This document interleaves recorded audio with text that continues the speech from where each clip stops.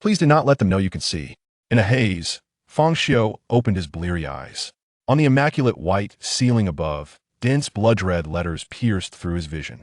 His gaze was vacant, pupils slightly dilated, and he wore a dazed expression as if just awakened.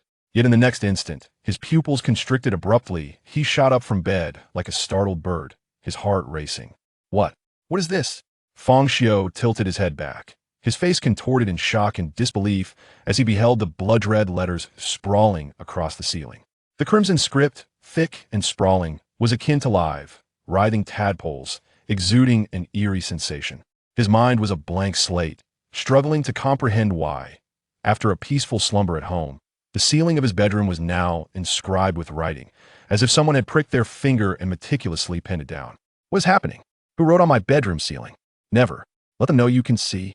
Fang Xiu instinctively read the blood-red text on the ceiling aloud. However, in the next moment, the words scattered from sight, vanishing abruptly as if they had never been there. Fang Xiu rubbed his eyes in disbelief and looked up once more, yet no matter how he strained to see, the blood-red letters were gone, replaced by a pristine white ceiling. How is this possible? Did I sleepwalk? Have I lost my mind? Or am I just dreaming? Fang Xiu began to doubt his own eyes. But the letters were so clear, so real. The bizarre occurrence sent an involuntary chill through Fang Xiu's heart, his pulse quickening. Whether a hallucination or reality, Fang Xiu simply wished to escape the bedroom and catch his breath. Yet as he was about to rise from the bed, his eyes instinctively drifted around the room. He froze in shock as if struck by lightning. This is not my bedroom. What on earth is happening? Am I still dreaming? Fang Xiu looked incredulously at the unfamiliar room before him. The desk, the computer, the wardrobe, the bed, everything felt profoundly alien. He was certain this was not his bedroom. Where on earth am I? Fang Xiu hadn't consumed any alcohol the previous day, nor had he mistakenly entered the wrong home. After finishing work late, he distinctly remembered returning home, eating a bowl of instant noodles, watching a film, and then drifting off to sleep in exhaustion. Yet now, the instant noodle cup placed on the nightstand was missing, and the two crumpled tissues thrown onto the floor had vanished as well. Everything was alarmingly pristine, alarmingly unfamiliar. What was going on? Fang Xiu murmured in disbelief. Yet the next moment, a chaotic wave of unfamiliar memories surged into his mind, rendering him momentarily distracted. After a brief pause, Fang Xiu shook himself back to reality and stared at his palm in confusion. Have I traveled through time? Have I arrived in a parallel world similar to my previous one? Fang Xiu was overwhelmed with thoughts. Those strange memories belonged to the original owner of this body. The influx was too vast and too chaotic for him to process all at once. Considering it encompassed 20 years of life experience, an impossible feat to absorb in such a short span. He could only sift through the more salient memories at first. The boat's original owner was also named Fang Xiu, an orphan much like the one who had crossed over, similar in age and appearance, unremarkably resembling the actor Louis Koo. The only difference lay in their life trajectories and the backdrop of their worlds. The transmigrated Fang Xiu had once been supported by kind-hearted individuals and, through his own diligence, secured a place in a prestigious university and was currently a student. In contrast, this Fang Xiu was not so fortunate. He had dropped out of high school due to lack of funds and was currently working as a salesperson in a real estate office. The world's setting shared similarities with his previous life, but many historical developments and figures had become distorted beyond recognition. But even if I have traveled through time, what was with those blood-red letters? Such a bizarre occurrence has never happened in the original owner's memories.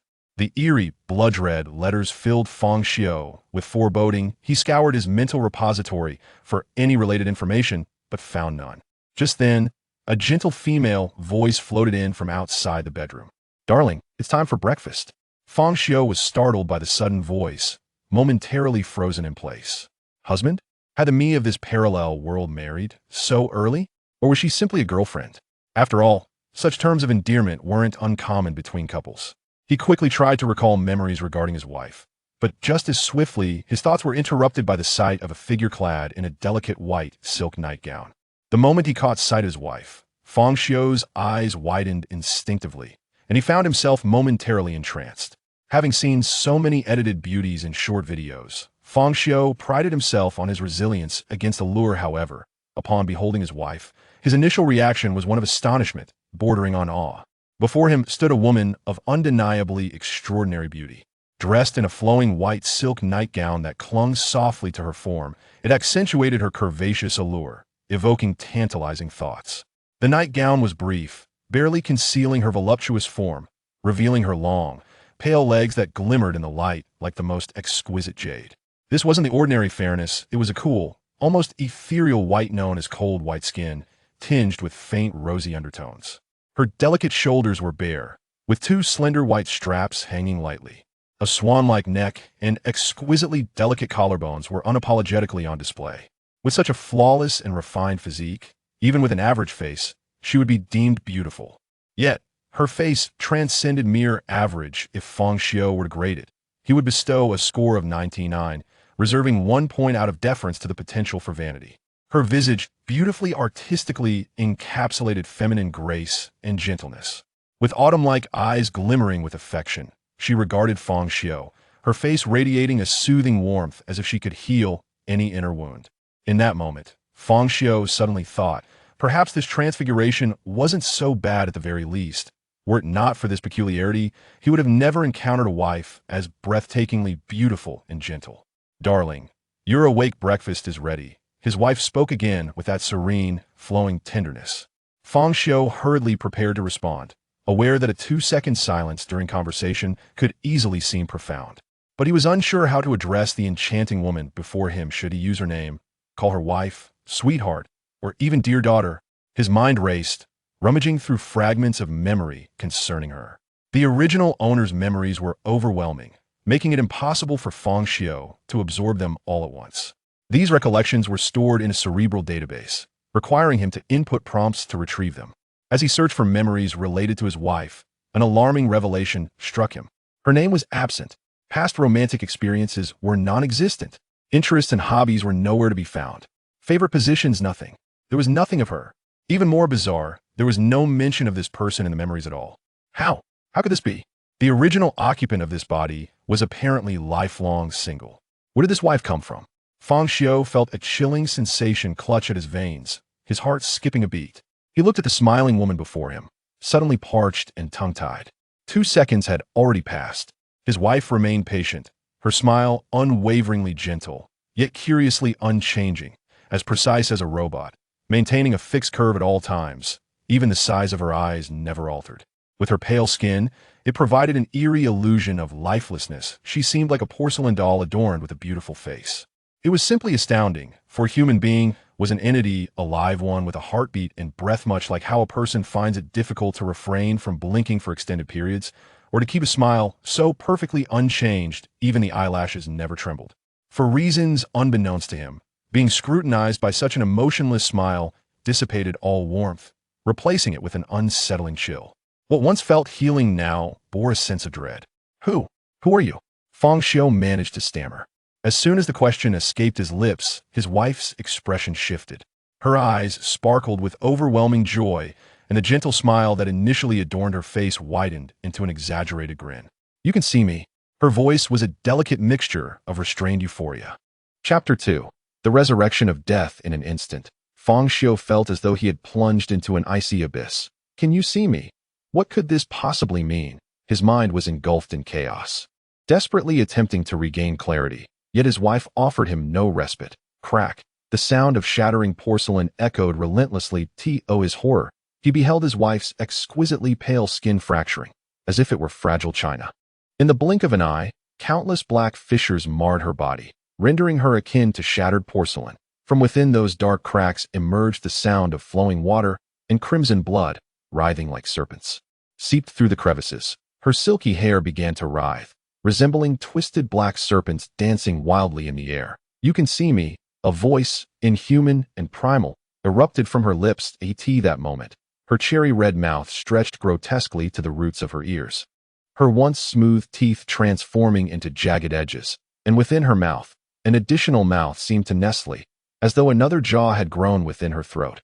Fear surged through him like an overwhelming tide, flooding every inch of Fang Xiu's being. His body stiffened involuntarily, his mind froze, blank and emptied. In the next heartbeat, the shadow of death descended as anticipated. A gaping maw, cavernous and bloodstained, loomed over Fang Xiu's head.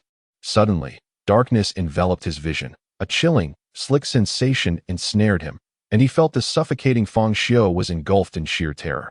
He was merely an ordinary individual, unaccustomed to such bizarre occurrences, nor had he ever experienced the grotesque act of being decapitated by something inhuman. "Why, you mustn't come any closer."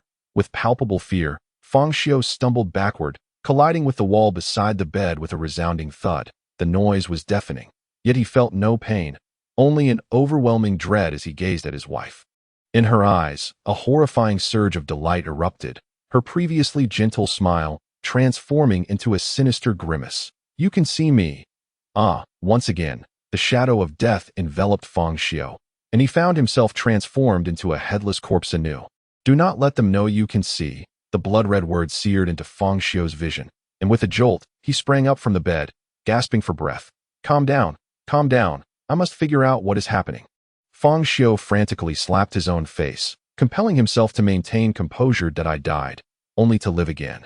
This resembles a death loop from web novels or films. That am I trapped in a cycle? What on earth is this cursed anomaly?" His mind raced, desperately attempting to unravel the enigma. However, the emergence of a gentle feminine voice once again shattered his thoughts with unavoidable dread. "Darling, it's time for breakfast." His wife, adorned with a tender smile, slowly entered the bedroom. Coldness washed over him, and he trembled uncontrollably. He was merely an ordinary man, one who would feel nauseous after a roller coaster ride, and swore never to repeat it. Yet now, in the span of mere moments, he had been killed thrice. He could not suppress the instinctual fear. "Help! Don't eat me. You can see me." The exquisite visage of his wife erupted once more into a frenzied surprise. Fang Xiu, perish. With a jolt, Fang Xiu awakened once again. "I live again. Quick, think." A death rewind. An infinite loop, returning to the initial point after each demise. A save point akin to a video game. How to save oneself. At that moment, the blood-red text abruptly vanished, capturing Fang Xiu's attention. A sudden spark of inspiration ignited in his mind. "Do not let them know you can see." Were they referring to his wife? Did this imply that he must not reveal to her that he could perceive her? "Darling, it's time for breakfast." Fang Xiu's entire being froze. Calm down. You can do this. Ignore her. In the next instant, his wife approached gracefully. Fang Xiu fixed his gaze straight ahead, staring intently at the wall, deliberately avoiding looking at her.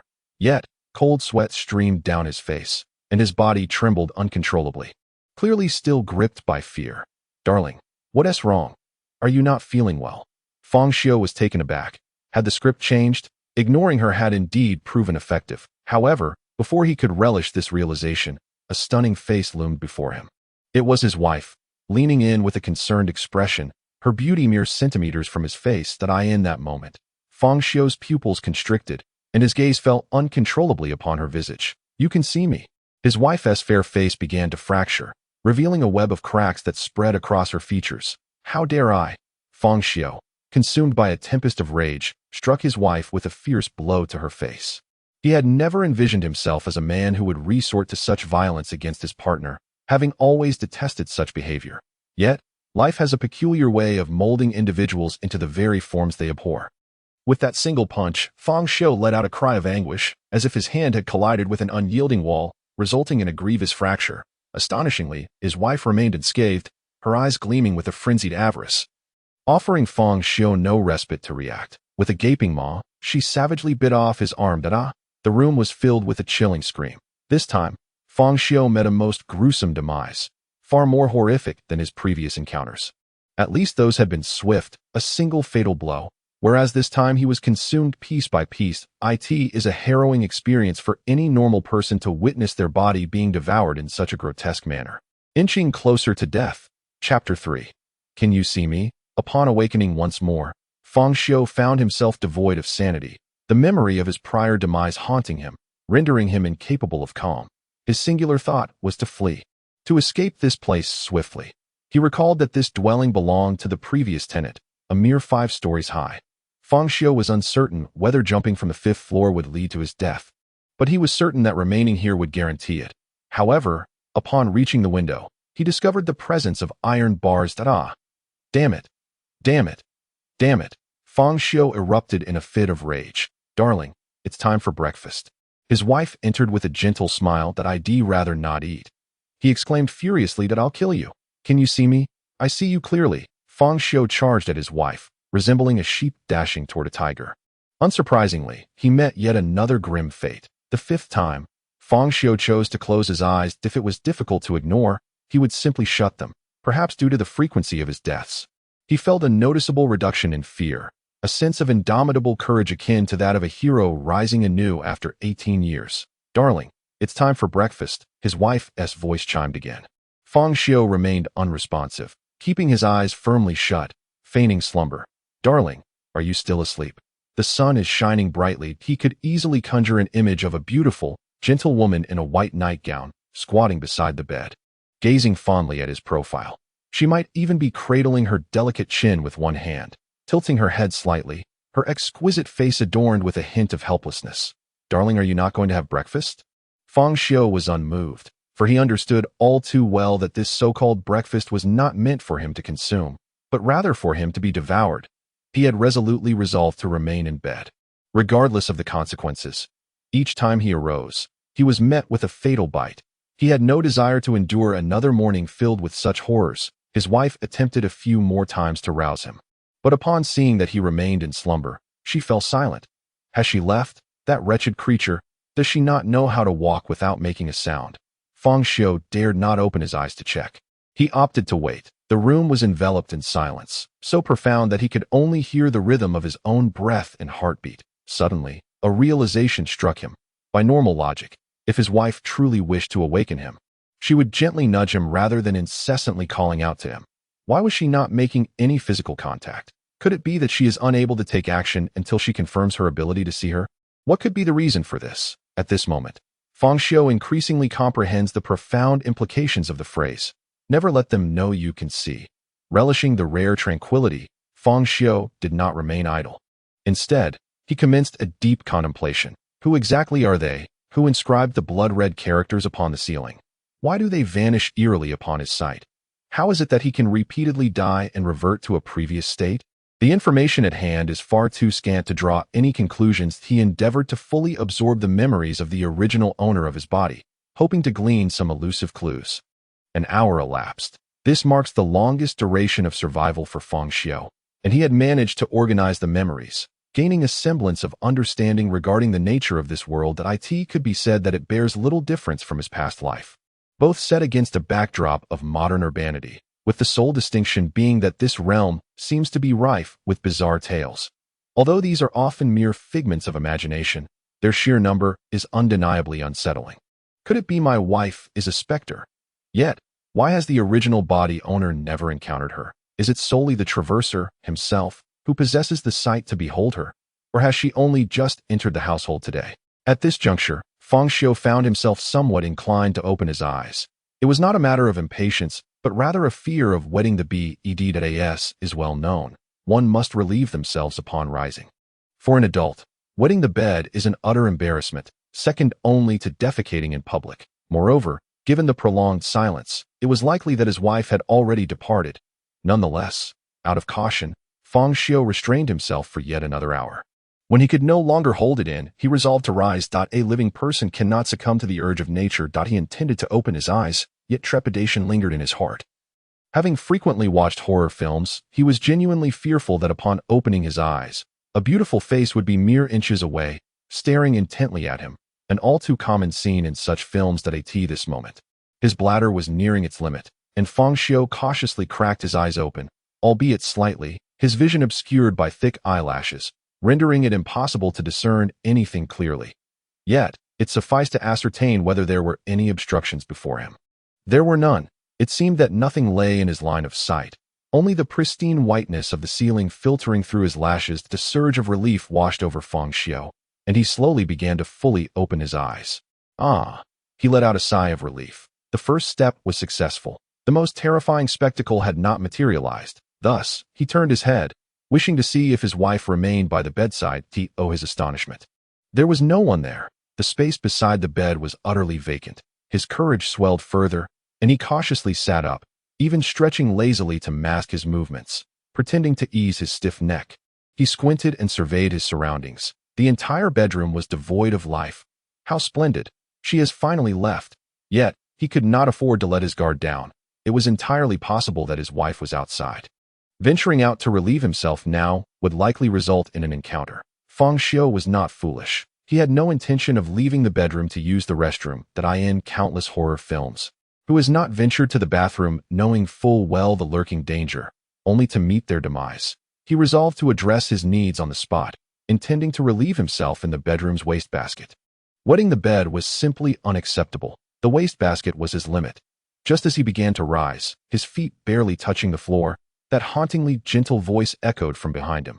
"Darling, you're awake." Fang Xiu's scalp suddenly erupted with a chilling sensation, sending shivers down his spine. Without a moment's hesitation, he instinctively turned around. Upon glancing, his blood almost froze, and his breath came to an abrupt halt. There, upon the very pillow he had just lain on, was a visage of a beautiful woman, pale and ethereal. The face bore a gentle, almost liquid smile. Gazing tenderly at the terrified Fang Xiu. It was his wife. She seemed almost insubstantial, lying on the bed as though immersed in water, her entire form concealed beneath the sheets, save for her face.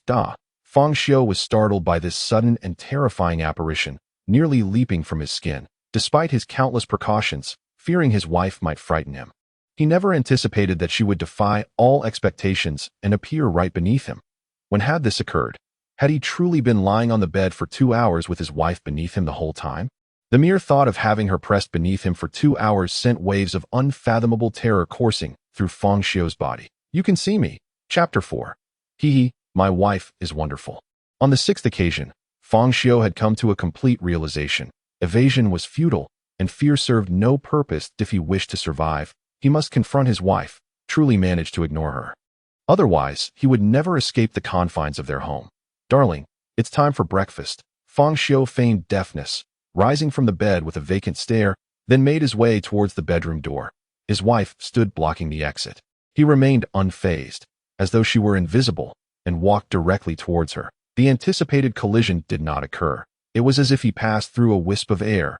Unimpeded, he had deduced that as long as his wife was uncertain of her visibility, physical contact was impossible. Her recent infiltration of the bed had confirmed this notion.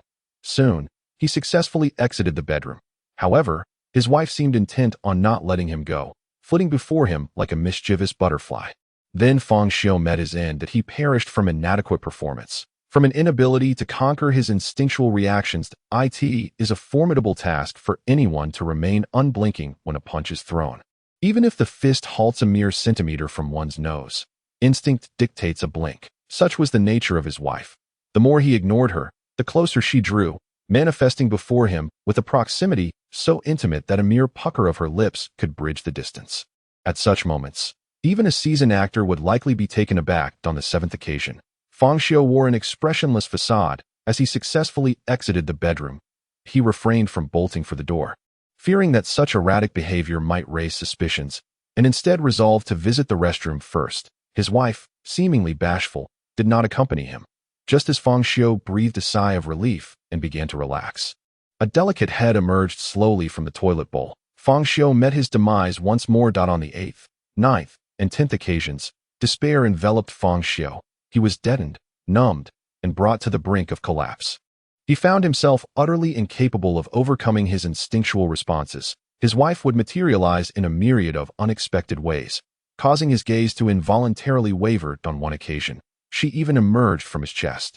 Escaping was also not an option, for any unusual behavior would inevitably provoke his wife to transform. The repeated specter of death has caused Fang Xiu's frayed nerves to unravel completely. He resists. He flees, he succumbs to despair, but it is all in vain. Nothing seems to matter. It is as if he is fated to perish by the hands of his wife. The 11th, 12th, 13th times. "Darling, it's time for breakfast."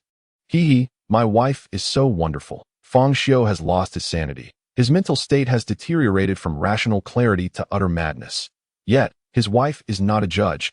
She will not spare him simply because he has become unhinged. The cycle of death continues unabated. What transpires when a man is driven to madness by relentless stimuli, only to be subjected to the same provocations thereafter? No one knows. The 18th time, Fang Xiu lies serenely on the bed. Were it not for the almost imperceptible rise and fall of his breath and the instinctual thumping of his heart, he would appear as nothing more than a lifeless corpse, should anyone catch a glimpse of his eyes at that moment. They would be horrified to discover that they do not resemble the eyes of a living being at all. They are filled with an eerie stillness, akin to a stagnant pool, devoid of any human emotion. They say the eyes are the windows to the soul, yet Fang Xiu's windows have been sealed with concrete. However, if someone could penetrate that thick concrete, if they could see beyond those deathly calm eyes, they would uncover a profound and unimaginable madness lurking beneath the surface. As he placed his hand upon the doorknob, his wife's beautiful visage emerged, framed by the door, her face adorned with a gentle smile. "Darling, please don't go out. Can you stay home and keep me company?" With a decisive click, the doorknob was turned, and Fang Xiu calmly stepped beyond the threshold. Bang! The door slammed shut behind him. His wife did not follow. After enduring 18 deaths, Fang Xiu had finally succeeded in exiting the house. Yet his heart bore no trace of joy from his miraculous survival. His mind was consumed by a singular thought: vengeance. Nothing but vengeance. No one could take my life 18 times and escape unscathed. No one. Tap, tap, tap. The sound of Fang Xiu's measured footsteps echoed through the corridor, residing on the 5th floor of an aging building devoid of an elevator. He had no choice but to descend the stairs on foot. Before long, he traversed the dim, dilapidated hallway, arriving at the entrance door, which he slowly pushed open. Bright, warm sunlight streamed through the crack, gradually flooding the gloomy corridor as the door swung wide. It was as if the outside world was a realm bathed in golden light, and as the sun kissed Fang Xiu's skin, warmth enveloped him.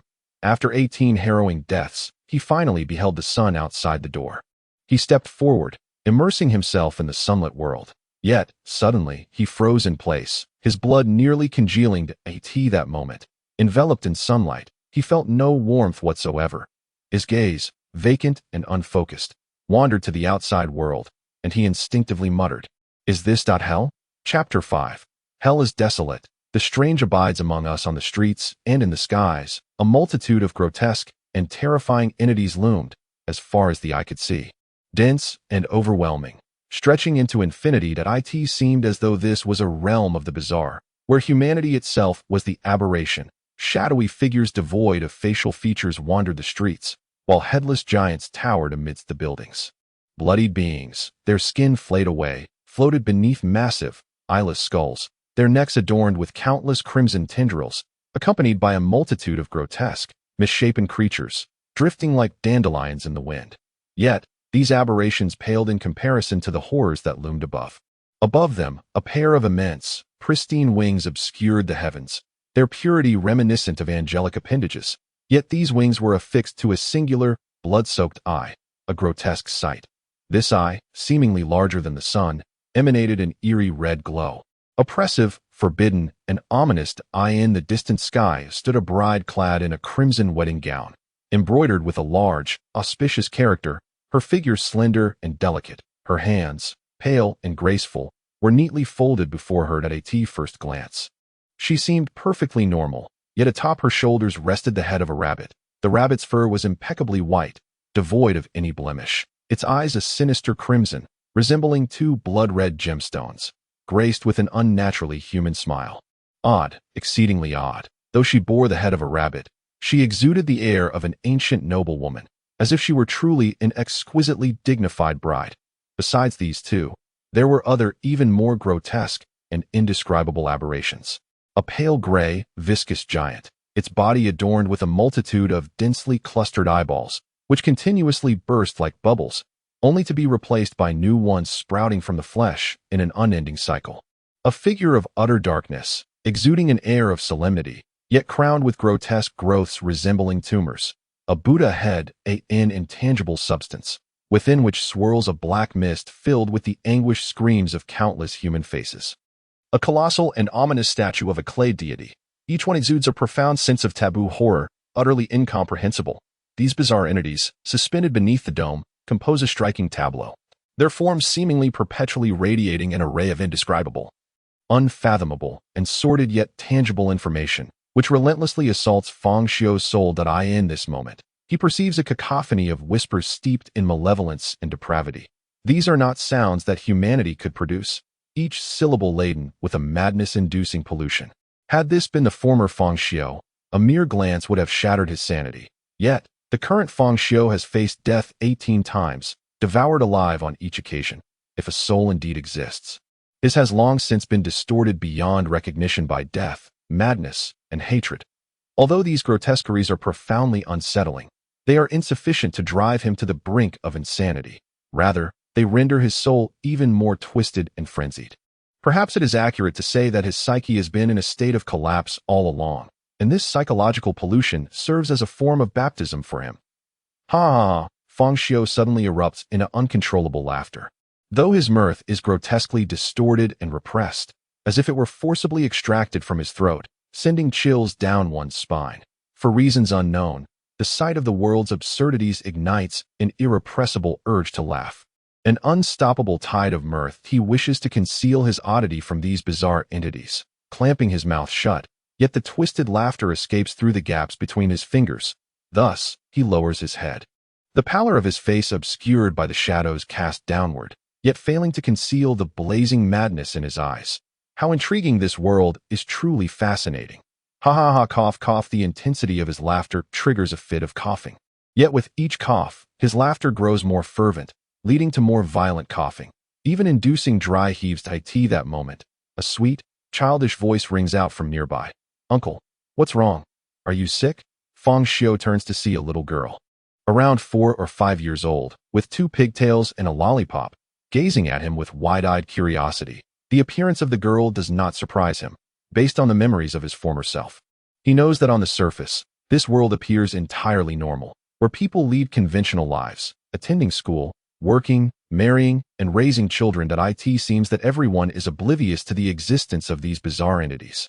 Therefore, the presence of a little girl in the neighborhood is entirely ordinary. That he strives to suppress his amusement, attempting to appear more amiable. I'm perfectly fine, little sister, but you should call me brother. Fang Xiu extends his hand, wishing to ruffle the hair of this adorable little girl, having once dreamed of having a precious daughter of his own. However, the girl's next words cause his hand to freeze in midair. You can see me. The innocent expression on the little girl's face suddenly vanished, revealing a look of oppressive madness that mirrored that of his wife. Fang Xiu was momentarily taken aback, but soon could not contain his raucous laughter once again. Ha ha! How intriguing! Truly, this is exceedingly amusing. Tears streamed down his face from laughter. With a resounding slap, he pressed his hand firmly onto the girl's head, vigorously tousling her hair. Yet, in the next instant, his hand was forcefully rebuffed. The little girl was expanding at a visible rate, her once diminutive form inflating like a balloon, as torrents of crimson flesh erupted from within her. In the blink of an eye, the innocent and adorable girl transformed into a grotesque figure towering over 2 meters. Resembling a mountain of flesh comprised of countless exposed tissues, her body interlaced with a dense network of veins. Her once playful pigtails morphed into 2 thick, dark horns, and the lollipop in her hand became a colossal white bone stick, seemingly a leg bone of some unknown creature. You can see me, the little girl screamed in frenzy. Fang Xiu laughed heartily at her, the glimmer in his eyes seemingly more deranged than the bizarre sight before him. Compared to your former self, I find you far more preferable now, for this way, there shall be no burden when it comes to killing. The little girl shrieked as she raised the towering white-boned stick, casting a shadow over Fang Xiu that loomed like the specter of death. Yet Fang Xiu continued to laugh. Now I finally comprehend the reason for laughter, for there are indeed far too many entities as peculiar as you. So numerous that it excites me, so many that I have no worries about running out of targets to slay. Ha, you all shall die. With a resounding thud, the bone stick smashed down, reducing Fang Xiu to a mere pulp. Chapter 6. Never respond. Fang Xiu awoke once more from slumber, the madness on his face having dissipated, replaced by a stillness akin to stagnant water. He repeated his previous routine, dressing, washing up, using the restroom, dining, and then stepping out of his home. Once again, he beheld the sky filled with peculiar creatures, alongside the adorable little girl indulging in her lollipop. Ignoring everything, he exited the community and stepped onto the bustling street. The thoroughfare was teeming with pedestrians, cars flowing like a river. People hurried along, preoccupied with work or school, entirely oblivious to the bizarre sights surrounding them. Some even bore the grotesque forms of snake-headed beings perched upon their shoulders. Yet they remained blissfully unaware, engaging in jovial conversations with those nearby. Sometimes, Ignorance is indeed a form of bliss. Fang Xiu scanned the vicinity and seized a shared bicycle, intending to ride through the streets. Keenly observing these anomalies to eliminate them, one must first comprehend them. Of course, such observation did not entail staring at the oddities. Once noticed, one would face death and reset. Fang Xiu could only feign casual wandering. Surveying his surroundings, he sought to determine whether these peculiarities were omnipresent and if they had a common origin. Ding! A crisp notification sound rang out. Fang Xiu halted his bicycle, retrieving his phone to find a message from the work group.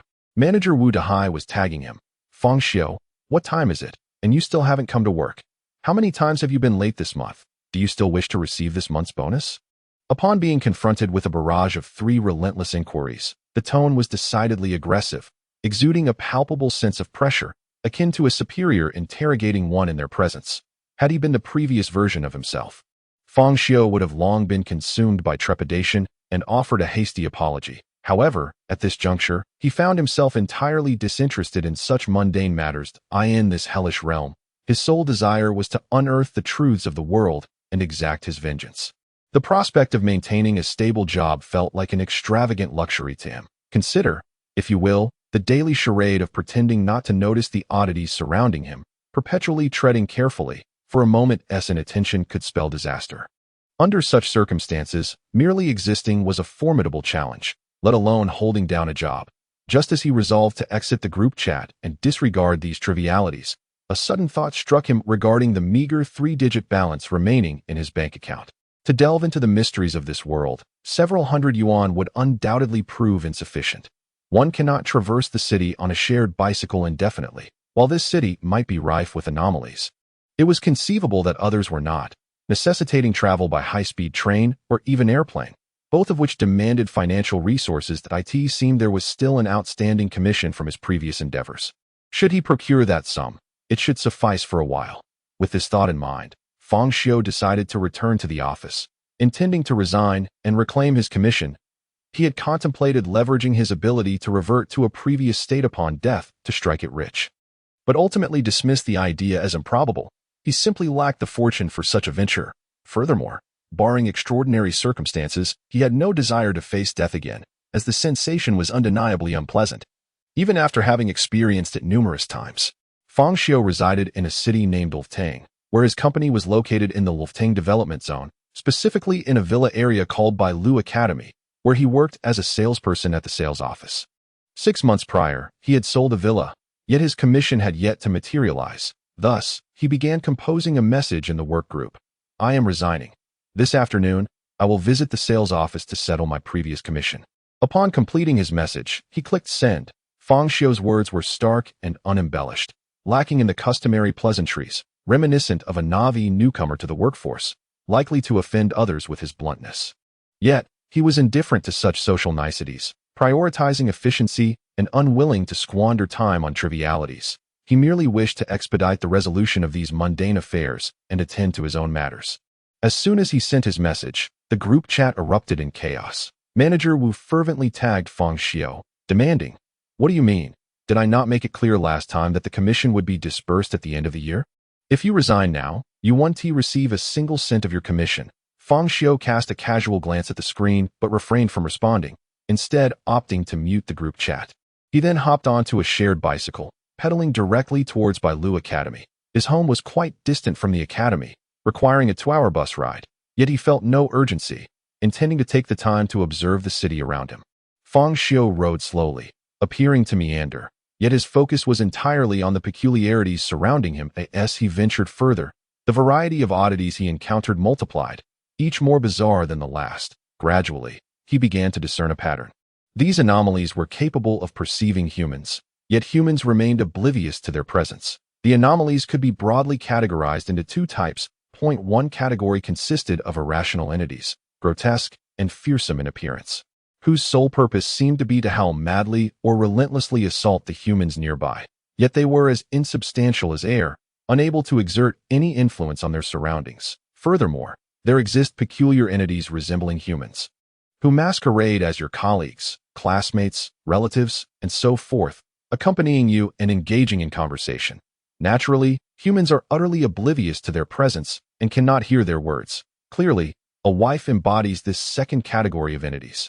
This particular type is characterized by their striking resemblance to humans. Indeed, some may appear indistinguishable from them. They seem to endeavor to integrate themselves into your life, even though they remain unseen and unheard, much like outsiders. Yet, they persistently strive to remain by your side. This left Fang Xiu in a state of perplexity, pondering why such beings are so fixated on role-playing, seemingly unable to influence reality, yet unwaveringly accompanying humans. Reflecting on his wife's myriad actions, Fang Xiu began to formulate a hypothesis. These entities might be testing whether humans can perceive them, for if they were visible, they could launch an attack. No, Fang Xiu swiftly dismissed his own conjecture.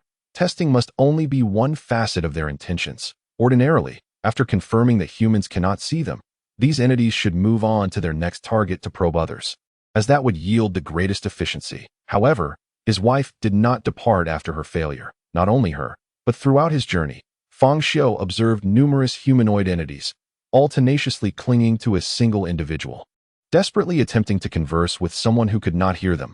What could be the reason for this? Suddenly, a chilling thought flashed through Fang Xiu's mind. They are attempting to assimilate into human life. Indeed, this must be the case. Otherwise, why would his wife engage in role-playing? If these entities wished to test human perception, they could easily resort to intimidation, such as manifesting suddenly, rather than adopting roles. Therefore, the only plausible explanation is their desire to integrate into human existence. But what is their aim in doing so? Let us reason from the outcome. The objective of these entities is evidently to consume humans, thus all their actions are preparatory for this purpose. Could it be that by blending into human life, they can better facilitate their contact with humanity? Their existence appears ethereal. When humans cannot perceive them, they are indeed insubstantial. It is only when both parties affirm their ability to see each other that these entities transition from the ethereal to the corporeal. Why is visibility imperative? No, perhaps auditory perception suffices. That if one can see and hear these entities while others cannot, then both sight and sound signify the transmission of information.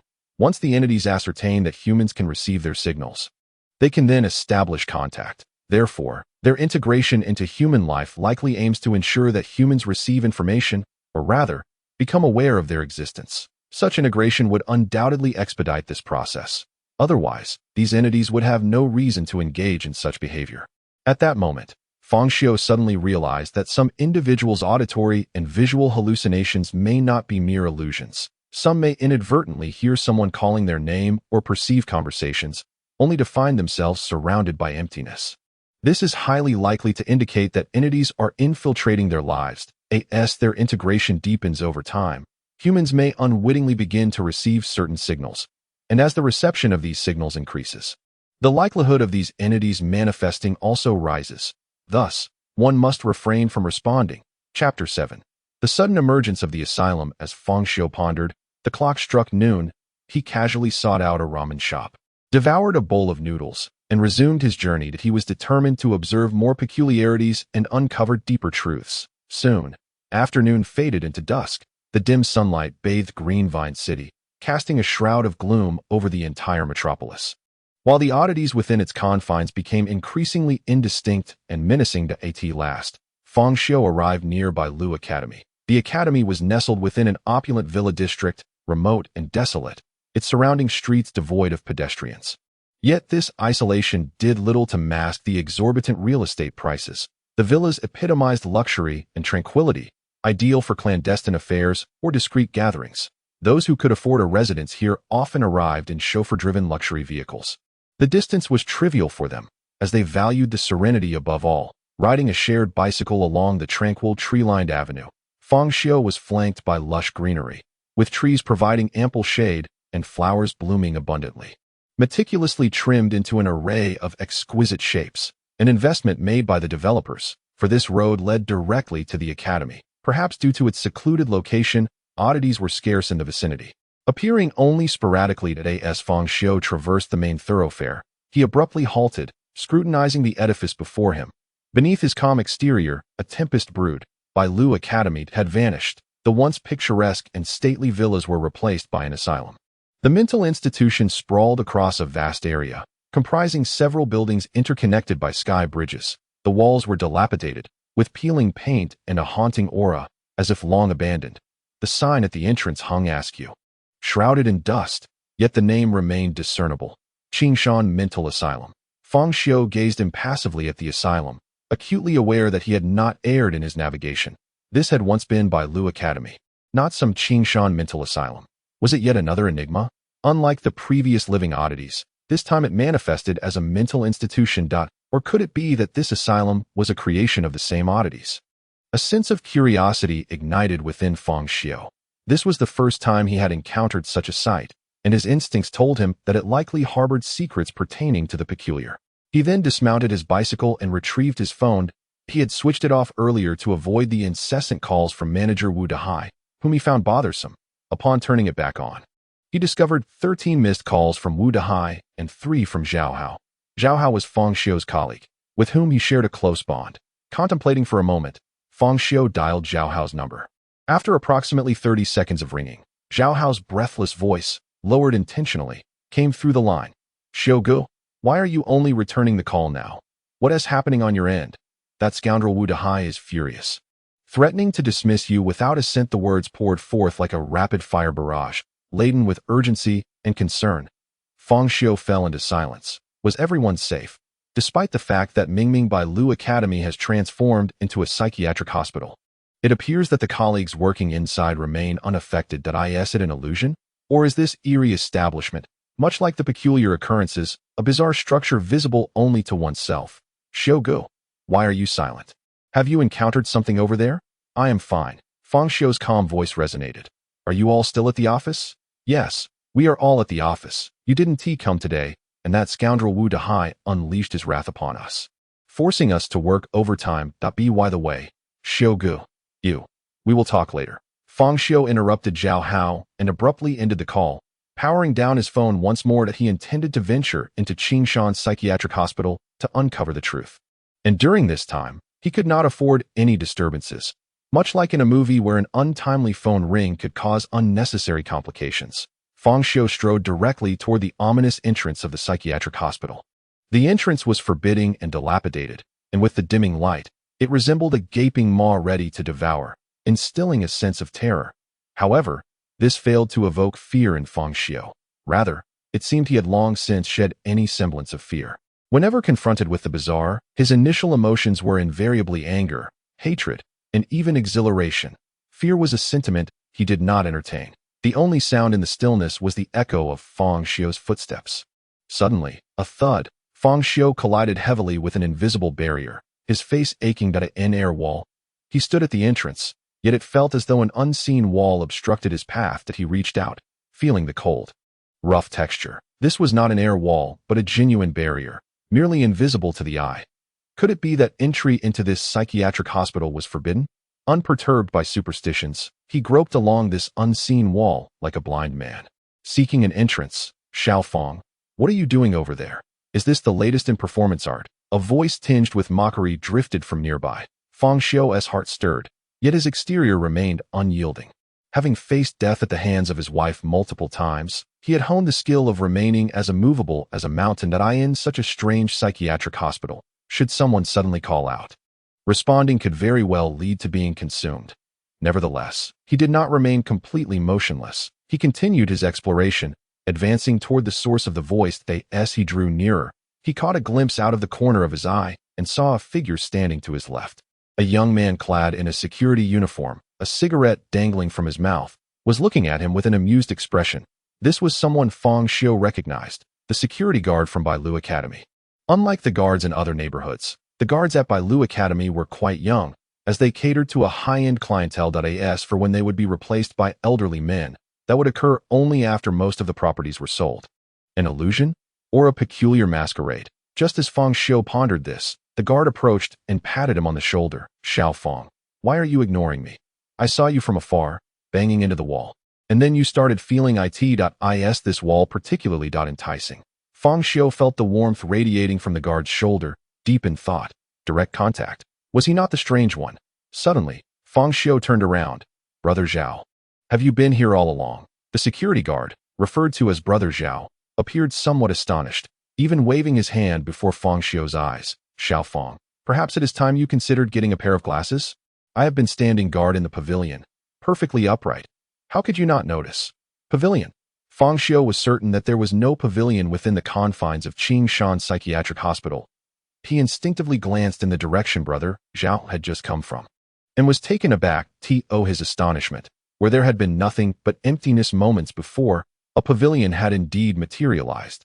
This little structure was familiar to him, as he had seen it every day during his shifts, and had even stepped inside, where a small air conditioner provided a respite from the summer heat. How could this be possible? Chapter 8. Temporal distortion, spatial overlap. Fang Xiu turned his gaze towards the entrance of the psychiatric hospital, only to find, to his shock, that the entrance had vanished. In its place stood a walled. He took 2 steps back, surveying the surroundings, but there was no sign of the psychiatric hospital. Instead, a luxurious Bailu Academy sprawled before him. Fang Xiu instinctively blinked, and when he opened his eyes again, the psychiatric hospital had reappeared. However, Brother Zhao had vanished without a trace. What on earth was happening? He focused intently on Qingshan Psychiatric Hospital. In the next moment, an eerie scene unfolded. Bailu Academy began to emerge slowly, as if transitioning through a cinematic fade-in, first appearing as a mere silhouette before solidifying, its colors deepening gradually. Strangely, the Qingshan Psychiatric Hospital was also present. The 2 structures seemed to overlap, as if time and space had become entangled. Was this a distortion of time, an overlap of space? At that moment, Fang Xiu felt as though he were caught in a daze, surrounded by phantoms. With the psychiatric hospital and Bailu Academy intertwining, he shifted his position and reached out to touch, only to find his hand passing through the walls of the psychiatric hospital.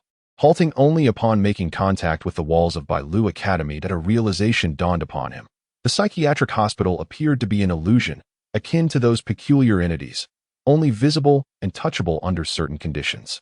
This place was still Bailu Academy, with the psychiatric hospital enveloped above it like a holographic projection. With this revelation, Fang Xiu lost all interest in seeking out Wu Dehai.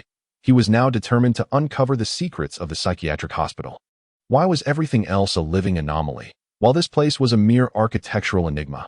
Hey, Xiao Fang, why did you just walk off without saying a word? The voice of Brother Zhao called out from behind.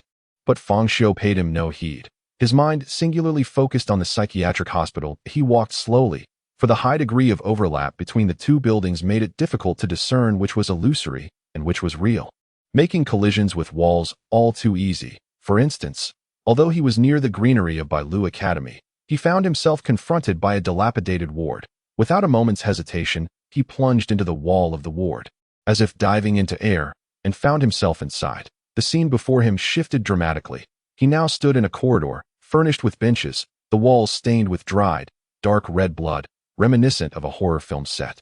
This place exuded an aura as if he had stepped into a hospital from decades past, the walls shrouded in gloom, and the floor not the usual marble, but rather a dull, grayish concrete. Fang Xiu eschewed the conventional path, instead traversing through the walls, searching every nook and cranny that it appears that some horrific events have transpired within the confines of the psychiatric hospital, leaving behind a trail of blood and even decaying flesh. He traversed the hallways, the dining area, the restrooms, and the activity rooms. All were deserted. It was not until he arrived before a certain ward that he found himself involuntarily halting his steps. This particular ward was distinct, its grand door exuding a dark crimson hue, reminiscent of a bucket of blood spilled and dried. From a distance, it resembled the gaping maw of a demon, instilling a sense of dread. The ward bore the inscription 104. Fang Xiu felt an irresistible urge to investigate further. He stepped forward, his body moving directly through the threshold of the ward. Inside, the room was rather ordinary, containing only a dilapidated bed in the corner of the bed.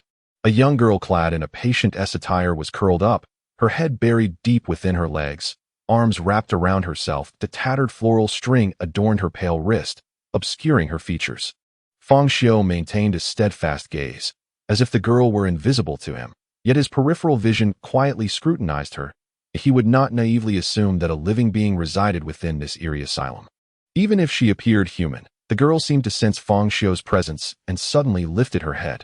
Instantly, Fang Xiu's peripheral vision retracted, for the girl's face was devoid of features. He continued forward, while the girl, with her faceless visage, fixed her unwavering stare upon him until he exited Ward 104. After passing through Ward 104, Fang Xiu encountered numerous other wards, each marked with a distinct number. He entered each one, meeting a variety of bizarre entities. Most were savage and bloodthirsty, reacting to his presence with immediate and frenzied aggression. Fang Xiu did not flinch, allowing their assaults to unfold that he counted them roughly. There were dozens of similar wards. This indicated that the psychiatric hospital held at least several dozen anomalies. A great secret must be concealed within this institution. As he continued onward, he suddenly came to a halt. He had realized with astonishment that the doors to wards 162, 169, and 177 were ajar, revealing empty interiors with nothing inside. Had the anomalies fled? He pressed further, but his path was obstructed by a villa in the real world, and lacking a key, he was compelled to take a detour. Upon completing his circuit, he found himself inexplicably inside a doctor's office within the psychiatric hospital. The room housed a desk scattered with a stethoscope and several case reports. Stained with blood, Fang Xiu approached to examine the case reports, and his pupils dilated in shock. There, partially exposed beneath the blood, were a few lines of text on one report that it read, Subject 128, Bloodstain obscured, Conversion anomaly level 21. 64, Conversion failed. Conversion anomalies. Could it be that these anomalies were once human? Had all the entities within the wards been people in the past? A tumult of unspoken emotions surged within Fang Xiu. He yearned to delve deeper into the reports, but in the next moment, he was abruptly halted, for all that unfolded was an illusion, akin to a holographic projection. He was utterly unable to grasp the case reports to peruse them. Damn it! With the truth so tantalizingly close yet remaining elusive, his anger ignited. Suddenly, slender strands of black hair appeared before his eyes. Strands of hair cascaded from above, their connection to some unseen entity shrouded in mystery. Fang Xiu, naturally not one to foolishly raise his gaze, feigned a casual stroll, distancing himself while stealing glances with his peripheral vision. There, perched upon the ceiling, was a strikingly beautiful physician clad in a white coat. Her limbs elongated like a spider's, fixating her gaze directly upon him.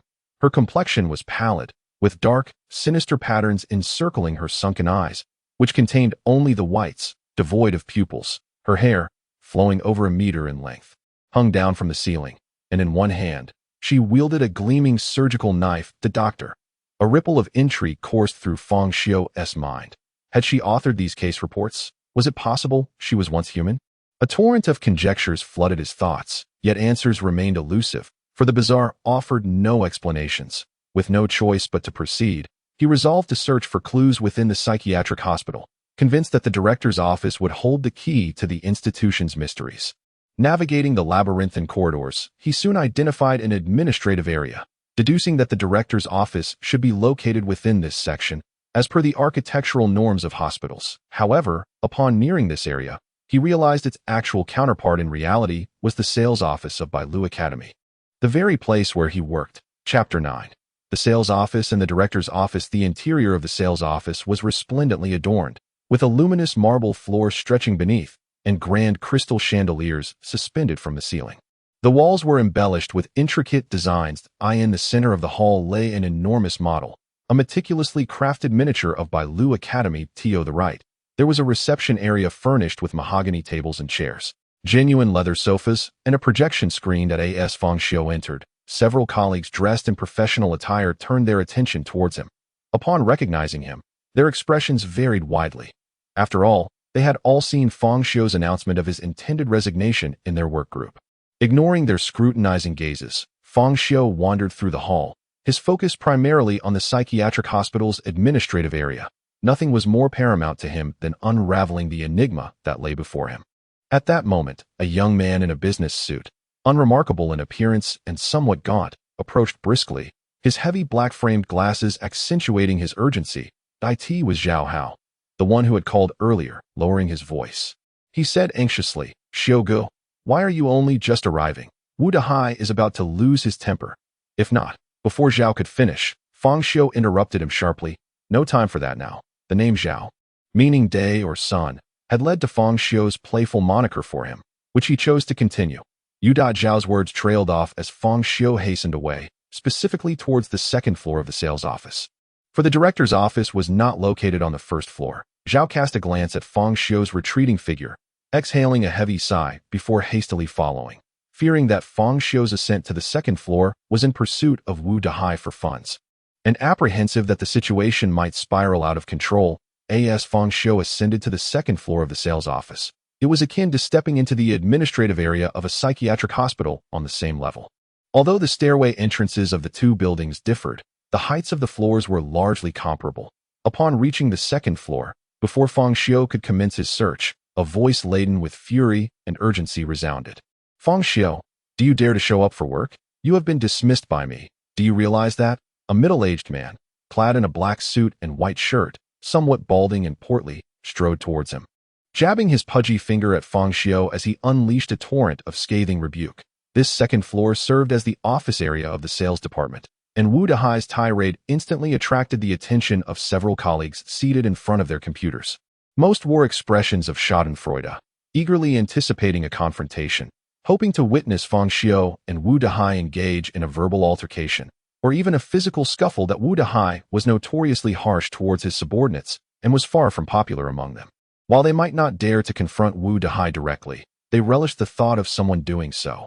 However, the anticipated conflict did not materialize. In the face of his superior's wrath, Fang Xiu displayed no emotional turbulence whatsoever, even dismissing the idea of engaging in a verbal spar. While Wu Dahai raged, Fang Xiu simply grasped his shoulder and pushed him aside, continuing his stride forward.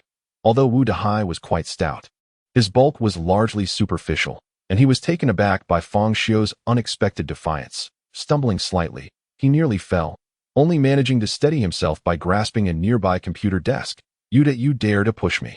This is insurrection, Wu Dahai exclaimed, regaining his balance, his face flushed with a mix of astonishment and rage. The pointed glares from his colleagues only intensified his embarrassment. This is sheer lawlessness. Utterly outrageous. Security. Where are the security personnel? Wu Dahai wisely refrained from engaging Fang Xiu in direct conflict. Not only would he be outmatched, but as a superior, a physical altercation in such a setting would spell the end of his managerial career. Seething with indignation, he berated Fang Xiu while simultaneously dialing for security. Fang Xiu paid him no mind, navigating through the peculiar stares of his peers before making his way to the third floor. For the director's office was not located on the second floor. Fang Xiu, you audacious brat, how dare you push me? Wu Dahai's tirade was abruptly interrupted as his expression shifted. What are you doing? Who permitted you to go to the third floor? Come back. He then directed his ire towards a few colleagues spectating the scene, shouting, why are you all just standing there? Hurry and stop him. Reluctantly, the instructed colleague stood up, yet by that time, Fang Xiu's figure had already vanished from the second floor, heading to the third. Witnessing this, Wu Dahai's countenance shifted repeatedly as he hastily called back the few colleagues. Never mind, come back. I will handle it myself. He propelled his corpulent form up towards the third floor, appearing increasingly anxious, as if there were some unspeakable secret lurking above. Upon reaching the third floor, Fang Xiu's gaze was immediately drawn to a door not far away, prominently marked director's office. He quickened his pace towards it, while behind him, Wu Dahai had finally caught up, panting heavily. In reality, Wu Dahai was oblivious to Fang Xiu's intention of heading to the dean's office. He merely noticed Fang Xiu making a beeline for the last office at the end of the third floor, causing his expression to shift dramatically. Fang Xiu, come back here. Click. The office door swung open. Inside, the angry shouts of a man and the startled exclamations of a woman could be heard, followed closely by the sounds of hurried dressing. Wu Dahai's complexion turned ashen in an instant. It was over. All was lost. He hastily tore at his white shirt, yanking off 2 buttons before frantically rushing towards the office. Upon entering, he beheld Fang Xiu standing motionless, fixated on the scene before him. Directly in front of him was an opulent desk, upon which notebooks and files had been carelessly discarded, replaced by a disheveled couple. The man was slender, with sunken eyes and an unhealthy pallor, his trousers having slipped down to his thighs. The woman was strikingly beautiful, adorned with exquisite makeup, clad in a professional skirt suit, and possessing long, slender legs marred by several large tears, with her high heels nowhere to be found. Fang Xiu's gaze was locked onto the woman's black stockings, or rather, his attention was fixated on the piece of parchment that lay on the desk of the psychiatric hospital dean, conveniently pressed beneath the woman. Who the hell are you? Who let you in? The man bellowed, hastily throwing on his clothes. The woman, appearing timid and flustered, sought refuge behind him, desperately attempting to cover herself. Both Fang Xiu and Wu Dehai recognized the couple. The man was Wang Zitong, the son of the developer of Bailu Academy, while the woman was Li Feifei, the academy's top saleswoman, renowned for her striking beauty. The sales team of Bailu Academy was established by the developer, making Wang Zitong technically the superior of Fang Xiu. Wu Dehai, didn't I explicitly state that no one is permitted on the third floor? Wang Zitong raged at Wu Dehai. Young Master Wang, please calm down. It seems Fang Xiu has lost his mind today. He not only assaulted me upon arrival, but also dashed straight up to the third floor without uttering a word. I couldn't stop him. Look at my new white shirt from yesterday. This brat tore it to shreds that I'm not as spry as I once was. I truly couldn't restrain him, Wu Dehai replied, his face a mask of regret and fear. Chapter 10. Do you wish to uncover the truth of this world? Seeing Wu Dehai drenched in sweat, panting heavily, with his shirt wrinkled and missing 2 buttons, Wang Zitong cursed, "You useless fool." He then turned his ire towards Fang Xiu. Fang Xiu, what the hell do you want? Do you even know who I am? Before Wang Zitong could finish his sentence, Fang Xiu shoved him to the ground, revealing the frightened and disheveled Li Feifei behind him. How dare you push me? Wang Zitong roared infuriated. Li Feifei cried out in terror, fearing Fang Xiu intended to harm her.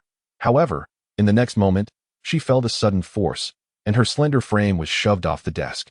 After moving the two aside, Fang Xiu's focus shifted back to the parchment on the dean's desk. At a glance, he was instantly overwhelmed with a surge of emotions. There, inscribed upon the surface, were the words, "Do you wish to uncover the truth of this world? Are you eager to comprehend the nature of the bizarre?" Having arrived at this juncture, your heart must be brimming with questions. Fear not, my friend, for I have left everything behind in room 520 of Building C, at Qingshan Psychiatric Hospital. There, you shall find all that you seek. Go forth and embark on your quest. When you unearth the truth, it will also be the moment for you to make your choice. Follow your heart and embrace the gifts of destiny. The signature bore a name, Zhou Qi Feng. Fang Xiu, having read every word, felt a tempest brewing within. Indeed, this psychiatric institution concealed profound secrets. Zhou Qi Feng must be the director of Qingshan Psychiatric Hospital. But to whom was this letter addressed? Was it meant for himself or for another? Could it be that he had foreseen his own arrival? The old uncertainties remained unresolved, while new ones surged forth. Room 520 in Building C. Perhaps all the answers lay within. Fang Xiu turned to depart. However, at that moment, the already risen Wang Zitong blocked his path with an imposing presence. "You think you can just push me aside and flee?" Wang Zitong's words were abruptly interrupted as a loud crack echoed from above, followed by the sudden extinguishing of the light, plunging the room into darkness. The intended strike from Wang Zitong lost its target in an instant. Damn it.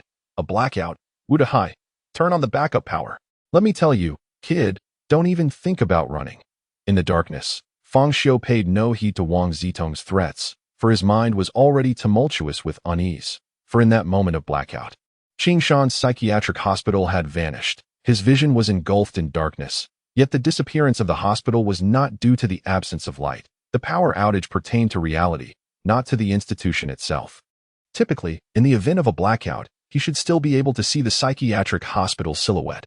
Yet now, the hospital had completely vanished from sight, as if it had been swallowed by the shadows. This sudden turn of events instilled a foreboding sense of dread within Fang Xiu. He hastily retrieved his phone, activating the flashlight for illumination. To his dismay, he could only see the office from the real world, devoid of any trace of the psychiatric hospital. What on earth was happening? Fang Xiu burst through the door, racing towards the second floor, determined to ascertain whether the hospital's presence was absent elsewhere as well. Upon witnessing Fang Xiu's escape, Wang Zitong immediately erupted in anger and pursued him. Wu Dehai, concerned for Wang Zitong's safety, naturally followed suit. The only woman remaining, Li Feifei, dared not remain alone in the darkness. Thus the entire group surged towards the second floor. Upon reaching the second floor, Fang Xiu navigated through the corridor, flashlight in hand, searching for any sign of the psychiatric hospital. Nothing at all. The hospital had vanished like a mirage, leaving no trace behind. The employees on the second floor remained remarkably composed, for it was merely a power outage, and with so many present, even the female employees felt no fear, except for a few who were lamenting. "Ah, the report I just completed, I didn't save it in time. Why did the power have to go out now of all times? If I have to redo this, what time will I finish?"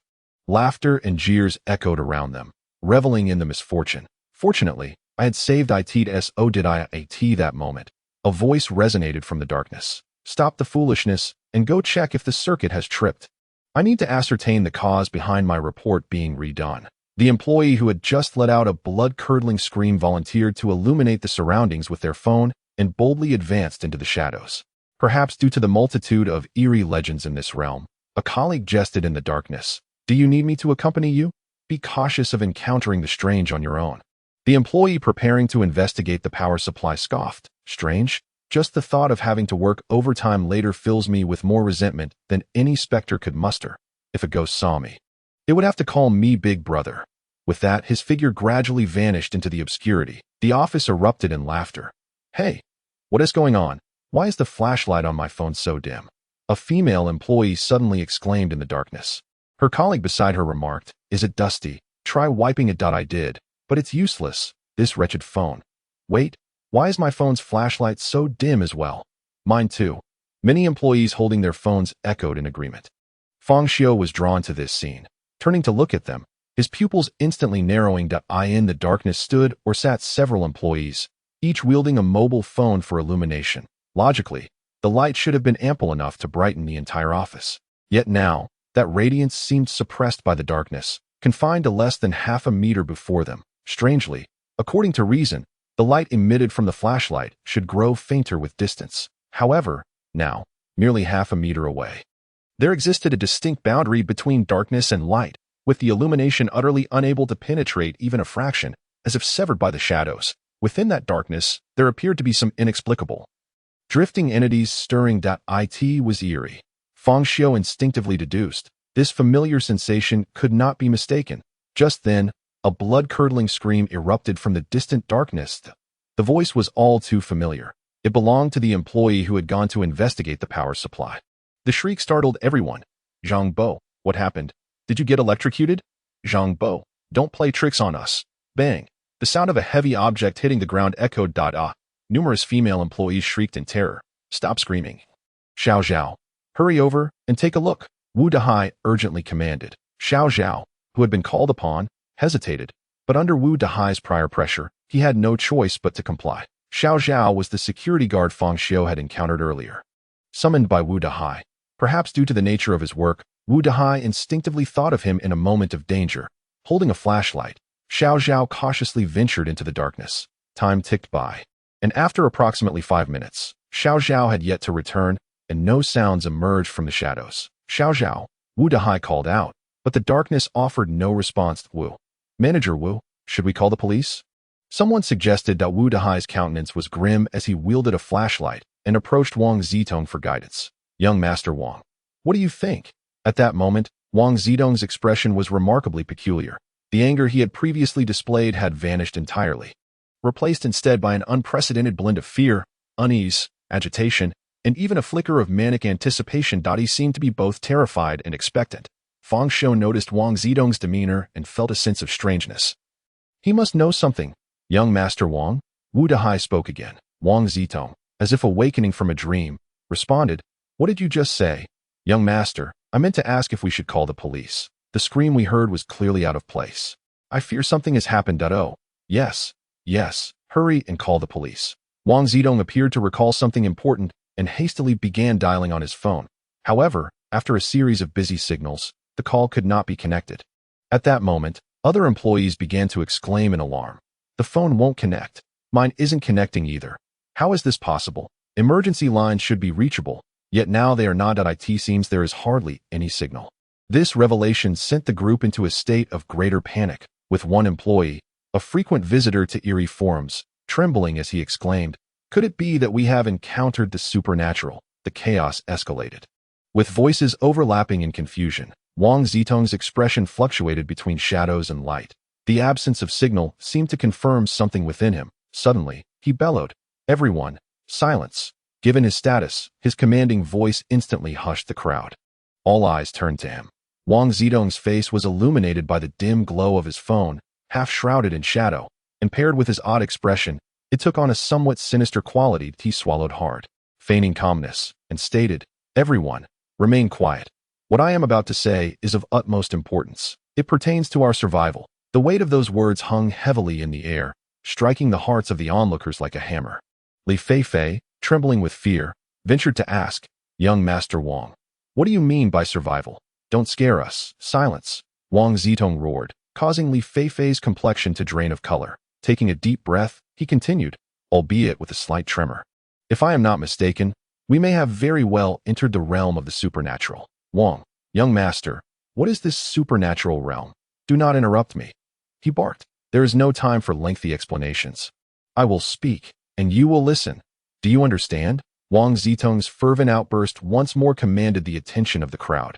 "Given my position, I have encountered matters that far exceed the ordinary. The secrets of this world are beyond your imagination. To put it simply, there exists a phenomenon known as the supernatural, and what we refer to as the supernatural realm is the territory of the unknown. You may envision it as an alternate dimension. This is the world of the uncanny, a realm governed by the inexplicable. Our task now is to escape this damned supernatural realm, for if we do not, we shall all meet a grim fate." His words sent a shockwave of dread through the crowd. The concept of the supernatural? Many initially thought Wang Zitong was jesting, but upon seeing his terrified and fierce expression, they began to reconsider. "Wang Xiao, are you not jesting? Where in this world could there possibly be anything so bizarre?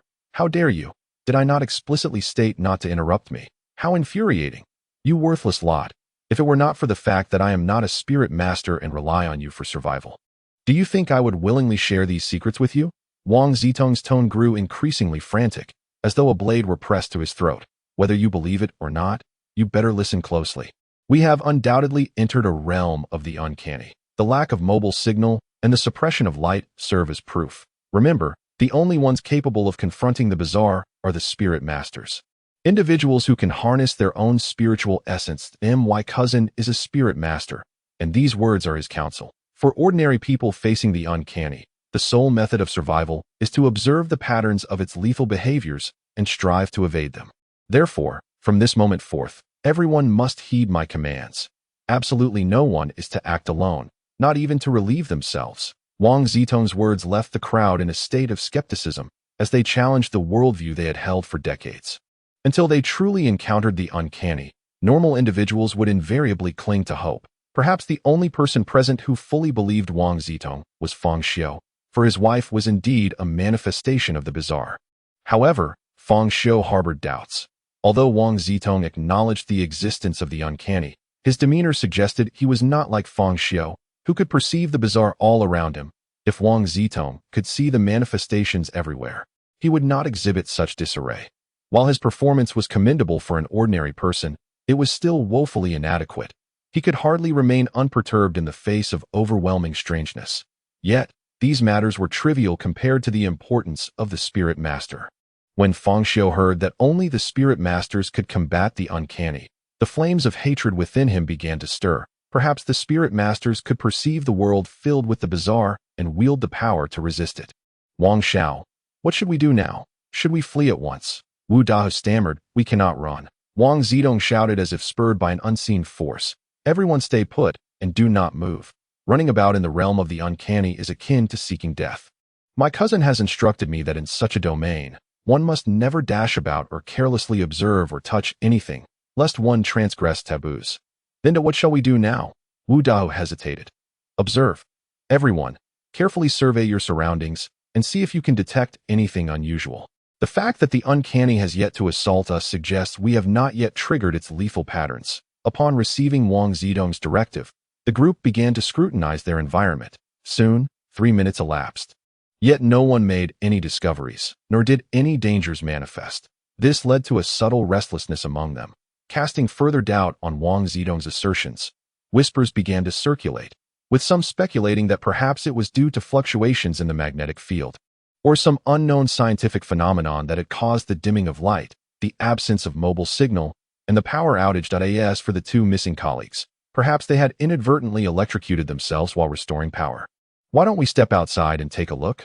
I feel the urge to use the restroom." Indeed, in this world, where could one find the supernatural? The hushed whispers infiltrated Prince Teng's ears. Igniting a growing restlessness within him, he cursed inwardly, but felt compelled to maintain the people's composure, for he, too, was merely a mortal. His cousin, the spirit master, had once remarked that to fathom the lethal patterns of the supernatural, one must often pay with human lives. This was also the reason he had previously concealed the truth from the masses, for revealing the reality would bind them closer to him, allowing him to better discern the lethal patterns of the enigma and ensure his own survival. Everyone, please remain calm that I urge you not to move recklessly. If anyone needs to relieve themselves, do so right here. Before Prince Tung could finish his sentence, a calm voice abruptly interrupted him. The supernatural had manifested. This serene voice seemed imbued with a certain enchantment, or perhaps the content of its utterance was profoundly unsettling. The atmosphere fell into a hushed silence. Chapter 12. The Spirit Master what? Where is the supernatural? Panic surged as the crowd frantically scanned their surroundings, yet found nothing amiss. Fang Xiu, what nonsense are you spouting? Where is the supernatural? A colleague, visibly shaken, glared at Fang Xiu. Indeed, what are you doing trying to frighten us at a time like this? Fang Xiu regarded the crowd with a serene expression. His fair and handsome visage appeared even more exquisite in the darkness, and coupled with his emotionless demeanor, he exuded an uncanny aura reminiscent of a living doll.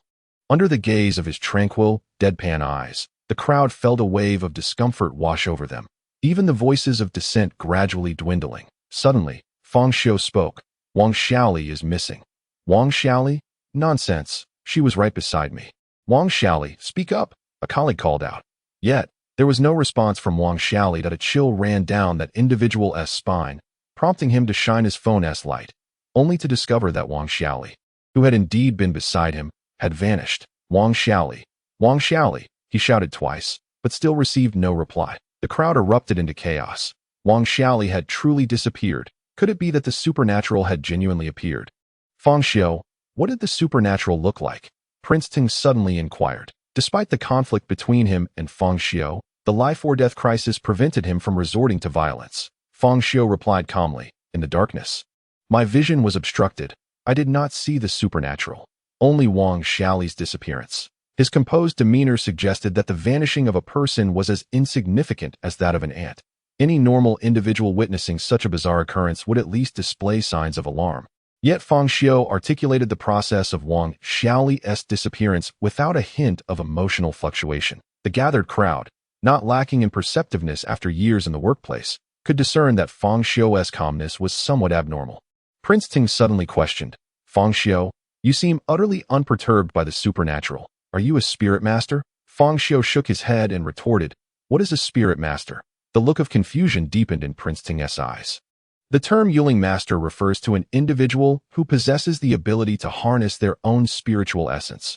Although I lack comprehensive knowledge on the subject, it appears that spirituality embodies the power of the soul.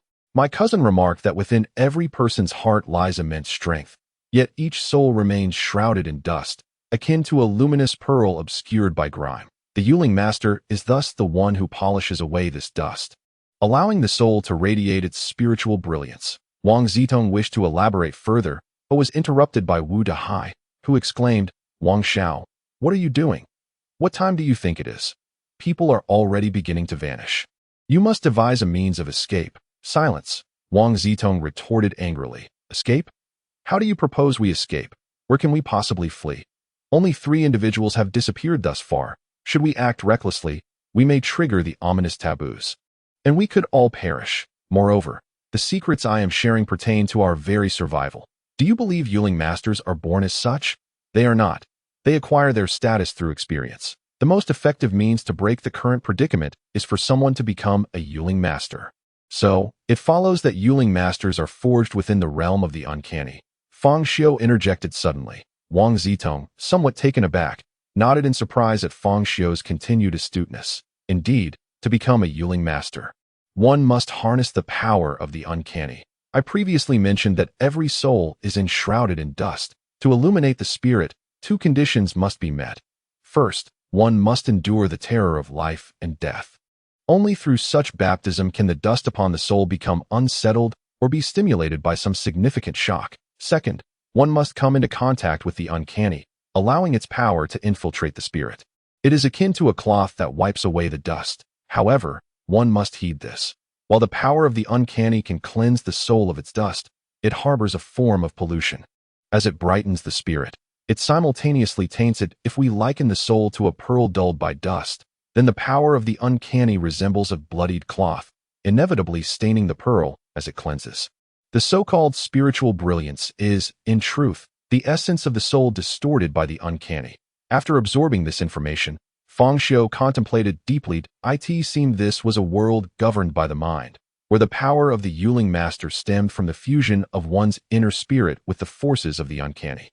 The state of existence between life and death acted as a catalyst for this union, much like the heat required in a chemical reaction. This led Fang Xiu to ponder, having already fulfilled the conditions of life and death and contact with the uncanny.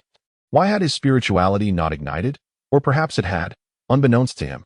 At that moment, Wang Zitong resumed his explanation. Thus, everyone present has the opportunity to become a Yuling master. Should one succeed, hope for escape from the uncanny realm may arise. What are the characteristics of igniting one's spirituality? Fang Xiu suddenly inquired. First and foremost, there is a significant enhancement in physical prowess, with senses becoming exceptionally acute. Furthermore, upon illuminating one's spirit, an individual awakens a unique ability that reflects their own soul.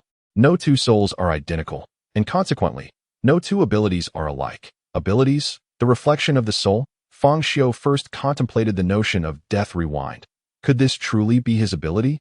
No, that was incorrect. His physical constitution and senses were no different from those of an ordinary person, having not been enhanced in the slightest. Moreover, a faint intuition stirred within him, suggesting that the power of death rewind must have been acquired upon his arrival in this realm, rather than being a result of awakening his spiritual essence.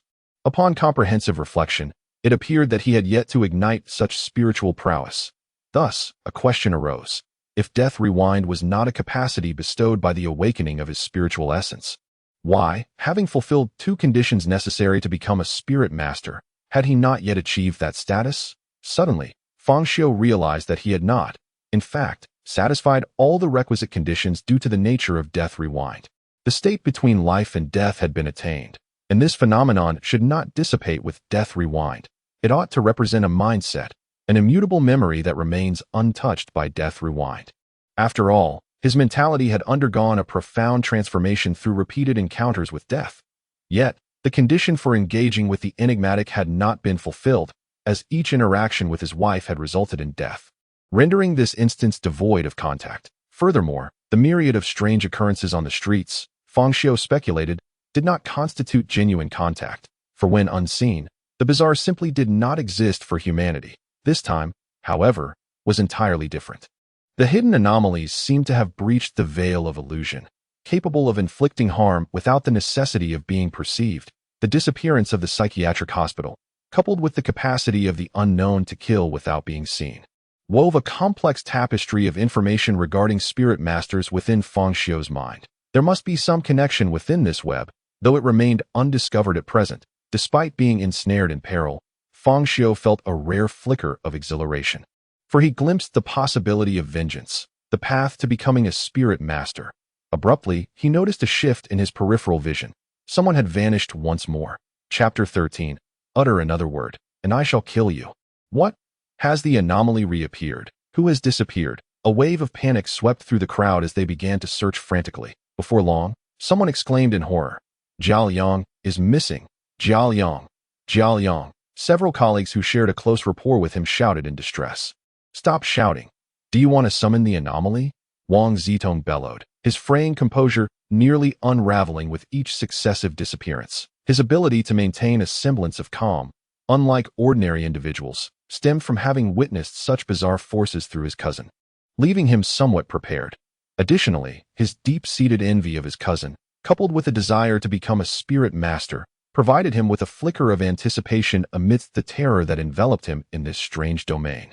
Yet, one is ultimately a mere dilettante in the presence of genuine danger. When a true dragon appears before you, the first emotion to surge from within is often fear. "Wang Xiao, what should we do?" "I don't want to disappear," Li Feifei sobbed, clutching Wang Zitong's sleeve, which only served to heighten his irritation. "Why are you asking me?" "Who should I ask?" Just then, a serene voice cut through the chaos. It was Fang Xiu. 2 to 3 minutes. "What do you mean, 2 to 3 minutes?" "The interval between disappearances is 2 to 3 minutes," Fang Xiu calmly remarked. "To be precise, It should be 2 minutes for a woman and 3 for a man. Just moments after security guard Xiao Zhao vanished for 3 minutes, Wang Xiali disappeared. In 2 minutes following her disappearance, Zhao Liang also vanished. It appears that this peculiar pattern of murder occurs at intervals of 2 to 3 minutes. If my deductions are accurate, someone will disappear 3 minutes after Zhao Liang. Is this a timed execution? Damn it, how on earth can we avoid this? Wang Zidong's eyes were bloodshot, his emotions teetering on the brink of chaos. Fang Xiu paid him no heed, instead turning to stride into the darkness. The crowd gasped in shock. His close friend Zhao Hao was the first to exclaim, "Shogo, where are you going? Are you courting death?" Without looking back, Fang Xiu replied, "Of course, I am seeking a way out. Are we to sit idly by and await our doom? With 8 of us remaining, and with 1 person disappearing every 2 to 3 minutes. In about 20 minutes, all will be dead. It is better to take a risk. Fang Xiu, you better stop right there." Wang Zidong suddenly shouted, anger surging within him. "Did I not just say that no one is to act recklessly? Do you not realize that if your actions provoke the bizarre taboo, we all might end up as collateral damage? You are merely an ordinary person. Do you comprehend?" Fang Xiu halted abruptly, turning back with a visage so pale and expressionless that it resembled a lifeless corpse, devoid of any vitality. Wang Zitong found himself momentarily breathless under the weight of that gaze. That moment, Fang Xiu's voice, devoid of any emotional inflection, emerged chillingly. "If you utter another word, I shall end your life before the bizarre does." Despite the absence of emotion in his words, an indescribable chill permeated the air.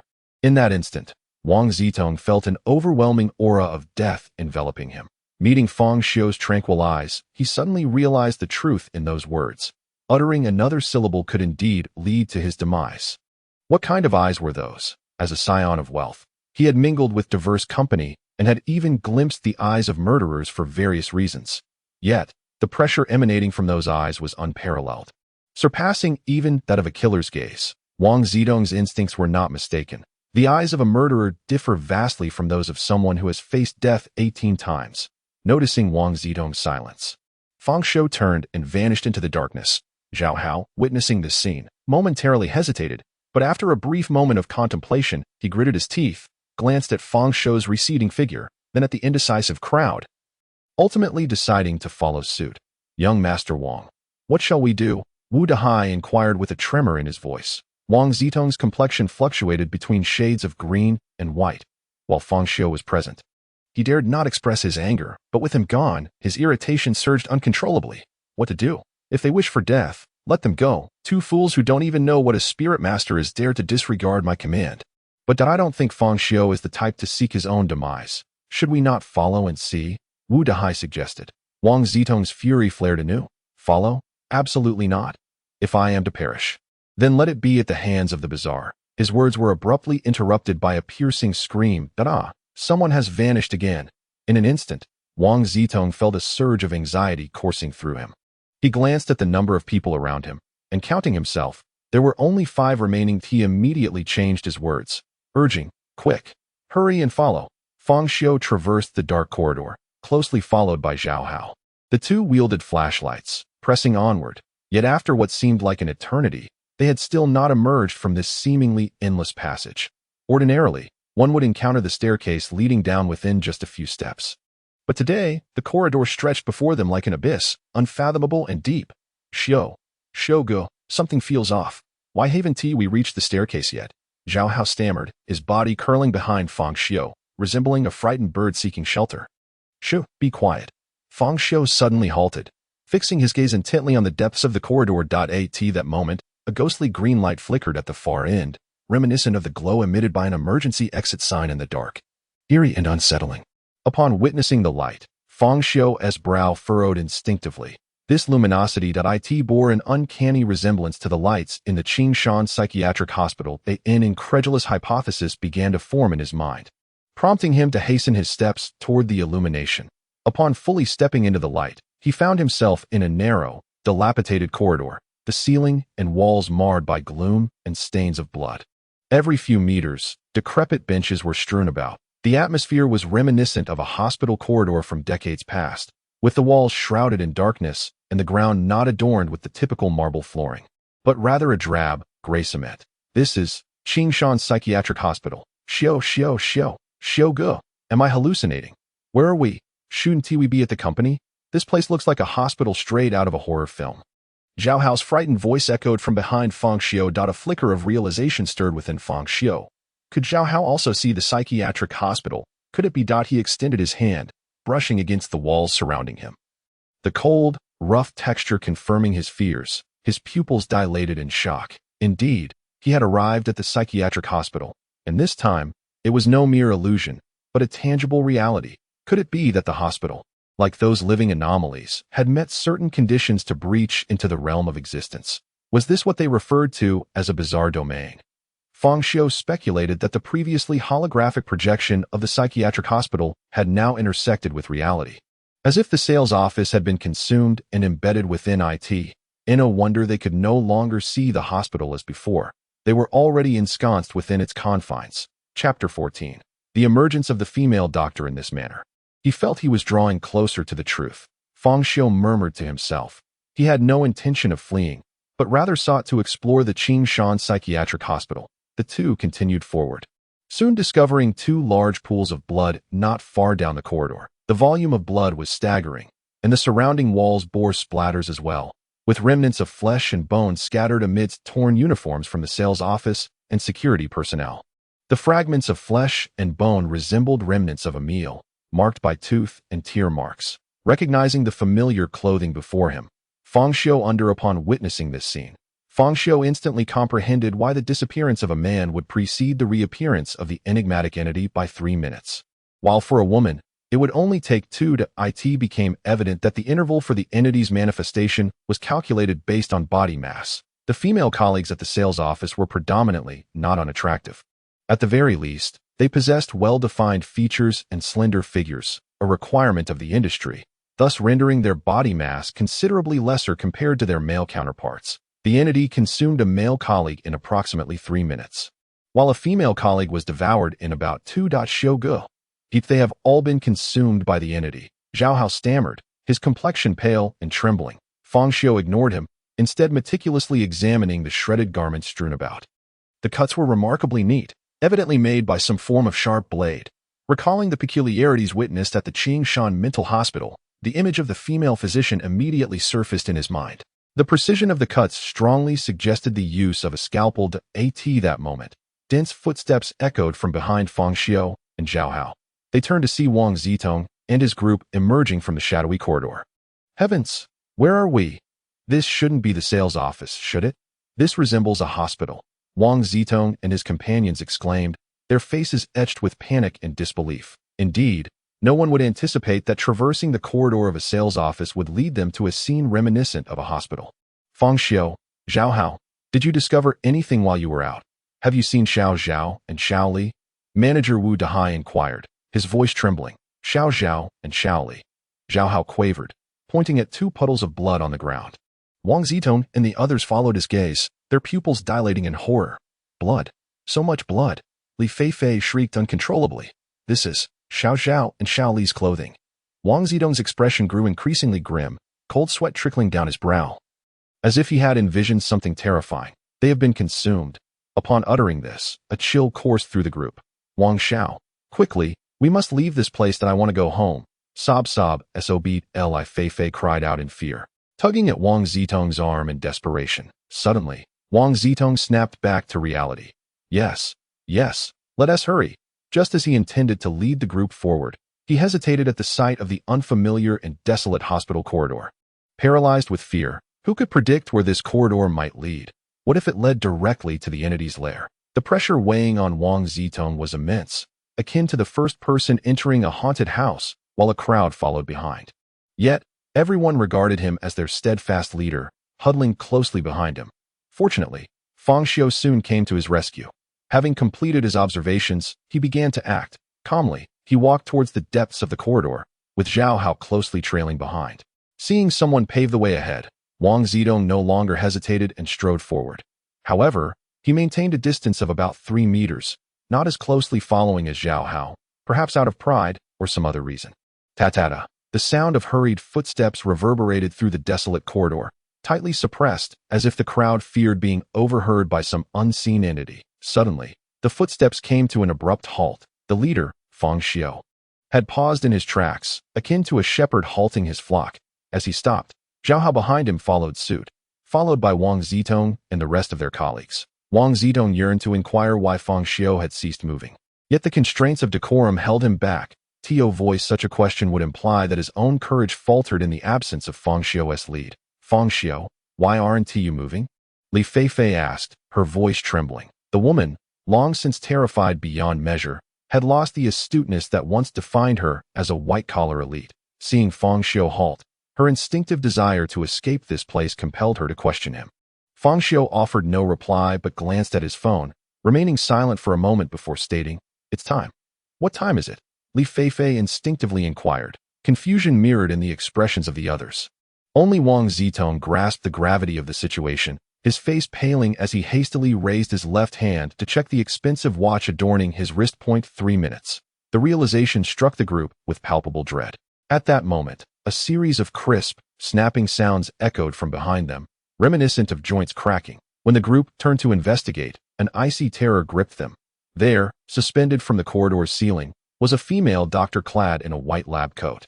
Her hair disheveled, limbs elongated like a spider's, her eyes devoid of pupils, only the whites visible. The sound they heard was the chilling rotation of her neck. Positioned upside down, her face initially pointed away from them. She twisted her head 180 degrees until it aligned with theirs. Her expression one of eerie fixation and unspoken terror began to spread like a tidal wave. The contrast between the absence of the entity and its sudden presence was stark. When it stood before them, even the most stalwart amongst them would quail in fear. The female doctor fixated her gaze on the group, and in the next heartbeat, her limbs began to thrash wildly. Crawling towards them like a grotesque human spider, Li Feifei's scream pierced the air, acting as a signal for chaos. The group erupted into a frantic dash, no longer requiring anyone to lead the way. In fact, they resented those in front for hindering their escape. The narrow confines of the mental hospital corridor only exacerbated their panic, as they instinctively shoved past one another in a desperate bid for survival. Some of the weaker individuals were directly knocked to the ground, including Li Feifei, a delicate beauty. She had clung to Wang Zitong's arm, seeking his protection, but in the face of impending doom. He was the first to cast her aside and flee with reckless abandon. Wang Zitong's reflexes were swift. He was the first to escape, charging ahead. Meanwhile, Fang Xiu and Zhao Hao stood in the path of his flight. Yet neither had made a move to run. Zhao Hao was paralyzed by fear, while Fang Xiu observed the unfolding chaos, confirming his suspicion that the murderer was indeed the female doctor they had encountered in the asylum. After all, most of the peculiarities within Qingshan Psychiatric Hospital are confined to their respective wards. Although the doors to these chambers may be ajar, there has been little interaction during the transitions. Save for this one female physician, who is neither a patient nor incarcerated. Chapter 15. The mysterious touch of the thigh. Get out of the way. Don't block my path. Wang Zitong exclaimed in a fit of rage. Shoving aside the petrified Zhao Hao as he surged forward as for Fang Xiu, upon witnessing the frantic escape of the others, he had already positioned himself against the wall, ensuring he remained untouched by the ensuing chaos. Whoosh, whoosh, whoosh. Once colleagues, now they moved like athletes, cutting through the air with a whistling sound that swept past Fang Xiu. Poor Zhao Hao was jostled multiple times, ultimately tumbling to the ground. Wait for me. Wang Xiao, don't leave me behind. Li Feifei had managed to rise from the floor, her voice laced with terror. Her once attractive visage was now contorted with fear, her makeup smeared by tears. Currently, she was the last in line, not only due to being knocked down but also because she donned sky-high stilettos. Of course, her previous exertions may have contributed to her plight. It is worth noting that she wore not only towering heels, but also a form-fitting pencil skirt, hugging her curves provocatively. However, its primary flaw lay in its impracticality for running. Anyone with experience would know that once one attempts to sprint, the skirt instinctively rides upward. Li Feifei had scarcely taken 2 steps before she cried out in pain and fell to the ground. Her fair, slender ankles were swollen and bruised. It was proven that running in high heels is perilous, easily resulting in a sprained ankle. Ignoring the searing pain in her ankle, Li Feifei struggled to rise. But in the next moment, her vision darkened. Before her stood a multitude of inky, thick strands of hair, resembling serpents. Blocking her view. It was the cascading hair of the female physician. Li Feifei's body trembled. her heart momentarily ceasing its rhythm as she instinctively looked up to meet a pallid face, its eyes devoid of color, fixated on her with an unblinking stare. She froze, as if all strength had been siphoned from her. Unable to move, that it was only when the physician's hair brushed against her face, its cold, slick texture jolting her awake, that she screamed in terror. Like a frantic reptile, she crawled forward, her delicate knees grazing the rough concrete floor, leaving behind several bloodied impressions. Yet she felt nothing but the urgency to escape. Help me, she implored Fang Xiu and Zhao Hao, the last two individuals remaining in the corridor, as the others had long fled to the end of the hallway. Rounding a corner and vanishing from sight, that I don't want it. Li Feifei's words were cut short by a flash of silvery light from a blade. Her gaze began to ascend. SPI so swift was the scene that Li Feifei's form remained in a kneeling crawl. Her alabaster neck fractured, the incision smooth and even, a vivid scarlet hue spilling forth, blood gushing forth like a fountain. Some of it even splattered upon Zhao Hao, who stood behind Fang Xiu, thus spared from the sanguine deluge. Zhao Hao, who had barely regained his composure, was once more rendered speechless by the grotesque and bloody tableau. The sheer horror of it did not incite a loss of control, for he had already emptied himself beforehand. The female physician who had slain Li Feifei showed no signs of halting, continuing instead to wield her scalpel. Commencing the dismemberment of the corpse, she approached the task with utmost seriousness, her movements precise and methodical. While Fang Xiu and Zhao Hao observed from the sidelines, completely disregarded by her, upon the completion of her grim task, the female physician pounced upon her meal with the ferocity of a hungry tiger. Witnessing this, Fang Xiu's mind began to piece together the patterns of her murderous tendencies. He surmised her modus operandi: she killed in proximity to her victim, and only one at a time. Otherwise, there would be no rationale for her to ignore both him and Zhao Hao. Her method was to dismember with the scalpel, followed by consumption. This peculiar pattern likely stemmed from her previous profession. With a scalpel in hand and a precise dissection technique, it was evident that she had performed numerous surgeries in a psychiatric facility during her life. Typically, a surgeon operates on but one patient at a time. The notion of a doctor wielding two scalpels, simultaneously operating on two patients, is virtually impossible. This elucidates why the female physician only kills one individual at a time, with diligent focus and responsibility. As for the act of cannibalism, it was perhaps a primal instinct awakened within her twisted existence. Having deciphered her murderous patterns, Fang Xiu approached the female physician and stood beside her. The atmosphere was drenched in blood. Yet Fang Xiu remained unmoved. He owed this fortitude to his wife, having endured similar scenes countless times, albeit from the perspective of the consumed. Suddenly, Fang Xiu clenched his fist and struck the female physician with great force.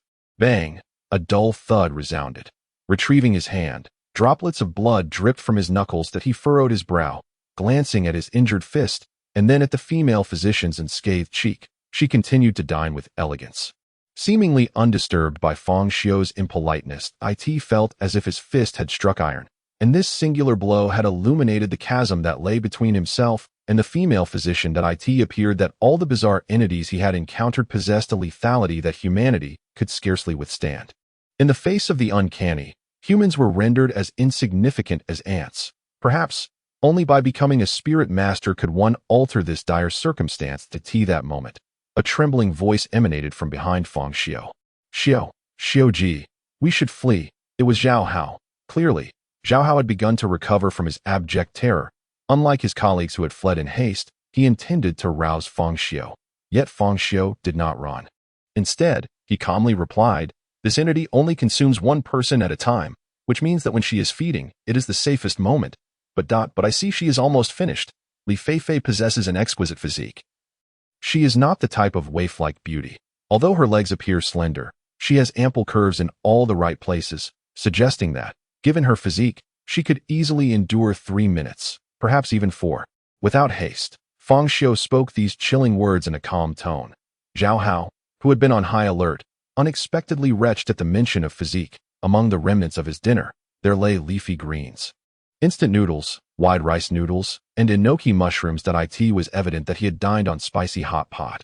Previously, Wang Zidong had stated that to become a spiritual master, one must allow the eerie forces to permeate their soul. Naturally, the most potent energy resides closest to the bizarre, hence I plan to linger a while longer. If you are afraid, you may leave first. With that, Fang Xiu disregarded Zhao Hao entirely and extended his hand to caress the doctor's long legs, which resembled the twisted limbs of a spider. He was uncertain how to let the eerie forces infiltrate his soul, but he surmised that physical contact would expedite the process. The sensation was chilling, akin to touching a corpse. Chapter 16. Silicone. Upon witnessing this scene, Zhao Hao, having just vomited, felt as though his worldview had shattered completely. He had always believed himself quite indulgent, watching adult films daily and satisfying his own needs. Yet he never anticipated that Fang Xiu, with his prominent brows and large eyes, would surpass him in audacity. How dare he take advantage of the bizarre? However, considering Fang Xiu's earlier words, Zhao Hao soon grasped the purpose behind such actions. Perhaps overwhelmed by the shock, or perhaps Fang Xiu's calm demeanor instilled some confidence in him, or perhaps every ordinary person harbors an extraordinary heart. A whirlwind of complex thoughts compelled Zhao Hao to steel himself, gritting his teeth, and he boldly approached the female doctor. Seeing Zhao Hao advance, Fang Xiu immediately gestured for him to make space. Zhao Hao gazed at the long, slender, and pale legs before him, trembling as he reached out his hand, akin to attempting to grasp a venomous snake. Damn it, here goes. Hiss. So cold. Zhao Hao inhaled sharply, yet he did not withdraw his hand. The two of them touched for a while, but there was no discernible change. Suddenly, Zhao Hao spoke up. I never imagined that my first encounter touching a woman's thigh would be with something so bizarre. However, I must admit, those legs are exceptionally long, longer than my own life. Fang Xiu cast a surprised glance at Zhao Hao, not due to his poor joke, but because he discerned a semblance of potential within him. Despite initially exhibiting considerable fear, Zhao Hao demonstrated remarkable adaptability, even daring to jest now. Though the humor served to alleviate his own anxiety, not everyone would possess the audacity to joke in such a moment. The minute had passed. Let us touch for another 30 seconds, and then leave. Ensuring ample time for escape, Fang Xiu decisively stated. Zhao Hao nodded in agreement. Time slipped away, and in the blink of an eye, 30 seconds had elapsed. Let us go. Fang Xiu turned and fled without hesitation, with Zhao Hao following closely behind. Given Fang Xiu's boldness, he surely harbored confidence. After all, he had previously ventured into the Qingshan Psychiatric Hospital.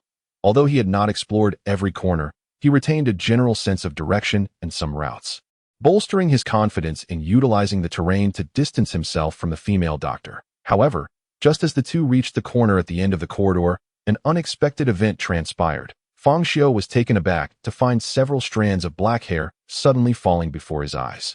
He looked up, only to meet the pale gaze of the female physician. How could this be possible? A wave of alarm surged within Fang Xiu. Could it be that he had misjudged the pattern of the killings? There should have been at least 2 minutes left to escape. Why had the female physician pursued him so swiftly? In an instant, he turned to glance at Li Feifei's lifeless body, and his pupils dilated in shock. There lay Li Feifei's corpse, nearly devoured, reduced to a pool of blood, upon which several large chunks of silicone unmistakably remained. Silicone? Fake. Fang Xiu was astounded. He never anticipated that he would falter at such a detail. It was perhaps due to his limited interactions with women that he had naively believed all women to be genuine. Yet, the world was rife with deception. Suddenly, a flash of silver light streaked past, and Fang Xiu felt his vision ascend, his head soaring high before crashing down heavily.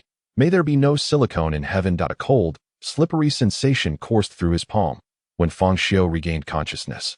He was astonished to discover that he had not returned to his wife, but was instead beside the female physician, inappropriately touching her thigh. At that moment, Zhao Hao also approached and began to do the same. Fang Xiu hurriedly pulled out his phone to check the time, only to realize he had inexplicably reverted to the moment he had just touched her thigh. A thought surged in his mind. Could it be that death rewinded him based on events? Just as in a game with various levels, the first level being the vicinity of the rental apartment, and the second level being the Qingshan Psychiatric Hospital. Since he had cleared the first level, the save point had automatically advanced to the second level. Fang Xiu had no time to ponder further. Having perished due to silicone last time, he refused to make the same mistake again. Let us go. Zhao Hao hesitated for a moment. Xiu Gu, are we leaving already? This is my first time. Before Zhao Hao could finish, Fang Xiu turned to depart. Zhao Hao, fearing to remain alone, quickly followed.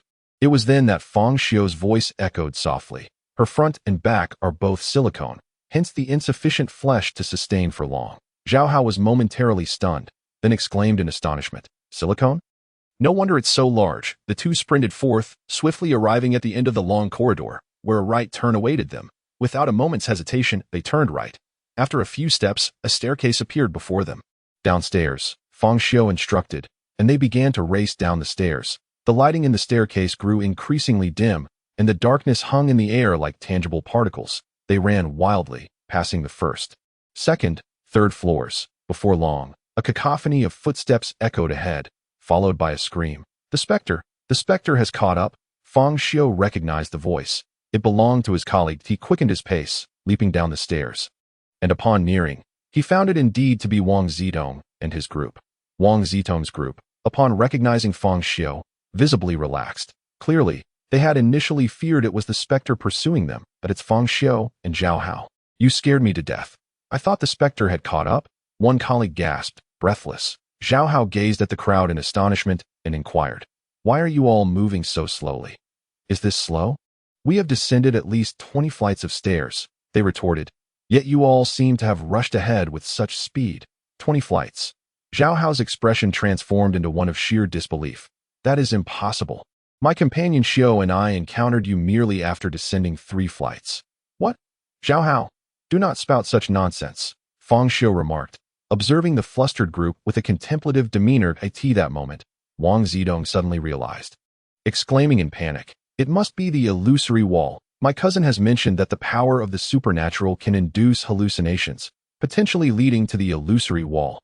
Those who fall victim to it find themselves perpetually circling in place, forever unable to escape. This explains why Fang Xiu and the others caught up to us so swiftly. We have been trapped in a loop." Wang Zitong's words ignited a wave of panic among the crowd.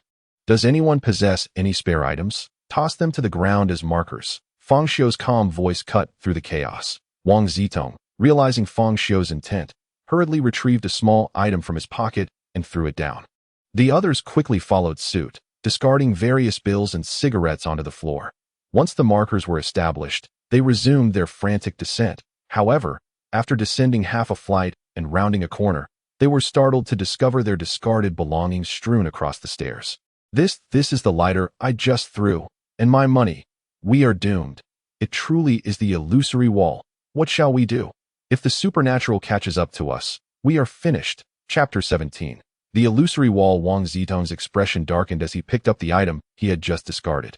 Realizing it was not an illusion, but indeed his usual Wolf Fang style, further deepening his dismay. "Quiet down," he bellowed. "My cousin has stated that ordinary individuals cannot escape the illusory wall, that to break free.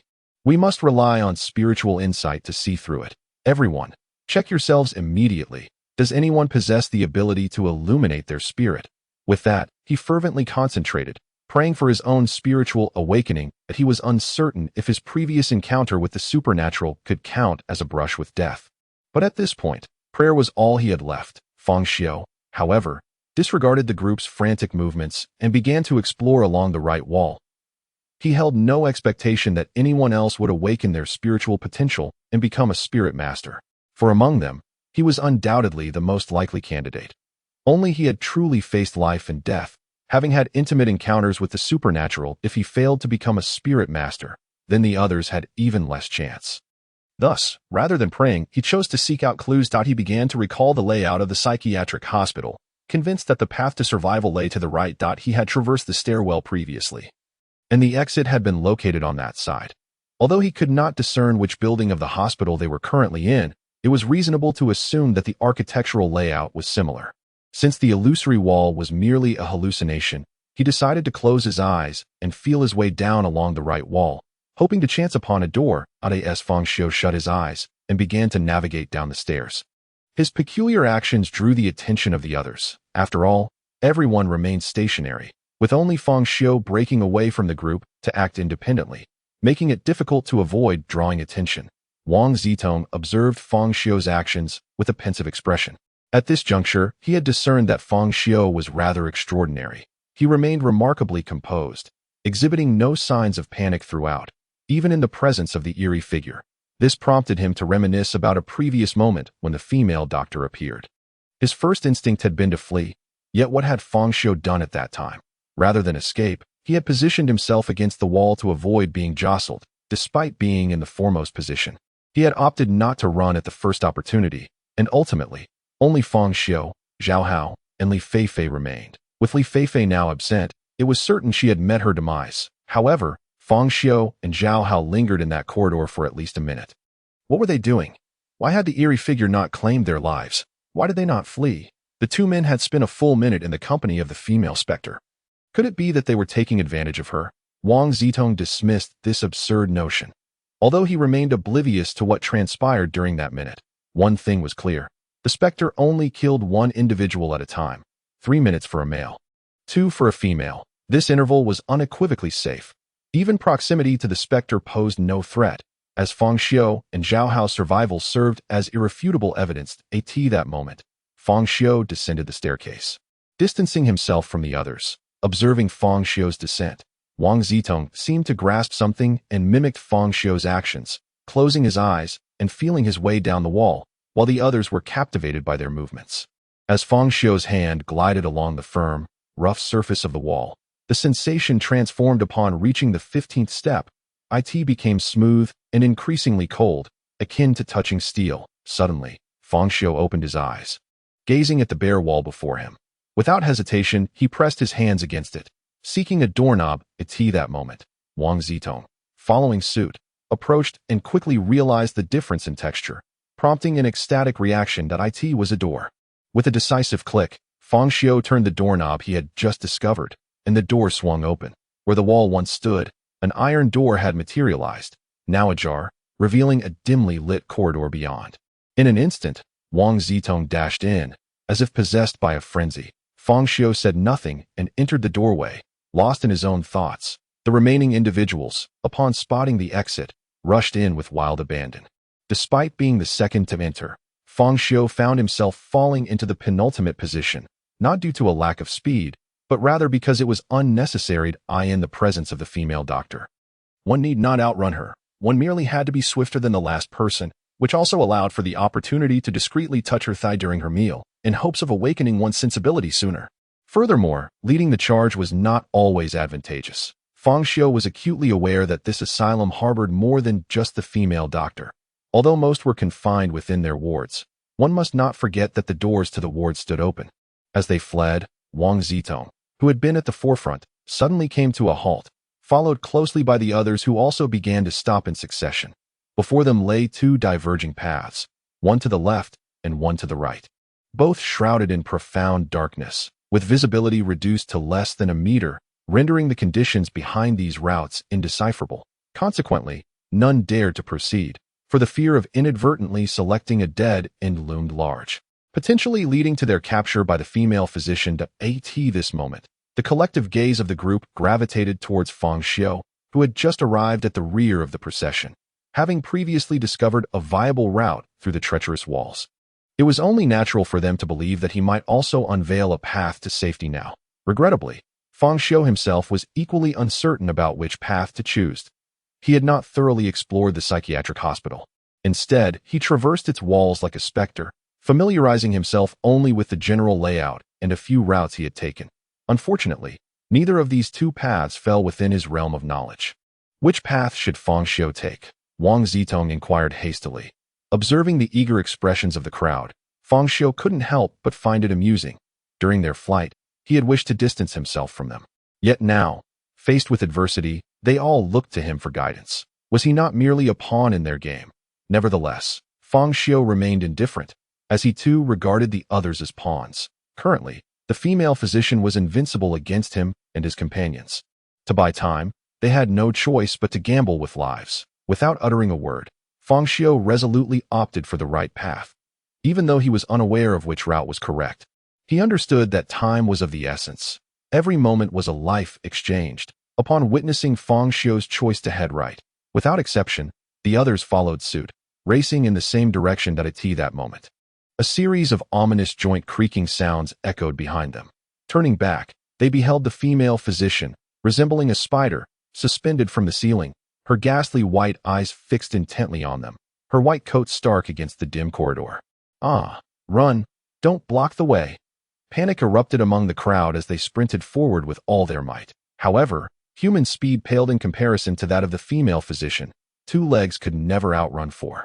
In an instant, her spectral form appeared above them on the ceiling, long black hair cascading downwards, targeting the last individual in the line. Chapter 18. Humanity. The last person was Manager Wu Dahai, the eldest and heaviest among them, a middle-aged man burdened by his physique. Yet, whether by design or mere chance, in his frantic flight, he grasped the person in front of him and yanked them back with great force. Propelling himself forward, the one he had seized stumbled, nearly falling, thus becoming the final straggler. In a flash, a silver glint cut through the air. The individual caught by Wu Dahai was severed at the neck, unable to utter even a single cry.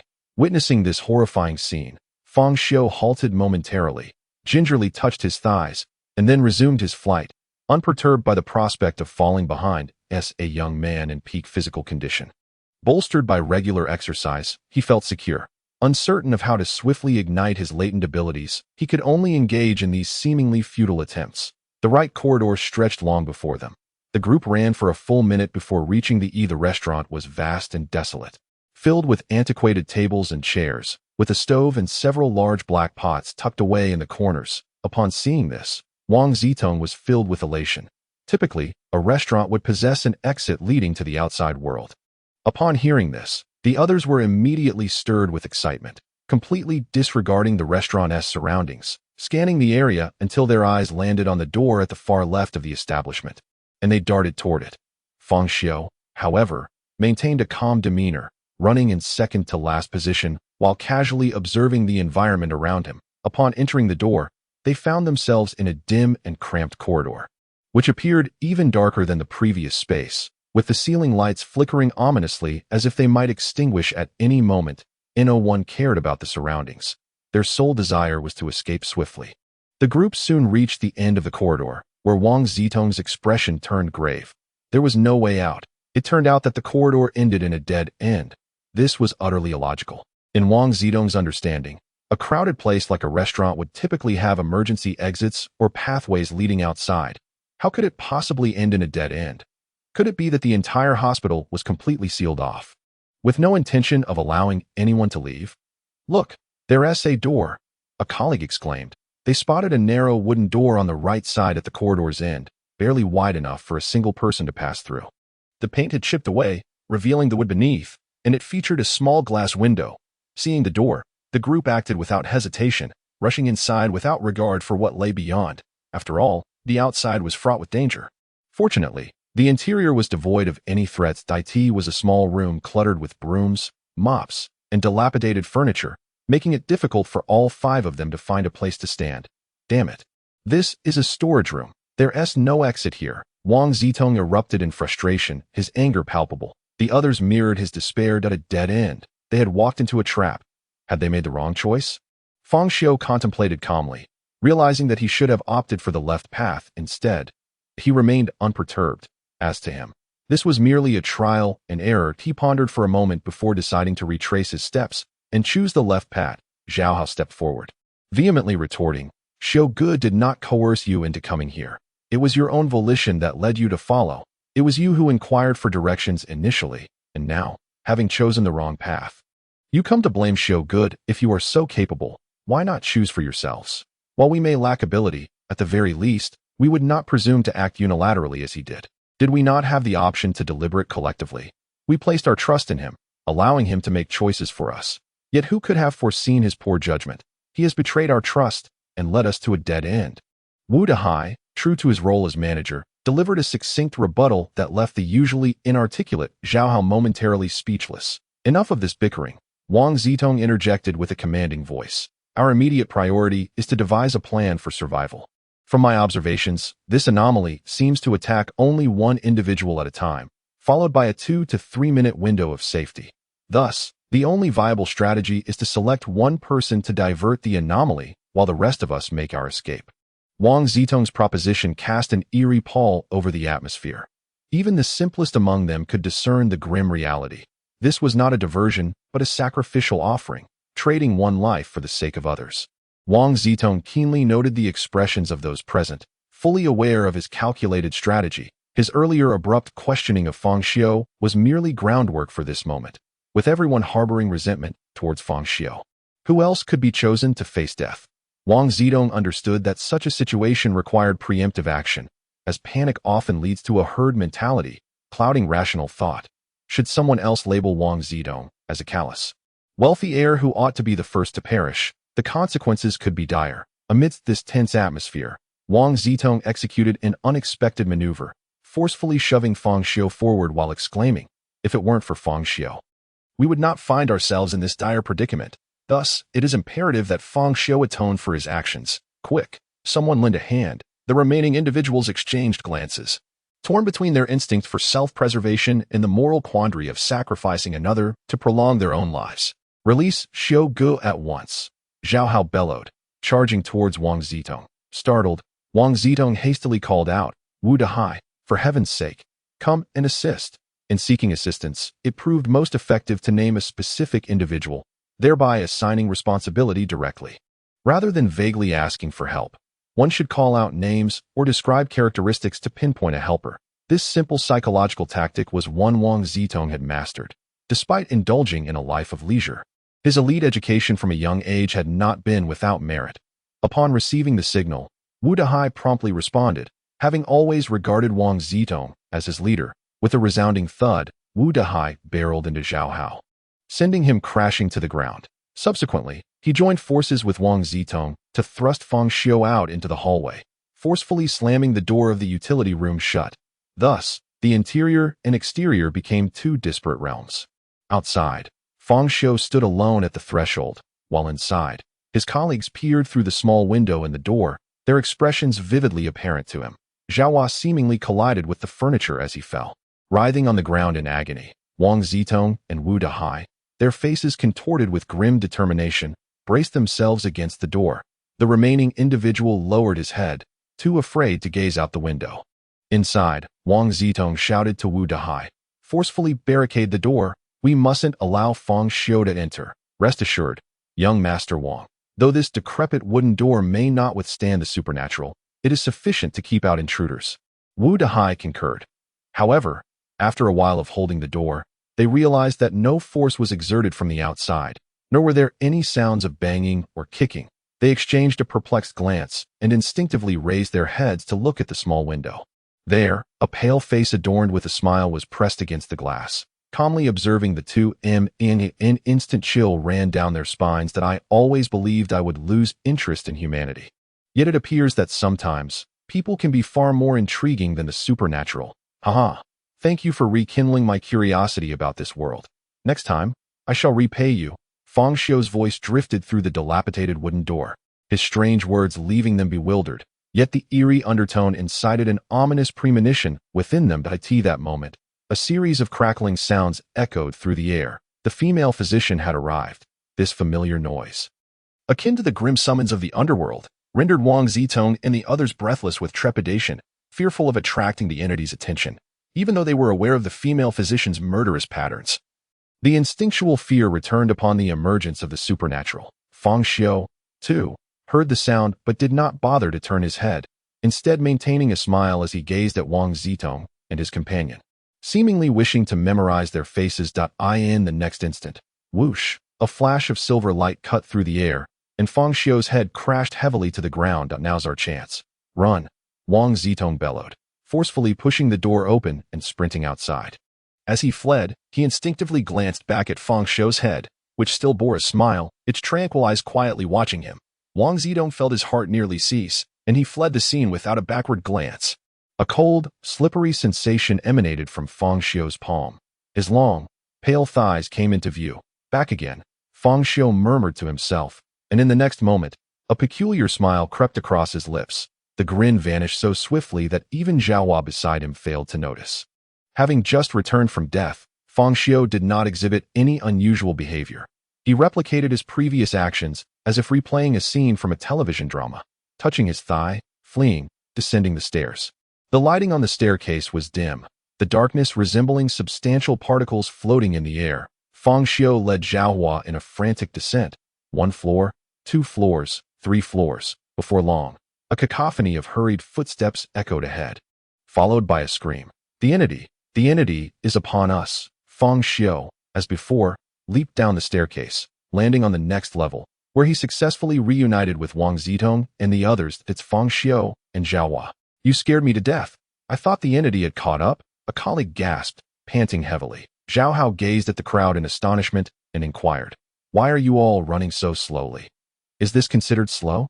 "We have descended at least 20 flights of stairs," came the reply. "But you all, how did you manage to run so swiftly?" The conversation unfolded as it had before. "It must be the illusory wall." "It certainly is the illusory wall." Wang Zitong began to elaborate on the illusory wall. However, before he could finish his sentence, a loud bang echoed as the door swung open. Standing quietly at the threshold was Fang Xiu. Wang Zitong was taken aback, as were the others. What had happened to the illusory wall? How had they suddenly found an exit? Yet, the group did not dwell on it for long, instead rushing frantically toward the doorway. In no time, they arrived once again at the fork in the path and halted. "Fang Xiu, have you awakened your spiritual essence?" Wang Zitong inquired, his expression tinged with complexity as soon as these words escaped his lips. The attention of the crowd converged on Fang Xiu. They had previously heard Wang Zitong assert that only spirit masters could combat the anomalies, and only those who had awakened their spiritual essence could become spirit masters. Now, hearing Wang Zitong pose such a question to Fang Xiu naturally kindled their hopes of survival. That it was no wonder Wang Zitong had asked. After all, Fang Xiu's method of unraveling the illusory wall this time was markedly different from before. Previously, he had relied on trial and error, yet this time he had walked directly to the door and opened it. Thus, Wang Zitong mistakenly believed Fang Xiu had sensed the door's location through his spiritual essence. Faced with the crowd's eager and complex gazes, Fang Xiu did not respond immediately. Instead, he retrieved his phone and glanced at the time displayed on the screen. He then raised his head and stated, "There is 1 minute left. The anomaly will appear in 1 minute." An immediate shock rippled through the crowd.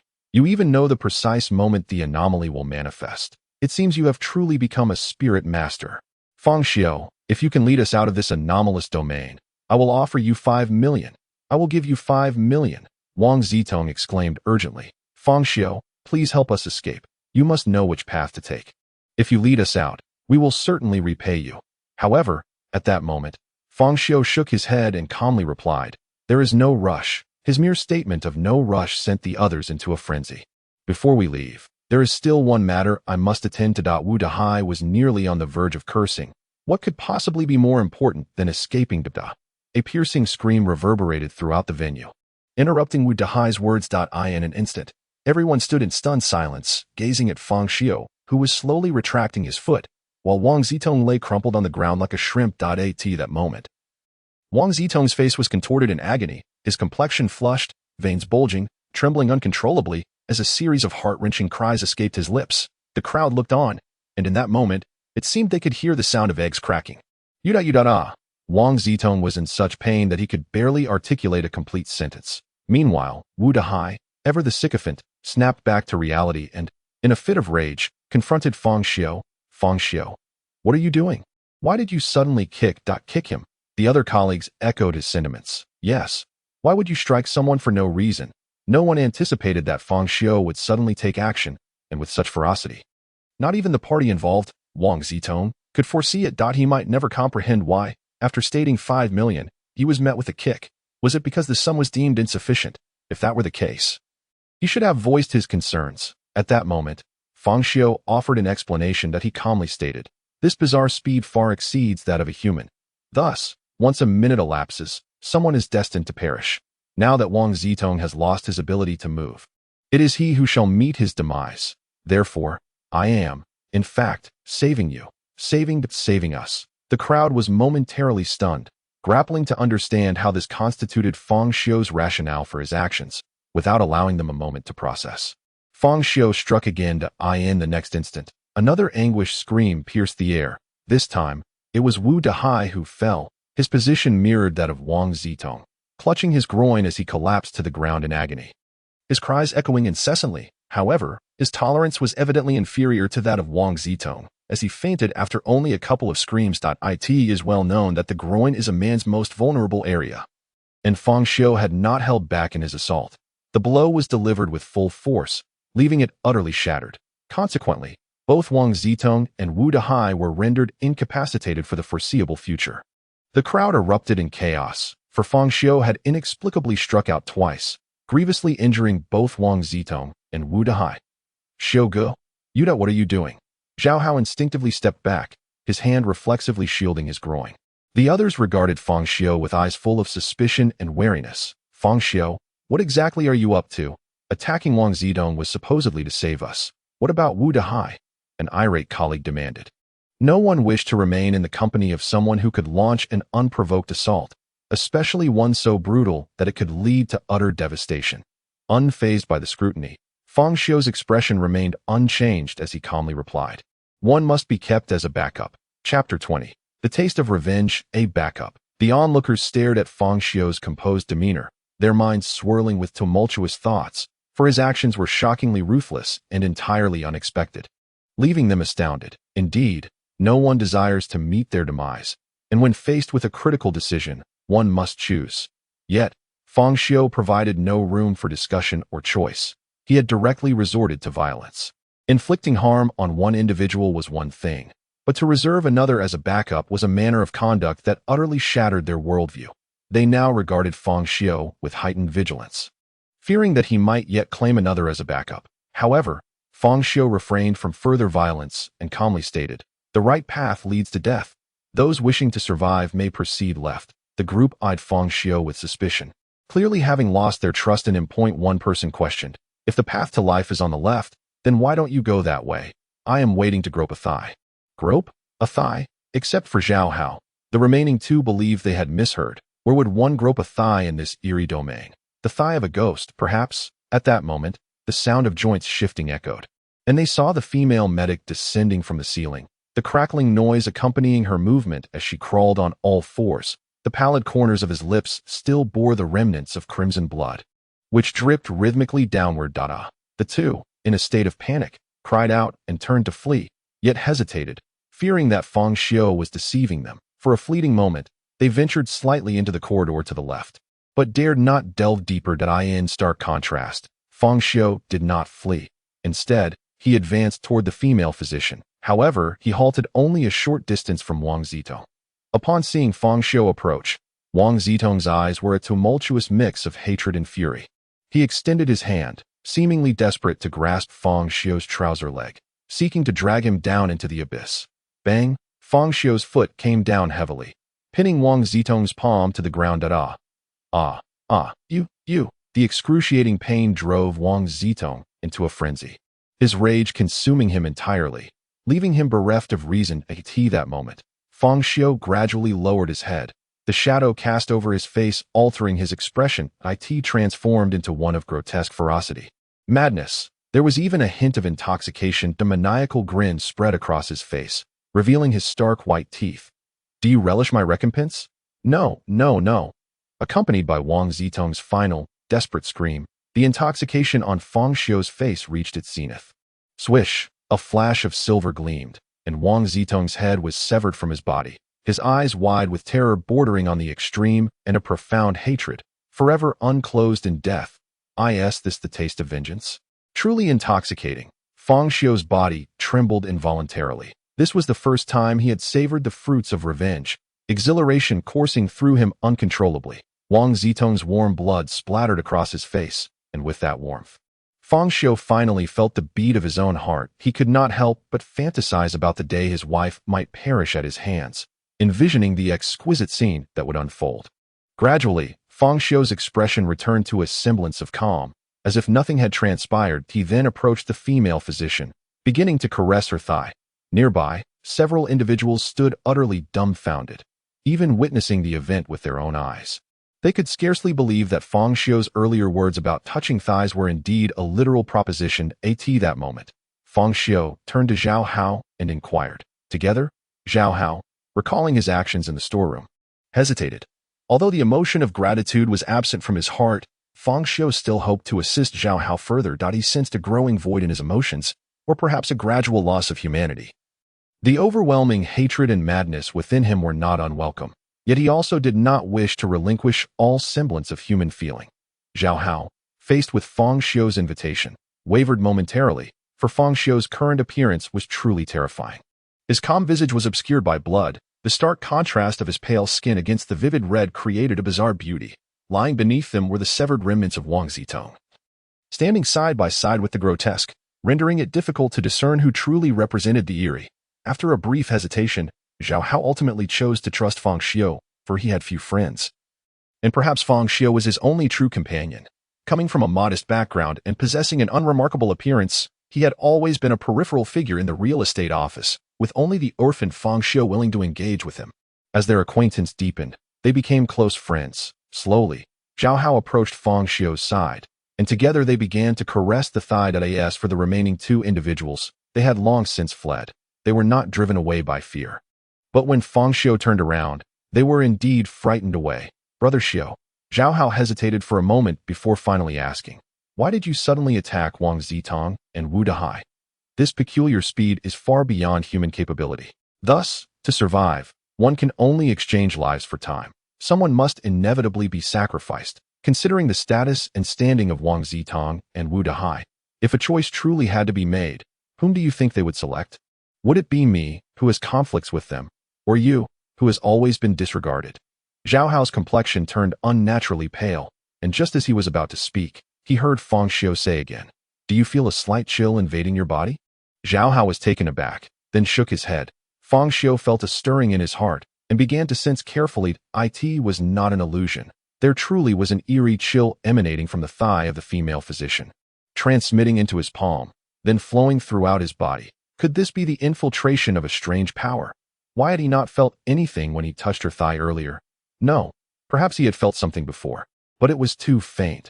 Now it seemed to be approaching a certain critical point, hence the sudden intensification of sensation. If his conjectures were correct, this could very well be a precursor to awakening his spirituality.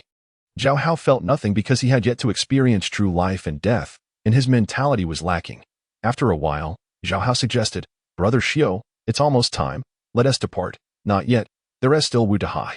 I feel that I am about to awaken my spirituality," Zhao Hao exclaimed in delight. "Really, Brother Xiu? That is wonderful. We are saved. What does it feel like to awaken spirituality? Why can't I sense anything?" Although you have been in contact with the strange for a long time, your mentality is not up to par. You have not truly experienced life and death, hence your inability to feel anything. Zhao Hao hesitated, wanting to ask how it was that they had been together all this time. And when had Fang Xiu experienced life and death? After Fang Xiu finished speaking, he pulled Zhao Hao back, waiting for the female physician to dismember Wu Dahai before continuing to touch her thigh. That Wu Dahai was quite corpulent. Sustaining 5 minutes with his mass was not an issue. Fang Xiu decided to touch for another 2 minutes, reserving 3 minutes for their escape. If after 2 minutes he had not awakened his spirituality, it would have to come to an end. With that, he closed his eyes, his palm moving erratically, earnestly sensing. In his perception, an increasing amount of chill gathered within his body, yet once it entered, it vanished without a trace, as if it had sunk into the depths of the sea. This left Fang Xiu somewhat curious. Where did the strange aura go once it entered his body? Could it be the mind? He involuntarily immersed his consciousness, allowing it to flow with the chill towards an unknowable realm, akin to a small boat drifting on a river, ultimately merging into the ocean. Here, Fang Xiu sensed a dim gray heart, beating slowly, seemingly covered by a layer of dust, filthy and unkempt, while all the chill ultimately penetrated into the heart. Is the mind the heart? No, that cannot be. The mind cannot be the heart. The mind is formless, and the heart is merely a subconscious manifestation. This is my mind. I should be able to control its shape. In the midst of a whispered incantation, this heart, shrouded in a veil of gray, gradually transformed into a sword, then into a knife, and eventually into Fang Xiu himself. It was evident that Fang Xiu's conjecture was indeed correct. However, the form of the soul was of little consequence. What truly mattered was the illumination of one's spirit. Thus, the soul once again took on the semblance of a heart. As the chilling air permeated further, the heart's pulsations grew increasingly vigorous, emitting a faint luster that was, alas, obscured by the dust of its exterior. After a moment of patient anticipation, change finally ensued. There was no dramatic breaking of barriers as depicted in fantastical novels. Rather, it was a natural culmination of events. Suddenly, a portion of the dust at the heart's edge vanished, as if wiped away by an unseen hand. From that corner erupted a glimmer akin to the darkness of a black hole. This was the original radiance of Fang Xiu's soul. In the next instant, All the strange energies converged toward that revealed corner, coalescing into a blood-red light reminiscent of spilled crimson. This light then invaded through the corner of the soul. The black light and the blood light intertwined, as if the latter sought to taint the former with its hue. Yet, no matter how they merged, the black light remained steadfast. Eventually, the blood light completely fused into the black light, and all fell into silence. At that moment, Fang Xiu sensed a profound transformation within himself. It was as if he was cleansed by the black light in an instant. His five senses became remarkably acute, with alterations in vision, hearing, smell, touch, and taste. Previously, perceiving the world felt akin to viewing it through a veil. Now, the veil had vanished, laying bare the most authentic reality before him. Beyond the enhancement of his senses, he perceived a significant augmentation in his cognitive processes and neural response speed, while his physical prowess increased only marginally. His control over his body was dramatically heightened. If an ordinary person could engage 40% of their muscles, Fang Xiu could command over 80%.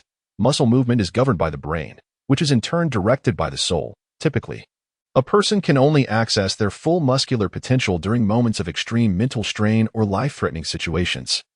However, this varies among individuals, as many may never achieve such feats even in their final moments. For instance, the renowned Han Dynasty General Li Guang once mistook a stone in the grass for a crouching tiger and, exerting all his strength, shot an arrow that penetrated the stone by 3 inches. Yet thereafter, no matter how he tried, he could not replicate that feat. In contrast, Fang Xiu was now capable of unleashing such power at will. His body remained unchanged, yet his control over it was revolutionized. Moreover, as his physical attributes continued to enhance, the potential for his explosive strength would only grow. Gradually, Fang Xiu opened his eyes, revealing a stark contrast of black and white, with a flicker of black light shimmering within. Was this the essence of spirituality? At this moment, he gained a deeper understanding of what spirituality entailed. It is, in essence, the product of the soul's inherent power being distorted by an enigmatic force. The soul possesses immense strength, yet this power cannot manifest in the tangible world. It exists solely in the realm of illusion, much like how each individual is a deity within their own spiritual realm, capable of envisioning limitless possibilities, yet unable to effectuate them in reality. The enigmatic force serves as the instrument to bridge the chasm between illusion and reality. A soul infused with this peculiar energy can exert influence upon the real world. Certainly, this does not imply that once one's spirituality is ignited, one becomes omnipotent in the realm of the spirit, nor does this transcend into the tangible reality. To begin with, spirituality illuminates merely a fragment, not the entirety. As Fang Xiu estimates, this fragment constitutes approximately 1% of the overall spiritual expanse, signifying that only 1% of the spirituality has been kindled. Furthermore, even if spirituality were to achieve completeness, it is improbable that it would manifest as boundlessly powerful as one might fantasize, for the soul is not synonymous with imagination. It is a synthesis of thoughts, emotions, memories, and mental states. The strength of the spirit is intrinsically linked to the fortitude of the heart. The more robust your inner self, the more potent your spiritual prowess will become, provided there exists a sufficient amalgamation of enigmatic forces. Otherwise, it cannot impact the tangible world. All powers exhibit their own forms of manifestation, and the power of the spirit is no exception. Its expression is intrinsically related to the concerns, desires, and needs harbored within one's heart. Moreover, it is subject to influences such as personality, imagination, and environmental factors. This elucidates why each spirit master possesses distinct abilities. The abilities of a spirit master are manifestations of their spiritual strength, a phenomenon often referred to as the power of spiritual reflection. So, what is my ability? A question lingered in Fang Xiu's mind. Alternatively, what is it that I yearn for the most within? With this inquiry, Fang Xiu began to summon his profoundly dark spirituality. In the next moment, he sensed a surge of information, causing him to momentarily freeze. For his ability was not suffering. Is my heart filled entirely with pain? Fang Xiu felt a profound astonishment as he continued to delve deeper into his consciousness, promptly acquiring a more detailed understanding of his ability. Inflicting harm upon others enables them to experience suffering. Fang Xiu seemed to perceive this as an utter platitude. Is this truly an ability? Without this so-called ability, a mere punch would elicit the same response from the recipient. However, as Fang Xiu began to wield his power, he was astonished to discover that amidst the abyss of his spirituality, he beheld visions of his own demise, devoured by his wife 18 times, reduced to a pulp by a little girl, Beheaded by a female P, is there anything more wondrous in this world than being able to make one's adversaries empathize? Ha ha ha. The torment this damned world has inflicted upon me will one day be repaid in full. I shall make the world experience suffering. Chapter 22. The Scalpel. Shogu. It has been 2 minutes. Zhao Hao interrupted Fang Xiu's moment of ecstasy. Fang Xiu's expression instantly returned to serenity. You should step back. I am about to experiment with the power of spirituality. So, you truly have become the spiritual master that Wang Xing spoke of? Zhao Hao exclaimed with excitement. Fang Xiu nodded, and Zhao Hao, understanding the cue, sprinted down the left corridor. Suddenly, Fang Xiu raised his right hand. Spirituality enveloping it. He glanced at the female physician who was still eating and murmured, "Let you be the first to experience pain." The characteristics of the pain ability satisfied him immensely, and he surmised that its power was formidable. If this ability were in the hands of another, it would be a mere weak skill, but in his possession, it transformed into a divine technique, a strike that guarantees annihilation, for with this punch, he would unleash the agony he had endured from dying 21 times. At such a level, who could withstand it? Moreover, as the frequency of his deaths increased, the pain would only amplify, indicating that this was a capability that could enhance infinitely. Boom! Fang Xiu delivered a punch to the female physician's head. The physician, still in the midst of her meal, exhibited no reaction whatsoever. Bang! A dull thud resonated through the air. Roar! The female physician immediately erupted into an excruciating scream, her body collapsing to the ground. Her long arms clutching her head tightly as she trembled uncontrollably, causing the scalpel in her hand to clatter to the floor. Although Fang Xiu had initially achieved some success, he furrowed his brows. This punch did not yield the results he had desired. While the female physician was clearly in pain, it was evident that her suffering did not compare to his own. The transmission of spirituality had evidently encountered obstruction. And following this punch, his spirituality had been depleted. He could not muster a second strike. 0.1% of spirituality was still too feeble, and the lack of noticeable effect was likely due to the absence of a breach in defense. The physicians had exhibited no significant external injury. She had only sustained slight harm, which prevented the pain from being fully transmitted. It seemed that next time, genuine harm must be inflicted to achieve the desired effect. The power of his fist was ultimately limited.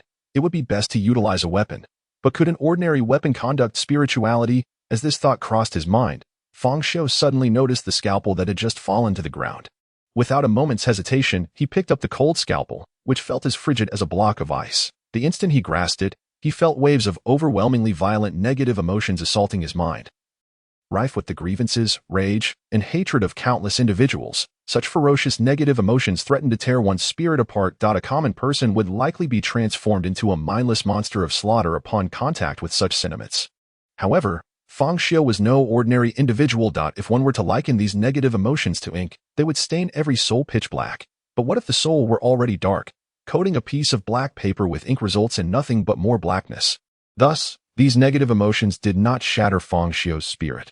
Rather, they instilled in him a sense of kinship with his own kind. Gradually, a multitude of shattered images emerged before Fang Xiu's eyes, each depicting bizarre, half-human entities bound to an operating table. While an exquisitely sharp scalpel sliced and dismembered their forms. In an instant, clarity dawned upon him. The female physician had once wielded this very scalpel to conduct experiments on those peculiar beings within the confines of the asylum, thus absorbing countless eerie resentments. Subsequently, it seemed that a cataclysm had unfolded within the asylum, leading to the female physician's psyche being shattered by the vengeful energies of the scalpel, transforming her into something uncanny. This revelation implied that the true source of the strangeness lay within the scalpel itself. The physician was merely a victim of its influence. With possession of this blade, could he eliminate the female physician? Swish! A bright silver glimmer sliced through the air, ruthlessly aimed at the pale neck of the physician. Clang! The sharp sound of metal clashing resonated, followed by a shower of sparks. The physician's neck remained unscathed. Fang Xiu was momentarily taken aback. This was impossible. How could a scalpel capable of severing countless abnormal forms fail to penetrate her, unless it required spiritual energy? Realization struck him. The scalpel demanded a spiritual impetus, and his own energy was depleted, rendering the blade impotent. It appeared that revenge was not feasible for the time being. Without the slightest hesitation, Fang Xiu turned and fled. Fearing that the physician might regain her composure and cease her feast upon Wu Dahai's corpse to turn her ire upon him instead, Zhao Hao, who had been waiting in the left corridor, noticed Fang Xiu's flight and promptly joined him in escape. Yes, they ran. Fang Xiu exited the corridor and found himself in a vast hall, where he once again encountered his two colleagues, who were currently hiding behind a large pillar. Initially, Fang Xiu could not see them due to the obstruction, but since awakening his spiritual senses, his perception had sharpened, allowing him to easily discern their rapid breaths and the anxious beating of their hearts. The hall featured 4 doors, oriented to the 4 cardinal directions, with no one knowing what lay beyond them. "Shogu, there are 4 doors here. Which one should we take?" Zhao Hao inquired. Upon hearing voices, the 2 colleagues emerged from behind the pillar. "Wonderful, you 2 are unharmed," Fang Xiu exclaimed. "Fang Xiu, please lead the way." Zhao Hao responded, startled. "You 2 were hiding here, yet you were quick to run just now, and now you want Shogu to guide you." The 2 exchanged awkward smiles, remaining silent as they directed pleading gazes towards Fang Xiu. Paying them no heed, he calmly replied, "It's simple. We will try them one by one." Zhao Hao and the others were momentarily stunned. In this realm where time was of the essence, how could they afford to test each door individually? Just as they were about to persuade him otherwise, Fang Xiu strode towards the westernmost door, compelling the others to follow suit. But at that moment, a monstrous roar reverberated throughout the hall. Instantly, the ceiling began to tremble as if something was racing above them. The group was engulfed in panic. The eerie presence was upon them. How could this be? Wang Zitong and Wu Dahai were but 2 individuals. How could they possibly close in so swiftly? Fang Xiu swiftly deduced that it was highly probable his bizarre attack had caused the incident. Or perhaps he had seized the scalpel from his opponent, thereby disrupting the female physician's murderous pattern. "Let us go," he exclaimed in a low voice, promptly pushing open the door to the far west and rushing inside. Followed closely by the others. To their astonishment, the door led to a staircase ascending to the upper floor, prompting the group to ascend with fervor. Among them, Fang Xiu was the swiftest, despite his spiritual energy being depleted. The enhancement he had activated remained, allowing him to mobilize the majority of his muscles and unleash remarkable strength. Yet, no matter how fast he was, he could not outpace the uncanny female physician. Seemingly devoid of any unique abilities, her only advantage was her exceptionally long legs, propelling her upward with astonishing speed. In but a moment, she appeared on the staircase, completely ignoring the others, and lunged directly at Fang Xiu. He was caught off guard and was immediately knocked to the ground, her elongated limbs pinning his down like iron clamps. With a furious roar, the female physician opened her gaping maw and lunged for Fang Xiu's neck. A sickening crunch echoed as blood sprayed forth. Fang Xiu met his demise. Chapter 23. The escape route. A cold, slick sensation enveloped him. Fang Xiu relived his previous ordeal, yet all his choices remained unchanged. He would slay Prince Ting and Wu Dahai, activate his spiritual energy, and seize the scalpel. He could never relinquish the scalpel, a tool capable of slicing through countless anomalies. Paired with the agonizing ability, it would deliver a lethal blow. The scalpel could bypass defenses, and the pain-inducing ability would ensure death, a perfect combination, even if it meant inciting the wrath of the female physician and disrupting the pattern of killing.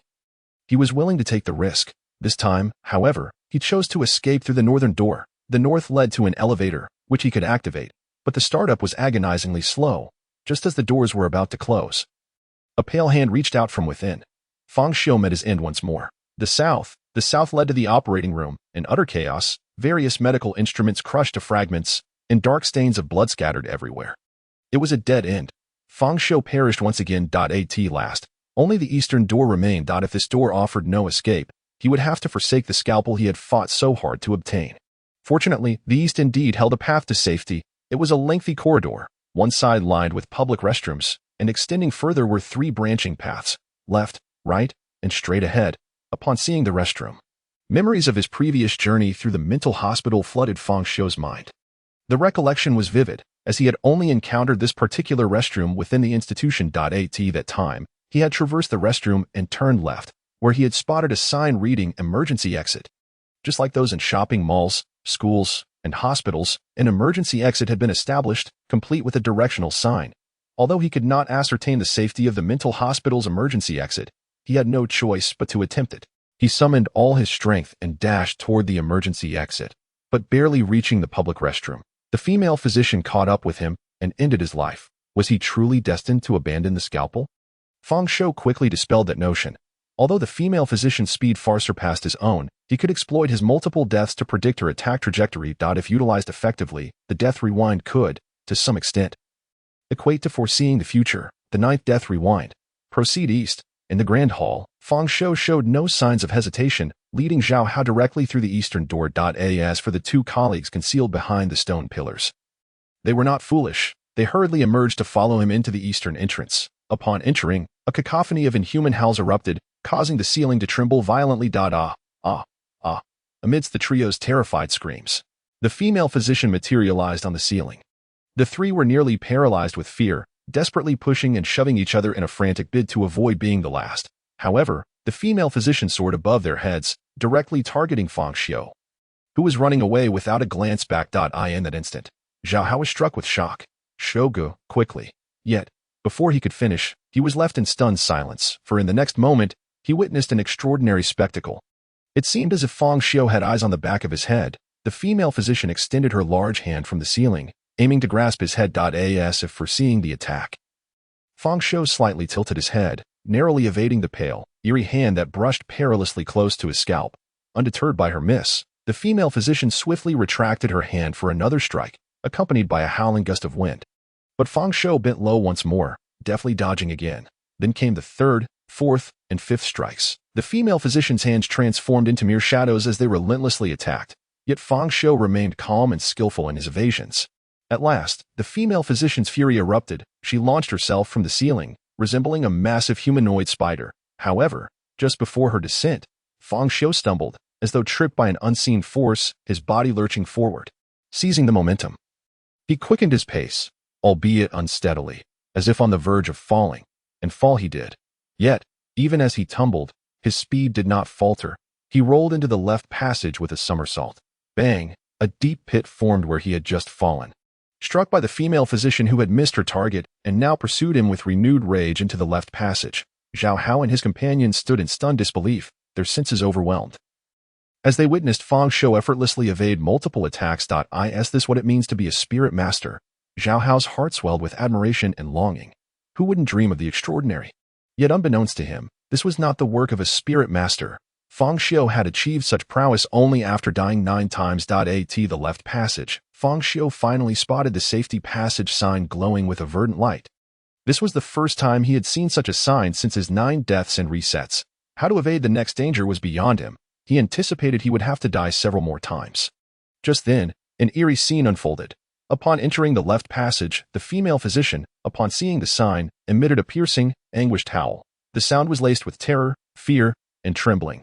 Following her scream, she abruptly turned and fled like a specter.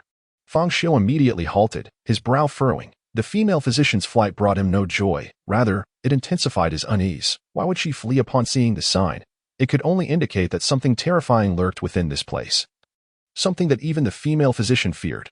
Fang Xiu gazed intently at the signpost, his brow furrowed. Behind the signpost lay a dimly lit corridor, illuminated solely by the feeble glow of the sign itself. In the distance, he could faintly discern an iron door at the end of the passage. According to conventional reasoning, beyond that door was the path to safety. At that moment, Zhao Hao and the others rushed over. Shogu, are you all right? Where did that anomaly go? Zhao Hao inquired with concern. Fang Xiu shook his head, indicating that he was fine. The other two, however, wore expressions of sheer delight. This is a safe passage. The way out must be here. They were eager to proceed, but they were not foolish. Seeing Fang Xiu remain still, they naturally hesitated to venture ahead. Fang Xiu, why aren't you moving? Is there something wrong with this path? Let us rest a bit before we go. With that, Fang Xiu unexpectedly sat down on the spot, closing his eyes to recuperate. He was waiting for his spiritual energy to replenish. The female doctor had been frightened away. And since he could not even contend with her, it was imperative that he wait until he regained his strength before probing further. Zhao Hao glanced at Fang Xiu, who was in a meditative state. Exchanging glances with the others, they felt helpless yet resigned, knowing they too needed a respite. It had only been a matter of minutes since the appearance of the eerie domain, yet those few minutes had been filled with frantic running and palpable fear. As office workers, they were already severely fatigued, and the sudden halt made them feel faint and weak. After half an hour, Fang Xiu abruptly opened his eyes and sprang up. His sudden movement startled the trio. Chapter 24. Wife, how could I live without you? Let us go. Fang Xiu uttered a single word before striding towards the safe passage. His spiritual energy had returned to a mere 1%. Thus his recovery was swift. With his strength restored, there was no reason for hesitation. He walked slowly, intensely attuning his senses to the surrounding environment, ready to react at a moment's notice should any danger arise. Soon, he passed the signpost, and nothing untoward occurred. He continued onward, the door drawing ever closer, with Zhao Hao and the others closely following. none encountering any peril. Yet, the more uneventful the journey, the more uneasy he felt. If it had been enough to frighten away the female doctor, how could this place be devoid of danger? At last, he stood before the door, and still, nothing had happened. Could it be that the true threat lay hidden behind the door? With a resounding thud, he pushed it open, revealing a pitch-black void, devoid of any light, akin to a black hole. Shogo, is this really a path?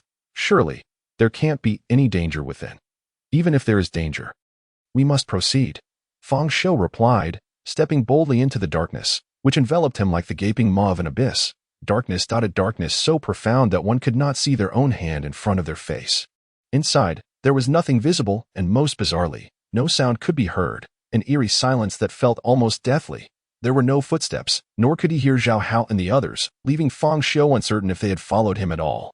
He attempted to speak, but though his vocal cords vibrated, no sound emerged. He turned to look back, only to find that the door had vanished, leaving him surrounded solely by darkness. When he waved his hand, he encountered nothing tangible, let alone Zhao Hao and the others. At this juncture, the only course of action was to press onward. 1 minute elapsed, then 2, until 10 minutes had passed.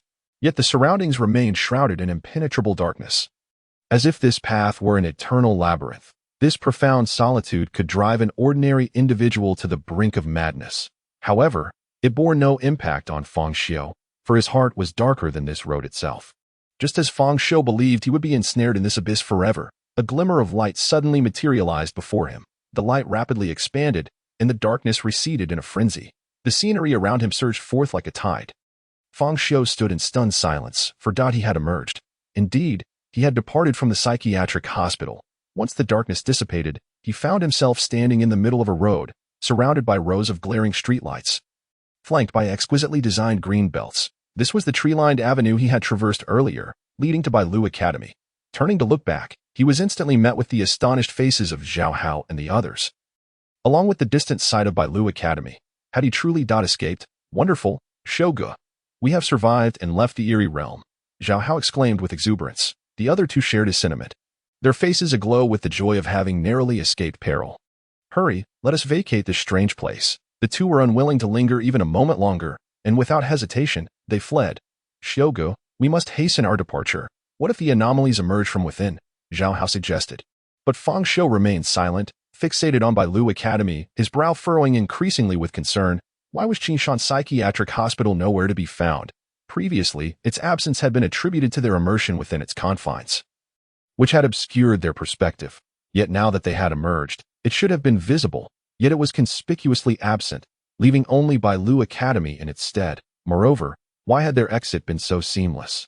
Devoid of any danger, the female doctor had merely glanced at the signpost before turning and fleeing. How could they have encountered no threats? Could it be that the doctor was bound by some constraint, unable to leave the psychiatric hospital, thereby fleeing upon sighting the exit? Puzzled, he ultimately acquiesced to Zhao Hao's persistent urging to depart. However, as they continued onward, Fang Xiu stumbled upon another revelation that left him profoundly shaken. The anomalies had vanished. The once omnipresent strangeness that had pervaded the streets, even the indescribable oddities in the sky, had inexplicably disappeared. What on earth was happening? At that moment, Fang Xiu's mind was utterly in disarray. He could reconcile his inexplicable escape, the disappearance of the psychiatric hospital. These he could accept. Yet, the one thing he could not bear was the vanishing of the anomalies. They could not simply escape. They must die. Thus, Fang Xiu raced homeward in a frenzy, leaving Zhao Hao far behind. Unable to match his pace. As he ran, he muttered frantically, "No, no, no, you cannot disappear. You must not vanish. At the very least, my wife must not disappear. Wife, you cannot disappear. You must wait for me at home."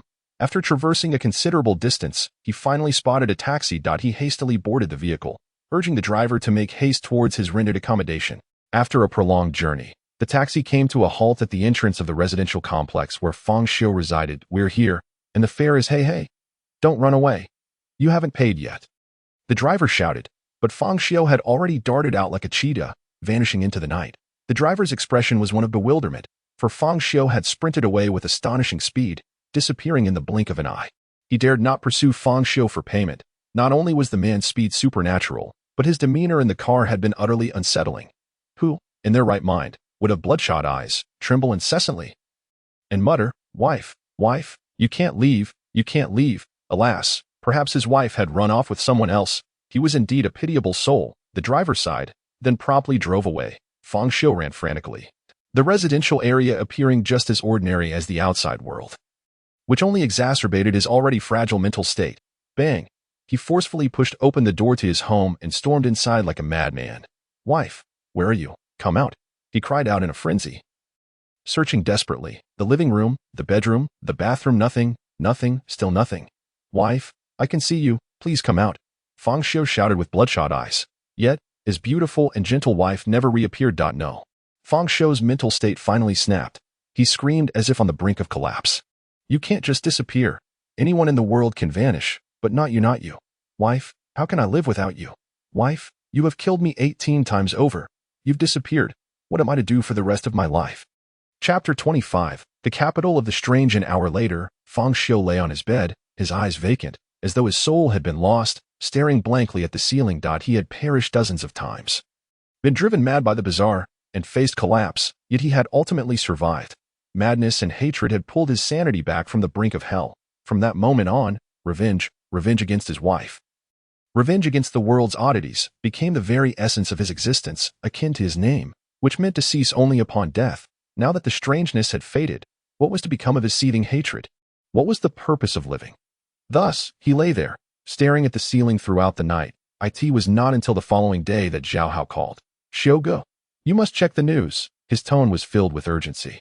However, Fang Xiu remained unresponsive. "Xiu, the news reports that the Bailu Academy has caught fire." Upon hearing the name Bailu Academy, a glimmer of life returned to Fang Xiu's eyes as he began to browse the news on his phone. The first headline he encountered left him utterly stunned. At 1949 yesterday, a significant fire broke out at the sales office of Bailu Academy in the development zone of Lviting City, affecting an area of approximately 1,000 square meters. Firefighters were dispatched immediately and extinguished the blaze by 22:00. According to reports, the incident resulted in 11 fatalities. The list of the deceased is as follows. A fire at Bailu Academy at 1949 yesterday. How could this be possible? At this time yesterday, Fang Xiu distinctly recalled that they were fleeing through the eerie domain, frequently checking the time on their phones, which allowed him to remember it vividly. Moreover, when he departed from Bailu Academy around 9 o'clock, he did not witness any fire. He hastily glanced at the death list, only to be startled by the sight of his own name glaring back at him. A series of familiar names followed. Zhao Hao, Wang Zitong, Wu Dehai. On the phone, Zhao Hao's anxious and terrified voice resonated. "Xiu, have you seen it? Our names are on that death list. Could it be? Are we already dead?" Fang Xiu remained silent, yet the sparkle in his eyes began to revitalize at a visibly rapid pace. "Xiu, are you listening?" Ha. Fang Xiu suddenly erupted into a fit of suppressed, exhilarated laughter. "Ha! Marvelous, truly marvelous. I knew they hadn't vanished. They were merely playing hide and seek with me." "Xiu, what are you talking about? Don't scare me." Bang! Fang Xiu hung up the phone, overwhelmed with excitement at the news of his own death. For it implied that the bizarre events had not concluded, and the strangeness had not dissipated. What could be more exhilarating than this? Just then, a notification pinged. It was from the real estate office group. Manager Wu Dehai was tagging Fang Xiu.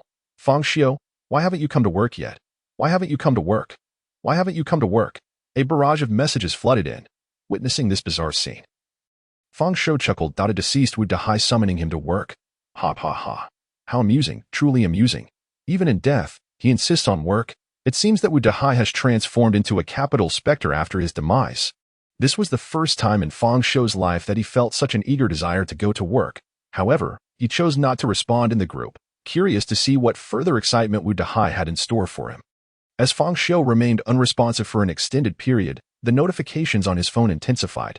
Eventually, a line of blood-red characters appeared. Do you think that by not speaking, I wouldn't know where you are? The menacing crimson letters sprawled across the screen, eerie and bloody. Subsequently, those blood letters began to morph, coalescing as if a pool of blood had materialized on the phone screen, a vivid scarlet stain. Gurgle. The blood began to boil, akin to water in a pot. Gradually, a single eyeball emerged from the blood, accompanied by countless blood vessels sprouting from the phone screen. That strange eye fixated intently on Fang Xiu. "Fang Xiu, I see you." Wu Dehai's chilling voice emanated from the eyeball. The scene was extraordinarily bizarre, capable of driving a normal person to madness. Yet Fang Xiu was an exception. After a moment of contemplation, he calmly inquired, When will my commission be issued? The eyeball seemed momentarily taken aback, clearly unprepared for Fang Xiu's reaction. As long as you come to work, it will be issued. Good. Upon concluding his words, Fang Xiu abruptly extended his hand and seized the eyeball, still tethered by strands of blood, as if uprooting a weed, forcefully yanking it from the screen of his mobile device. I apologize, but this is my only phone. I kindly ask you not to monopolize it. The eyeball emitted a wretched wail of agony, only to dissipate into thin air, akin to a fleeting bubble. Was it merely an illusion? The situation grew increasingly intriguing. Thus, he resolved to proceed to work. Consequently, Fang Xiu set off once more, making his way to Bailu Academy. Upon his arrival, he was taken aback to discover the entire sales office of Bailu Academy charred black. Unmistakably having endured a catastrophic fire, with caution tape strung around the perimeter, he boldly crossed the caution tape and entered the sales office. The moment he stepped through the doorway, a miraculous transformation overtook the scene. In a daze, he seemed to be transported back to the former sales office, resplendent with opulence, polished marble floors, and grand crystal chandeliers adorning the ceiling. Amongst this splendor stood the long-deceased Li Feifei. Clad in professional attire and black silk, engaged in conversation with her colleagues. Upon noticing Fang Xiu's presence, they even greeted him. Li Feifei teasingly remarked, "Oh, Xiao Fang has arrived. You're quite early today." Fang Xiu approached her, pinching her arm, which felt warm, full, and elastic. Is this real? Li Feifei shrieked and swatted Fang Xiu's hand away, her face contorted in anger. Fang Xiu paid her no mind and ascended to the second floor instead. As he reached the second level, he spotted Zhao Hao rushing towards him. "Shogo, have you also been summoned to work?" "No, I enjoy working. What about Wu Dehai?" Zhao Hao paused momentarily, then replied, "He's in the office." Fang Xiu nodded and proceeded to find Wu Dehai. Along the way, he passed through the office area, where his once-deceased colleagues were at their desks, either diligently working or idly slacking off, just as before. Just as he was about to enter Wu Dehai's office, Wu Dehai emerged first. Upon seeing Fang Xiu, he immediately erupted in a torrent of curses. "Fang Xiu, why are you only just arriving at work? I tagged you in the group. Why didn't you respond? Do you have any idea when will my commission be issued?" Fang Xiu's calm voice interrupted Wu Dehai's incessant complaints. Wu Dehai scoffed, "Commission? Do you still have the audacity to ask for a commission? With your work ethic. Even in death, you remain insufferable. What did you say? Who's dead? Can you speak like a human being? I'm perfectly alive. You are the one. Wu Dehai's fury escalated, his finger jabbing at Fang Xiu's nose, his voice resembling a rapid-fire machine gun, drawing the attention of the entire office. Suddenly, a flash of silver cut through the air. The world fell silent, under the astonished gazes of all present. A gleaming surgical knife was plunged. Fang Xiu withdrew the surgical knife, and a jet of blood, swift as an arrow, erupted from Wu Dehai's neck, splattering against the wall. Bang! Wu Dehai's corpulent form collapsed to the ground with a resounding thud. At that moment, his colleagues froze, each one standing rigidly in place like a zombie, their faces paling to an ashen hue. Even Zhao Hao was no exception. In the next instant, the colleagues stirred, their bodies contorting in a grotesque manner. Necks and spines bending into an exaggerated, inhuman arc, their muscles writhed and swelled as if boiling. Are they about to transform? Fang Xiu murmured to himself, "Then I shall interrupt the spell." He wouldn't be foolish enough, like in a television drama, to remain stationary and wait for their transformation. With a sudden burst of energy, Fang Xiu, imbued with spiritual prowess, darted towards the group with the agility of a cheetah. 1 slash, 2 slashes, 3 slashes. Silver glimmers flickered throughout the room. By the time Fang Xiu came to a halt, he had traversed to the far end of the office area. In that fleeting second, he had navigated the entire workspace, leaving a gaping wound on each person's neck. Splatter, splatter. Almost simultaneously, geysers of blood erupted from their necks, a multitude of crimson fountains blooming forth, resembling a cluster of alluring blood-red blossoms. Thud, thud, thud.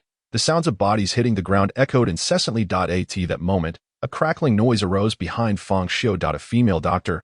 I've been waiting for you." He turned around to find the familiar figure of the female doctor, her elongated limbs suspended from the ceiling, her thick, black hair cascading down, and drool dripping from her gaping maw, her eyes devoid of pupils fixating on Fang Xiu with an unwavering stare. Suddenly, the female doctor lunged toward Fang Xiu like a wraith. However, this time, Fang Xiu stood his ground, his expression calm, waiting for her to strike. Whoosh! The doctor's pale, ghastly hand lunged at Fang Xiu's neck. Yet, in the next moment, an astonishing occurrence unfolded. Her hand passed straight through his neck as if traversing a mere expanse of air. "Had you had your fun? If so, come forth." Fang Xiu spoke serenely. In an instant, The female doctor vanished, the corpses scattered across the floor disappeared, and even the entire sales office shattered like a mirror. Behind the shards lay the escape passage of Qinshan Psychiatric Hospital. A glaring safety exit sign hung on the wall. Beside Fang Xiu, Zhao Hao, and the other two lay contorted on the ground. Each face marked with a twisted expression of terror, their bodies marred by numerous chaotic wounds, devoid of breath. Fang Xiu slowly rose from the floor, and in the darkness, a pair of crimson, eerie eyes fixated intently upon him. Those eyes seemed to lack a true form, ensconced within a formless cloud of black smoke, writhing incessantly. A dream. It appears this is your ability, Fang Xiu remarked calmly. From the smoke-enshrouded eyes emanated a hoarse, unsettling voice that grated on the nerves. How did you see through the dream? Your dream is remarkably vivid, and you possess a keen understanding of humanity. Yet alas, you do not comprehend silicone. Silicone. The eerie eyes seemed to grasp this concept inadequately. It inquired further. Why do you not feel fear? Oh, Fang Xiu responded with a light gasp. It seems you rely on fear to kill. In the realm of your dreams, the greater the fear, the swifter the demise. It is no wonder that a list of the deceased emerges, with the fallen resurrected to beckon me to work. To be candid, upon encountering a brand new anomaly once more, I felt a surge of elation. However, I must express my discontent with the dream you have conjured, for you dared to fabricate a world devoid of anomalies. Was that not the very essence of what an anomaly ought to embody? The dark, smoky figure remained silent, fixating its gaze intently on Fang Xiu, seemingly intent on committing his visage to memory. In the next instant, it began to slowly fade away, vanishing from sight. Fang Xiu glanced at the tragically deceased Zhao Hao and his companions. Having unraveled the sequence of events, this was an anomaly capable of manipulating dreams, and it was also the female physician he had frightened off. If his deductions were accurate, she should be the weakest anomaly within the entirety of the Qinshan Mental Hospital. Her transformation into an anomaly diverged significantly from that of others. While most anomalies appeared to undergo experimentation, transitioning from human to anomaly, the female physician had never participated in such experiments. She merely became an anomaly through the contamination of a surgical knife.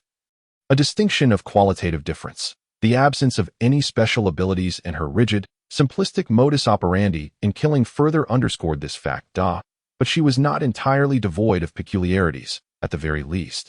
Her legs were exceptionally long, stretching over 2 meters. Due to the disparate factors leading to their transformations, the disparities in strength between the two were monumental. Upon encountering a true anomaly, the female physician was swiftly overwhelmed by fear.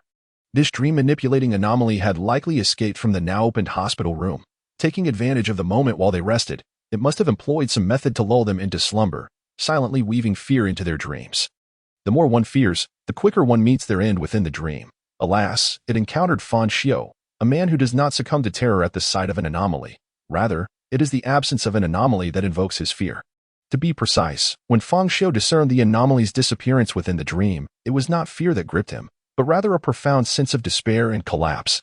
Fortunately, this anomaly, in its attempt to instill fear, deliberately orchestrated various eerie events, rekindling Fang Xiu's fervent desire for life. Moreover, the anomaly's ignorance of silicone led to its unraveling at Fang Xiu's hands. Ultimately, the principal reason for this anomaly's failure lay in Fang Xiu's inherent lack of fear.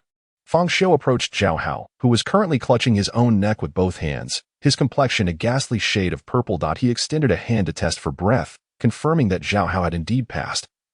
Having suffocated himself, such a feat was unthinkable for an ordinary human, yet the presence of anomalies defied normalcy. Suddenly, Fang Xiu produced a surgical knife and plunged it into his own neck, as blood gushed forth.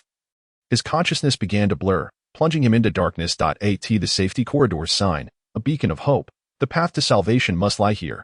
Two colleagues gazed at the safety corridor sign with expressions of delight.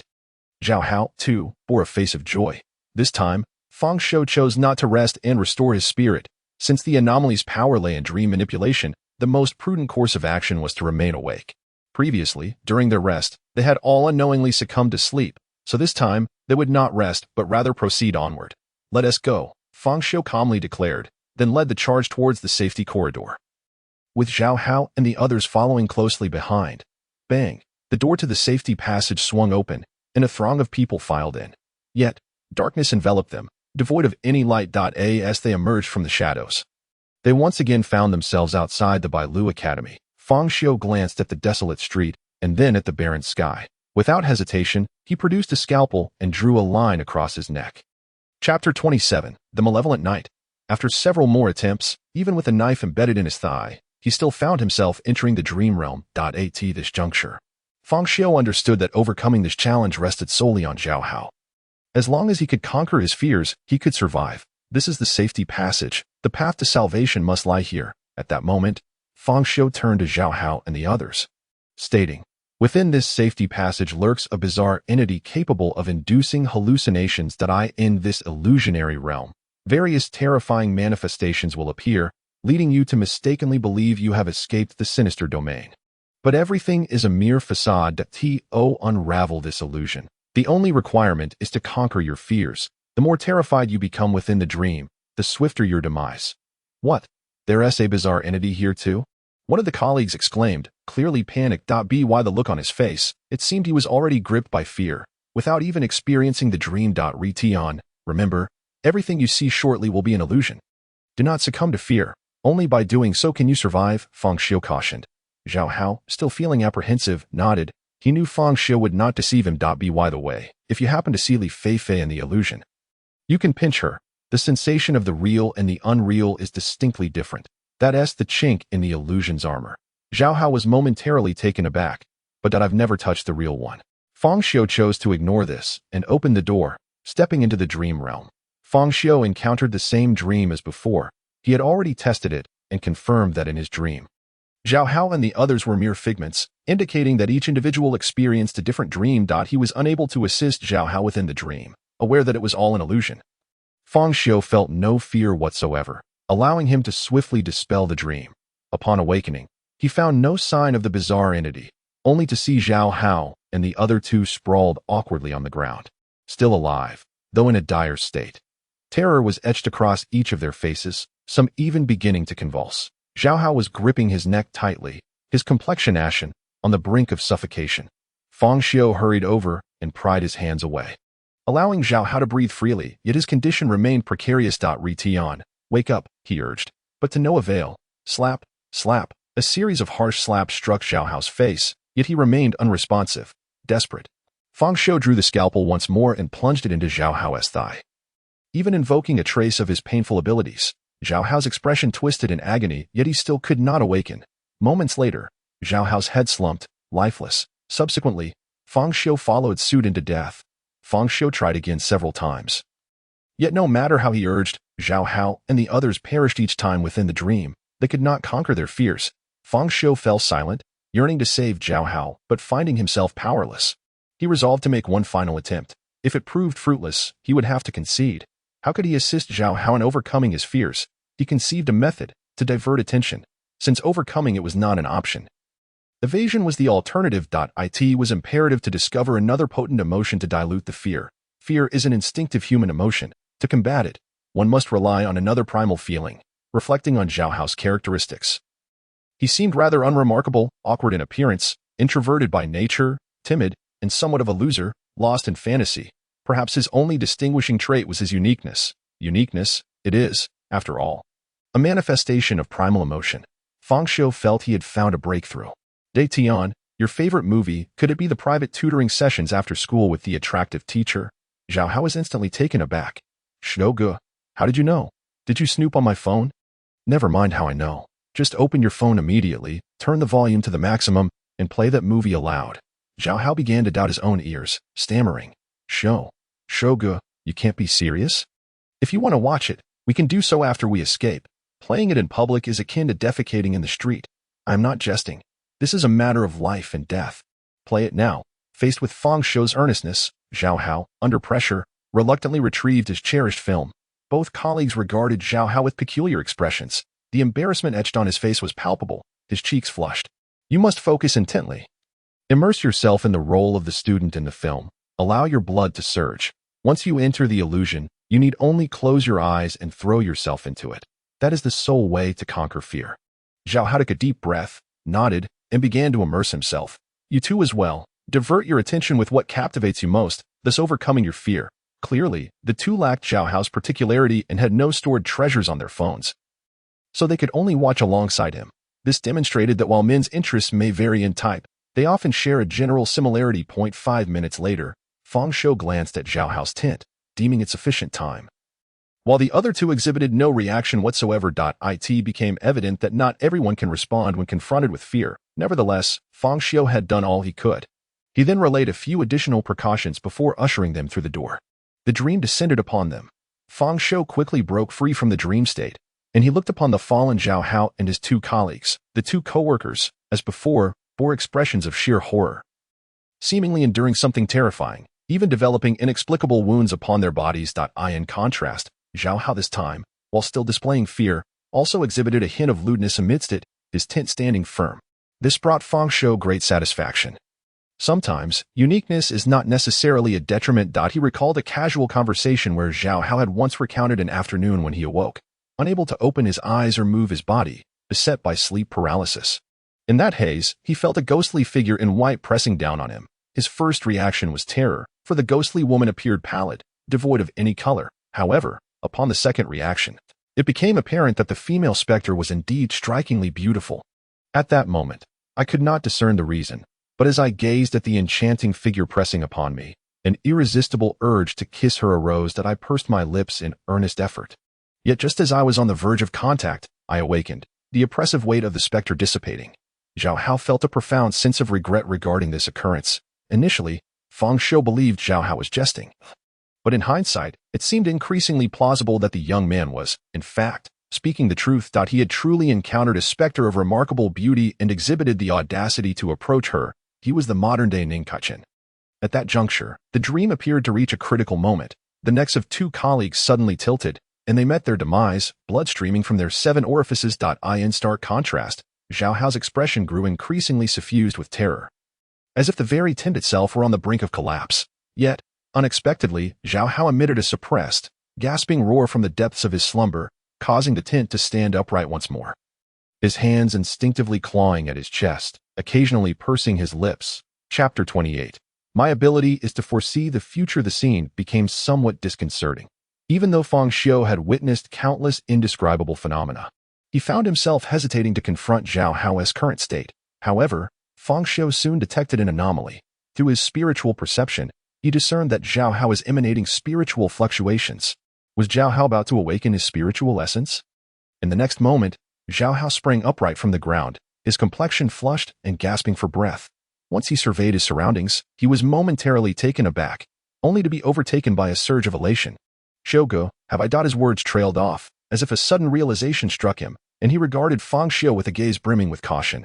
Are you really Shogo? Noticing Zhao Hao's reaction, Fang Xiu felt a sense of growth in him, as if he had begun to engage in deeper reflection, albeit marginally. To affirmed that this was not merely a dream, Fang Xiu spoke. The plumber's revenge, the giant female patient, the abalone game, the flight attendant's private service. Avatar. Stop right there. You truly peered into my phone. Shogu.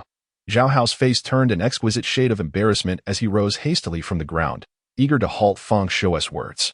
All right, let us prepare to depart. Zhao Hao nodded, but upon witnessing the grim fate of his two colleagues, his pupils constricted, and he let out a sigh. This time, they stood before the true entrance. Previously, their so-called opening of the door had transpired solely within the realm of dreams. Each time they approached the threshold, they had already entered a dream state. Fang Xiu placed his hand upon the door, suddenly feeling a sense of peculiarity. Why had the specter not manifested this time? During the first instance of shattering the dream, he had been the sole survivor, and the specter had appeared. Questioning why he did not feel feared in subsequent encounters, the specter had remained absent, and Fang Xiu surmised it was because Zhao Hao and the others had yet to perish. Thus the specter lingered within the dream. Yet, on this final occasion, with all dreams concluded, the anomaly had behaved contrary to expectation by not appearing at all. What could be the reason? For reasons unknown. Fang Xiu suddenly recalled Zhao Hao's actions just before his impending awakening, the way he had been kissing and clawing at the air. Could it be? A hypothesis formed in his mind, yet he refrained from inquiring immediately, instead forcefully pushing open the door. What greeted him was a void of darkness. As if it were a black hole, the two ventured into its depths, walking for approximately 10 minutes before finally encountering a glimmer of light. As the illumination dispelled the darkness, it receded like a tide, revealing the exterior world. They found themselves upon a road. This time, Fang Xiu was certain that it was not a mere dream, for he had witnessed those indescribable anomalies upon the dome. and even a few scattered creatures lurked within the surrounding grove. Not far behind them stood the sales office of Bailu Academy, while the Qingshan Psychiatric Hospital had seemingly vanished. Yet, in Fang Xiu's perception, the hospital had not truly disappeared. It was embedded within the sales office. This perplexed him. Why was he able to see the psychiatric hospital before, but not now, previously? The sales office had not obscured the hospital. Yet now it seemed to have melded into it. Could it be that the hospital had integrated into reality, thus being concealed by the tangible surroundings, while it had been in a state of illusion before, rendering it unobstructed? Wonderful news, Xiugu. We made it out, Zhao Hao exclaimed with excitement. Fang Xiu did not respond immediately. Instead, he inquired, "Did you awaken your spiritual essence?" Spiritual essence? Zhao Hao paused. "I think I felt something strange in the illusion just now." After saying this, he closed his eyes to concentrate, and moments later, he opened them, his face alight with joy. "Xiugu, I feel as if I've become a superhuman. Not only are my senses heightened, but my strength has also increased. If that long-legged anomaly appears before me again, I could take it down with a single punch." Fang Xiu nodded, not particularly surprised. After all, Zhao Hao had certainly had his share of encounters, and having experienced life and death in the dream, as well as prolonged contact with the entity controlling it, he had fulfilled the conditions to awaken his spiritual essence. However, what abilities would Zhao Hao manifest in this state of setting up a tent? What abilities have you awakened? Abilities? Zhao Hao pondered for a moment, scratching his head. "I seem unable to perceive any abilities." Unable to perceive? Fang Xiu was taken aback, but given his own limited understanding of spiritual essence, he refrained from further questioning. Could it be that I am without abilities?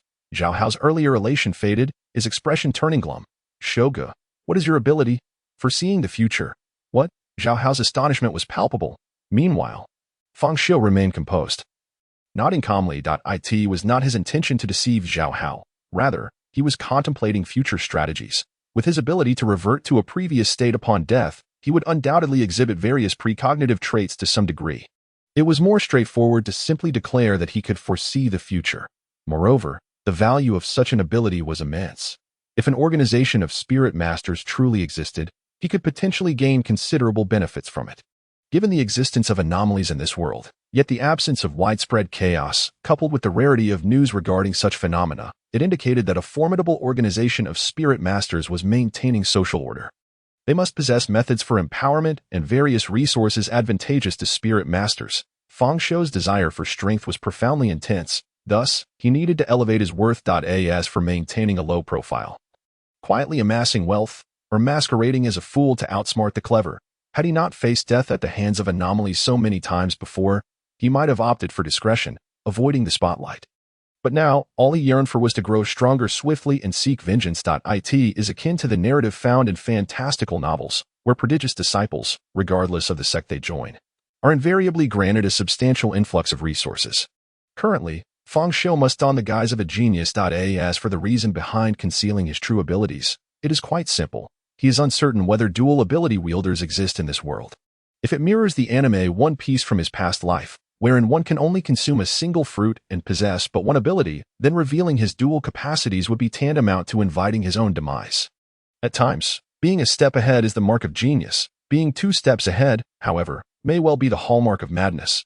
Shogu, no wonder you knew which path to take in the eerie domain, and were aware of the peculiarities near the safe passage. It turns out your ability is to foresee the future. Zhao Hao suddenly grasped the situation. Previously, in the midst of terror within the eerie domain, he had failed to notice Fang Xiu's prescient insights, instinctively adhering to his directives. Reflecting upon it now, every decision made by Fang Xiu had been astutely correct, including the means of saving himself.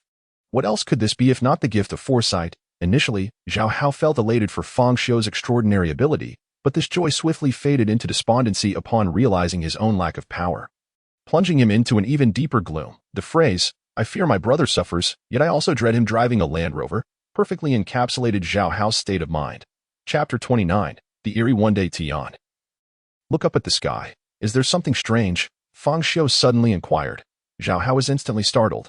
"Strange? Where is it?" He hurriedly gazed upward, only to behold the moon's gentle glow and a sky as dark as a curtain. "Xiugu, where is the strangeness in the sky? Are you mistaken?" "Well, perhaps I mistook a bat for something eerie," Fang Xiu remarked, his brow furrowing involuntarily. "I guess it that others who awaken their spirituality and become spirit masters cannot discern the multitude of peculiarities in the world? Is it because Zhao Hao, having just become a spirit master, is too weak, or is it that spirit masters are inherently incapable of perceiving the vast array of oddities? Fang Xiu earnestly hoped for the former. As it would imply he was not alone, there were others like him who could see the strange phenomena. Let us return home and rest. Return home to sleep, Zhao Hao exclaimed, bewildered. Xiugu, our colleagues are dead. And we've encountered the eerie. You still think of going home to sleep? What? Do you intend to call the authorities? Well, I suppose so. Matters concerning the eerie should be addressed by a Taoist. No one needs to be sought. They will come to us. In a world where the eerie and spirit masters exist, there must be organizations specifically tasked with dealing with such phenomena. Otherwise, chaos would have long since ensued. By the way, how did you break free from the dream? Zhao Hao's expression quickly turned awkward, visibly shifting. How else could I have done it? I followed your method, Xiugu, disregarding everything and desperately immersing myself in the film.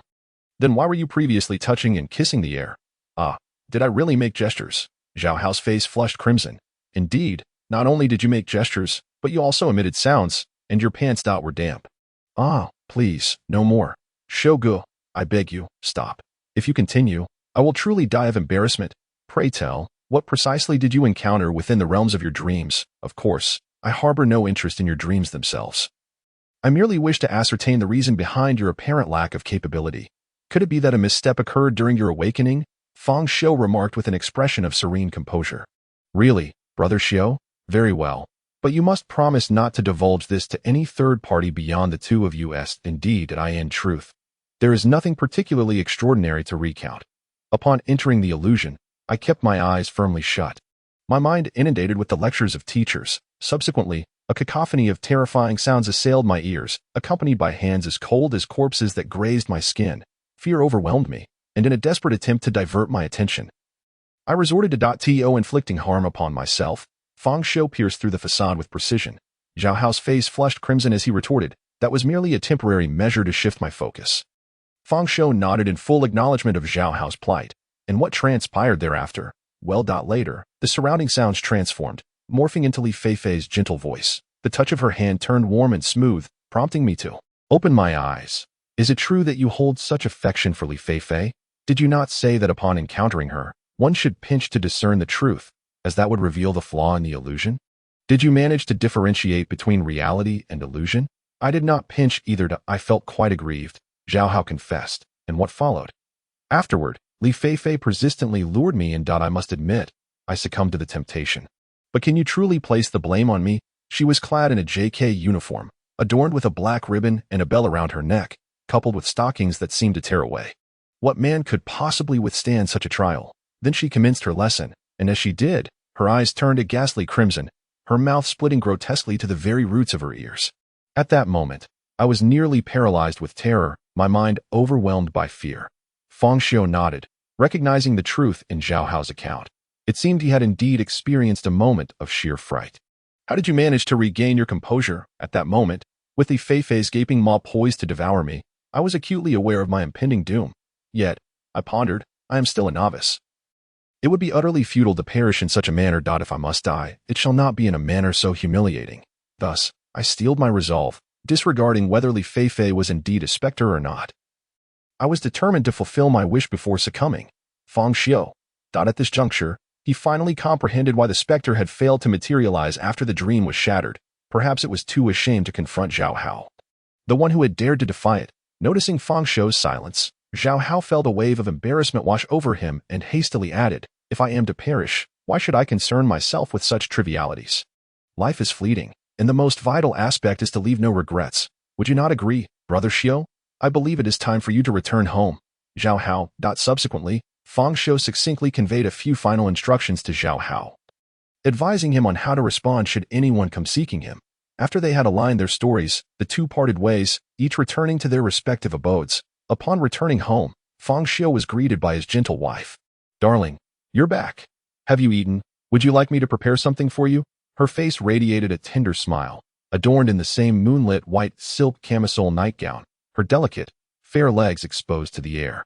The sight of his ever-gentle wife brought an immense relief to Fang Xiu's heart. It felt delightful to be reunited with her. He gazed intently at her exquisite features, struck by her astonishing beauty. So breathtaking that even photo editing could not do it justice. "Yes, I'm back," he replied with a smile. In an instant, the soft smile on his wife's face vanished, replaced by a fierce and ravenous expression. The swiftness of her transformation was akin to that of a master of facial expressions. "You see," before she could finish her sentence, a flash of silver suddenly appeared that a surgical knife, transforming into a shadow, lunged fiercely toward her fair neck, imbued with Fang Xiu's dark essence, amplifying the pain to its utmost. During his time away, his essence had already replenished, allowing him to wield the surgical knife. Just as the blade was about to pierce her delicate neck, darkness enveloped his vision, and his consciousness plunged into an abyss. When he awoke again, he found himself back at the entrance of his home. Had he died, the location of his death's reset had shifted. Fang Xiu muttered to himself, the dim light cast in the old corridor creating shadows across his face. Was this truly the extent of his wife's power? He had anticipated that awakening his essence would narrow the gap, yet it seemed to widen instead. This time, he didn't even know how he had perished. Indeed, there existed a disparity between the strange and the bizarre, perhaps even more significant than that between individuals. It appeared that refraining from further exploration of the psychiatric hospital was a wise decision. After the female doctor had fled in fright, Fang Xiu had contemplated continuing his exploration of the Qinshan Psychiatric Hospital, but ultimately decided against it, deeming it pointless. His abilities were far too weak, and he lacked knowledge regarding the application of his essence and all matters pertaining to essence masters, leaving far too much room for error. The female doctor was merely the weakest anomaly within the hospital. He couldn't even handle that, let alone the other entities confined within the rooms. Let us not forget that several room doors were ajar, one of which belonged to a being that manipulated dreams. While the whereabouts of the others remained unknown, this time, fortune had smiled upon him, allowing him to encounter a non-hostile dream anomaly, thus enabling his escape. Had he been confronted by any other entity, even with the reset upon death, he would likely have been eternally trapped in the Qinshan Psychiatric Hospital. In the face of absolute power, no matter how many times one might restart, be it 100, 1,000, or 10,000 times, it would matter not. Thus, Fang Xiu resolved to first familiarize himself with his own essence, delve into the ways of the essence masters, and engage with relevant organizations to gather more information before making further plans. Chapter 30. Global Anomaly Incident Joint Investigation Strategic Defense Attack and Logistics Support Bureau. With a bang, he opened the door to his home. His wife stood at the threshold like a devoted and caring spouse. "Darling, you're back. Have you eaten? Would you like me to prepare something for you?" Fang Xiu disregarded his charming wife, resembling a weary employee returning home late from work, using exhaustion as an excuse to evade his responsibilities. After indulging in a warm bath, he reclined on his bed to sleep. Although he referred to it as sleeping, in reality, he was engrossed in the study of spirituality. He was desperately eager to grow stronger. For only by becoming powerful could he uncover the secrets of the Qinshan Mental Hospital, grasp the peculiar truths surrounding it, and ultimately seek vengeance for his wife, inflicting suffering upon the world of the bizarre. Throughout the night, he delved into his research, yet his findings were disappointingly scant, primarily due to his near-total ignorance of spirituality. All the information he possessed was relayed through Wang Zitong, who in turn had heard it from his cousin, resulting in only a handful of genuinely useful insights. Reluctantly, he succumbed to a deep slumber. In the Green Vine City Investigation Bureau, a department that remains virtually unknown to the general populace, its purpose shrouded in mystery. Few are aware of its existence. This discreet yet clandestine organization, however, boasts a formidable reputation within the realm of spiritual practitioners in Green Vine City. It serves as a guardian against the uncanny, ensuring the safety of the entire city. The full name of the Bureau is the Global Anomalous Events Joint Investigation Strategic Defense, Offense, and Logistics Bureau, commonly referred to as the Investigation Bureau. The headquarters of the Green Vine City Investigation Bureau. In the conference center, a group of individuals gathered around a conference table. Among them were both men and women, some clad in formal attire, others in casual wear, and even a few in eccentric outfits. Each possessed distinct characteristics, yet they shared a common trait. They were predominantly youthful, in their 20s or 30s. The oldest amongst them, a middle-aged man in his 40s, donned a black suit and exuded an imposing presence. The meeting commenced urgently, and the middle-aged man wasted no time in addressing the assembly. "You all must have heard that 5 hours ago, an anomalous domain emerged at the Bailu Academy in the development zone of our city.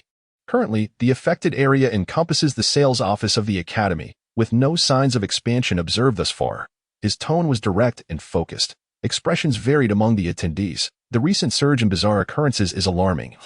One remarked gravely, "Isn't that a positive development?" Another interjected with a grin, "For us spiritual practitioners, the more anomalies there are, the faster our strength can grow. Such arrogance. Be wary of perishing at the hands of the uncanny." Warned another, "Do you seek a confrontation? You think I fear you?" The middle-aged man surveyed the chaotic assembly with an impassive expression, clearly accustomed to their tumultuous dynamics. This man, named Wang Dihai, served as the director of the Greenvine City Investigation Bureau. Despite being an ordinary human rather than a spiritual practitioner, it was an unusual arrangement, as most city investigation bureaus were structured similarly. The mortality rate among spiritual practitioners was excessively high, relegating them to combat roles rather than management positions. No one wished to burden spiritual practitioners with mundane administrative tasks, thereby wasting valuable resources. Furthermore, spiritual practitioners, often tainted by the influence of anomalous forces, tended to possess eccentric and, at times, volatile personalities, rendering them unsuitable for leadership roles. However, there existed captains among the practitioners who collaborated with the director in management. Enough. Wang Dihai slammed the table with a forceful clap, his voice laced with anger. If anyone continues to disregard meeting protocol, the spiritual materials for practitioners will be have next month. With that pronouncement, the entire assembly fell silent, clearly aware of the significance of the so-called spiritual materials. As a spirit master, one possesses physical qualities that surpass those of ordinary individuals, along with a variety of extraordinary abilities. Thus, it is relatively effortless for such individuals to amass wealth, resulting in a diminished need for monetary gain. However, the necessity for spiritual materials is paramount, as it directly pertains to their own survival. This also serves as a crucial factor for the Investigation Bureau to recruit a significant number of spirit masters. After all, those who act out of love are few and far between. To compel spirit masters to confront the bizarre at the cost of their lives, one must present ample incentives. As the meeting room fell into silence, Wang Dihai composed himself once more. "Shaolin, bring up the surveillance footage from nearby Lu Academy." "Understood, Director Wang," replied a young woman, dressed in a manner befitting a secret arts practitioner, her demeanor sharp and focused, as she hastened to operate the computer, projecting the footage onto the screen in the conference room. The attendees turned their gaze towards the screen, which displayed the surveillance around by Lu Academy, but notably lacked any internal footage. To be precise, it was not that there was none. Rather, the internal cameras appeared to have been compromised by some strange force, rendering them entirely inoperative. The surveillance feed began to flicker, revealing the main road leading to Bailu Academy. The thoroughfare lay desolate, with only the trees on either side swaying and rustling in the wind. "Fast forward," commanded Wang Dihai. Shaolin complied, accelerating the playback.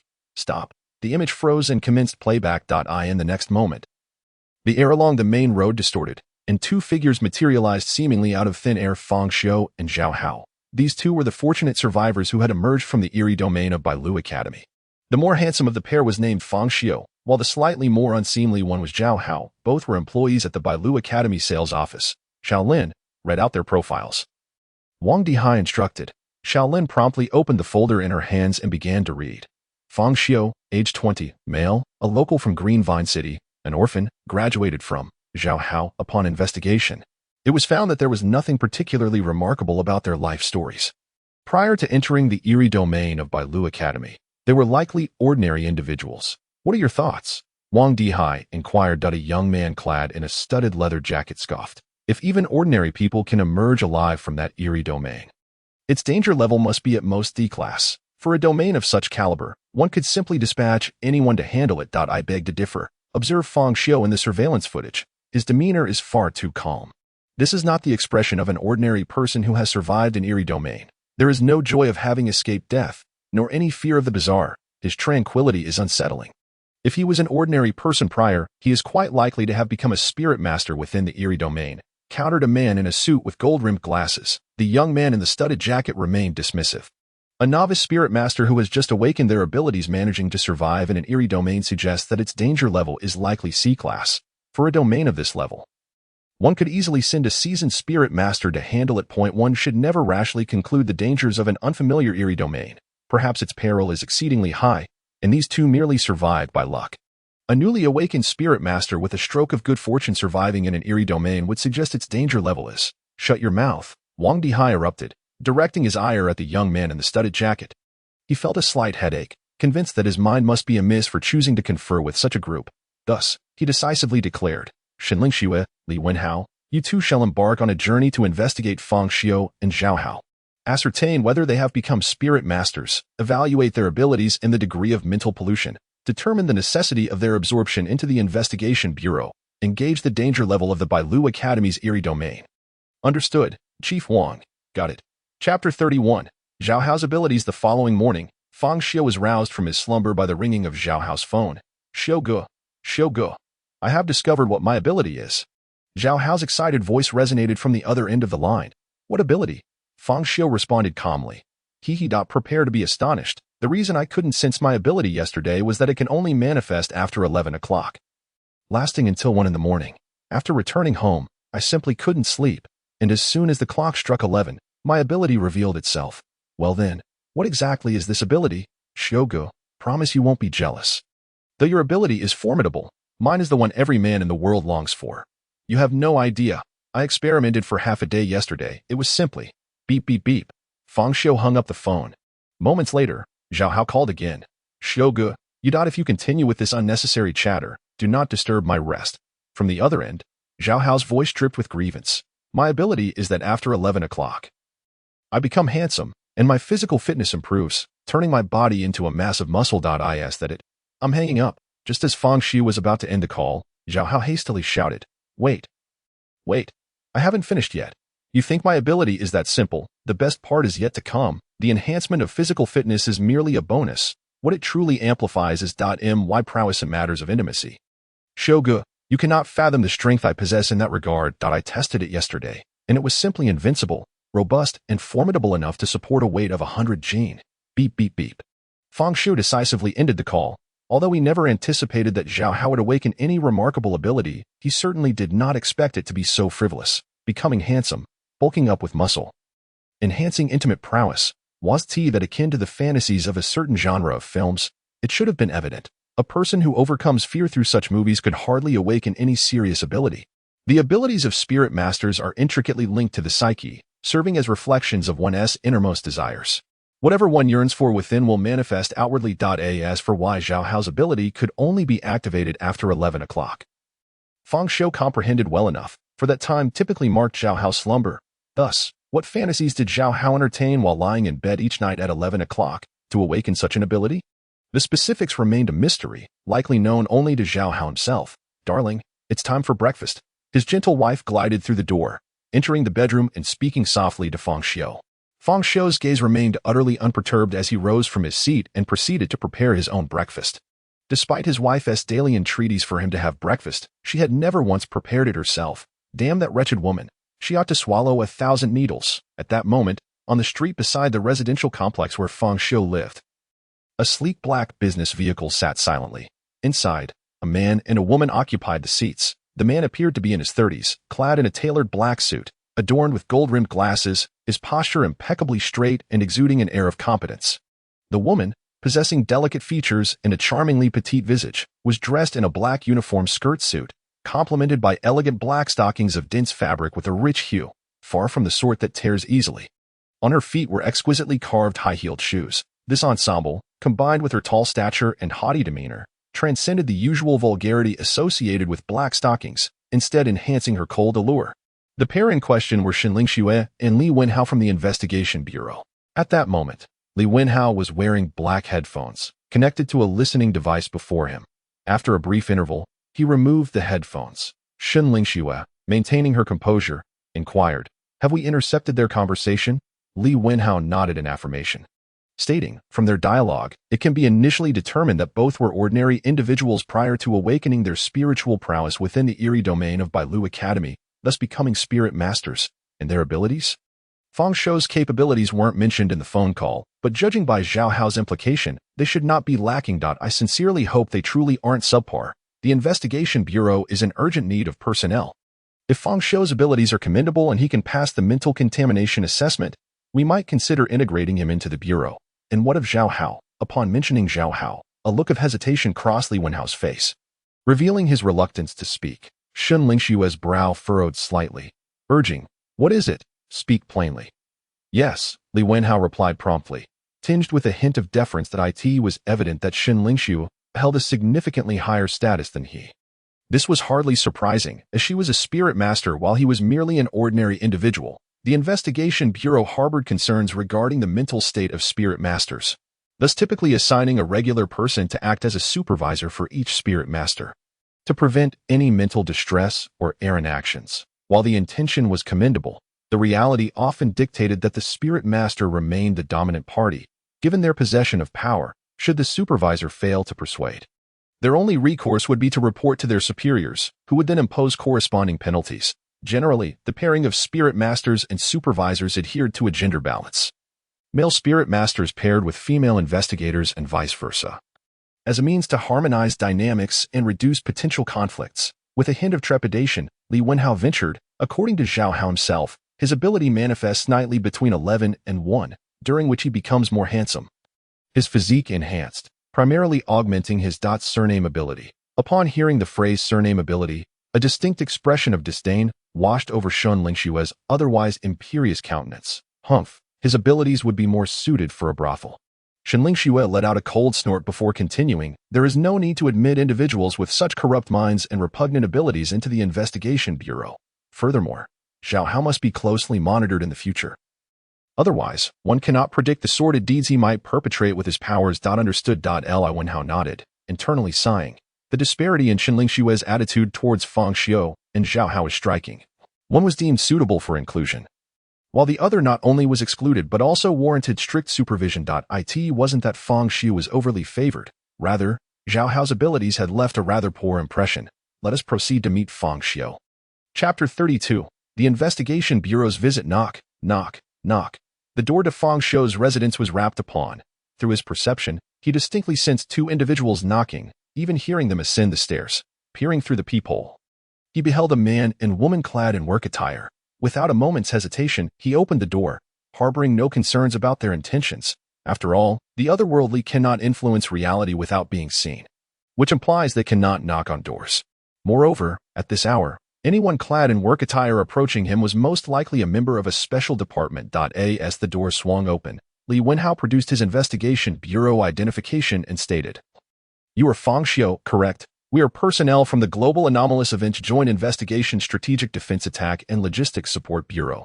Here are our credentials." Fang Xiu calmly examined their identification, registering their names without the slightest surprise. Surveillance was ubiquitous, and individuals from special departments would undoubtedly have access to his information.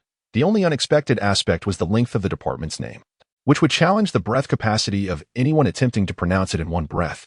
"Please, come in." Fang Xiu ushered the two inside, during which Shen Lingxue and Li Wenhao scrutinized him intently.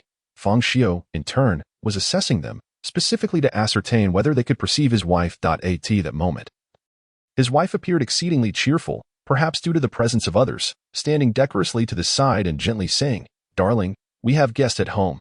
Shen Lingxue and Li Wenhao's gazes remained fixated on Fang Xiu, seemingly oblivious to his wife. Could they truly not see her, or had they mastered the ability to disregard the otherworldly?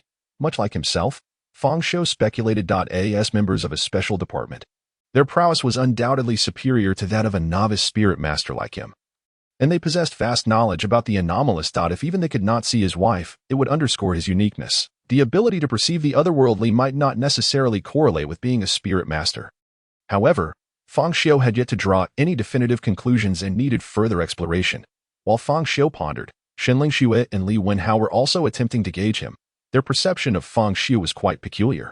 His calmness was strikingly pronounced. It was not the reaction one would expect from someone who had survived an encounter with the otherworldly. They had witnessed numerous individuals emerge from such events, most exhibiting significant trauma. Even those who became spirit masters often displayed unstable mental states. Typically, when confronted by members of the Investigation Bureau, some would choose to flee, while others would fervently inquire about the truth behind the anomalies. Yet, none exhibited a demeanor as composed as Fang Xiu's. After the three settled in the living room, Shen Lingxue scrutinized, "You seem utterly unfazed by our arrival. Were you previously aware of the Investigation Bureau?" Fang Xiu shook his head. "I was not.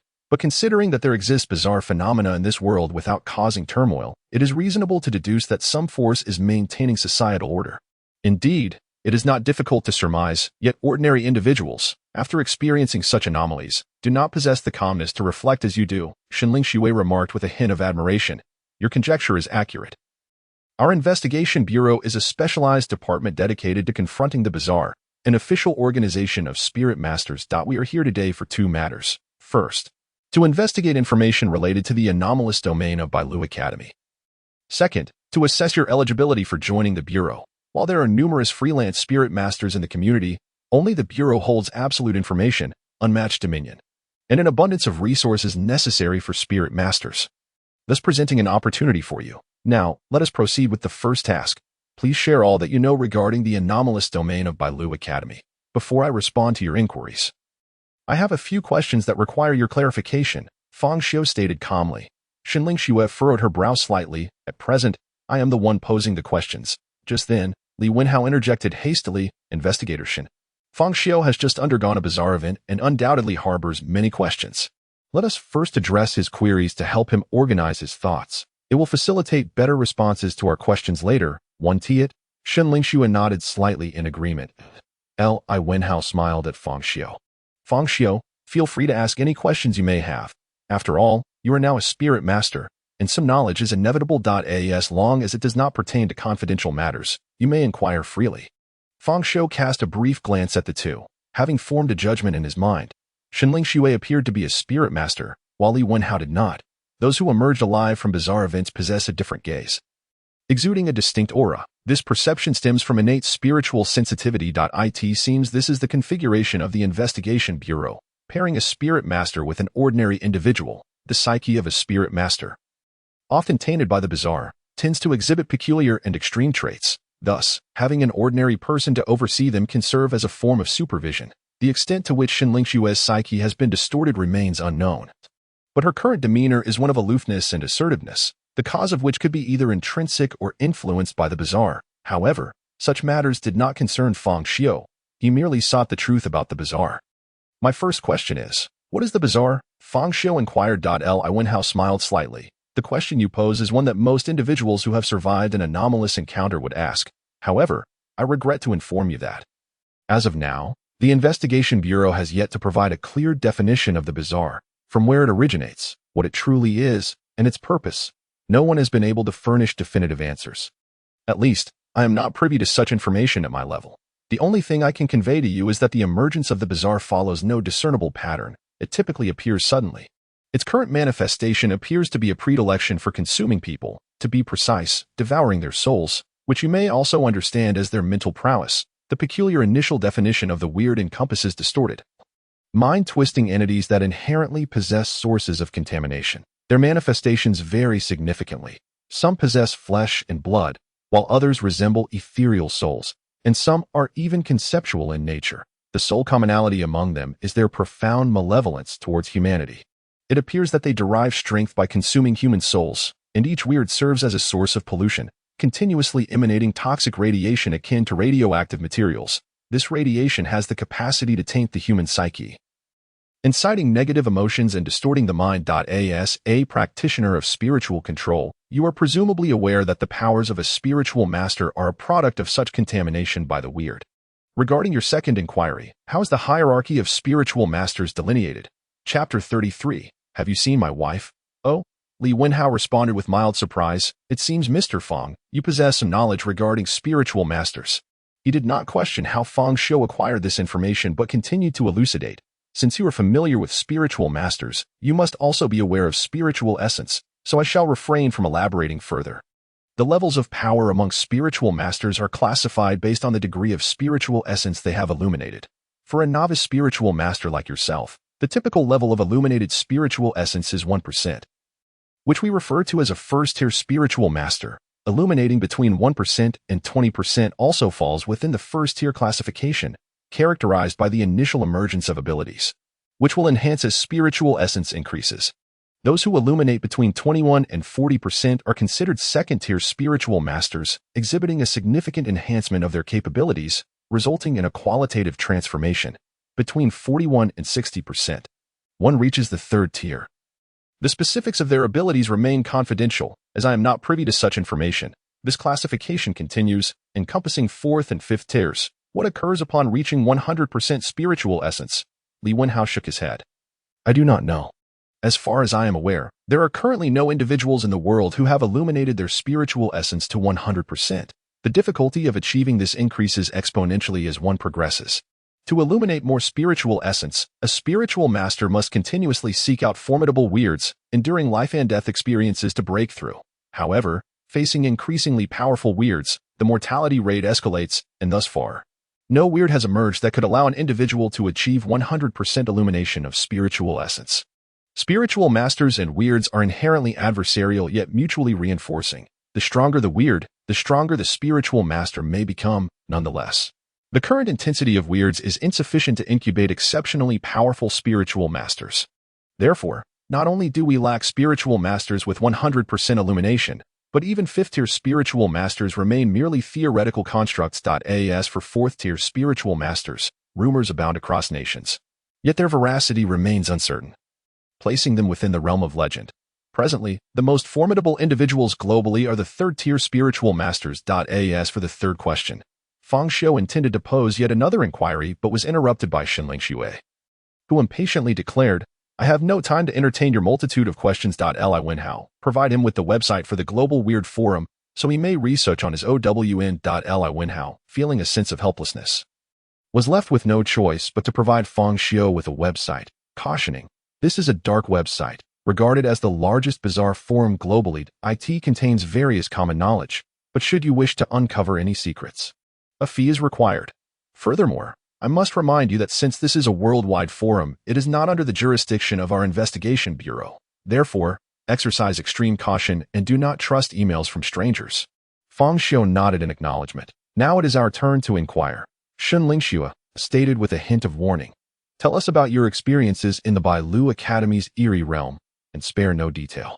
Should you dare to fabricate any part of your account, resulting in immeasurable consequences, you shall bear full responsibility. Fang Xiu, undeterred by the threat, maintained his calm demeanor. I have one final question. Fang Xiu's brows furrowed, her gaze turning hostile. Are you done yet? Ignoring her glare, Fang Xiu gestured to his side, asking, Can you see my wife? At this utterance, Fang Xiu, who was on the verge of anger, was momentarily taken aback. She glanced at the empty space beside Fang Xiu and surveyed the surroundings, finding no sign of the alleged wife. Li Wenhao, equally bewildered, exclaimed, What are you talking about, Fang Xiu? The records indicate you have no wife. Not even a girlfriend. Can't you see her? Or are you pretending not to? Fang Xiu inquired, his expression serene as he murmured. The atmosphere grew increasingly bizarre. Suddenly, a chill ran through Li Wenhao. He suspected Fang Xiu's mental state was unstable. It was inconceivable for an ordinary person to remain so composed after encountering such bizarre events, especially after being corrupted by an otherworldly force and becoming a spirit master. His condition was inherently unstable. Under such dual pressures, Fang Xiu's tranquility was indeed abnormal. Are you joking with us, Fang Xiu? Fang Xiu suddenly exclaimed in anger. Fang Xiu glanced at the furious Fang Xiu, sensing her sincerity, but it mattered little. He had further preparations. He turned to face his wife, locking eyes with her. Wife, I see you.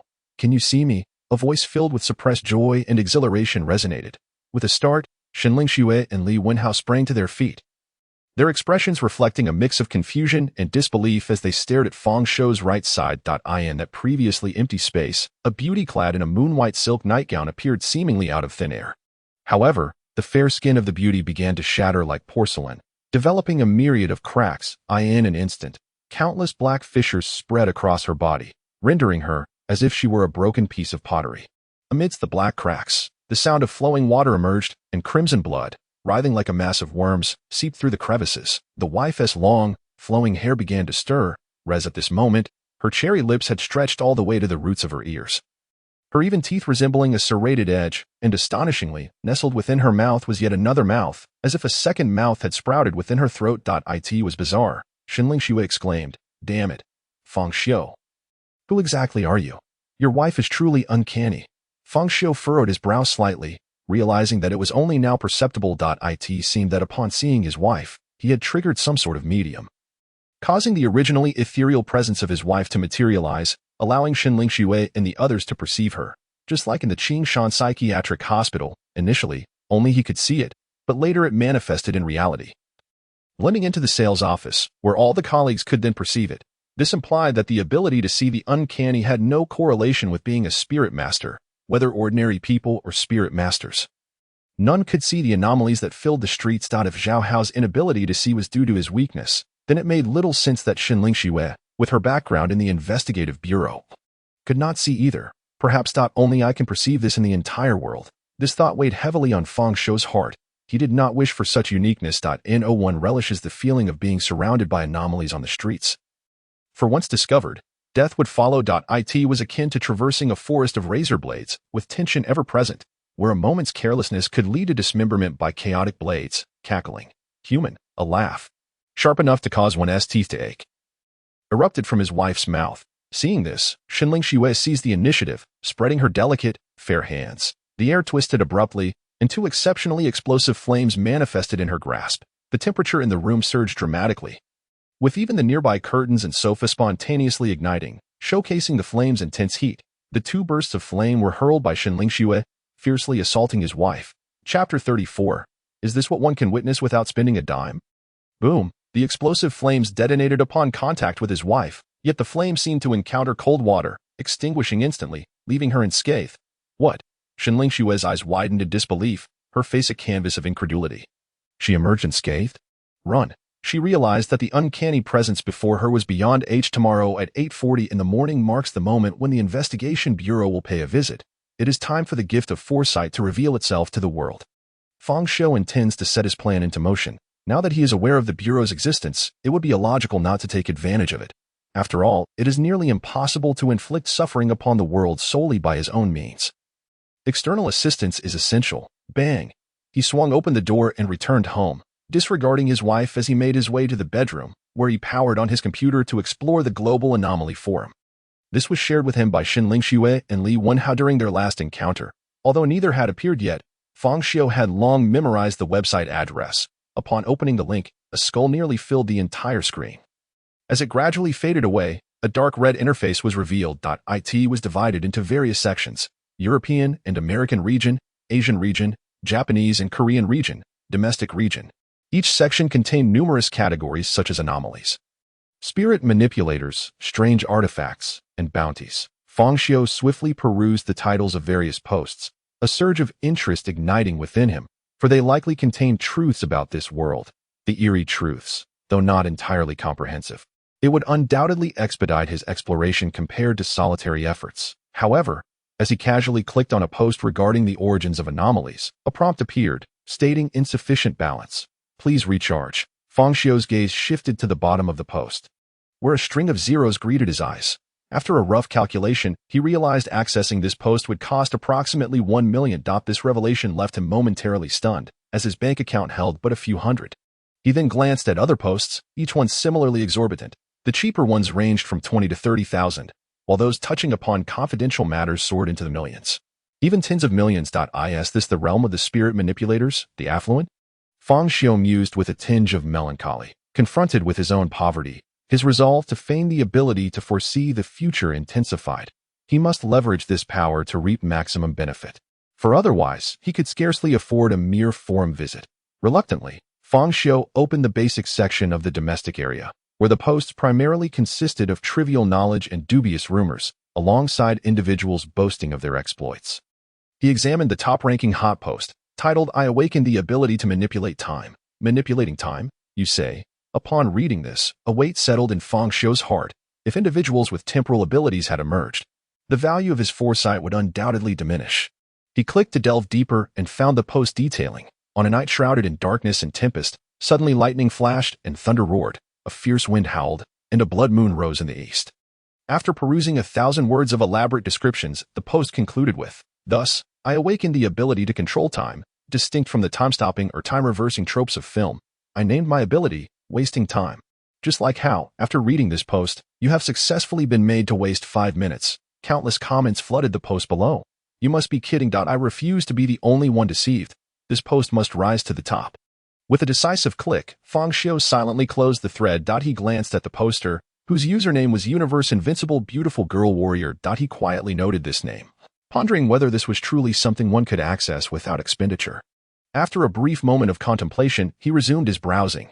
After dedicating an hour to his search, he finally stumbled upon several posts released by the official organization of the Investigation Bureau, since these were officially certified. The information contained within was primarily substantive. There were simple discourses on the origins of the bazaar, fundamental knowledge regarding spirit manipulators, and introductions to strange artifacts. Fang Xiu casually clicked on one, becoming engrossed in the content. Thus, he spent the entire night absorbed in reading. He gained a preliminary understanding of the bazaar and some basic knowledge about spirit manipulators. It wasn't that this knowledge was particularly extensive, but rather that the plethora of low-quality posts and the presence of misleading clickbait titles squandered a considerable amount of his time. After a night of exploration, he shut down his computer, and a rudimentary framework began to form in his mind. The classification of the bazaar was based on their level of harm, divided into 5 grades from high to low: S, A, B, C, and D. Some entities may possess low strength but still pose significant threats, thus receiving higher ratings. For instance, a bazaar entity codenamed Plague might be quite weak, as long as one identifies its true form and takes adequate antiviral precautions. Even a first-tier spirit manipulator could eliminate it. However, this particular entity had the capacity to spread a plague over vast areas, resulting in the deaths of millions, thereby earning an A rating. If left unchecked, an A-rated bazaar entity could eradicate the population of a large city within a short time. S-rated entities, on the other hand, were classified as nation-level threats, possessing the potential to obliterate an entire country in a brief span. Generally, the higher the threat level, the greater the strength of the bazaar, with entities akin to the plague being exceedingly rare. The origins of the bazaar remain untraceable. It seems there have been elusive legends since ancient times. Some analysts speculate that the extraordinary figures of antiquity were likely spirit manipulators. For reasons unknown, these extraordinary individuals and the legends surrounding the bazaar vanished for a period, only to resurface as modernity approached. There exists a gap of nearly 2 centuries during which the cause remains a mystery. At least, the free section provides no answers. Most bazaar entities appear seemingly out of thin air, without forewarning or discernible patterns.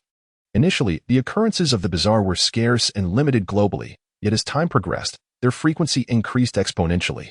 Chapter 35. Fang Xiu's ability is to foresee the future after a night spent perusing posts. Fang Xiu found no mention of anyone claiming to see bazaar entities scattered throughout the streets. It appeared that he alone possessed this vision. He fell into deep contemplation. The forum stated that bazaar entities appeared spontaneously and without pattern. Yet he knew that the bazaar had always been present around him. Their so-called sudden appearance merely fulfilled certain conditions to manifest in reality. To outsiders, this seemed like an emergence from nowhere. The free posts offered little substantial information, and his next goal was to earn money and gain strength. He began to recall the basic techniques regarding the manipulation of spiritual energy he had just read. They were rudimentary skills teaching how to swiftly harness spiritual energy and engage in daily exercises, somewhat useful, but not significantly so. Nevertheless, beyond that, Fang Xiu's greatest gain lay in acquiring knowledge about strange artifacts. The so-called strange implements are tools imbued with enigmatic powers. Some take the form of weapons, such as blades and swords, while others are commonplace objects like mirrors and bracelets, regardless of their appearance. These implements harbor bizarre forces and possess various astonishing functionalities. Each one is of considerable worth, with some potent strange implements fetching prices in the hundreds of millions. However, utilizing these implements is not without its costs. The more powerful the implement, the greater its capacity for mental pollution, akin to radiation. Frequent use of such implements inevitably leads to the corruption of the psyche, ultimately distorting it into something monstrous and uncanny. Upon encountering descriptions of these strange implements, Fang Xiu immediately thought of his surgical knife. Undoubtedly, this knife is a strange implement. Having severed countless bizarre entities, it has long been tainted by strange power. He felt no trepidation regarding the mental pollution caused by the implement, for his psyche had already twisted beyond recognition. This meant he could wield strange implements without regard for the consequences. Unperturbed by the potential for distortion, the post not only introduced the strange implements but also briefly discussed methods of manipulating them. The most fundamental technique involves infusing one's spirit to activate the implement's powers. Yet, to command the implement with fluidity and synchronicity, one must penetrate its core with their spirit and establish a connection, thereby maximizing the implement's potential. This is akin to a divine artifact recognizing its master in fantasy literature. However, the risks associated with such recognition are immense. Once a connection is forged, one relinquishes all defenses, and each use of the implement allows its polluting characteristics to directly invade the psyche, significantly heightening the risk of distortion. At that moment, Fang Xiu glanced at the clock. It was already 5 o'clock, with more than 3 hours remaining until the investigation bureau's arrival. Time should suffice. With that thought, he drew forth his surgical knife. Channeling his spirit as he began to delve deeper into the knife's interior, gradually, his consciousness seemed to plunge into a vast darkness, within which countless howls of the bizarre echoed, as if they had succumbed to madness, violently assaulting Fang Xiu's awareness. An overwhelming tide of brutal, however, due to the peculiar and chaotic forces embedded within the surgical knife, this power is exceedingly tumultuous, often leading to a loss of rationality during self-enhancement, placing a significant strain on the body, and potentially resulting in gross distortion if one remains in such a state for an extended period. Fortunately, Fang Xiu was not overly concerned about losing his sanity. His primary worry was whether his body could withstand it. He glanced at the time once more. It was already past 7, time for breakfast. He exited his bedroom, intending to prepare a meal. His wife approached him, her face adorned with a gentle, serene smile. "Darling, it's time for breakfast." Fang Xiu walked straight through her, heading to the kitchen to make his breakfast. A fried egg, 2 slices of bread, and a glass of milk. As he was eating, Zhao Hao's call came through. Xiu, I've discovered what my ability is." The excited voice of Zhao Hao resonated from the phone. It's a surname ability," Fang Xiu replied calmly, chewing on his bread. I might scare you with what I say. How did you know?" Zhao Hao was taken aback. Fang Xiu remained silent, continuing to eat his bread, unwilling to respond to such a trivial question. After a moment, Zhao Hao came to his senses. "Shogu, did you foresee it?" Sigh, how boring, truly boring. I wanted to show off a bit, but you already anticipated it. Shogu, I think I've discovered the flaw in your future seeing ability. From now on, life will hold no surprises. All right, if there's nothing else, I'll hang up. I have 2 guests coming soon. Hey, don't click. Fang Xiu hung up the phone and continued his breakfast, outside the community, in a black business vehicle. Li Wenhao was in shock, the listening device slipping from his hand and clattering to the ground. Beside him, Shenling Xue frowned instantly. "What are you doing?"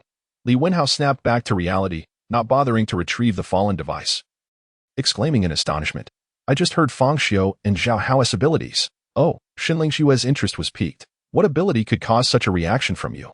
"Start with Zhao Hao. Zhao Hao's ability is a surname ability." Shenling Xue's expression darkened visibly. "That is indeed astonishing. No, Zhao Hao's ability is not what matters. It's Fang Xiu." Li Wenhao insisted eagerly. "What about Fang Xiu's ability?" Shenling Xue's demeanor shifted slightly. She understood well that although Li Wenhao was an ordinary person, he had undergone professional training and had encountered many spirit masters and bizarre phenomena, so trivial matters would not easily disturb him. "It's the ability to foresee the future," Li Wenhao stated gravely. "What?" Shenling Xue was taken aback. "Are you certain you're not mistaken? Fang Xiu's ability is to foresee the future?" Li Wenhao nodded. "Our listening device is professional grade. Fang Xiu and Zhao Hao were ordinary people before, and the likelihood of them realizing they were being monitored is virtually 0. Thus, we can rule out the possibility that they were merely acting during the call. Furthermore, Fang Xiu just said something. As Li Wenhao inhaled deeply, he could not help but ponder the situation. "What is it?" inquired Shenling Xue. He replied that 2 guests were expected shortly. "What? 2 guests? Could he be referring to?" The 2 exchanged glances, each perceiving the astonishment reflected in the other's eyes. Li Wenhao slowly articulated. "Fang Xiu has a rather limited social circle, compounded by the fact that he is an orphan, lacking any relatives who might visit. Thus, the guests he mentioned are likely referring to you and me." Shenling Xue fell into silence. After a moment, her lips moved slightly. "Is there truly such a thing as the ability to foresee the future? Even if it exists, it should not manifest in a first-tier spirit master." "Indeed," Li Wenhao nodded in agreement. "The greater the power, the more constraints it entails. Take, for instance, the spatial ability user we encountered during the interview. Although he could teleport as a first-tier spirit master, his range was limited to a mere 10 centimeters. After that, his spiritual energy would be depleted, necessitating a 1-hour wait before he could teleport again. A mere 10 centimeters in an hour, his ability is almost slower than a turtle's crawl. For someone like him, applying teleportation in actual combat would require at least a 2nd-tier advancement. If Fang Xiu possesses the ability to foresee the future, his status as a first-tier spirit master would hardly afford him more than a fleeting glimpse of what might occur next. Yet he seems to have foreseen that we would seek him out. How long has it been since he made that prediction? Let us not jump to conclusions, Xianling Xue remarked gravely. It could merely be a coincidence, or perhaps someone within the investigation bureau has leaked our movements. Investigator Li Wenhao suddenly proposed, what if we decided not to visit Fang Xiu today? Wouldn't that nullify his prediction?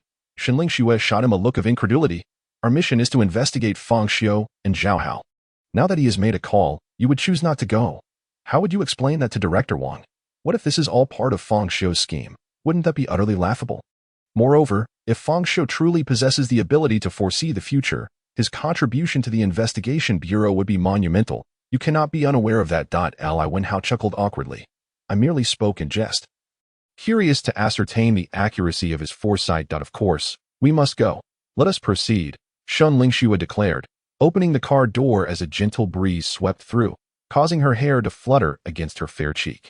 I am eager to discover the truth behind this ability to foresee the future.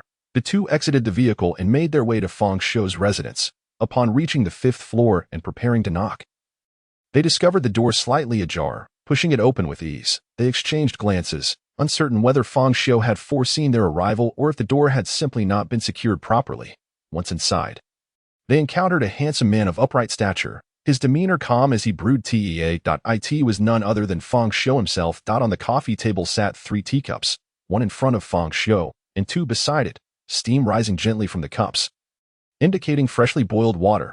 Upon seeing the teacups, both Xianling Xue and Li Wenhao felt a jolt of surprise. Could it truly be foresight? Or was there surveillance outside the community? At that moment, Fang Xiu spoke. Mr. Li, please have a seat. As the words escaped his lips, the astonishment of the two individuals intensified. They could assert with utmost certainty that this was their inaugural encounter with Fang Xiu. Having had no prior acquaintance, moreover, as personnel from the investigation bureau, their identities were confidential, far beyond the reach of Fang Xiu's scrutiny. Xianling Xue, bold and highly skilled, took the lead by seating herself on the sofa. Her gaze fixed upon Fang Xiu with an air of scrutiny. How do you know our surnames? Furthermore, how did you anticipate our arrival? Fang Xiu disregarded Xianling Xue's critical examination and responded with an unflappable demeanor. My eyes possess the ability to see into the future. Upon hearing Fang Xiu's admission, tumultuous waves of incredulity surged within their hearts. However, despite Xianling Xue's shock, her skepticism remained unshaken. You can see the future? How can you prove that? Both of you are agents of the investigation bureau, and your visit serves 2 purposes. One is to investigate the enigmatic domain of Bailu Academy, and the other is to assess the capabilities of Zhao Hao and myself. To determine our eligibility for joining the bureau, Fang Xiu replied calmly. Mr. Fang, this does not substantiate your claim of foresight. Our objectives are easily deduced, provided you have prior knowledge of the investigation bureau. Li Wenhao interjected, shaking his head. Fang Xiu turned his gaze toward Li Wenhao and continued with serene composure. You have long harbored a secret affection for Xianling Xue, and you have composed a love letter, which you placed in the left pocket of your jacket. Its contents read, Ling Xue, by the time you read this letter, I fear I may no longer be alive. There has been something I have long wished to express to you. Stop. Li Wenhao sprang to his feet, his face flushed as he interrupted Fang Xiu. Xianling Xue cast a bewildered glance at Li Wenhao. He hastily explained, Investigator Xin, you know my character. Fang Xiu is undoubtedly spouting nonsense. I have not written a love letter. Enough. Xianling Xue gestured for Li Wenhao to calm himself. Throughout my life, I have received countless love letters. Your actions would not surprise me. However, from your words, it seems you intended to convey this only in the event of your demise, which is indeed unexpected. Yet, between us, a romantic relationship is impossible. Li Wenhao's face turned an even deeper shade of red. I know. I merely. So, you truly wrote a love letter. Let me see it. Xianling Xue extended her hand. What do you mean I simply wish to ascertain whether the contents align with what Fang Xiu has stated. Li Wenhao, resigned, retrieved an envelope from the left pocket of his jacket. Xianling Xue accepted the envelope. Swiftly scanning the initial lines, her astonishment deepening as the words matched Fang Xiu's description precisely. She tossed the love letter back to Li Wenhao, fixing her gaze intently on Fang Xiu. Given Li Wenhao's character, should he intend to reveal this only posthumously, it stands to reason that he would not have shown this letter to anyone. However, knowing the contents of the letter does not equate to your ability to foresee the future. After all, a love letter is a relic of the past, not a glimpse into what is yet to come. Chapter 37. This is not foresight. It is clearly a matter of clairvoyance, in the face of skepticism. Fang Xiu continued, Miss Shin, your ability lies in the manipulation of flames, and your measurements are 85, 63, 80. Shinling Xue's expression instantly darkened. My abilities are hardly a secret. Anyone who has had dealings with the spirit manipulation community would have some inkling. As for my measurements, a mere glance would suffice for an approximate guess, though most individuals wouldn't be as accurate as you. Miss Shin, there exists a clandestine secret about you that I could reveal. Should you wish me to? Fang Xiu inquired. Li Wenhao's interest peaked at once. Speak. I have no secrets worth hiding, Shinling Xue retorted, a hint of defiance in her tone. Miss Shin, you possess an extreme obsession with the color pink. Your undergarments and intimate apparel are all in that hue, and you even have a tattoo of a pink. Boom. A fierce blaze erupted from Shinling Xue's fair hand, a wave of heat sweeping across the room. She glared at Fang Xiu in furious embarrassment. You are not a seer of the future. You clearly possess the sight of a voyeur. You and Zhao Hao are cut from the same cloth. Both of you are despicable. Unfazed by the searing flames, Fang Xiu calmly replied, let me clarify. The ability to foresee the future is not as you imagine it to be, where one can know every forthcoming event at will. At times, I merely glimpse fragmented images. For instance, last night, I envisioned the two of you arriving and subsequently expended my spiritual energy to glean insights about you both. I saw a scene in the dead of night. Where I repeatedly perused a love letter, and Miss Shin, at home, tidying her intimate wear. Shinling Xue gradually quelled the flames, yet the hostile glint in her eyes remained. She couldn't shake the feeling that Fang Xiu had seen more than he let on. Especially since the tattoo was quite conspicuous. What you were saying cannot be substantiated. This does not constitute genuine foresight. What, in your opinion, qualifies as foresight? Fang Xiu queried. Shinling Xue pondered for a moment. The lottery numbers for tonight's draw. Fang Xiu nodded, then took a piece of paper and pen, inscribing a series of numbers before handing it to Shinling Xue. She scrutinized the numbers in her hand with suspicion. Miss Shin, allow me to preface this by saying that the future is not immutable. Every action taken now can lead to alterations in what is to come. For example, if you were to leverage your authority with the Investigation Bureau to change today's winning numbers, then naturally, the numbers I wrote would not win. Thus, if you wish to validate the accuracy of those numbers, refrain from engaging in any actions that could influence the future, especially refrain from purchasing tickets. Fang Xiu's expression remained tranquil, exuding a sense of unwavering confidence, as though he truly had foreseen the events to come. In truth, he was merely fabricating. His true intention was to verify the results later that evening and then erase his tracks. Shinling Xue, witnessing Fang Xiu's confidence, found herself swayed halfway toward belief. Yet, she still challenged him. Fang Xiu, I sincerely hope your words ring true. If I discover that the numbers do not win, it will mean you have deceived me. And you? Fang Xiu interjected decisively, if they do not win, I shall forfeit my life.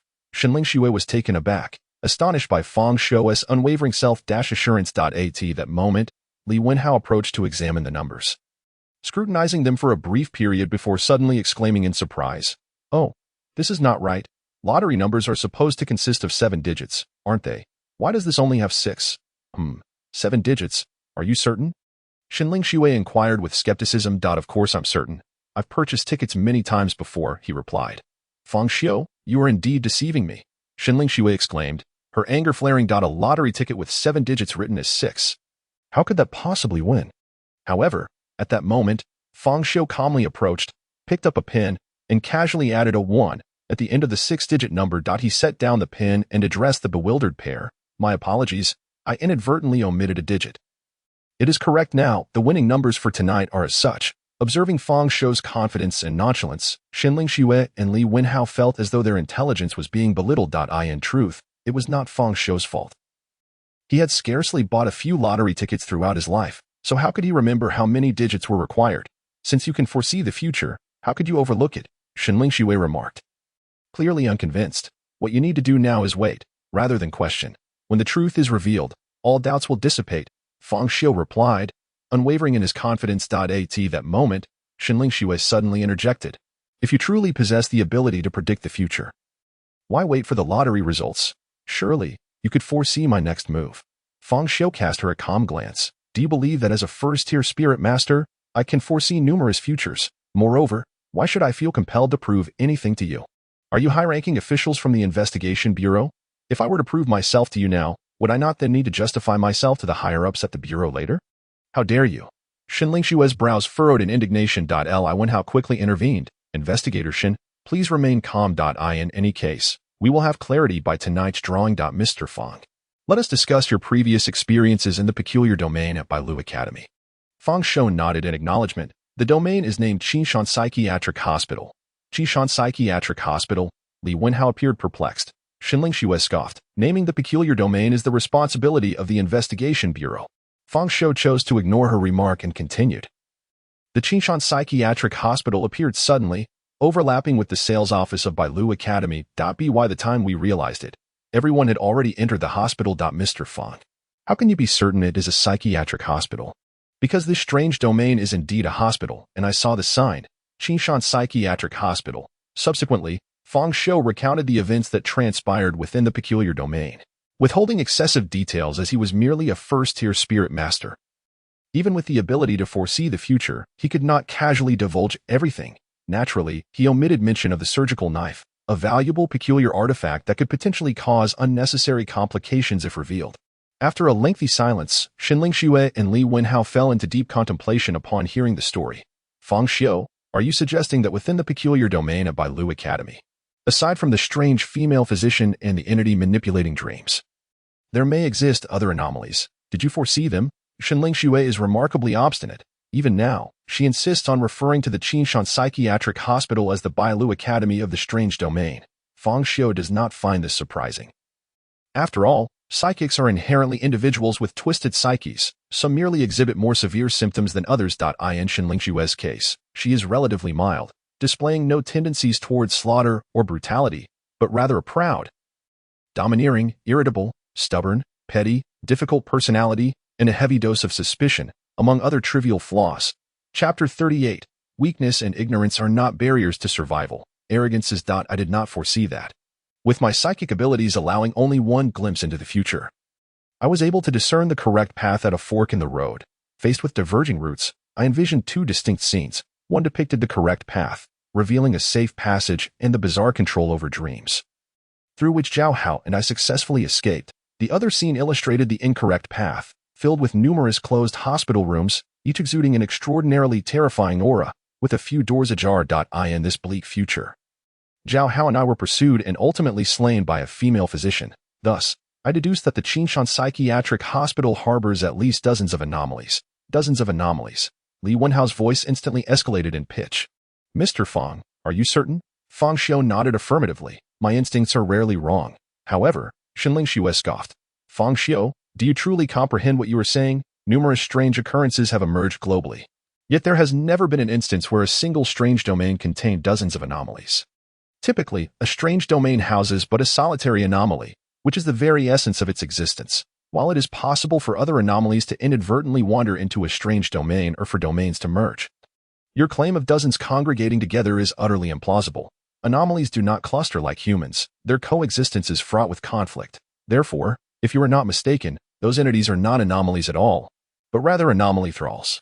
Often, powerful anomalies can command numerous thralls, which are typically humans or animals forcibly controlled post-mortem. Although their numbers may be great, their strength is usually lacking. You may have been terribly frightened at the time, compounded by your lack of understanding regarding anomalies, leading you to mistakenly identify thralls as anomalies. Fang Xiu said little in response, calmly stating, with your level of understanding, it is challenging for you to grasp my words. You need only report the facts as they are. Having perused global anomaly forums, he was well aware of what thralls are, and thus he remained confident that those confined within the hospital rooms were indeed anomalies. However, he did not intend to elaborate for Xinling Xue. Excessive explanation might expose his precognitive abilities, and furthermore, it is futile to reason with an arrogant woman. He believed that if he reported accurately, those in authority would make the right judgment. Your level of understanding, Xinling Xue retorted with a cold smile. You, a newly initiated psychic, have encountered only a handful of anomalies, just because you say they are anomalies. They must be. You likely have never even seen a thrall. Fang Xiu sipped his tea and replied slowly. Indeed, weakness and ignorance are not impediments to survival. It is arrogance that truly serves as the barrier. Li Wenhao, sensing the tension in the atmosphere, hastily intervened, saying, Mr. Fang, if my intuition serves me correctly, you were an ordinary person until yesterday. Yet your discourse reveals an uncanny familiarity with the realms of the bizarre and the spirit manipulators.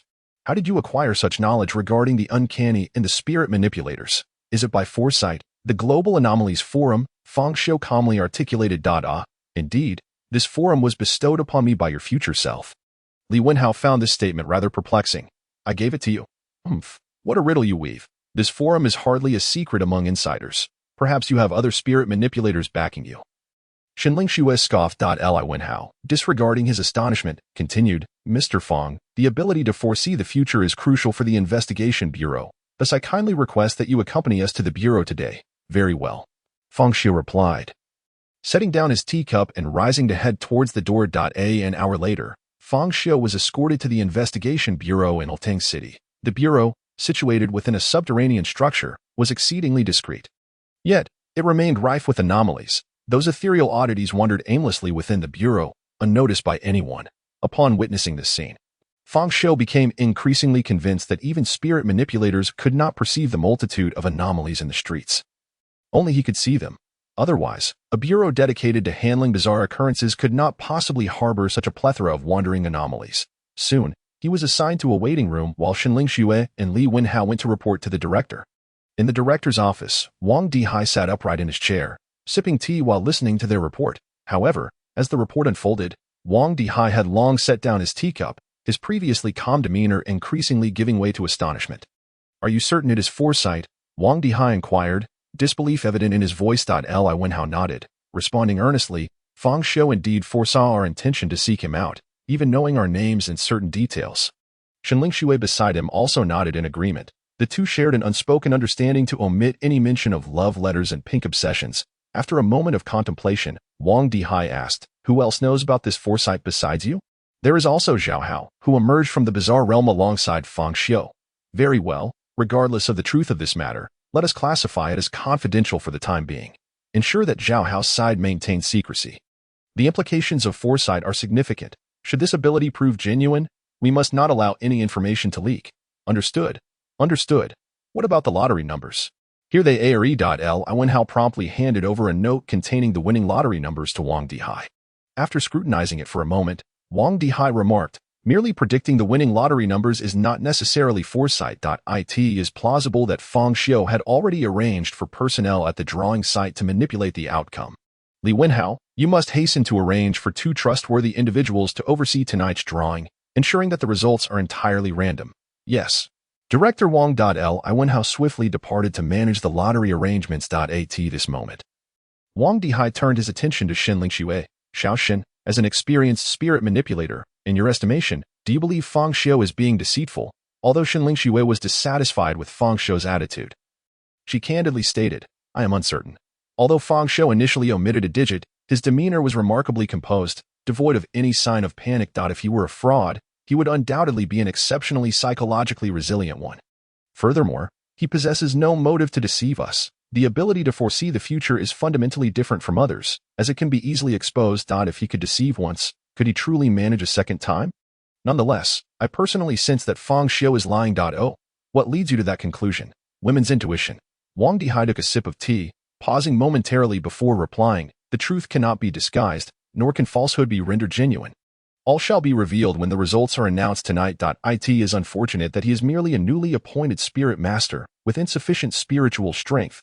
Otherwise, we could conduct further tests. By the way, he mentioned that there are dozens of anomalies in the Qinshan Mental Hospital. Chapter 39. Is Fang Xiu equivalent to great virtue and righteousness? Upon hearing this, Shenling Xue's lips curled into a mocking smile. Director Wang, you cannot possibly believe what he said, can you? Across the globe, there is not a single eerie domain capable of harboring dozens of anomalies simultaneously. Fang Xiu is merely a novice. Even if he genuinely possesses the ability to foresee the future and has glimpsed dozens of anomalies, it merely indicates that what he saw were the controlled aberrations. In a state of extreme fear, even the slightest rustle can be magnified infinitely. According to my assessment, there should only be 2 anomalies within the eerie domain of Bailu Academy. If there truly were dozens, Fang Xiu would not merely be unable to foresee them. Even an omniscient being would struggle to survive. One anomaly takes the form of a female physician, suggested to be codenamed Eerie Healer.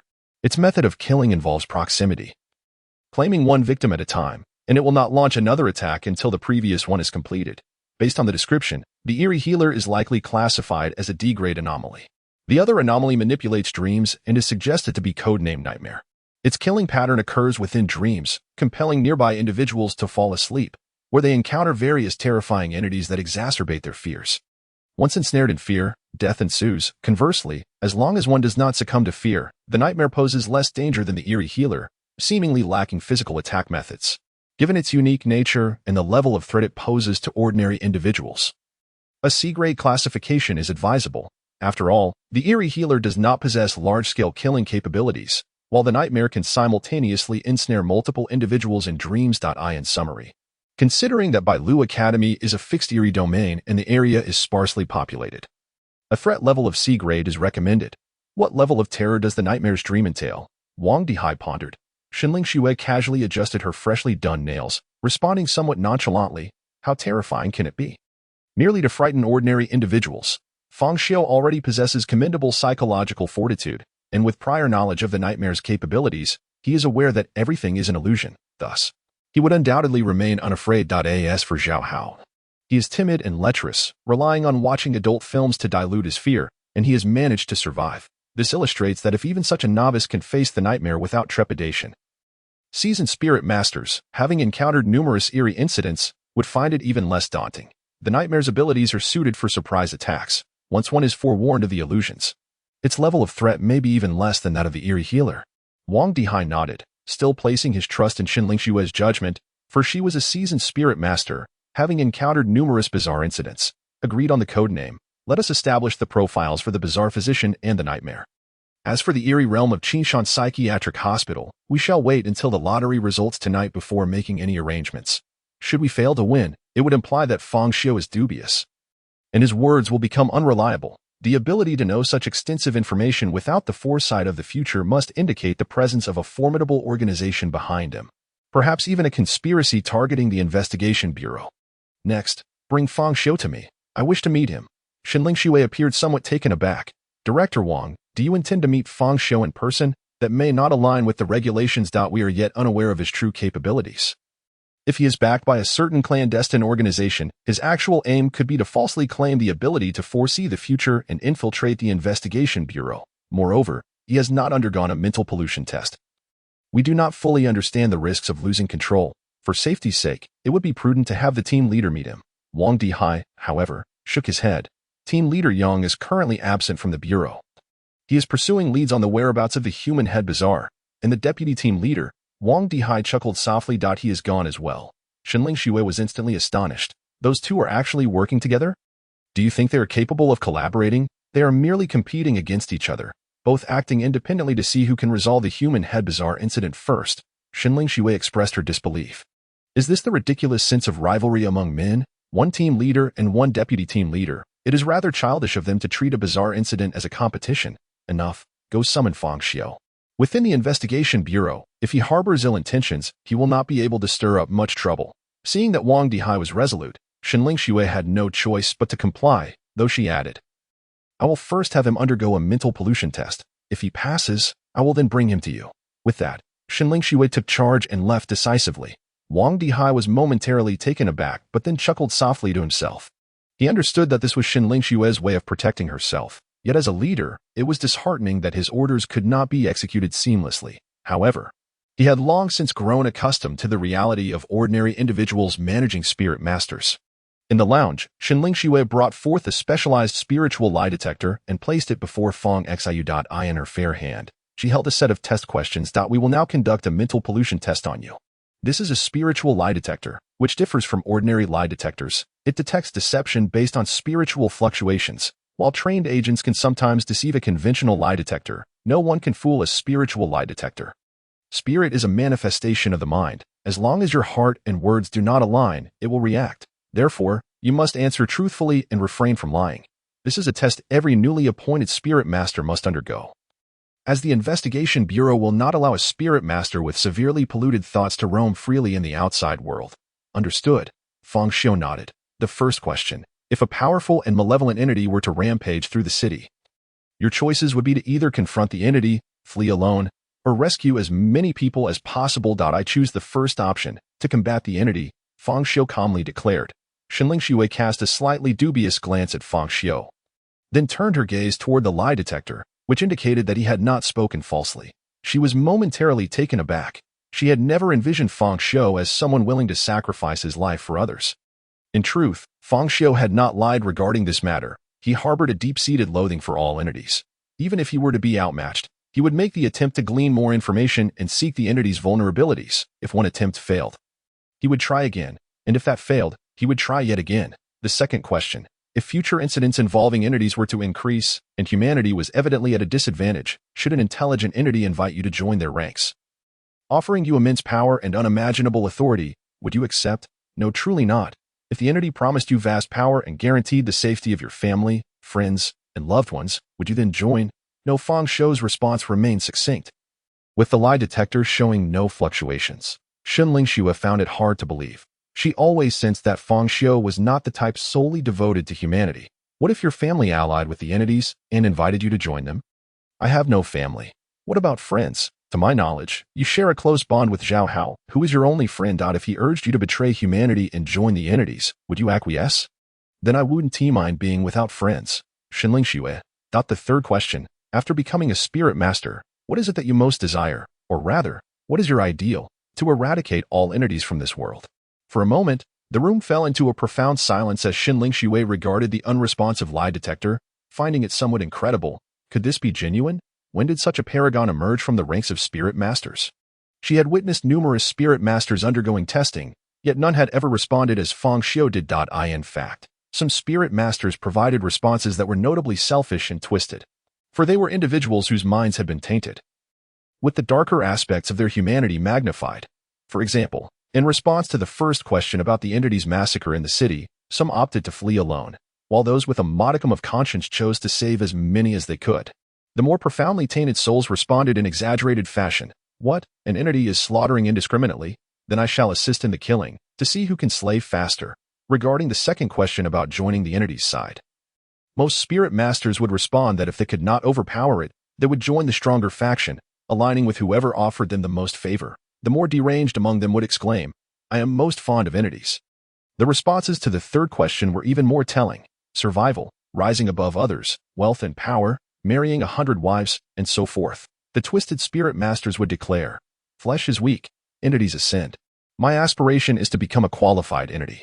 In truth, there were others who answered like Fang Xiu, but their responses would invariably cause the lie detector to emit a buzzing sound. The response from Fang Xiu, which did not elicit any reaction from the lie detector, indicated that his words were indeed truthful. Chapter 40. I have traversed between the future and the past countless times. Xinling Xue couldn't help but reassess Fang Xiu. Could he truly be the fabled individual who appears cold yet possesses a warm heart? Beneath his icy facade lies a genuine spirit that illuminates the plight of humanity. After a moment of silence, Xinling Xue posed several more questions, to which Fang Xiu answered honestly. Then, Xinling Xue found herself utterly stunned. Was this an angel, empathizing with the sufferings of humanity, who had descended to Earth? If the spiritual lie detector was functioning correctly, then Fang Xiu could only be described as a little angel of humanity.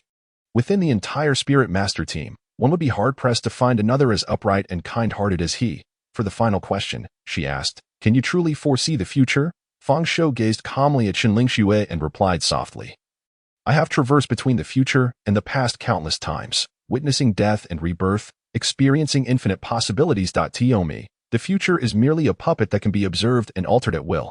Xinling Xue glanced at the unresponsive lie detector, and deep down, she had already come to believe Fang Xiu's words. Nevertheless, she couldn't help but retort, when I ask if you can foresee the future, why not just say no directly? Must you put on an act?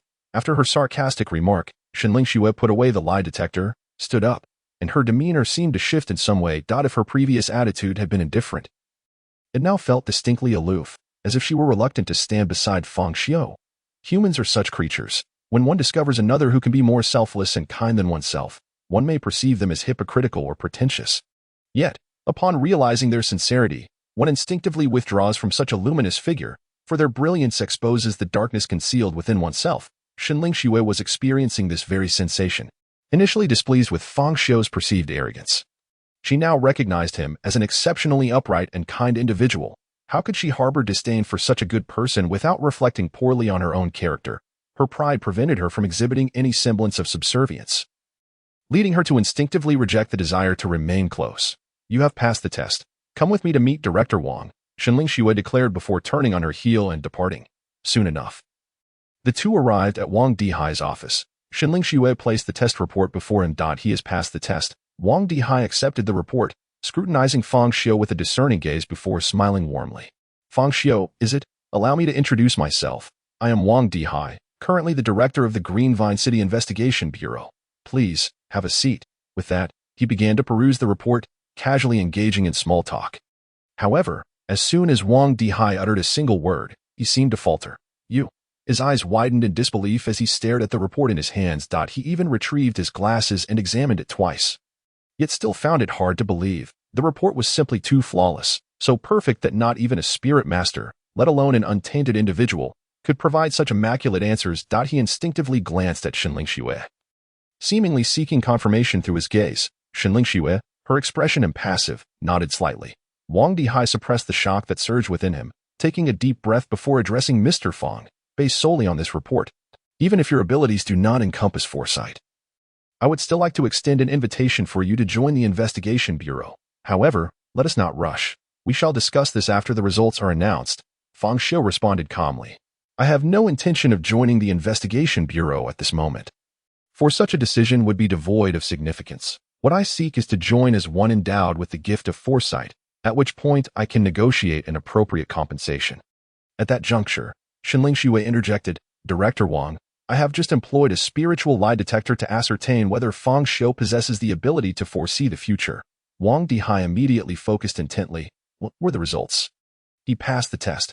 Upon hearing this affirmative response, Wang Dihai's pupils involuntarily constricted, yet he refrained from immediate belief, for he was aware that the spiritual lie detector was not infallible, while it could indeed discern lies, issuing an alert whenever one's thoughts diverged from their spoken words. If an individual were hypnotized and genuinely believed they could foresee the future, the detector would classify their assertions as truth.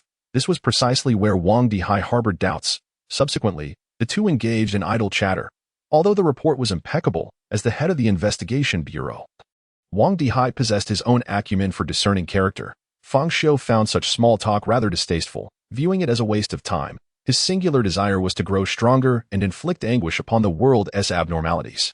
Fortunately, their conversation was soon interrupted by the sudden, forceful opening of the office door. A young man clad in work attire rushed in, breathless with urgency. Wang Dihai furrowed his brow. I have repeated countless times. Do not act with such haste. Your demeanor. Before he could finish, the young man interrupted. Director Wang, there is grave news. The vice captain. He is dead. What? Wang Dihai sprang from his chair, shock etched across his face. How could he be dead?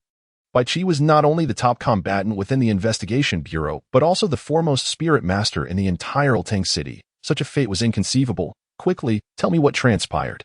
Upon hearing the news of Vice Captain Bai Qi's death, Wang Dihai was thoroughly rattled. Bai Qi was a crucial ace in his hand. If this ace fell, Awakens City would descend into chaos. Previously, Captain Yang and Vice Captain Bai had been on a mission to track down the whereabouts of a head spirit. However, they acted separately, and ultimately, it was Vice Captain Bai who located the head spirit in a dilapidated building on the outskirts of Qingbei town. After finding the head spirit, Vice Captain Bai did not inform Captain Yang, opting instead to confront the head spirit alone.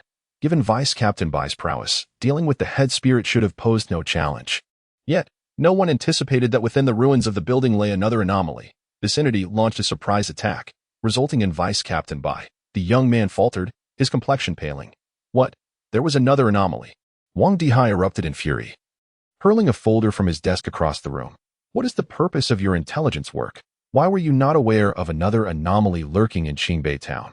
The young man was nearly reduced to tears, exclaiming, Director Wang, during the comprehensive citywide investigation conducted by the Intelligence Department, we truly examined Qingbei town, and at that time, we found nothing unusual. It was as if that bizarre entity had appeared out of thin air.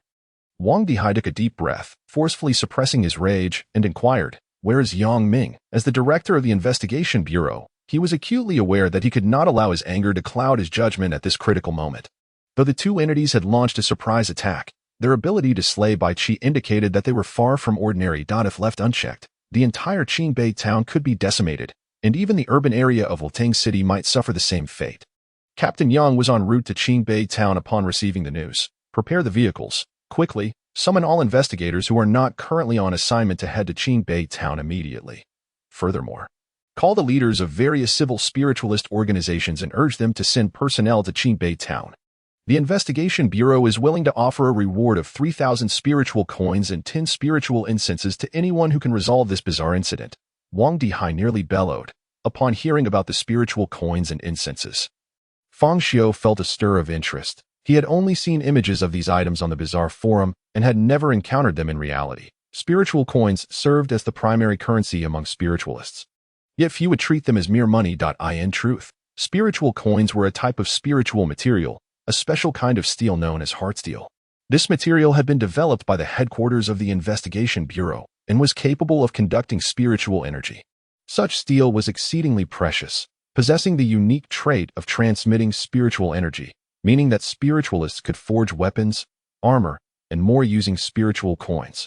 Ordinary weaponry and armor were utterly ineffective against bizarre entities.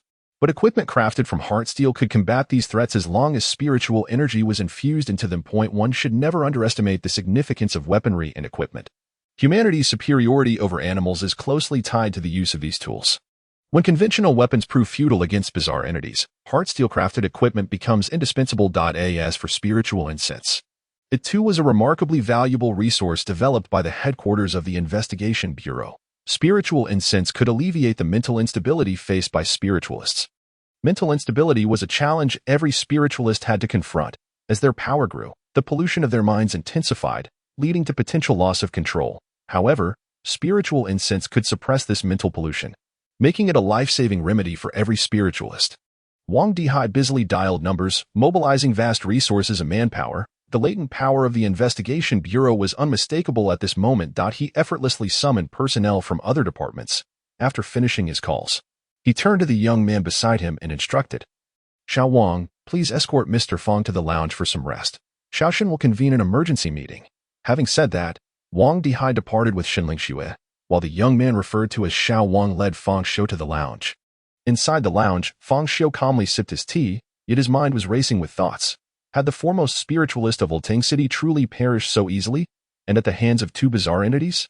These two peculiar entities should possess relatively high levels. Yet this simultaneously highlights the fragility of humanity. The corporeal form of humankind, despite its spiritual essence, ultimately finds itself at a natural disadvantage when confronted by the uncanny. A prime example is the female physician at Qinshan Psychiatric Hospital. While this physician is not an overwhelmingly powerful anomaly, her skin resembles that of steel, rendering her impervious to conventional firearms. In contrast, even a spirit master, capable of igniting their spiritual essence and mobilizing most of their muscles to unleash extraordinary strength, remains vulnerable. A bullet can still inflict injury or even death. This illustrates the disparity.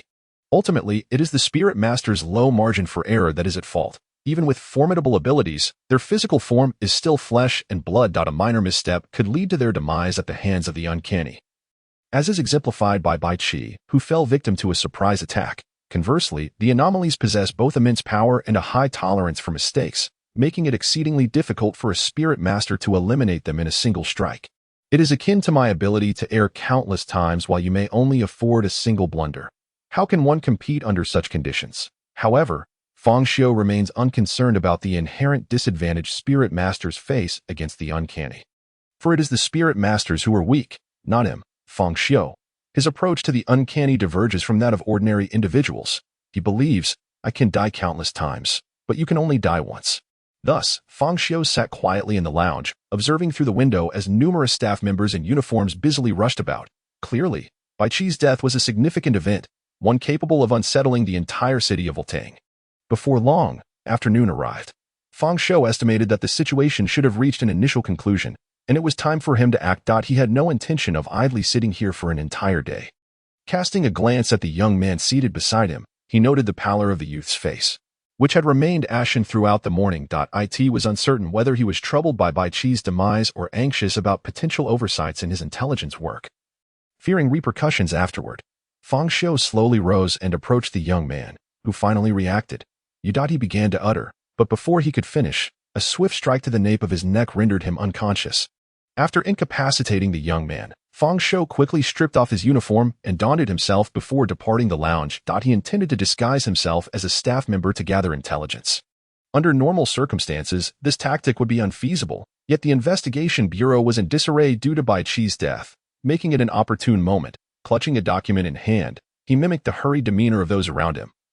Moving freely within the investigation bureau.as, he activated his spiritual essence, his senses heightened, allowing him to perceive the conversations and phone calls echoing through the offices and corridors. Although Deputy Captain Bai typically exuded an icy demeanor, his strength was indisputable. He was the most formidable spirit master in the entire city of Ulting. Who would have anticipated that such a powerful figure could fall so easily? Indeed, who could have foreseen it? In my view, this death was entirely avoidable. One could lay the blame on the discord between Captain Yang and Deputy Captain Bai, who were perpetually vying for supremacy, had these two acted in unison. How could Deputy Captain Bai have possibly succumbed to a surprise attack? Li Gu, I have not been at the investigation bureau for long. Could you elaborate on the conflict between Captain Yang and Deputy Captain Bai? What conflict could there possibly be? It is merely a matter of pride. Deputy Captain Bai is widely acknowledged as the strongest, yet when the position of captain was contested, it was Captain Yang who emerged victorious, leaving Deputy Captain Bai feeling perpetually dissatisfied. But if Deputy Captain Bai is indeed the strongest in Ulting City, how could he lose to Captain Yang? It was undoubtedly due to Captain Yang's unique ability. Do you know what his ability is? I have heard that Captain Yang's ability seems to be luck. Precisely, Captain Yang's ability is luck, which is considered a passive skill, apart from granting others strokes of incredible fortune. It is of little practical use. Thus, Captain Yang has often been labeled the weakest captain by spirit masters from other cities. But how did Captain Yang triumph in the contest for captaincy? After all, Deputy Captain Bai is reputed to be invincible among second-tier spirit masters. How else could he have triumphed? It was, of course, due to mere luck that on the day of their duel, it remains a mystery what unsavory food Deputy Captain Bai consumed the day prior. But during the battle, he suddenly suffered from an upset stomach and began to experience diarrhea. Faced with such a predicament, Deputy Captain Bai dared not exert himself, fearing an untimely accident, and thus he lost. Although Captain Yang's abilities are limited, he is still a second-tier spirit master, and against an opponent unwilling to fully engage, victory was assured. If he was experiencing such discomfort, why did he not call for a pause? Are you foolish? You do not know what kind of person Deputy Captain Bai is. He is a quintessential aloof and pretentious man. For him to request a bathroom break in front of an audience would be more unbearable than death. So he could only feign nonchalance while battling.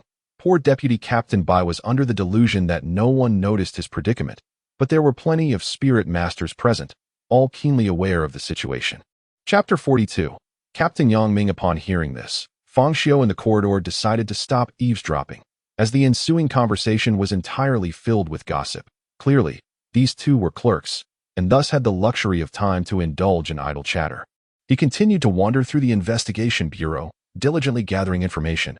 Quickly, make your way to the conference room. Director Wang is about to convene an urgent meeting.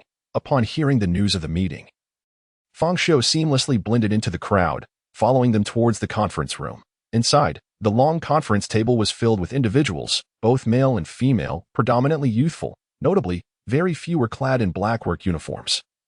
Most wore an array of eccentric and distinctive attire. Flanking the sides of the conference table stood over a dozen staff members in uniforms. Fang Xiu mingled among the staff, discreetly observing the individuals seated at the table.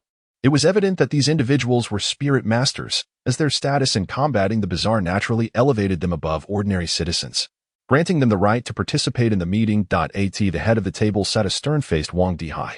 Curiously, there were 2 empty seats flanking Wang Dihai, unoccupied by anyone. 2 empty seats. Fang Xiu surmised that these positions were undoubtedly designated for Captain Yang Ming and Deputy Captain Bai, with Bai Chi now deceased. It was only natural for his seat to remain vacant, but what of Yang Ming? Is the investigation into the peculiar circumstance still ongoing? At that moment, he suddenly caught a whiff of an acrid odor of smoke. Smoking during an emergency meeting? Fang Xiu followed the scent and noticed, in the corner behind Wang Dihai, a solitary man squatting on the ground, smoking. This man appeared to be in his late 20s. With thick eyebrows and large eyes, a square face and a prominent nose. While not conventionally handsome, he possessed a spirited and upright demeanor. However, his current state was evidently poor. His eyes were devoid of life. His chin was covered in stubble, and he stared vacantly at the air before him. If it were not for the occasional puff from his cigarette, he would have resembled a statue. The others in the conference room chose to selectively ignore this man, allowing him to remain there, smoking in silence. Witnessing this scene, Fang Xiu had already formed a conjecture. Although the spirit masters present donned eccentric attire and exhibited distinct personalities, they adhered to the most basic decorum during meetings. Dutifully remaining seated, the lack of reprimand for this man's behavior, even from Wang Dihai, could only imply that his status was quite elevated, considering the vacant seats. It was easy to surmise that this smoking individual was none other than Captain Yang Ming. At this moment, Wang Dihai commenced the meeting. During this urgent assembly, he refrained from any superfluous remarks and instead delved straight into the matter at hand. Following the investigators' on-site examination, it was confirmed that Vice Captain Bai had perished in the line of duty. Wang Dihai's grave voice resonated throughout the room that a heavy silence enveloped the gathering. Some wore blank expressions, others appeared indifferent, while some were visibly sorrowful. Their emotions varied. The man suspected to be Yang Ming continued to stare blankly. Although the hand holding the cigarette trembled slightly, after a brief pause, Wang Dihai's deep voice echoed once more. Vice Captain Bai succumbed to the sinister grasp of a shadow-wielding entity. As he spoke, a blurred image appeared on the large screen in the meeting room, displaying a shadow and anthropomorphic silhouette.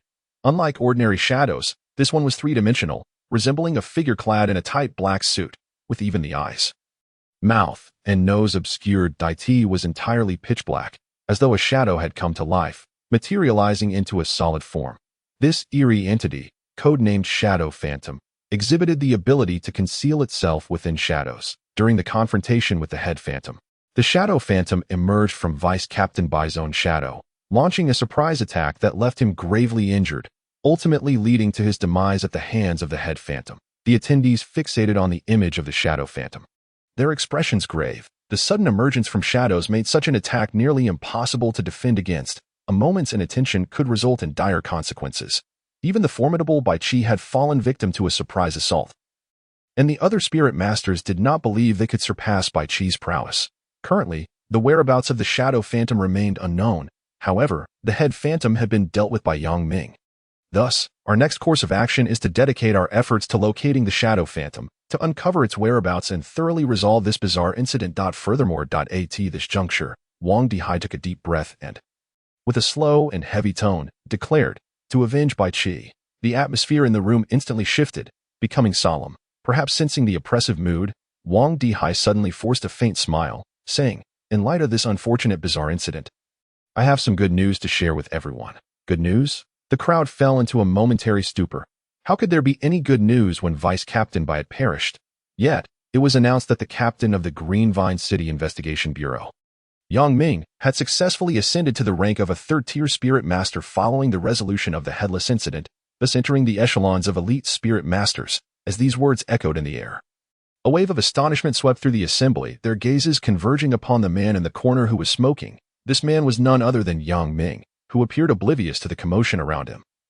His expression devoid of any emotion. He merely discarded his cigarette butt, rummaged through his pocket for a fresh pack, intent on igniting another. Beneath his feet lay a collection of charred remnants of cigarettes.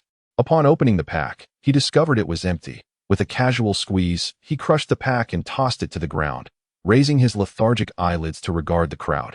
Hey, does anyone have a cigarette? His voice was hoarse, tinged with exhaustion. The assembly fell silent, no one daring to respond. Witnessing this scene, Wang Dihai's eyes flickered with compassion, yet he still admonished, Yang Ming, pull yourself together. You are now a third-tier spirit master, and the safety of Green Vine City will rely on you from now on. And don't you desire to avenge Bai Qi? In the face of Wang Dihai's rebuke, Yang Ming's gaze remained unperturbed. Still displaying a listless demeanor, slowly rising from his corner, he shoved his hands into his pockets, muttering, then I'll just go out and buy a pack myself. With that, he truly made to exit the venue in pursuit of cigarettes. As he walked, he continued to grumble, will avenging him bring Xiaobai back to life? Stop right there. Wang Dihai bellowed in anger, but Yang Ming did not falter, seemingly impervious to the command. Frustrated, Wang Dihai resignedly produced a pack of cigarettes from his pocket.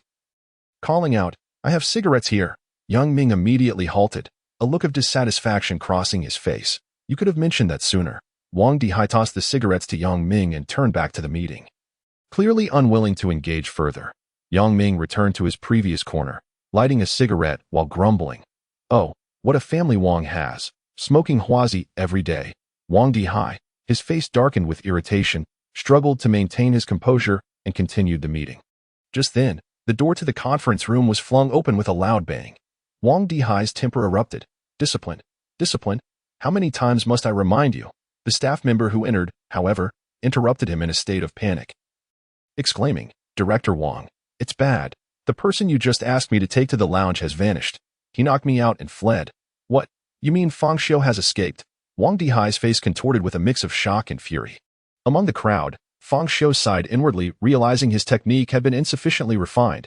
He had not anticipated that he would leave his assailant unconscious for such a brief period, despite having become a spirit master. Capable of wielding strength surpassing that of ordinary individuals, he had never before attempted to knock someone out and had no gauge of the force required. Fang Xiu, you are here. A voice rang out from the assembly, none other than Xinling Xue. She sprang from her seat, astonished, pointing at Fang Xiu amidst the crowd. In an instant, all eyes were drawn to him, except for Yang Ming, who remained absorbed in his contemplation of the air while smoking. Chapter 43. Can I return to the past and reverse the future? The staff surrounding Fang Xiu immediately reacted, drawing their firearms and aiming them at him, as if ready to fire at the slightest movement. The spirit masters seated around the conference table also scrutinized him closely, their gazes revealing curiosity or vigilance. A faint yet palpable pressure of spiritual energy descended upon him. Fang Xiu, do you have any idea what crime it is to assault the personnel of the investigation bureau? What exactly do you intend to do? Or rather, who are you? Wang Dihai's expression was grim, in the face of Wang Dihai's inquiries and the oppressive aura from the spirit masters. Fang Xiu remained unfazed, calmly directing his gaze towards Yang Ming, who was smoking in the corner. Suddenly, he spoke with a tranquil demeanor. Do you wish to resurrect Bai Qi? As soon as the words left his lips, Yang Ming's smoking came to an abrupt halt. His previously vacant eyes transformed into something terrifying, resembling a tiger descending a mountain. Fixating on Fang Xiu with intensity. He slowly rose to his feet, his expression darkening, an invisible force brewing around him, reminiscent of the calm before a storm, oppressive and weighty. With a snap, he discarded the cigarette onto the ground and ground it underfoot. After completing this, he strode purposefully toward Fang Xiu, coming to a halt before him.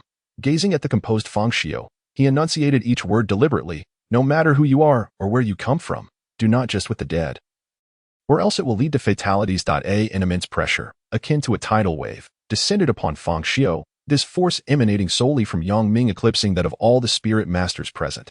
The other spirit masters could not help but shift uneasily at this moment. Is this the power of a third-tier spirit master? Yet, in the face of this tremendous pressure, Fang Xiu's expression remained unchanged. Having undergone the bizarre baptism above the firmament, this level of pressure was trivial to him. He met Yang Ming's gaze steadily and replied coolly, You need only answer whether you wish to or do not wish to. His calm words seemed to carry an undeniable authority. Witnessing this scene, the onlookers were struck with astonishment. How could someone, in the presence of a third-tier spirit master, speak with such conviction? Who exactly is this Fang Xiu? Yang Ming intently scrutinized Fang Xiu's tranquil eyes, seemingly attempting to discern something, but all he could see was an unfathomable calm. Fang Xiu, what nonsense are you spouting? Seize him. Wang Dihai had completely lost faith in Fang Xiu, harboring serious suspicions that he was linked to some mysterious organization plotting a nefarious scheme. However, just as the surrounding staff prepared to act, Yang Ming raised his hand to halt them. Can you truly bring Xiaobai back to life? After uttering this question, Yang Ming felt as if he had lost his mind. It was an ironclad rule that the dead cannot be revived, even if this person before him possessed the ability to bring the deceased back to life. Bai Qi's body had been consumed by something sinister. How could resurrection be possible? He was uncertain why he had posed such a foolish question, yet staring into Fang Xiu's calm eyes, he felt a vague intuition suggesting that Fang Xiu's words might indeed hold truth. A slight smile crept onto Fang Xiu's lips. I cannot resurrect the dead, but I can return to the past and reverse the future. As soon as these words were uttered, a wave of astonishment swept through the crowd, who felt as though they were caught in a fantastical tale. The notion of reversing the past to alter the future seemed even more outrageous than resurrecting the dead. No one present believed Fang Xiu's assertion, yet Yang Ming stubbornly inquired, What must be done? Instead of answering, Fang Xiu countered with a question. Where were you when Bai Qi met his demise? Yang Ming pondered for a moment, recalling, at that time, I was tracing the clues of the headless specter, situated in the mountainous area near Qingbei town. Unfortunately, due to a misdirection in the leads, I did not venture into Qingbei town. As he spoke, he instinctively clenched his fists, his face etched with self-reproach. Had I discovered it sooner and entered Qingbei town earlier, perhaps he would not have perished. Very well, that will suffice. Now, please provide me with your phone number. Phone number? Yang Ming was momentarily taken aback, completely unable to follow Fang Xiu's erratic train of thought. Here they were discussing the resurrection of the dead, and suddenly the topic shifted to acquiring a phone number? Indeed, you need only give me your phone number, and then share with me a secret. What secret? Yang Ming felt increasingly perplexed. A secret that will convince you of my credibility. Fang Xiu replied calmly. I will return to the past and call you before Bai Qi's incident, urging you to save him. Therefore, I require a secret that will assure you of my words. Upon hearing this, Yang Ming instinctively widened his eyes. Overwhelmed by incredulity, as if Fang Xiu were recounting tales from a strange and fantastical lore. A call from the past? Is there truly such a perverse ability in this world? Even if it exists, one would need to be a fifth-tier spirit master to wield it, wouldn't they? How could this be possible? Despite his fervent desire to see Bai Qi resurrected, Yang Ming struggled to convince himself of Fang Xiu's claims. It was not only him. The spirit masters present shared the same skepticism. How could someone so exceptional exist among them? To reverse the future and return to the past, were you truly a spirit master? Or perhaps a god master? Yet among them, one person experienced a tumultuous upheaval within her heart. Xinling Xue. She suddenly recalled Fang Xiu's words during the mental pollution assessment. I have traversed countless times between the future and the past, witnessing death and rebirth, experiencing infinite possibilities. To me, the future is merely a puppet, subject to my observation and alteration. She began to comprehend why Fang Xiu had refrained from directly answering whether he could foresee the future, instead opting to share such a cryptic statement. It was highly plausible that he was not merely posturing but was conveying his abilities in an alternative manner, returning to the past, reversing the future. Observing Yang Ming's skeptical expression, Fang Xiu offered a subtle smile. There is little harm in trying. Yang Ming found himself swayed. Indeed, what was the loss in attempting?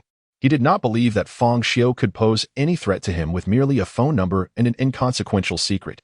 Taking a deep breath, he slowly articulated, 138. He repeated it just once, and Fang Xiu heard it merely once, yet it was firmly etched in his memory. Subsequently, Yang Ming pondered for a moment before slowly articulating. Then I shall divulge a secret known only to me, a secret concerning Xiao, but I had never intended to reveal it throughout my life, fearing that Xiao Bai would retaliate fiercely upon discovering it. However, now that he is no longer with us, there is no harm in disclosing it. The truth is that prior to the competition for team leader, it was not Xiao Bai who suffered from food poisoning, leading to his unfortunate bout of diarrhea during the match. Rather, I had surreptitiously administered a laxative to him. Fortunately, due to my innate ability being luck, no one has ever suspected me. Silence, an eerie stillness enveloped the room. The onlookers gazed at Yang Ming in utter astonishment, as if they were meeting him for the very first time. They could hardly fathom that the typically earnest and robust Captain Yang had engaged in such nefarious conduct behind closed doors. This revelation was simply too shocking. Chapter 44. Perhaps we do not exist. Yang Ming, feeling a mix of embarrassment and anger under the scrutiny of the crowd, retorted, Can you blame me? If it weren't for that scoundrel Xiao Bai. Ah, forget it, he's gone now. No need to dwell on it. He sighed once more, his expression sinking back into despondency. Well, this secret is sufficient. Fang Xiu suddenly interjected. By the way, you don't have a habit of turning off your phone. Do you? Yang Ming nodded. If you truly can return to the past and call me, I will undoubtedly answer, for I am directionally challenged. At the time of Xiao Bai's incident, I was driving through the mountainous area near Qingbei town. My phone connected to Bluetooth and navigation, so I would certainly receive the call. Fang Xiu nodded in agreement, then await the call. With that, he fell silent, and as his stillness settled over the room, a profound quiet enveloped the gathering. Everyone observed him in hushed anticipation as time ticked by, second by second. 1 second, 2 seconds, 3 seconds. Suddenly, Fang Xiu broke the silence. Why do you all stare at me? Continue the meeting. The crowd was momentarily taken aback. Yang Ming could no longer contain himself and inquired, Aren't you supposed to be going back to the past? We're all waiting for you to take action. Fang Xiu regarded him with a look of incredulity. When did I say I would return to the past right now? Moreover, do you truly believe I would vanish into thin air like in the movies? The crowd, to be honest, they indeed thought he might. When will you commence? Then, no rush. After the lottery results are announced at 8 o'clock tonight. Yang Ming was momentarily taken aback. Lottery? What prize are we talking about? Enough questions, Yang Ming. Immediately escort this delusional madman to the confinement room. I will follow shortly. His mind is clearly unhinged, and he is on the verge of losing control of his faculties. Wang Dihai interjected. Yang Ming, despite his reluctance, recognized the significance of Wang Dihai's glance and thus turned to Fang Xiu, stating, "Please, accompany me." Fang Xiu nodded and followed Yang Ming to the confinement room without any further ado. After all, given his current capabilities, causing a ruckus in the investigation bureau would be tantamount to courting disaster. Furthermore, he was acutely aware of Wang Dihai's intentions, regardless of the veracity of his claims. This matter must remain concealed from public scrutiny. If the claims hold any truth, the ability to reverse the future by traversing back in time is indeed a concept that is both astonishing and alarming. Should such information reach the outside world, it could incite unprecedented turmoil. Conversely, if it is a fabrication, it would stand as the most ludicrous debacle the Investigation Bureau has encountered this year, best kept from the ears of the masses. It is precisely this consideration that prompted Wang Dihai to allow Yang Ming to escort him away. Upon reaching the confinement chamber, Fang Xiu inquired extensively with Yang Ming about the details surrounding the Headless Spectre and Shadow Spectre. As well as information pertinent to Bai Qiu, it was revealed that Bai Qi possessed the extraordinary ability of unparalleled speed, far exceeding that of his peers, granting him an absolute advantage whether in offense or retreat. He had previously achieved the remarkable feat of dispatching a second-tier spirit master in mere moments and had successfully evaded formidable and mysterious pursuers. This is precisely why he was permitted to act independently alongside Yang Ming. Bai Qi could escape if he could not prevail in combat. As for Yang Ming, blessed with the gift of luck, it would be exceedingly difficult for him to meet an untimely demise. Regrettably, this time, Bai Qi was hindered by a lack of intelligence, failing to detect the presence of the Shadow Spectre, which resulted in a surprise attack. Generally, it is quite challenging for ordinary specters to ambush Bai Qi, given his extraordinary speed and reflexes. However, the Shadow Spectre was different. It concealed itself within Bai Qi's shadow, making it impossible for him to shake it off, no matter how swift he might be. During the high-speed confrontation with the Headless Spectre, Bai Qi's shadow remained ever-present, delivering a lethal strike at a critical moment. The two engaged in casual conversation for quite some time, yet Fang Xiu was unable to extract much useful information. Although Yang Ming appeared rugged and carefree, his words were as tight-lipped as a clam. He would not divulge a single word that was not meant to be shared, especially since he remained uncertain whether Fang Xiu could indeed reverse the future. After approximately an hour, Wang Dihai arrived at the confinement chamber, accompanied by Xue. "Fang Xiu, what are your true intentions? What do you seek to achieve by utilizing Yang Ming?" Wang Dihai directly questioned upon his arrival. "In 3 hours, following the announcement, everything will become clear," Fang Xiu replied calmly. "Announcement? Did you not previously assert that your ability was to foresee the future? Why has it now shifted to reversing the future? Is there a distinction? Once I foresee the future, and then make corresponding alterations, does that not, to some extent, equate to changing the future? For instance, if I foresee that I will be struck by a car today, then by simply refraining from leaving my home, I shall avoid that fate." Observing Fang Xiu's unwavering conviction, Xue interjected, "But now Deputy Captain Bai is already deceased. This event has undeniably become an immutable past. How can you alter what has already transpired?" "Oh." Fang Xiu cast a languid glance her way, countering, "On what basis do you assert that this is the present? Is it not conceivable that you, Yang Ming, and everyone else, including myself, do not exist, that all that unfolds in this moment is merely a vision of the future as perceived by my past self?" Upon uttering these words, Xue and the others were rendered speechless. An overwhelming sense of absurdity swelling within them. Do not exist. Yang Ming remarked peculiarly, "Do you truly wish to hear the nonsense you are uttering?" Fang Xiu closed his eyes, retreating into silence. An uncanny atmosphere pervaded the trio. Although Fang Xiu's words appeared to be nonsensical, for reasons unbeknownst to them, a subtle chill crept over them as they pondered this notion. Do we truly not exist? Subsequently, several individuals lingered in the confinement room for a while before departing, leaving only Fang Xiu alone. After all, they were all members of the Investigation Bureau, burdened with pressing duties, and could not afford to languish here for 3 hours. Time flowed like water, and soon, 3 hours had swiftly elapsed. Bang! The door of the confinement room was forcefully swung open. Wang Dihai, Xue, and Yang Ming entered with solemn expressions, their gazes intensely fixed on Fang Xiu, who was meditating with his eyes closed. Suddenly, Fang Xiu opened his eyes, calmly regarding the 3-dot slap. Xue slammed the paper on which Fang Xiu had written the winning numbers onto the table, her voice frigid. "Fang Xiu, the numbers you wrote are not winning. Not only did they fail to win, but not a single digit matched. Look here, I have just jotted down this session's winning numbers. Fang Xiu, You may now explain who you really are and who sent you. Wang Dihai inquired gravely. Yang Ming remained silent, yet his glance at Fang Xiu was tinged with a hint of menace. However, at that moment, Fang Xiu merely smiled faintly. My foresight will not falter. Do you think you can deceive me with a random string of erroneous digits? Shenling Xue's frustration momentarily left her breathless, her chest heaving. She promptly retrieved her phone, opened the lottery results, and placed it before Fang Xiu. Look for yourself. I wonder how long you can continue this charade. Fang Xiu glanced over casually, the mockery in his smile deepening. You sent someone to manipulate the results, and now you dare to question me? Upon hearing this, the expressions of the three turned cold. Chapter 45. True. Foreseeing the future, Shenling Xue sneered. Fang Xiu, we did indeed send someone to the lottery center.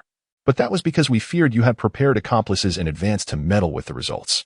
This drawing was entirely random. What, now that you see the results differ, does that mean your scheme failed? Observing the reactions of the three, Fang Xiu concluded that they had likely not tampered with anything. Allowing him to proceed with his death reset without concern. At that moment, Shenling Xue added with a cold smile. Did you not say that if you guessed incorrectly, you would pay with your life?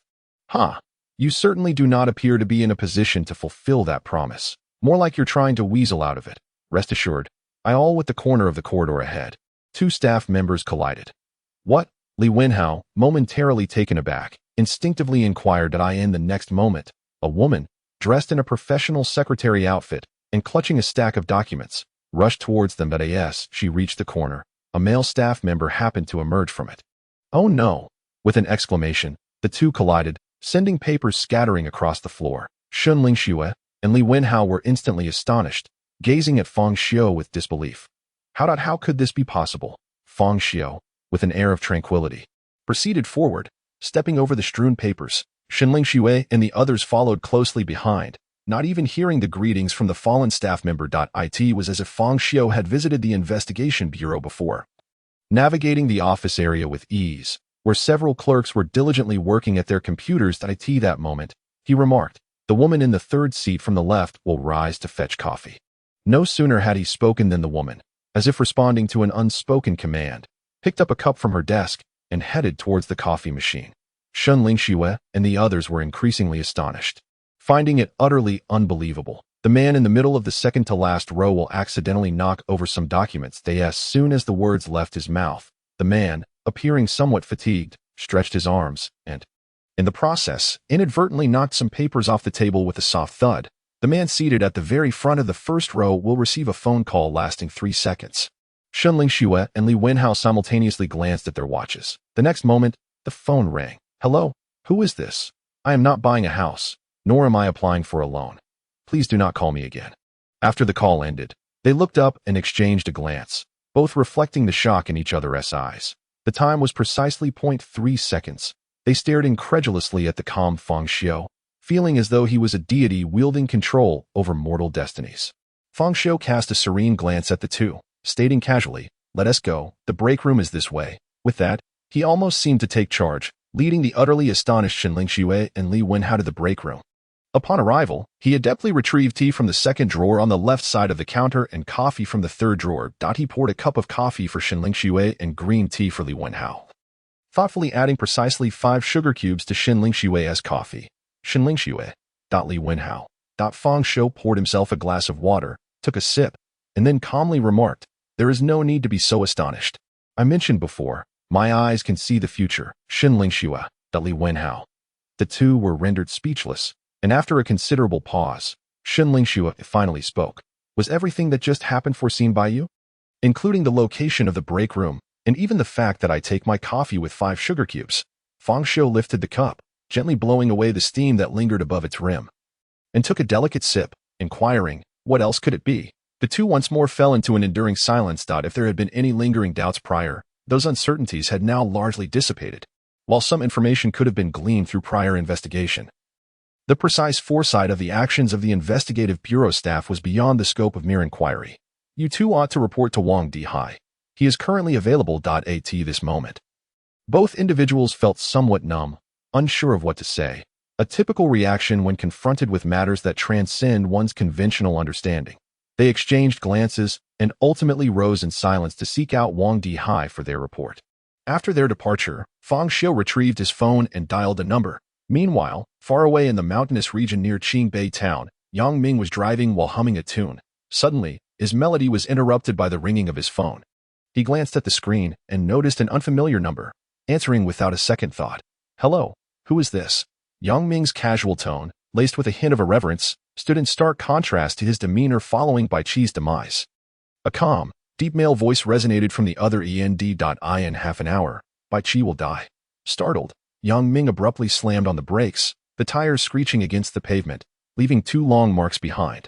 His previously carefree expression vanished, replaced by a strange and somber demeanor. "Who are you?"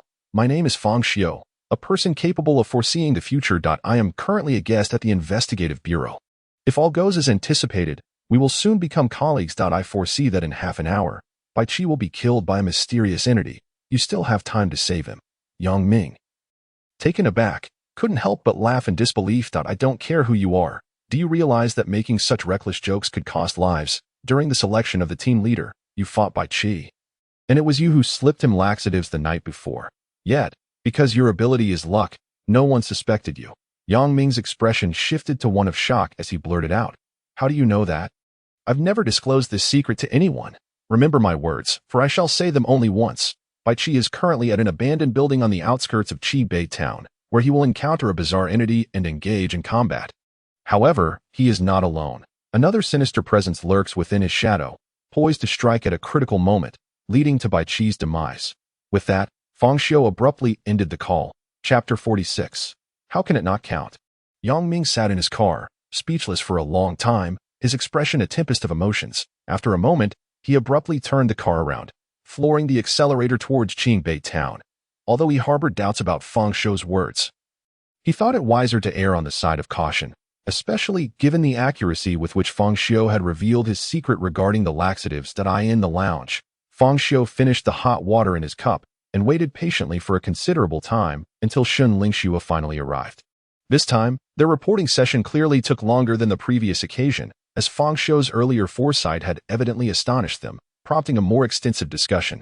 "Fang Xiu, I'm about to conduct a psychological contamination test on you," Lingxue stated with a complex expression. Fang Xiu nodded thoughtfully, then proceeded to pick up the spiritual lie detector with a practiced ease, donning the device on his wrist amidst Lingxue's astonished gaze.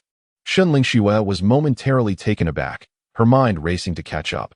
"If the first question is I choose one, to fight the anomaly," Fang Xiu promptly interrupted her, Lingxue, ignoring Lingxue's stunned silence. Fang Xiu continued, speaking to himself. "For the second question, I shall not join the side of the anomalies, even if they grant me immense power and a position that protects my family, friends, and loved ones from harm. My family will not ally with the anomalies, for I have no family. Should Zhao Hao align himself with the anomalies and compel me to betray, I would personally see him off. The third question, the foremost thing I wish to accomplish after becoming a spirit master is to eradicate all anomalies in this world." Without waiting for Lingxue to interject, Fang Xiu articulated all his answers in one breath. Remarkably, the spiritual lie detector remained silent throughout. Upon finishing, Fang Xiu rose calmly and addressed the still stunned Lingxue. "The test has been passed. Let us proceed to meet Wang Dihai." He then exited the lounge, leaving Lingxue dazed, seated in her place, lost in thought. For a moment, it was difficult to discern who was testing whom. In Wang Dihai's office, upon meeting him, Fang Xiu bypassed the customary self-introduction, instead scrutinizing Wang Dihai with intent. "Mr. Fang, since you have already foreseen my name, I assume an introduction is unnecessary. Please, take a seat." Fang Xiu settled into the chair, and Wang Dihai continued. "To be frank, Mr. Fang, even after listening to their reports, I still find it hard to believe you possess the ability to foresee the future. This level of capability far exceeds that of other spirit masters that I wonder if you grasp my meaning. Generally, a first-tier spirit master's abilities encompass flames, strength, speed, and the like, yet your powers evidently surpass theirs. You imply that I am not on the same level as them, do you not?" Fang Xiu interjected suddenly. "The ability to foresee the future should not reside within a first-tier spirit master." Wang Dihai nodded in agreement. "Indeed, if you were a third-tier spirit master endowed with precise foresight, I would not be overly astonished. However, you are merely a newly appointed spirit master, by common reasoning. Even if you could foresee the future, it would likely be limited to the next second or a few moments ahead. Yet, You anticipated the arrival of Xiaoshan in the investigation bureau. And even the lottery numbers for the evening, you must admit, that is rather astonishing. Director Wang, have you considered the possibility that I am simply on a different tier altogether? There will always exist individuals in this world who cannot be measured by ordinary standards.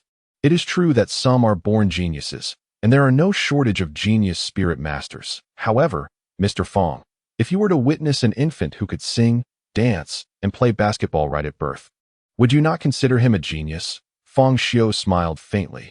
Why would he not be considered one? Wang Dihai took a deep breath. For reasons unknown, upon hearing that remark, an inexplicable urge to strike someone surged within him. Since Mr. Fang holds such an opinion, I find myself at a loss for words that be by the way, Xiaoshan. Whereas Mr. Fang's report on the spiritual contamination test, Shun Lingxue appeared somewhat out of sorts. Seemingly oblivious to Wang Dihai's words, as she sat there in a daze, Wang Dihai furrowed his brow slightly and called out again, Xiaoshan. Oh, Shun Lingxue snapped back to reality, her face reflecting confusion as she looked at Wang Dihai and inquired. What is it? Director Wang, the report. The one on Mr. Fang's spiritual contamination test. Shun Lingxue instinctively reached for the report, only to freeze in place, realizing that she had seemingly forgotten to write it. She hadn't even posed the questions. Mr. Fang had answered them all before she could ask, and in her astonishment, she had neglected to document anything. I didn't write the report. Didn't he write it? Wang Dihai felt his blood pressure begin to rise.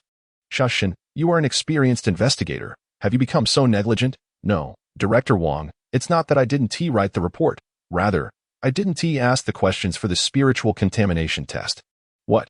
Wang Dihai's voice escalated in pitch. He felt as if Shun Lingxue was deliberately opposing him. Not only had she failed to write the report, but she hadn't even asked the necessary questions. Shun Lingxue quickly realized the ambiguity in her words and hastily clarified, That's not what I meant. I intended to ask the questions for the spiritual contamination test, but Mr. Fang anticipated all my inquiries, answering them before I could even speak. His responses were flawless, and the spiritual polygraph did not register any discrepancies. Wang Dihai stared at Fang Xiu in astonishment, rendered momentarily speechless. After a pause, he finally asked, Mr. Fang, even if you truly possess the ability to foresee the future, is there not a cost involved? Can you foresee it well? Fang Xiu shook his head. The cost of foreseeing the future is not high, but it comes with significant consequences. Consequences? Wang Dihai inquired, curiosity piqued. Spiritual instability. The mere utterance of those words caused both Wang Dihai and Shun Lingxue to pale slightly. For spiritual instability is a challenge that every spirit master must confront. And the investigation bureau had previously suffered considerable losses due to instances of such instability. Mr. Fang, are you suggesting that each instance of foreseeing the future heightens the risk of spiritual instability? Wang Dihai asked gravely. Fang Xiu nodded. Precisely. The more powerful the ability, the greater the price. With each foresight, a torrent of chaotic information floods my mind, which can impose considerable strain on my psyche, thereby exacerbating the risk of spiritual instability. Furthermore, there are significant limitations to my foresight. At present, I cannot predict long-term futures, only a few seconds to a few days at most. Beyond that, it becomes impossible. Seeing Fang Xiu's earnestness, Wang Dihai's expression grew solemn. The duration of your foresight should correlate with your own spiritual aptitude. As you are currently a novice spirit master, it is entirely normal for your predictive capacity to be brief. I suspect that once you reach the second tier, your abilities will experience a breakthrough.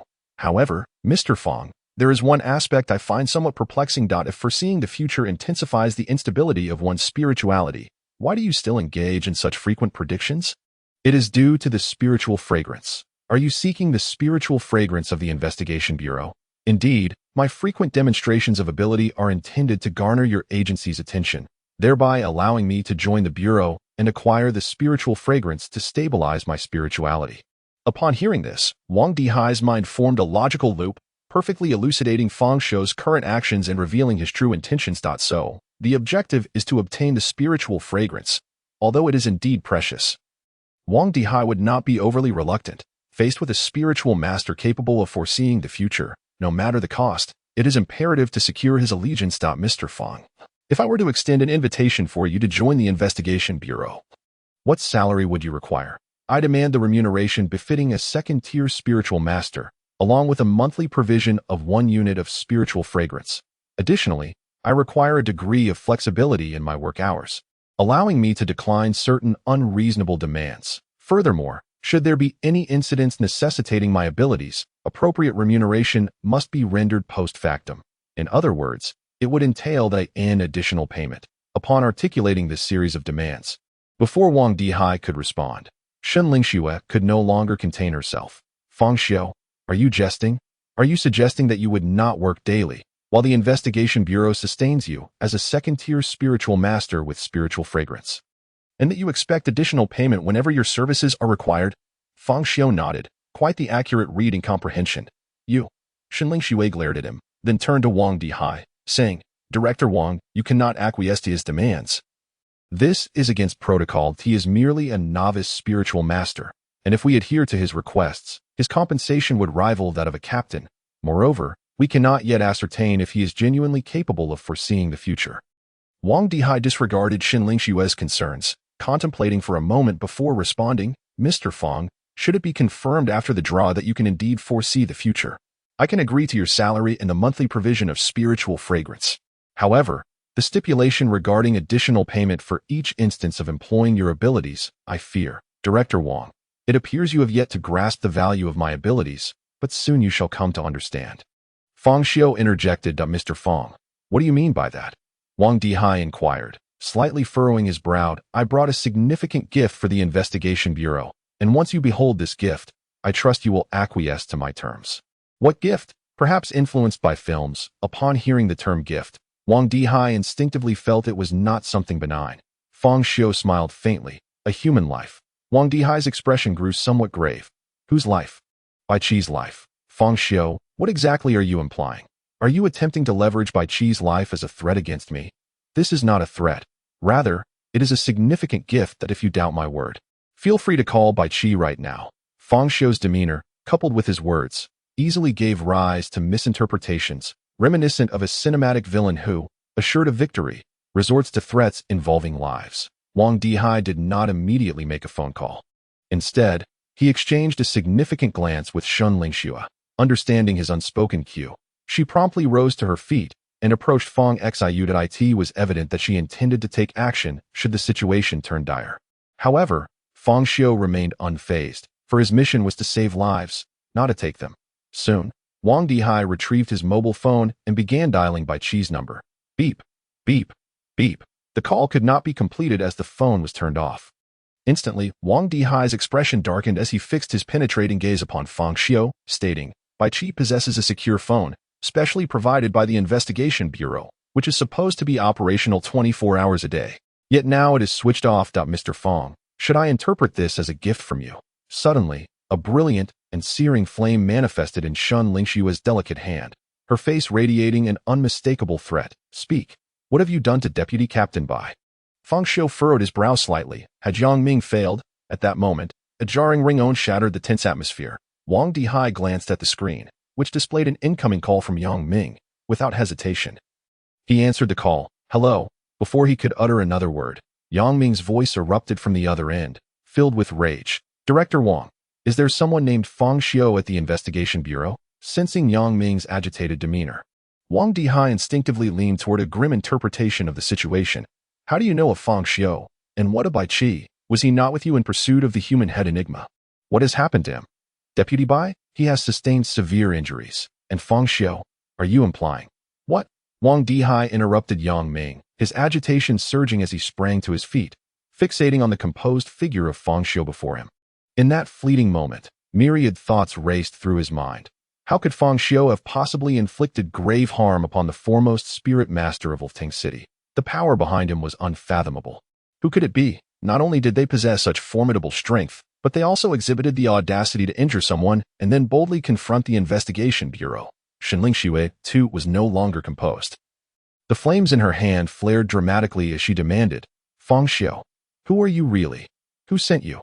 How dare your organization lay a hand on Bai Qi, under the mounting pressure from both parties? Fang Xiu simply replied, I suggest you allow Yang Ming to finish his account. Wang Dihai's eyes narrowed slightly. He refrained from issuing a command to attack, for the ability to injure Bai Qi and remain so unperturbed indicated a significant backing. Yang Ming, what on earth transpired? Tell me everything. Is Fang Xiu beside you? Yang Ming inquired. Wang Dihai nodded gravely. Indeed, he is currently in my office. He just mentioned bringing me a grand gift, only for me to receive your call about Bai Qi's severe injuries. What a truly significant gift it is. What? Wang Dihai was instantly taken aback, his expression one of disbelief. Are you implying that Fang Xiu informed you in advance to rescue Bai Qi? Indeed, he replied that I received a call from someone claiming to be Fang Xiu, who warned me that during Bai Qi's confrontation with a malevolent entity, a sinister shadow would emerge to launch a surprise attack, resulting in Bai Qi's demise. Upon receiving that call, I immediately rushed to join Bai Qi, and everything unfolded just as Fang Xiu had described. Had I not arrived in time, Bai Qi would have undoubtedly perished. Wang Dihai gazed at Fang Xiu with an incredulous expression, momentarily rendered speechless by the revelation. Fang Xiu, however, calmly interjected, Director Wang, are you pleased with the grand gesture I provided? And you, Miss Shun, please retract your divine abilities. With a resounding thud, the flames in Shun Lingxiu's hands extinguished. She stared at Fang Xiu in disbelief.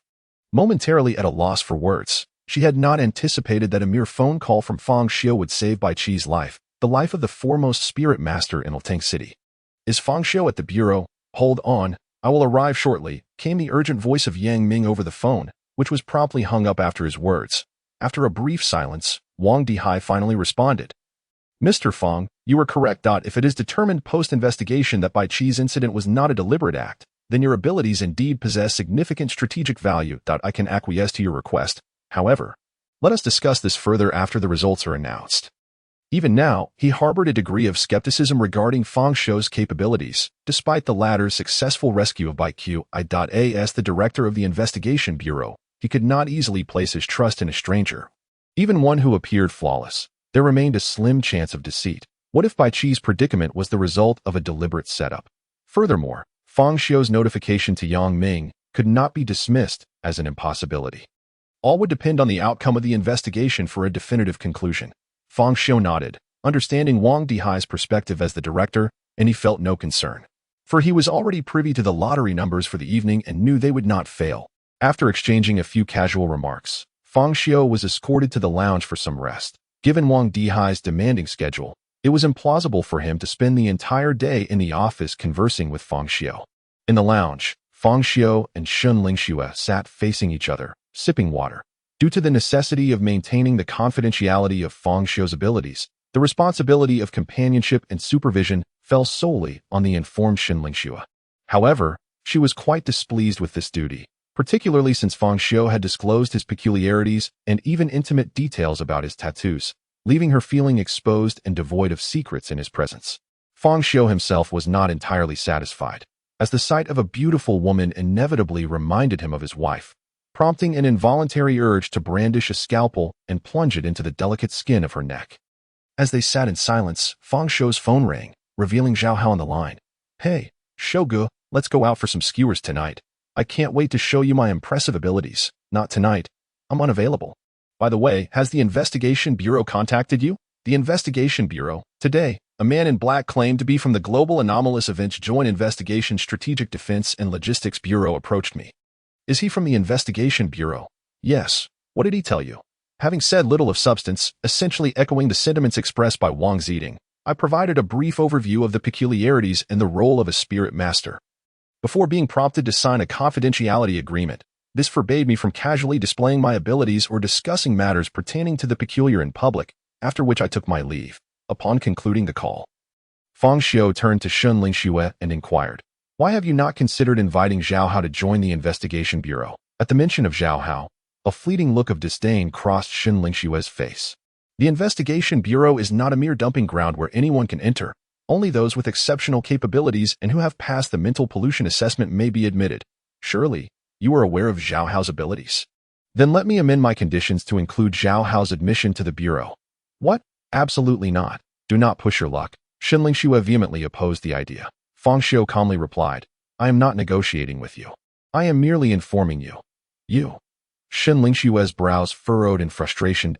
As one of the few women in the Investigation Bureau, and a striking one at that, she had always reveled in the adoration of her peers. Even Captain Yang Ming had never spoken to her with such condescension. The repeated setbacks she faced at Fang Xiu's hands had led to a profound sense of psychological disparity, Just then, with a resounding bang, the door to the lounge was flung open. A tall, broad-shouldered man with a square face and stubbled jaw strode in. It was Yang Ming. Upon entering, Yang Ming's gaze immediately locked onto Fang Xiu. "You are Fang Xiu?" Fang Xiu nodded in acknowledgement. "Ling Xue, please step outside for a moment. I need to speak with Fang Xiu privately." Ling Xue felt a pang of insignificance wash over her, with a heavy heart. She exited the lounge, slamming the door behind her. Once Ling Xue had departed, Yang Ming hastily took a seat and leaned toward Fang Xiu, urgency evident in his voice. "Fang Xiu, you haven't disclosed the matter of my drugging by qi to anyone else, have you?" Fang Xiu remained silent, bemused by Yang Ming's peculiar focus. Under normal circumstances, one would expect the first concern in such a scenario to be about foreseeing the future or expressing gratitude for saving by qi. Instead, Yang Ming seemed solely preoccupied with whether anyone else was aware of his actions concerning Bai Qi. After a moment's contemplation, Fang Xiu replied, "As of now, no one else knows, but that may change in the future."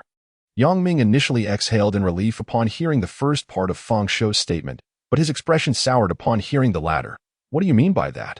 "I mean, it will cost you extra."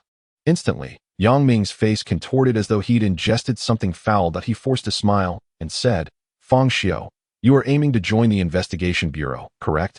Are you not aware that I am a captain? You understand the weight that carries, do you not? The bureau is a complex web, and as a newcomer, there are many matters you may not grasp. However, if I, as the captain, were to support you, then..." Fang Xiu interjected decisively. "Captain Yang, you surely would not want Bai Qi to find out about the drugging, would you?" Chapter 49, Rank S, Codename Prophet Yang Ming. Xiao Fang, are you aware that your current remarks are exceedingly perilous? 100 Ling coins. You. Yang Ming, feeling increasingly anxious, replied with a grim expression. "Fang Xiu, you have yet to join the investigation bureau. Do you believe that with a mere word, I could point 200. What the hell? Enough already. My monthly salary is only 10 Ling coins. Do you expect me to forfeit 20 months' wages? Speak your mind. But I would rather be beaten to death by Xiao Bai than suffer the loss of 20 months' income. That would be more unbearable than death itself." "Very well." Fang Xiu rose abruptly and opened the door to the lounge, inhaling deeply before shouting, "Yang hold on, don't joke around. Brother, don't jest." Yang Ming's face turned pale with fright as he quickly pulled Fang Xiu back and shut the lounge door. With a mischievous grin, he pleaded, "Brother, can we negotiate? Let us stick to the original price, just 100 Ling coins." Fang Xiu took another deep breath. "Yang Ming will give I'll point to 100. I will give you 200. Ultimately, Yang Ming, with great reluctance, extracted 200 Ling coins from his personal stash as a hush money for Fang Xiu. After handing it over, Yang Ming appeared utterly despondent, much like when he had learned of Bai Qi's demise during a previous meeting. Slumping in a corner, smoking in solitude, 7:50 in the evening, in a small meeting room at the investigation bureau, Fang Xiu, Wang Dihai, and Ling Xue were seated at the conference table, engaging in casual conversation. While Yang Ming, looking forlorn, hunched in a corner. "Captain Yang, could you extinguish that cigarette?" Ling Xue covered her delicate nose with her hand. From the corner, Yang Ming lifted his head and responded, "Ling Xue, could you lend me some Ling coins?"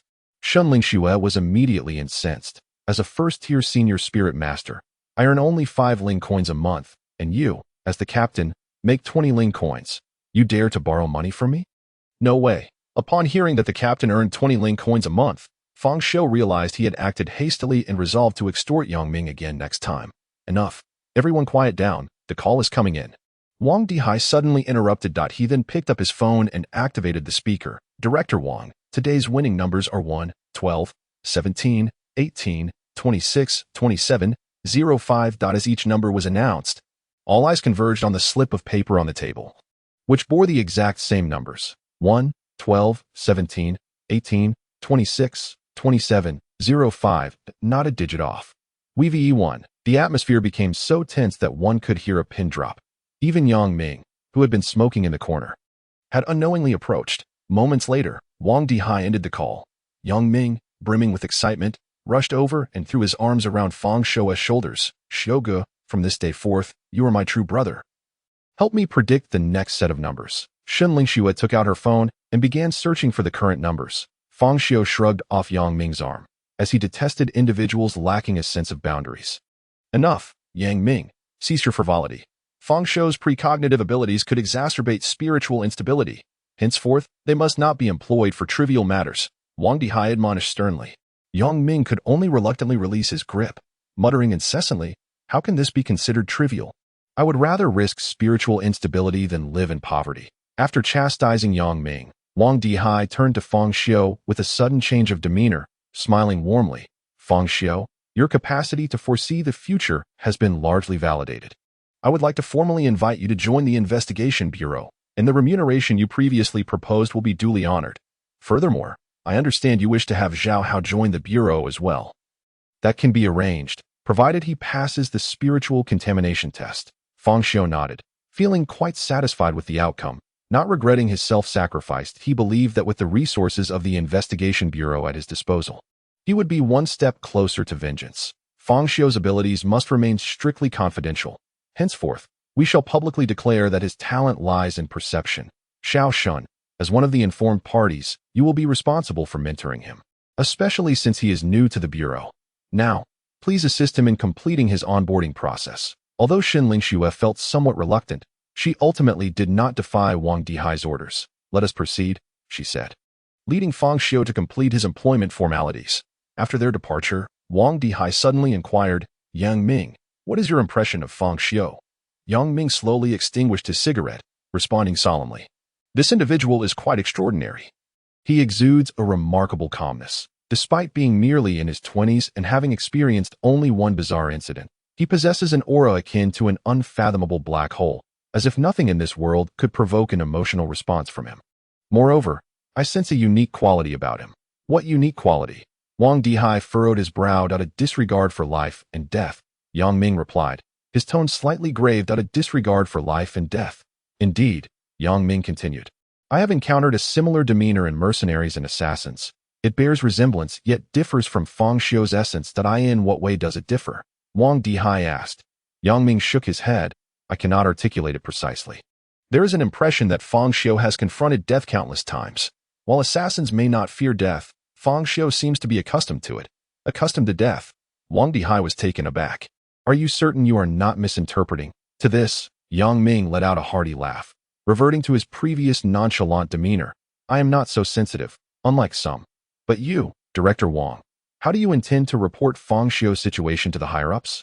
Wang Dihai contemplated for a moment, stating, "Fang Xiu's relevant information will be classified as top secret, that I will submit it to the Investigation Bureau headquarters, recommending his inclusion in the Global Talent Database for Spiritual Practitioners. Rated S, codename, Prophet.O." Yang Ming appeared somewhat astonished. "Have you considered this carefully? Regardless of Fang Xiu's character, his abilities possess immense value. If you report him, there is a possibility he may be requisitioned by the higher-ups. Furthermore, why should he be included in the Global Talent Database while I am not, especially at an S rank? There seems to be some favoritism at play." Wang Dihai chose to selectively ignore the latter part of Yang Ming's statement. "It is precisely due to Fang Xiu's exceptional capabilities, which possess immense strategic value, that he ought to pursue development on a higher platform. But in light of the frequent bizarre occurrences globally, I can't shake the feeling that a storm is brewing. Should Fang Xiu ascend to headquarters, his potential for impact would undoubtedly surpass that of remaining in Ilteng City." "You are lofty and remarkable," Yang Ming remarked with a hint of sarcasm. However, he believed that if Fang Xiu were indeed transferred to headquarters, it would be a boon, as he would no longer be subjected to Yang Ming's threats and extortion. "How is the investigation into the shadowy anomalies progressing? Was Bai Qi's incident truly an accident? Or was it a deliberate setup?" Upon hearing about the shadowy incidents, a rare expression of grim determination crossed Yang Ming's face. "Though there is no concrete evidence, I suspect it may be man-made." Chapter 50. Ace of Spades. Share your insights. I once confronted that shadowy entity. It left me with a distinct impression. Despite being entirely shrouded in shadows, resembling something eerie, the sensation of battling it was akin to engaging with a human. Wang Dihai's expression suddenly turned serious. "Are you suggesting that this shadowy entity is likely not a mere anomaly, but rather a spirit master possessing shadow abilities?" Yang Ming nodded gravely. "That shadowy figure is formidable. And with a head anomaly alongside, had it not been for my fortunate early strike on the head anomaly, achieving a breakthrough to the 3rd tier, I would likely have been at a disadvantage. Frankly, even after my advancement to the 3rd tier, I lacked absolute confidence in subduing the shadowy entity. Yet, curiously, upon my breakthrough, It vanished into the shadows without a trace. The battle itself was peculiar. It seemed to be holding back. Although it possessed considerable strength, it primarily relied on the head anomaly to entangle us while it launched sporadic ambushes from the sidelines. I had an odd sensation that it was biding its time for my ascension to the third tier, which is why it departed immediately after my elevation. However, this is merely my conjecture. It seems implausible that a villain would behave as they do in novels, toying with the protagonist while awaiting their breakthrough. By the way, I found this at the scene. Yang Ming produced a dark golden metallic playing card from his pocket. The card bore signs of damage, yet the inscription Ace of Spades was discernible. The Ace of Spades, this is a playing card forged from the steel of the mind. Wang Dihai pondered over the card, his mind racing with connections. After a lengthy silence, he spoke, if this card belongs to the shadowy entity. The implications are severe. It could indicate that the entity is not an anomaly, but a spirit master and one affiliated with a substantial organization. Is it possible that Fang Xiu is also part of this organization? Yang Ming suddenly questioned. Wang Dihai shook his head in response. Unlikely. The ability to foresee the future is an exceedingly rare asset in any organization. No one would willingly sacrifice Fang Xiu to serve as an undercover agent. A talent of his caliber is best suited to remain in the rear, anticipating future developments. Regardless of the forces behind the shadowy entity, they are undoubtedly adversaries of the Investigation Bureau, since they are enemies. It makes no sense for them to allow Fang Xiu to notify you. Bai Qi's demise would align with their interests. Yang Ming, your primary task from here on out is to investigate the shadowy organization. If there truly exists a hidden entity seeking to manipulate the Investigation Bureau, their threat may far exceed the bizarre occurrences we have encountered. I understand that I shall not let this matter rest, especially since Xiao Bai nearly lost her life. Regardless of who lies behind this, I will pursue the truth relentlessly. The fierce glimmer of murderous intent flashed in Yang Ming's eyes. By the way, what about Fang Xiu? Should we send someone to protect him, considering his abilities are of utmost importance? Wang Dihai pondered for a moment before slowly shaking his head. No need. Currently, Fang Xiu's information has not been leaked. The outside world perceives him merely as a newly emerged spirit master with perception abilities, and they do not regard him with much significance. However, should we assign dedicated protection, he is likely to fall into the enemy's sights, thereby increasing his peril. Most critically, the power of that shadowy organization is formidable. If they choose to act, who besides you and Bai Qi could possibly withstand their assault on the entire Greenvine City Investigation Bureau? You and Bai Qi cannot remain by Fang Xiu's side around the clock. Otherwise, who will handle the bizarre incidents plaguing Greenvine City? Therefore, everything should proceed as usual, treating Fang Xiu as a novice spirit master. Do not send anyone. This is the greatest protection we can offer him. Honey, I miss you so much. The wife flitted around Fang Xiu like a butterfly dancing among flowers. Yet, Fang Xiu merely sat quietly on the sofa, examining his investigator's credentials, along with his newly issued uniform and encrypted phone. He then reached for a black briefcase beside him, opening it to reveal a trove of dark golden coins, neatly arranged within. Exactly 200 of them. These coins, entirely dark golden, were adorned with exquisite patterns, exuding both quality and weight, though they were no larger than ordinary coins. These were the spirit coins crafted from the steel of the soul, a precious metal capable of channeling spiritual energy. Each spirit coin could fetch hundreds of thousands, even millions, in the black market, and they are often difficult to obtain. This does not imply that the value of spirit coins is merely monetary. Rather, few would sell them. Most spirit masters hoard these coins to forge their own spiritual weapons. After all, no amount of money can buy one's life in the face of the bizarre, but spiritual weapons can enhance combat prowess and increase survival chances, a feat unattainable by mere currency. Moreover, the crafting of spirit coins is overseen by the headquarters of the Investigation Bureau, which typically prioritizes internal consumption, with only the surplus reaching the outside world. This results in the consistently high prices of spirit coins in the black market. Thus, one can discern the immense value of these 200 spirit coins. It is a sum that only Yang Ming, as a captain, could procure at once. For an ordinary spirit master, selling oneself would be a strenuous endeavor. Yang Ming's salary amounts to 20 spirit coins per month, the highest in the entire Greenvine City Investigation Bureau. However, additional rewards are granted for resolving bizarre incidents, which constitute the substantial portion of income. The stronger one is, the more spirit coins one can acquire. Nevertheless, even so, 200 spirit coins represent a significant amount in Yang Ming's possession. In truth, Fang Xiu is acutely aware that, despite the apparent rivalry between Yang Ming and Bai Qi, it is not difficult to deduce that their relationship is, in fact, quite amicable. The reason Yang Ming acquiesced to his extortion may partially stem from his desire to keep Bai Qi unaware of the drugging incident. However, it is likely that a greater motivation lies in his expression of gratitude for having been forewarned, thus preventing Bai Qi's demise. Gazing at the ethereal currency before him, Fang Xiu found himself lost in contemplation. Pondering how to best utilize the spirit coins at his disposal. Crafting armor, he quickly dismissed this option, for with his ability to revert to a previous state upon death, his margin for error was significantly high, rendering his need for protective gear minimal. Furthermore, 200 spirit coins would hardly suffice for complete armor. This left him with two remaining choices, to forge a weapon or to sell the coins. Selling the spirit coins for wealth would enable him to recharge his account on the Global Anomalies Forum, allowing him to acquire further information and gain insights into the peculiarities and truths of the world. In terms of weaponry, he already possessed a scalpel, thus his demand for arms was not particularly pressing. However, considering the scalpel was an anomalous item, its exposure would be ill-advised. Therefore, the need for a weapon still persisted. Though 200 spirit coins seemed like a considerable sum, it would be woefully inadequate for crafting an instrument akin to a sword or dagger. Fortunately, Fang Xiu had no intention of forging such weapons. The scalpel suited him well, and given the nature of his pain-inflicting abilities, he required a weapon that was not overly lethal, merely one that was compact, sharp, and capable of bypassing defenses, much like the scalpel itself.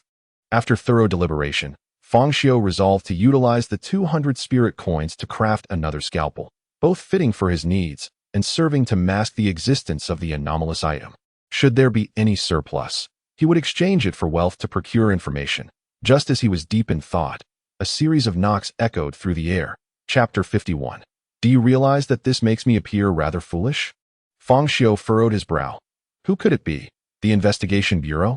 Or perhaps Zhao Hao? It was the dead of night, and with communication so readily accessible, why not opt for a phone call? He rose and slowly approached the door, choosing not to open it immediately, but rather to peer through the peephole. As he looked through the peephole, he was taken aback to discover a bloodshot human eye glaring back at him. The eye was wide open, devoid of eyelids, as if someone had forcibly extricated the entire eyeball, pressing it tightly against the other side of the peephole. The sclera was stained a deep crimson, while the pupil was an abyssal black, resembling an eye overwhelmed by an excess of blood vessels, rendering the white completely obscured. Just as Fang Xiu was about to take action, the bloodshot eye suddenly emanated a strange spiritual resonance. In the next moment, darkness engulfed his vision, consciousness slipping away as if struck forcefully at the back of his head. Time lost all meaning, and when Fang Xiu finally regained awareness, he found himself in a dilapidated warehouse. He was bound to a cold, iron chair, frigid chains tightly coiling around him. The warehouse was expansive, with a rough concrete floor scattered with dark red, dried bloodstains. No windows adorned the room, and the only source of illumination came from several incandescent bulbs hanging overhead, casting a dim and sinister glow throughout the space. The air was thick with a putrid stench, reminiscent of decaying flesh. Not far from Fang Xiu, a row of torture instruments lay arrayed, each one smeared with dark red blood, clearly indicative of the grim fate that had befallen numerous victims within these walls. Uncertain whether the environment has played a role, an unusually high number of eerie entities seem to wander within this warehouse. Numerous grotesque and terrifying apparitions drift about, with several even encircling Fang Xiu, their mouths salivating uncontrollably. Regrettably, they cannot make contact until they are seen. At the very heart of the warehouse stands a meat grinder, its surface marred with rust, exuding an air of decrepitude. Its unique design features a funnel-shaped opening directly facing Fang Xiu, lined with rows of sharp metallic blades. Coincidentally, the machine is also stained with a considerable amount of dark red, dried blood. At this moment, beside the grinder stands a man clad in black, wearing a black cap, seemingly engaged in maintenance on the device. Suddenly, as if sensing something, he pauses in his task and whips around. His eyes, devoid of whites and filled with blood vessels, meet Fang Xiu's gaze. The owner of those eyes is a young man, pale as death and gaunt, resembling a mere skeleton. Fang Xiu regards him with an expression of calm. Fully aware that this is the man who had attacked him earlier at the Cat's Eye, the method of assault is likely tied to those peculiar eyes. A spirit master, perhaps, a power connected to the eyes? He awakens quite swiftly, exhibiting none of the signs of a novice spirit master. The man stares intently at Fang Xiu, his voice hoarse and laced with a hint of delirious madness as he speaks. It seems you, like me, belong to the ranks of geniuses. How delightful. My favorite pastime is to slaughter geniuses. He continues to ramble, a frenzied and cruel smile creeping across his face that I in the face of this scene. Fang Xiu reveals no trace of fear. Instead, he calmly inquires, "Have you finished the repairs?" The man pauses momentarily, a flicker of awkwardness crossing his features that I apologize. I haven't had much opportunity to kill lately, resulting in the machine being somewhat neglected. Please bear with me a moment longer. It shall be ready shortly. Hurry up. I dislike wasting time. The man, momentarily taken aback by Fang Xiu's composure, suddenly begins to shake uncontrollably, his facial muscles twitching in tandem. He erupts into a fit of extreme, maniacal laughter. Fang Xiu, is it? I must say, you are quite intriguing, very much to my taste. However, regrettably, my cousin is dead, so you must die as well. Oh, you are Wang Ziding's cousin. Fang Xiu replies evenly. The man nods. Allow me to introduce myself. My name is Lin Xiang, the so-called genius cousin of my unfortunate relative. You seem to be quite unwell. Lin Xiang cackles madly. I am not ill. I am more lucid than ever. At the very least, I know that avenging my cousin is paramount, don't you think? Ha ha ha. As Lin Xiang's deranged words echo in his mind, Fang Xiu is reminded of the discussions surrounding spiritual instability on the global Eerie Forum. It is evident that Lin Xiang has approached the brink of spiritual collapse, his demeanor spiraling into utter madness. You must be quite curious as to why I would seek retribution for my cousin by approaching you, particularly since you merely shared a harrowing escape in the eerie domain. It is indeed a matter of life and death. After all, it was the sinister entity that claimed his life. So, why have I turned to you, when you seemingly have no connection to this tragedy? At this juncture, Lin Xiang's expression abruptly morphed into a grotesque snarl. His gaze fixated on Fang Xiu with a fierce intensity. Because you deserve to die. Why was it not you who perished, but my cousin instead, given that my cousin has met his untimely end? How is it that you were able to emerge unscathed? Does this not imply that my cousin Lin Xiang is inferior to others? I, Lin Xiang, have never been weak, not even in relation to my cousin. Not only you, but there is also that fellow named Zhao Hao, correct? Rest assured, you and your cousin was slain by my hand. Fang Xiu abruptly interrupted Lin Xiang's frenzied tirade. Momentarily stunned, Lin Xiang seemed at a loss for words. Caught off guard by the revelation. What did you say? In truth, your cousin's demise is not as unrelated to me as you might assume. To be precise, his death was entirely orchestrated by my actions. He could have survived, but I launched a surprise attack, rendering him incapable of escape, leaving him to helplessly witness the encroaching horror before being consumed alive. I stood by, quietly relishing the exquisite despair. As long as you do not take my life, I am willing to comply with any request. That exquisite voice, imbued with fear and despair, ensnared him in a trance. Lin Xiang was already teetering on the edge of spiritual chaos, his temperament having morphed into an unbridled brutality. In his daily existence, only the act of inflicting suffering upon others could grant him a fleeting sense of exhilaration. For him, the most delightful experience was akin to relishing the terror of his victims. Yet now, not only was he deprived of such delight, but he was also met with mockery, which sent him into a frenzy. That I shall torment you to the brink of death. I am eager to see if, when you are battered and on the verge of collapse, you will still possess that sharp tongue. In a fit of madness, Lin Xiang dashed to the torture rack nearby, fervently selecting instruments of torment. He picked up a steel needle, deemed it insufficiently menacing, and then grasped a branding iron, only to find it lacking as well. He sought the most cruel implement to impart a lesson upon Fang Xiu. Truly pathetic. Is it so arduous to choose a mere instrument of torture? Fang Xiu's calm voice echoed through the desolate warehouse. Damn it, Lin Xiang bellowed, and, in a fit of rage, he slammed his hands onto the iron table, deforming it under the force of his fury, scattering the instruments across the floor. He was utterly incensed by Fang Xiu's unwavering serenity. Seizing a pair of pliers from the ground, he approached Fang Xiu with a malevolent glare. You sharp-tongued brat, I shall extract your teeth one by one. The lower ones shall be discarded upon the roof, while the upper ones shall be interred in the earth. His face twisted in a cruel grin. He brandished the pliers before Fang Xiu, seemingly eager to witness the fear etched upon his face, hoping to satiate his perverse desires. However, disappointment awaited him, for Fang Xiu's countenance remained as placid as a tranquil well. Just as Lin Xiang was about to succumb to exasperation, Fang Xiu finally spoke. His voice, devoid of emotion, resonated ominously. In what manner do you wish to embrace death? What did you say? Lin Xiang paused, momentarily taken aback. Would you prefer to be bludgeoned to have every bone shattered? Or would you rather be pummeled into a pulp? Or perhaps, would you choose slow slicing? Fang Xiu continued, his demeanor as composed as a meditative monk. Yet his words sent chills down one's spine. Fang Xiu's inquiry gradually diminished the manic grin on Lin Xiang's face. With bloodshot eyes, he fixated on Fang Xiu, an unspoken dread beginning to envelop him. Is it truly difficult to decide? A subtle smile graced Fang Xiu's lips, his tone reminiscent of a friend assisting in the selection of dinner. Very well, considering your relation to Prince Ting, I shall bestow upon you one final act of mercy. Allow me to make the choice for you. Let it be slow slicing. Fortunately, I possess a surgical knife. I shall meticulously carve your flesh piece by piece. However, I must confess, I am no professional. It is likely that you shall perish after several dozen cuts, so I hope you can forgive me. At that moment, Lin Xiang's gaze towards Fang Xiu shifted, now rife with uncertainty. He simply could not comprehend how Fang Xiu, bound to his seat like a piece of meat on a chopping board, could maintain such tranquility and even a hint of confidence. It was as if he were the one ensnared. This realization left Lin Xiang profoundly unsettled. Lin Xiang was driven to madness, shouting as he grasped his hair with both hands, his once neat hairstyle now in disarray, even pulling out several tufts stained with his own blood. You're the real lunatic. Who the hell has lost control here? Do you even comprehend the gravity of the situation? The one wielding life and death is me. How dare you ask me how I wish to die?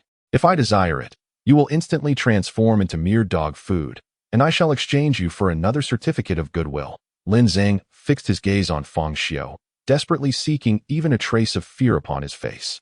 Yet, disappointment was his only companion. There was no hint of the abject terror he sought, only a serene calmness that suggested total mastery over the situation. You are mistaken. Your life has always been in my hands. What? Are you even aware of what you are saying? You better comprehend the situation before you speak. Fang Xiu paid no heed to Lin Xiang, who had once again succumbed to madness. Instead, he slightly tilted his head, directing his gaze towards an ominous presence that had long been salivating nearby. It was a humanoid anomaly, entirely cloaked in verdant hues, with a triangular head and jet-black claws that had gesticulated numerous times. Upon turning his head, Fang Xiu's gaze locked onto the creature. I see you've been gesticulating for a while. Are you quite eager to partake in a meal? Lin Xiang was taken aback. Who are you speaking to? To the anomaly. What of it? Can you not see? It stands right beside me, a creature entirely covered in green, dripping with viscous fluid. Lin Xiang stared blankly at the empty air beside Fang Xiu, utterly bewildered, unable to discern whether it was he or Fang Xiu who had lost their sanity. Madness, you are truly insane. Yet, before he could finish his sentence, a shocking scene unfolded before him. The air beside Fang Xiu suddenly twisted, and an anomaly, entirely green, with dark claws and a triangular head, materialized out of thin air. What? Lin Xiang's face paled in an instant, his expression shifting wildly. Where on earth did this anomaly come from? Fang Xiu smiled subtly. Not just one. He then surveyed all the anomalies within the warehouse, locking eyes with each one. Come forth. As his words echoed, a sight that instilled bone-chilling terror in Lin Xiang emerged. The once empty warehouse was now filled with 5 or 6 grotesque beings, their appearances hideous and their forms terrifying. Their eyes shimmered with an insatiable hunger and bloodlust, emitting inhuman howls. Chapter 53, Finally Awakened. The later than I had anticipated. No. What is happening? Fang Xiu, this cannot be real. This must be an illusion. Hurry, send them home. Lin Xiang was on the brink of collapse, yet Fang Xiu merely smiled softly. It's time to commence. In the next moment, the anomalies slowly began to encircle the two. Knock, knock, knock. The sound of knocking resonated. Fang Xiu calmly regarded the door that had been rapped upon, his mind still replaying the horrific scene of being dismembered by the anomalies. Not bad. An additional dose of pain. It was time for Lin Xiang to experience suffering, but he rose slowly, stepping deliberately towards the door. Soon, he stood firmly at the entrance to this moment. He and Lin Xiang were separated by a single door. He was inside, while Lin Xiang pressed his bloodied eye against the peephole. A hint of excitement coursed through Lin Xiang as he heard Fang Xiu's footsteps approaching. All that remained was to wait for Fang Xiu to peer through the peephole. Just a single glance. That would suffice. Inside, Fang Xiu slightly tilted his head, seemingly intending to observe through the peephole.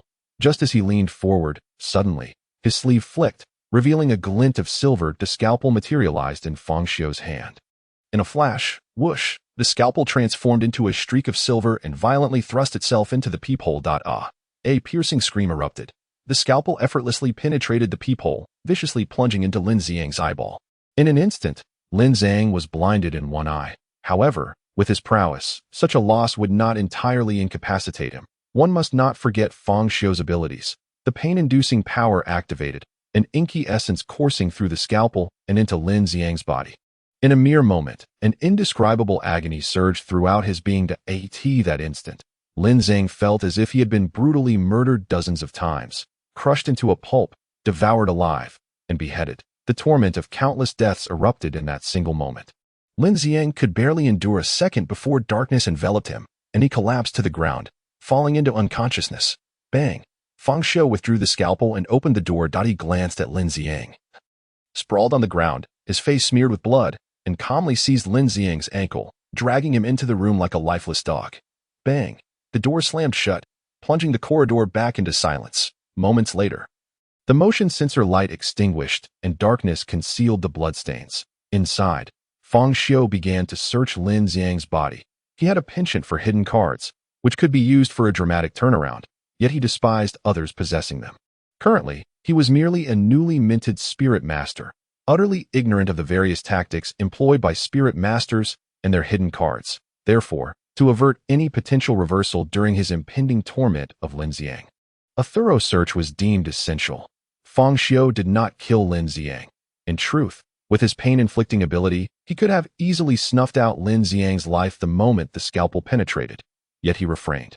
For he had promised Lin Xiang to grant him a slow death. One must always honor one's word. In short order, Fang Xiu discovered 5 spirit coins, some loose change, a mobile phone, a car key, and a peculiar bronze candlestick. He first picked up the bronze candlestick, and the moment he grasped it, a chilling aura invaded his body. An eerie object. Sensing this familiar sensation, Fang Xiu was confident in his judgment. The bronze candlestick was indeed an eerie object. It appeared that Lin Xiang's status and strength were substantial, as he possessed such an artifact. Although this eerie object felt notably inferior to the scalpel, it was still an eerie artifact nonetheless. Fang Xiu surmised that Lin Xiang's prowess was likely not below a second-tier spirit master, perhaps at least approaching that rank, classifying him as a seasoned first-tier spirit master. The latter possibility seemed more plausible. While he was unsure of the full capabilities of a second-tier spirit master, it was unlikely that one could be felled in a single blow. After appraising it for a moment, he set the bronze candlestick aside and picked up Lin Xiang's mobile phone. To his surprise, the phone was devoid of any password protection. There exist 2 possibilities. One is that Lin Xiang possesses unwavering confidence in his own abilities, while the other suggests that he has succumbed to a loss of control over his spiritual faculties, often lapsing into madness, fearing that he might forget the password. However, none of this pertains to Fang Xiu. The absence of a password conveniently eliminates the need for deciphering. He began to peruse his phone. 5 minutes later, he acquired the information he sought. Lin Xiang was affiliated with the Guangming Club. The specific details regarding the Guangming Club remain elusive, yet it appears to be an organization formed by civilian spirit practitioners. Is it not peculiar that those besieged by sinister forces would name themselves Light? Furthermore, Fang Xiu discovered numerous videos on Lin Xiang's phone, predominantly depicting gruesome scenes of him torturing others. There were also some rudimentary details about purchasing spiritual incense on the black market.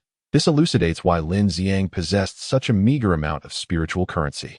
It was likely all expended on incense. From this, it seems that spiritual incense cannot entirely suppress the loss of control over one's spirit, it merely alleviates it. Subsequently, Fang Xiu smashed the phone to smithereens to prevent any tracking. He then procured a bedsheet to envelop Lin Xiang entirely and hoisted him away. Under the cover of night, and given that this was a dilapidated old district, Fang Xiu effortlessly located Lin Xiang's vehicle, throwing him inside and heading straight for the warehouse. The address of the warehouse was also gleaned from Lin Xiang's phone, as this young man had once ordered takeout from there when hunger struck. How did Fang Xiu come to know this? Quite simply, Lin Xiang recorded a video in which he, in a fit of rage, murdered the delivery man upon receiving his order. Now, Fang Xiu began to comprehend why those spirit practitioners who lose control can sometimes be more terrifying than the very anomalies themselves. Lin Xiang gradually regained consciousness. Still bewildered by the events that had transpired, when he felt a piercing pain in his left eye. He could not suppress his anguished screams. The remaining eye instinctively surveyed his surroundings, growing increasingly familiar. Was this not his own warehouse? Wait, why am I bound? Lin Xiang was struck with horror as he realized he was secured to a metal chair in the center of the warehouse. Not far off, a young man was engaged in repairing a meat grinder. You're finally awake, albeit a tad later than I anticipated, the young man said calmly, his back turned to Lin Xiang. With a thunderous roar, the meat grinder whirred to life, its blades spinning rapidly and emitting a deafening noise. Who are you? Who on earth are you? Lin Xiang cried out in terror, his gaze fixed on the meat grinder. Clearly coming to a dreadful realization that, you come knocking on my door in the dead of night, yet you remain oblivious to my identity. Lin Xiang's pupils dilated in shock. You are Fang Xiu. Suddenly, memories flooded back. He recalled preparing to ambush Fang Xiu at the peephole, only to have a knife plunged into his eye, and then he found himself here. Chapter 54. The roles have now reversed. I shall show you what true cruelty entails. Correct answer as a reward. I shall have you executed by slow slicing. Fang Xiu remarked with a faint smile that he turned around, donning a cloak-like hood that shrouded his features in shadow, rendering his visage indistinct. This was to guard against Lin Xiang's ocular abilities. He had refrained from blinding Lin Xiang's other eye, as he desired his opponent to witness the spectacle of his own demise. He approached Lin Xiang with measured steps, standing quietly behind him, offering no opportunity for his adversary to mount a counterattack. Let go of me. Release me at once. I am a member of the Radiance Club, and our president is a second-tier spirit master, of whom I am the most trusted associate. If you dare to lay a hand on me, you will surely meet your demise. Hush. Fang Xiu leaned slightly closer, whispering into Lin Xiang's ear. I have already informed you that your life rests firmly in my grasp. His calm words bore an unsettling chill that sent shivers down Lin Xiang's spine. Struggling violently, Lin Xiang's chains rattled furiously, yet he found himself utterly incapable of escape. This was a trap of his own design. Having previously killed spirit masters here, he had crafted these restraints to be inescapably sturdy. Now, he was to be delivered to his fate by his own hand. What do you intend to do? I have no grievances against you. I merely heard that you are a newly appointed spirit master and wish to approach you on behalf of the Radiance Club. Oh, you are mistaken. We indeed harbor animosity. Animosity? Lin Xiang paused, momentarily taken aback. This is our first meeting. How could there be any enmity? It appears you have forgotten your inept cousin. I was the one who brought about his end.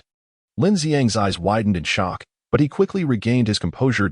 My cousin was hardly a virtuous soul. If he is dead, so be it. That simply will not do. A family must remain whole. Since I have dispatched your cousin, it is only fitting that I eliminate you as well. Madman, you are utterly insane. Lin Xiang had thought himself unhinged, yet he was astounded by Fang Xiu's escalating madness. He wished to utter more, but Fang Xiu offered him no reprieve. With both hands firmly grasping Lin Xiang's shoulders, Fang Xiu delivered a heavy pat. The roles have reversed. I shall now impart to you the true meaning of cruelty. Swish, a flash of silver sliced through the air. Damn. Lin Xiang let out a blood-curdling scream. A mere incision marred his chest, scarcely 3 centimeters long and only about 1 centimeter deep. Yet, this insignificant wound sent waves of excruciating pain coursing through him, threatening to render him unconscious. Lowering his gaze in disbelief, he expected to find a grievous gash, only to discover that it was but a minor cut. You bastard. What do you have on that blade? Why does it hurt, however? The stronger the bizarre forces that one seeks to defend against, the more rapidly the blood will ignite. Spiritual blood, the blood of a spirit master. Relying on the burning of blood for survival could indeed be considered a rather intriguing artifact. How many spiritual points have you illuminated? 20%.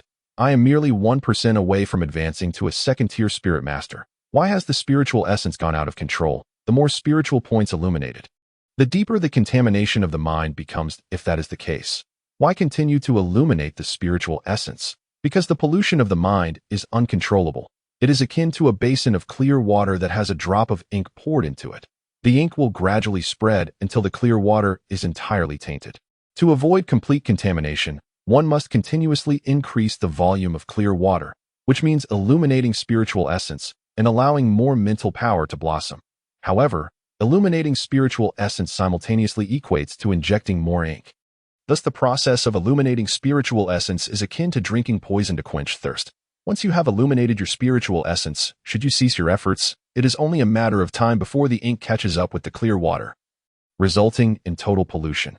Only through breakthroughs and continuous advancement can one survive. It is precisely because I have been unable to break through to the second tier that my spiritual essence has spiraled out of control. This bronze candlestick was lent to me by our president, intended to bolster my chances of breaking through during this bizarre incident. Lin Xiang, enduring the pain, spoke rapidly. He desperately wished to escape the agony, yearning only for a swift demise. Reveal the information of the members of the Light Club, including their abilities and the extent of their illuminated spiritual essence. Very well, I shall divulge all that I know.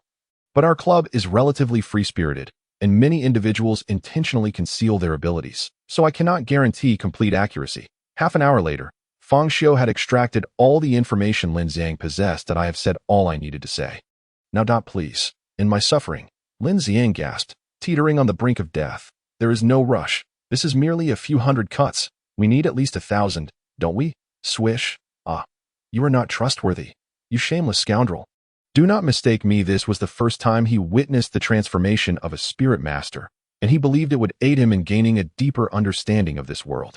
However, just to be safe, swish, swish, swish, Fang Xiu severed Lin Xiang's hands and feet, without hesitation. As a result, after the limbs were detached, Lin Xiang's once high-held head unexpectedly drooped down, motionless and devoid of any sound. Chapter 55. More eerie than eerie. Dead? Fang Xiu furrowed his brow slightly. Could the transformation not be interrupted, or had he been too forceful?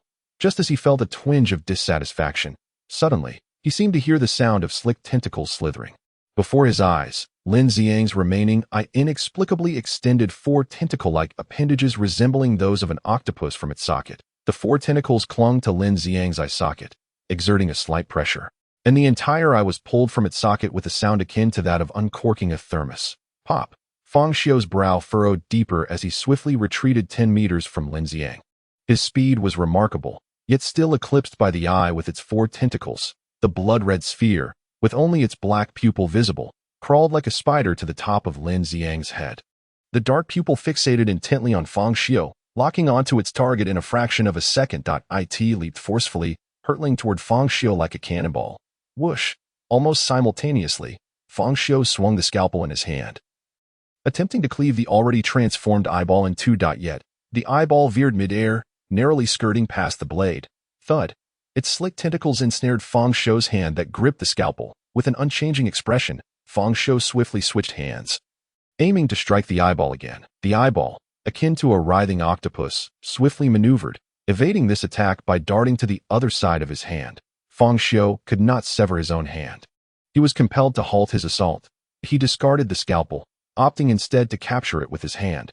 However, the eyeball seemed alive, constantly eluding Fang Xiu's grasp as it climbed higher, reaching his neck. Instantly, Fang Xiu deduced that its target was his eye. Thus, in the next moment, he abandoned the attempt to seize it from his neck and, as if predicting its move, reached toward his own eye. He grasped it. A chilling, slick sensation enveloped his hand.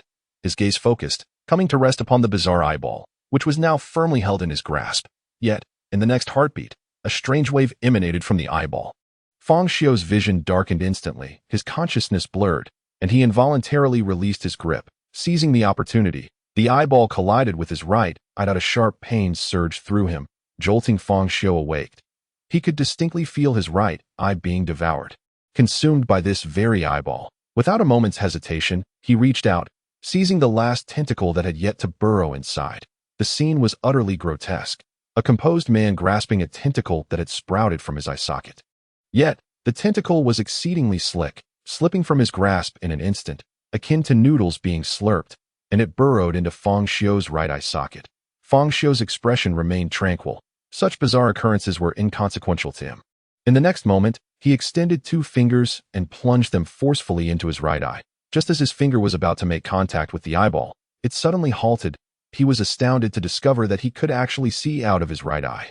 Previously, he had been rendered completely blind due to the loss of his right eye, but now, with the bizarre eyeball's entrance, his vision had returned. He resolved to wait a moment longer. Soon, an uncanny spectacle unfolded before him. His right eye began to move involuntarily. It is difficult for an ordinary person to fathom the sight of a man whose left eye remained completely still while his right eye spun wildly. Scanning the surroundings with fervor, it even began to roll upwards, the black pupil entirely shifting towards the upper eyelid. Then, astonishingly, it flipped inside. Two vivid images flashed in Fang Xiu's mind. One was the dimly lit warehouse seen by his left eye, while the other revealed a scene of bloody red and a labyrinth of veins, even offering a glimpse of the interior of his skull. Simultaneously, a voice echoed in his head, the voice of Lin Xiang. It turns out that the King of Spades did not deceive me. Flesh is weak. The bizarre ascension. I have succeeded. Lin Xiang's voice was utterly frenzied, devoid of any semblance of humanity. Rather, it resembled something grotesque. Fang Xiu, your body is now mine. Fear not. I shall not extinguish your consciousness. Instead, I will eternally imprison you within your own flesh, forcing you to experience agony for all eternity. Faced with such an extraordinary scene, Fang Xiu's expression remained unchanged, save for a smile that emerged upon hearing the word pain. Let me to feel pain. The corners of his mouth involuntarily curled, revealing his pearly white teeth, which, under the dim light, appeared eerily unsettling. I must admit, you possess a dark sense of humor. Soon, we shall see how defiant you remain. Once I seize control of your body, I will consume all your most beloved ones, plunging you into despair. In the next moment, a strange wave of spiritual energy emanated from the eyeball, penetrating directly into his brain and striking at the very core of his being. It acted as a source of contamination, incessantly polluting Fang Xiu's spirit. Meanwhile, Lin Xiang's consciousness exerted control over this source of pollution, deeply embedding itself into Fang Xiu's psyche. He aimed to distort Fang Xiu's mind, infecting and assimilating it with his peculiar power, ultimately usurping this body. However, upon fully invading Fang Xiu's spirit, he found himself taken aback. What is this? Lin Xiang felt as though he had plunged into an endless abyss of darkness, a darkness so warped it resembled an insatiable black hole devouring all. Here, he was bombarded by an unrelenting wave of negative emotions. Kill, kill, kill, vengeance. I must have my revenge. This grudge shall not rest until death. My wife, as long as I breathe, you shall surely perish. No one can survive after being killed by me 18 times. No one. All that is bizarre deserves to die. I shall make the world feel pain. An overwhelming tide of hatred and rage surged through Lin Xiang like a tempestuous sea, violently crashing against him. Countless horrific images of death flooded his mind. Even though Lin Xiang had lost control of his spirit and had become utterly grotesque, the distortion within Fang Xiu's psyche still filled him with trepidation. Is this truly the essence of the human soul? At this moment, an array of indescribable and eerie whispers began to resonate around Lin Xiang. Incomprehensible, yet impossible to disregard, akin to an enchanting but sinister melody. Each note causing his head to throb with excruciating pain. This was a baptism from the grotesque entities lurking above the dome. Lin Xiang felt as though he were ensnared in the depths of hell. He could no longer endure the torment. Fear enveloped him, and he yearned to escape this place, which was devoid of any semblance of humanity. Fang Xiu was certainly no human. He was even more bizarre than the anomalies themselves. Chapter 56. Cackling. It was no wonder Lin Xiang thought this way, although he had but one eye remaining, that I had undergone a transformation into a grotesque form, becoming a flawed manifestation of the uncanny. He had intended to wield his own anomalous power to corrupt Fang Xiu's spirit, thereby seizing control of his body. Yet, to his astonishment, who was truly corrupting whom? The grotesque contaminates the human psyche, only to find itself tainted in return. Lin Xiang suddenly perceived that, in comparison to Fang Xiu, he was the true embodiment of humanity. Just as he contemplated retreating, a horrifying realization struck him. He could not move. He was akin to a small vessel adrift in a tempestuous sea, besieged by a multitude of negative emotions converging into monstrous waves that relentlessly crashed upon him, overturning him completely. At that moment, Fang Xiu's voice resounded. Within Lin Xiang's mind, his voice transformed, no longer tranquil as a still lake, but instead, it roared with a terrifying ferocity, as chilling and sinister as the cacophony of hell itself. It was as if all external appearances were mere facades, while the true essence lay within the depths of the soul. Was this the pinnacle of suffering? Too feeble. I shall make you truly understand what genuine agony entails. Cackling, accompanied by a horrifying, maniacal laugh, in the next instant, boundless darkness surged toward Lin Xiang. This was Fang Xiu's pitch-black essence, imbued with the entirety of his suffering. No. Lin Xiang unleashed a final, anguished scream of his life. Before being engulfed by the relentless tide of torment. In the outside world, Fang Xiu, who had been in a state of closed-eyed meditation, suddenly opened his eyes. At that moment, his eyes had returned to their original state. His vision restored to normal. However, his right eye glowed a deep CRI. It is evident that the powers of the blood eye have been enhanced, now possessing the ability to conjure illusions. This newfound capability has brought a long-lost joy to Fang Xiu. Currently, there are only two matters that can stir his emotions: the brutal slaughter of the bazaar and the augmentation of his own strength. Naturally, the enhancement of his abilities serves the purpose of better facilitating the annihilation of the strange entities. In addition to acquiring the blood eye and the bronze candlestick, his own spiritual essence has ascended to a level of 5%.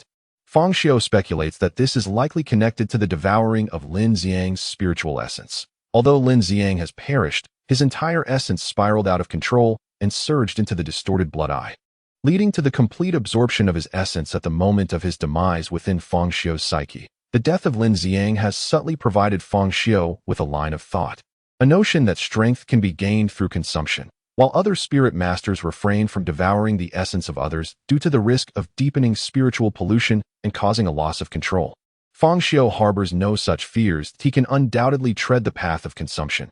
However, a pressing issue remains. Fang Xiu is unaware of how to actually consume spiritual essence. Lin Xiang's opportunity arose from his voluntary abandonment of his physical form to enter the realm of the mind. Such an opportunity may not present itself again. Perhaps the King of Spades possesses the knowledge. Fang Xiu has kept Lin Xiang's words close to his heart.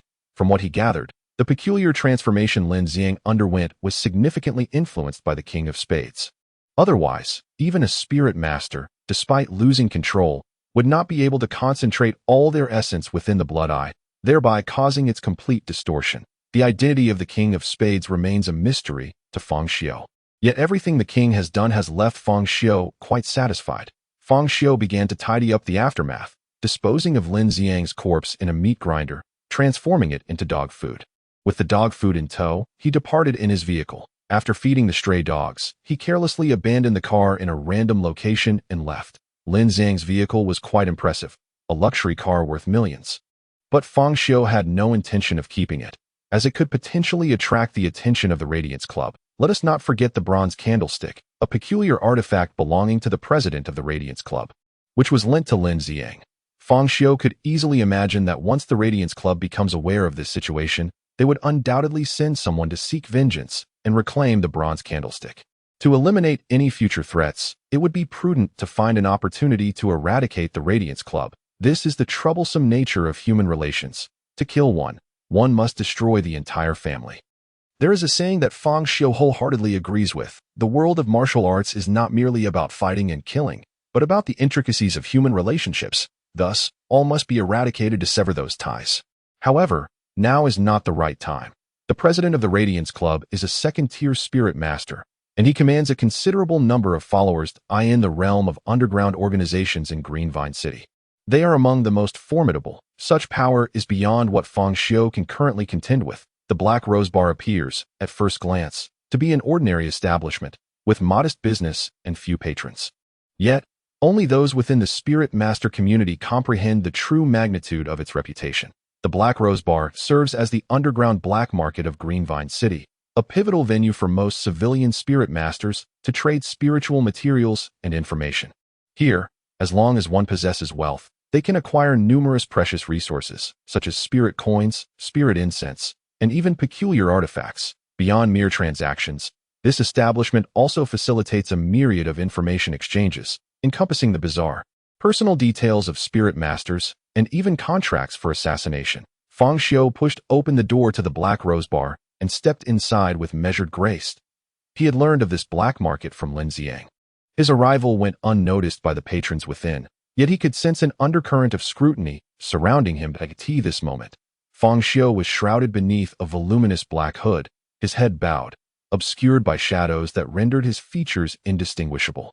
Approaching the counter, he noticed a young man clad in the attire of a server, diligently polishing a glass. "Welcome to the Black Rose Bar, esteemed guest. What may I offer you?" the server inquired with a smile. Chapter 57. Have you killed? The black rose with 24 petals. The calm voice of Fang Xiu echoed from beneath the hood. The server's demeanor shifted slightly, and after a moment's contemplation, he replied, I apologize.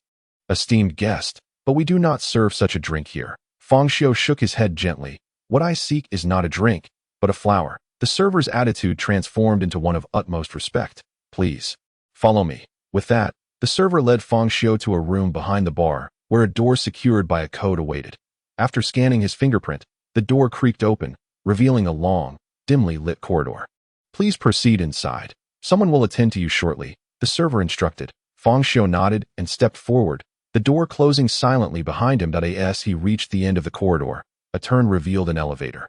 Flanked by two imposing figures clad in black, their bulging waistbands hinted at concealed weapons. Esteemed guest, please present your membership card. Fang Xiu promptly produced Lin Xiang's membership card. This card was anonymous, allowing him to present it without hesitation. The Black Rose Bar held strict confidentiality regarding guest information, issuing membership cards solely to qualified individuals while refraining from mandatory registration. According to Lin Xiang, the forces behind the Black Rose Bar were formidable. Likely not local, with branches in numerous cities. After verifying the membership card, the guard stated, Esteemed guest, a routine inspection is required for entry into the trading market. Conflicts are strictly prohibited within that. We appreciate your understanding. Fang Xiu nodded and allowed them to conduct the scan with their equipment. Naturally, they were only checking for firearms and explosives, wary of disturbing anything pertaining to spirit masters. Upon completion of the inspection, Fang Xiu successfully entered the elevator, which then descended. It was evident that the underground trading market, much like the investigation bureau, was concealed beneath the surface. When the elevator doors opened, Fang Xiu stepped into the trading hall, which, despite the sparse attendance of only a few scattered individuals, was expansive, equivalent to the size of a football field. This was merely the hall, excluding other private rooms. Among the few present, most donned disguises, with some even wearing masks resembling the great sage. Fang Xiu felt no surprise at this. The number of spirit masters was inherently limited, likely totaling fewer than 100 across the entirety of Greenvine City. At this moment, the trading market boasted a dozen individuals, sufficient to attest to the strength of this establishment. As Fang Xiu had taken merely a few steps, a young woman approached him, exuding beauty and grace. Clad in a sleek black professional outfit, with a countenance that radiated both respect and charm, she inquired, Good day, esteemed guest. How may I assist you? I wish to commit murder, Fang Xiu replied calmly.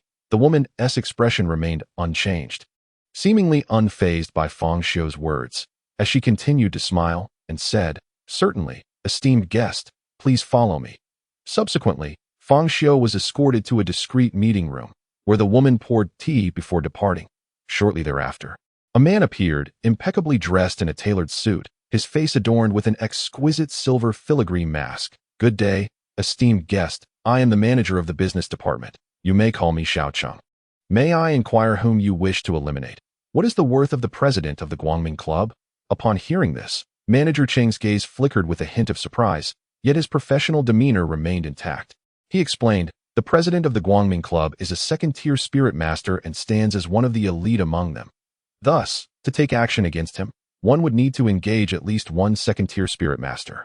Furthermore, assassinating the president equates to declaring enmity with the entire Guangming Club, necessitating additional personnel to contend with his subordinates. The resources required for such an endeavor would be considerable, but it is unlikely that local assassins could undertake this task. If you are truly intent on proceeding, we would need to recruit external assistance, though the cost would be substantial. How much? Fang Xiu inquired once more. For individuals of this caliber, we do not accept currency. We only deal in spirit coins or materials of equivalent value. A rough estimate would be around 5,000 spirit coins. Fang Xiu was not surprised. After all, a leader of a spirit master faction would command a price that could not be trivial. What about assassinating Tan Guangyuan of the Guangming Club? Though Tan Guangyuan was not a second-tier spirit master, he was a core member of the Guangming Club and possessed considerable strength. To eliminate him would require no less than 1,000 spirit coins. Fang Xiu fell silent, realizing that poverty was indeed the greatest sin. And Li Jiwei? This one is more affordable, merely 200 spirit coins. Fang Xiu expressed mild surprise. Why is he so inexpensive, esteemed guest? Your inquiry touches upon valuable information. unless you are certain of your intent to eliminate Li Jiwei and provide a deposit of 100 spirit coins or pay separately for the intelligence.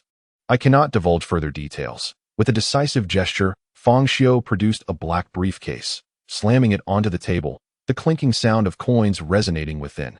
Manager Cheng opened the briefcase and, upon discovering precisely 100 spirit coins, instantly beamed. Since you have placed your order, consider this information a complimentary gift. Although Li Jiwei is also a core member, his abilities lie in perception, rendering him less formidable in direct combat, hence the lower price. Additionally, I must remind you, Li Jiwei is the cousin of the president of the Guangming Club. Another cousin? Fang Xiu mused. Very well, I shall target the cousin. When shall we proceed? He inquired. This matter falls under the realm of industry secrets, and regrettably, I cannot disclose any information at this time. However, I should be able to provide you with a response within a week. You may download the Xiaomi app, which is a small program developed internally. It allows you to monitor the movements of the assassin in real time and track your order. Alternatively, you may choose to investigate the situation externally. Li Jiwei is a prominent figure, and his demise should not be difficult to ascertain. You will have a month to gather information. Should the assassination be successful, you will need to pay the remaining balance within that time frame, Manager Cheng remarked with a smile. What if the attempt fails? If the assassination is unsuccessful, we have two options. First, a refund, but only half of the task amount can be returned. Second, you may opt to increase your payment to hire a more formidable assassin. Fang Xiu nodded slightly. Let us proceed with the contract. Manager Cheng promptly drafted an agreement. You may sign with your real name or a pseudonym. This revelation left Fang Xiu somewhat astonished. Is it permissible to sign with a pseudonym? Manager Cheng nodded. As a spirit master, you may take a moment to sense the contract. Upon hearing this, Fang Xiu immediately picked up the contract, only to perceive a subtle, eerie fluctuation upon it. His heart filled with speculation. This contract possessed the power of a mystical object. Chapter 58. You have a new Xiaomi order. Please check your notifications. That a flicker of surprise crossed Manager Cheng's eyes. The ability to discern the presence of a mystical object likely indicated that this esteemed client also possessed one, or at the very least, had previously come into contact with such artifacts. As it would be impossible to make such an accurate judgment otherwise, the client's insight is indeed sharp. Yes, this contract does harbor the power of a mystical object, but rest assured, dear client, this force is devoid of malevolence and solely serves to ensure the efficacy of the agreement. Should the assassination succeed, and you fail to remit the remaining payment within a month, the contract will ignite, transforming into an ethereal essence that will entwine around you, facilitating our collection of the outstanding balance. Fang Xiu nodded, poised to sign, when suddenly, Manager Cheng's phone emitted a system notification. He retrieved his device to check, and moments later, the system's voice announced, "You have a new Xiaomi order. Please check your notifications." Manager Cheng briefly reviewed the details and then offered an apologetic smile to Fang Xiu. "I apologize. Esteemed client, a new order has just come in. Please, continue." Fang Xiu cast a glance at Manager Cheng before inscribing the number 6 on the contract. Having completed his writing, he uttered not a word and turned to leave. Manager Cheng respectfully stood, slightly bowing as he said, "Wishing you a pleasant journey, esteemed client. We welcome your next visit."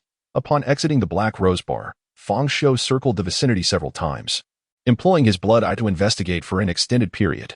Once assured that he was not being followed, he returned home. Having expended 200 spirit coins, he felt no regret, as this money was essentially free. He could simply ask Yang Ming for more next time. Eliminating Li Jiwei was worth the cost, as Li Jiwei's perceptive abilities rendered him the eyes of the Bright Club. With their eyes removed, it was conceivable that he could enjoy a period of increased safety. Fang Xiu was never one to adopt a passive stance. Having already offended the Bright Club, he preferred to take the initiative rather than await their retaliation. Thus, he bypassed intermediary measures and opted for direct retribution. As for the rationale behind hiring an assassin, it was straightforward. This notion had been inspired by novels he had read in his previous life, having been exposed to numerous narratives in which villains hire assassins to eliminate the virtuous. He often pondered why only the malevolent could engage in such nefarious dealings while the righteous remained powerless in this regard. Fueled by this very notion, upon learning of the existence of a black market, Fang Xiu promptly sought to procure an assassin, intent on first eliminating the members of the Guangming Club. Had his funds been sufficient, he would undoubtedly have sought the life of the club's president that very day. Only through such decisive actions could he hope to permanently dominate the bronze candlestick. Whether the assassination would succeed was inconsequential. Even a failed attempt would still sow discord for the Guangming Club, buying him precious time. The following day, Fang Xiu reported to the Investigation Bureau as a novice spirit master. He was typically required to undergo a series of training sessions before being permitted to undertake missions. Notably, Zhao Hao had also arrived, having successfully joined the Bureau through Fang Xiu's connections. The two commenced their training together. The morning sessions were dedicated to theoretical instruction, led by a specialized lecturer who elucidated the various characteristics of the bazaar, the 108 methods of countering such phenomena, and the art of better controlling one's own spiritual essence. In the afternoons, they engaged in practical combat training, encompassing the use of firearms, bladed weapons, and hand-to-hand combat. While firearms were not particularly effective against the bazaar, their study remained essential, as the Bureau's adversaries could just as easily be human as they could be supernatural. Thus, Fang Xiu and Zhao Hao trained diligently for an entire week. During this time, he also learned through the Bureau's channels of Li Jiwei's demise, and subsequently settled his outstanding payments. On this particular day, within the office of the Bureau chief, Wang Dihai and Yang Ming were engaged in conversation. How could the headquarters choose not to transfer Fang Xiu, instead opting to cultivate him in Ulting City? Yang Ming inquired, bewildered. Indeed, the headquarters believes that Fang Xiu is currently only at the first tier, and his ability to foresee the future lacks significant impact. They prefer to wait until he reaches the second tier, Wang Dihai responded gravely. This revelation left Yang Ming slightly astonished. Isn't this a good thing? Keeping Fang Xiu with us could prove immensely beneficial. Why the long face? With a sigh, Wang Dihai replied, do you truly believe the headquarters' decision to retain Fang Xiu here is solely based on his current limitations? The example of Bai Qi is all too recent. Had it not been for Fang Xiu, the Lufting City Bureau would have lost a top-tier combatant. Can this truly be deemed a lack of significant impact? Yang Ming's expression shifted to one of seriousness as he seemed to grasp the underlying implications. Chief Wang, are you suggesting that the headquarters' reluctance to relocate Fang Xiu is due to concerns for his safety, believing it to be greater here in Lufting City than at headquarters? Wang Dihai nodded affirmatively. Precisely. The national situation has evidently deteriorated, with the headquarters facing both internal and external strife. The turmoil renders even the interior unsafe, prompting the decision to keep Fang Xiu here for the time being. Anger suddenly flickered across Yang Ming's face. While it is true that bizarre incidents are on the rise and the headquarters bears the brunt of the pressure, it is also the strongest stronghold, housing the nation's most elite spirit masters. Shouldn't it be the safest place, rather than fraught with danger? Wang Dihai regarded Yang Ming intently. Sometimes, the threat does not solely arise from external sources. In this tumultuous climate, certain individuals have developed ulterior motives, with some companies, conglomerates, and even families clandestinely nurturing their own cadre of spirit tamers. There are even whispers of collusion with foreign spirit-taming factions. Bang! Yang Ming slammed his palm onto the table, seething with rage. The bizarre invasion is a global catastrophe. How dare anyone engage in such despicable acts in the face of such monumental disaster? The struggle for power and profit is an age-old tale. Wang Dihai sighed. Enough of your indignation. Our immediate priority is to strengthen ourselves and cultivate Fang Xiu. How is the investigation into Black Spade A progressing? Yang Ming composed himself and responded, we have made preliminary headway. Indeed, a vast organization lurks behind Black Spade A, known as the Playing Cards. This organization is deeply entrenched and likely not a local force from Ulting City. Its roots may very well extend to the headquarters. Wang Dihai pondered for a moment. Continue to follow up on the Playing Cards organization. By the way, how is Bai Qi's injury? He has regained basic mobility, but he is currently unable to engage in combat. It seems his injuries are indeed quite severe, that I had intended to wait for his recovery to send him to resolve the peculiar domain of Qingshan Psychiatric Hospital. But it appears I must dispatch someone else instead. Yang Ming expressed mild surprise. Qingshan Psychiatric Hospital is merely a sea-level peculiar domain with no signs of escalation. Why the urgency? Wang Dihai scoffed. Bailu Academy is within the affluent district of Ulting City, home to the elite and wealthy. The developers behind it are also prominent figures. Naturally, they would not wish for their investments to suffer harm. Hence their united pressure on the Investigation Bureau for a swift resolution. These scoundrels, neglecting significantly hazardous peculiar incidents while fixating on the relatively benign Qingshan Psychiatric Hospital, shall eventually face my reckoning. Chapter 59, Blackwater Village. Enough with the complaints. These wealthy merchants have exerted pressure on higher-ups.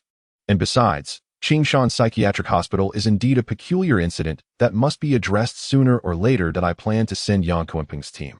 Yang Kunping is a seasoned spirit tamer. He should have no trouble leading a resolution to a sea-level peculiar domain. What about Fang Xiu?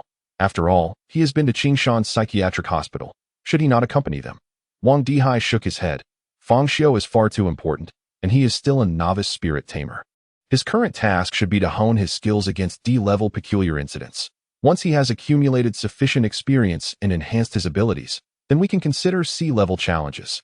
Yang Ming slightly curled his lip. Your protectiveness is excessive. What differentiates C from D? Wang Dihai's expression darkened. You fool. For you, a third-tier spirit tamer, C and D may seem indistinguishable, and with your luck-based abilities, you are impervious to death. Thus, you are indifferent. Had you or Bai Qi been leading, Fang Xiu could have ventured to Qingshan Psychiatric Hospital or even more perilous peculiar domains. But as it stands, neither of you can be mobilized, so prudence must prevail. A man should endure trials of blood and fire, not be coddled like a greenhouse flower. Get lost. Go fetch Fang Xiu for me. Wang Dihai bellowed, expelling Yang Ming from the room.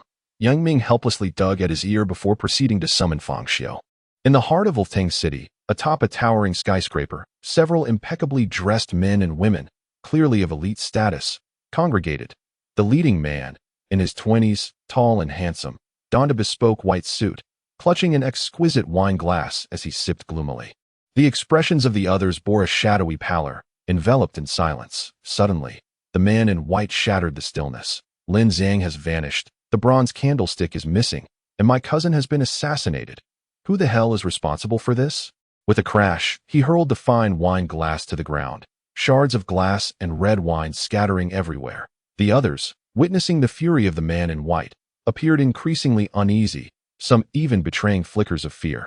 This is undoubtedly a targeted attack against me. Against the Guangming Club. Investigate. Conduct a thorough investigation. At that moment, a seductive woman clad in a wine-red gown and black stilettos sauntered over with a playful laugh. With a serpentine grace, she perched herself upon the lap of the man in white. Now, calm down, she said, presenting him with a wine glass bearing her crimson lip imprint. The man accepted it, raised it to his lips, and drank deeply, only to shatter the glass once more against the floor, barking, "Did you eat fish? Why is there such a rancid odor?" The woman giggled. You know me well. I detest fish that I merely engaged in some exercise and forgot to rinse my mouth. The man's expression froze momentarily, then contorted in fury, as if he had tasted something foul that he reached out, attempting to shove the woman away, but she deftly evaded him, her laughter ringing out. You scoundrel. You. All right, don't be angry. You wouldn't want to frighten me, especially since I adore you so. The man's anger intensified. You dare speak of love with lips that have touched another S? Don't be so harsh. My encounters with them were mere frivolities that my heart belongs solely to you at this juncture. The man in white seemed genuinely incensed, rising to his full height, exuding an aura of intimidation, his gaze fierce, resembling a tiger descending from the mountains. Sensing his true ire, the woman hastily interjected, Darling, allow me to handle this task. I assure you, within a week, you will be satisfied. With that, she turned and dashed towards the door, pausing at the threshold to cast a playful glance back, blowing him a kiss. Noticing his impending anger, she quickly laughed and slipped out. In the investigation bureau, Fang Xiu arrived at Wang Dihai's office, where a serious expression adorned Wang Dihai's face. Fang Xiu, I summoned you here for a daunting task. I shall not engage in matters unrelated to the anomalies. Fang Xiu replied calmly. Fear not. Our bureau's primary mission revolves around confronting the supernatural. The task I am entrusting to you is to investigate and resolve the peculiar occurrences in Heishui village. Fang Xiu, this task is of utmost importance and fraught with danger. You must remain exceptionally vigilant. The preliminary classification of the bizarre incidents in Heishui village has been rated as level C. This is merely an initial assessment, indicating that the rating could potentially escalate. Wang Dihai spoke gravely, while secretly adding in his mind that it could just as easily be downgraded. Indeed, the initial classification of the bizarre events in Heishui village was classified as level C. But subsequent investigations revealed that only one villager had perished, with no danger of further spread, leading to a downgrade to level D. That Wang Dihai expressed himself thusly mainly due to concerns that Fang Xiu, being young and brimming with bravado, might recklessly pursue high-level anomalies. It is no wonder he harbored such thoughts, considering Fang Xiu's report on spiritual contamination lay before him, that a youth as fiercely antagonistic towards the supernatural as Fang Xiu, endowed with remarkable abilities, might very well look down upon a level D task. Heishui Village. Fang Xiu expressed mild confusion, as he had not previously heard of this village. It is quite normal not to know of Heishui Village. It is a remote hamlet nestled in the mountains of Arlftang City. Due to the state of the roads, it is sparsely populated, thus not widely known. Heishui Village is named after the Blackwater River, which has tragically claimed the lives of many villagers in recent years. Initially thought to be ordinary drowning incidents, villagers claim that the river harbors a malevolent spirit that drags swimmers beneath the surface. Even more peculiar occurrences have been reported. One villager awoke to find himself by the riverbank, half submerged in water, and had it not been for his timely awakening, he might have drowned. Numerous similar eerie legends abound. And considering the fatalities in Heishui Village, the Investigative Bureau has preliminarily concluded that supernatural phenomena are indeed at play, classified under the code Water Spirit. Your mission is to investigate and resolve the Water Spirit incident. Given that this is your inaugural task and your abilities are deemed highly confidential, I will assign an informed individual, Xiu to lead the team, which will include you, Zhao Hao, and a recently inducted Spirit Master to carry out this mission. Understood. Fang Xiu nodded, eager to undertake this assignment. Having not encountered any anomalies for an entire week, that he yearned to experience the thrill of plunging a scalpel into the flesh of the supernatural. Moreover, with the initial rating set at level C, potentially escalating to level B, his satisfaction grew even more. Chapter 60. A fine performance. Do not act again. With Fang Xiu's current prowess, having illuminated his spiritual essence to 5%. Wielding both a scalpel and a bronze candlestick as his supernatural artifacts, coupled with the abilities of Blood Eye and Pain, ordinary level D tasks could hardly satiate his ambitions. Furthermore, due to his previous dealings with hired assassins, he found himself in dire need of funds. The Spirit Masters of the Investigative Bureau receive additional rewards for resolving supernatural incidents. That a level D incident yields a reward of 10 spirit coins. A level C incident grants 100 spirit coins, and a level B incident rewards 1,000 spirit coins, with subsequent levels following suit. Fang Xiu's compensation is particularly special, as he had previously requested a doubling of his rewards, a request that Wang Dihai approved. Thus, if he successfully resolves this level C incident, he stands to gain 200 spirit coins. This would enable him to purchase yet another life from the Guangming Club. He firmly believes that as long as he perseveres in earning wealth, there will come a day when he can buy the life of the president of the Bright Club. Of course, by the time he possesses 5,000 spirit coins, he may have already surpassed the president of the Bright Club in strength. Prior to embarking on a task, the Bureau has assigned you a partner to assist with trivial matters. Much like Li Wenhao, whom you have encountered, he is the partner of Shun Lingshui. In the Investigation Bureau, every formal Spirit Master is assigned an ordinary person as a partner. Wang Dihai suddenly remarked. A partner, you say? Fang Xiu did not decline. Having a partner to manage mundane tasks would indeed save a considerable amount of trouble. Observing that Fang Xiu did not object, Wang Dihai picked up the landline and dialed a number. Kuexian, come to my office. The sound of chairs scraping was heard on the other end, as if someone had just leapt up from a seat to answer the call. Okay, Director Wang, I'll be there shortly. A soft, melodious female voice responded, accompanied by a slight gasp. After hanging up the phone, Wang Dihai, feeling somewhat awkward, commented, though Kuexian can be a bit scatterbrained at times, she is quite diligent and responsible when it comes to her work.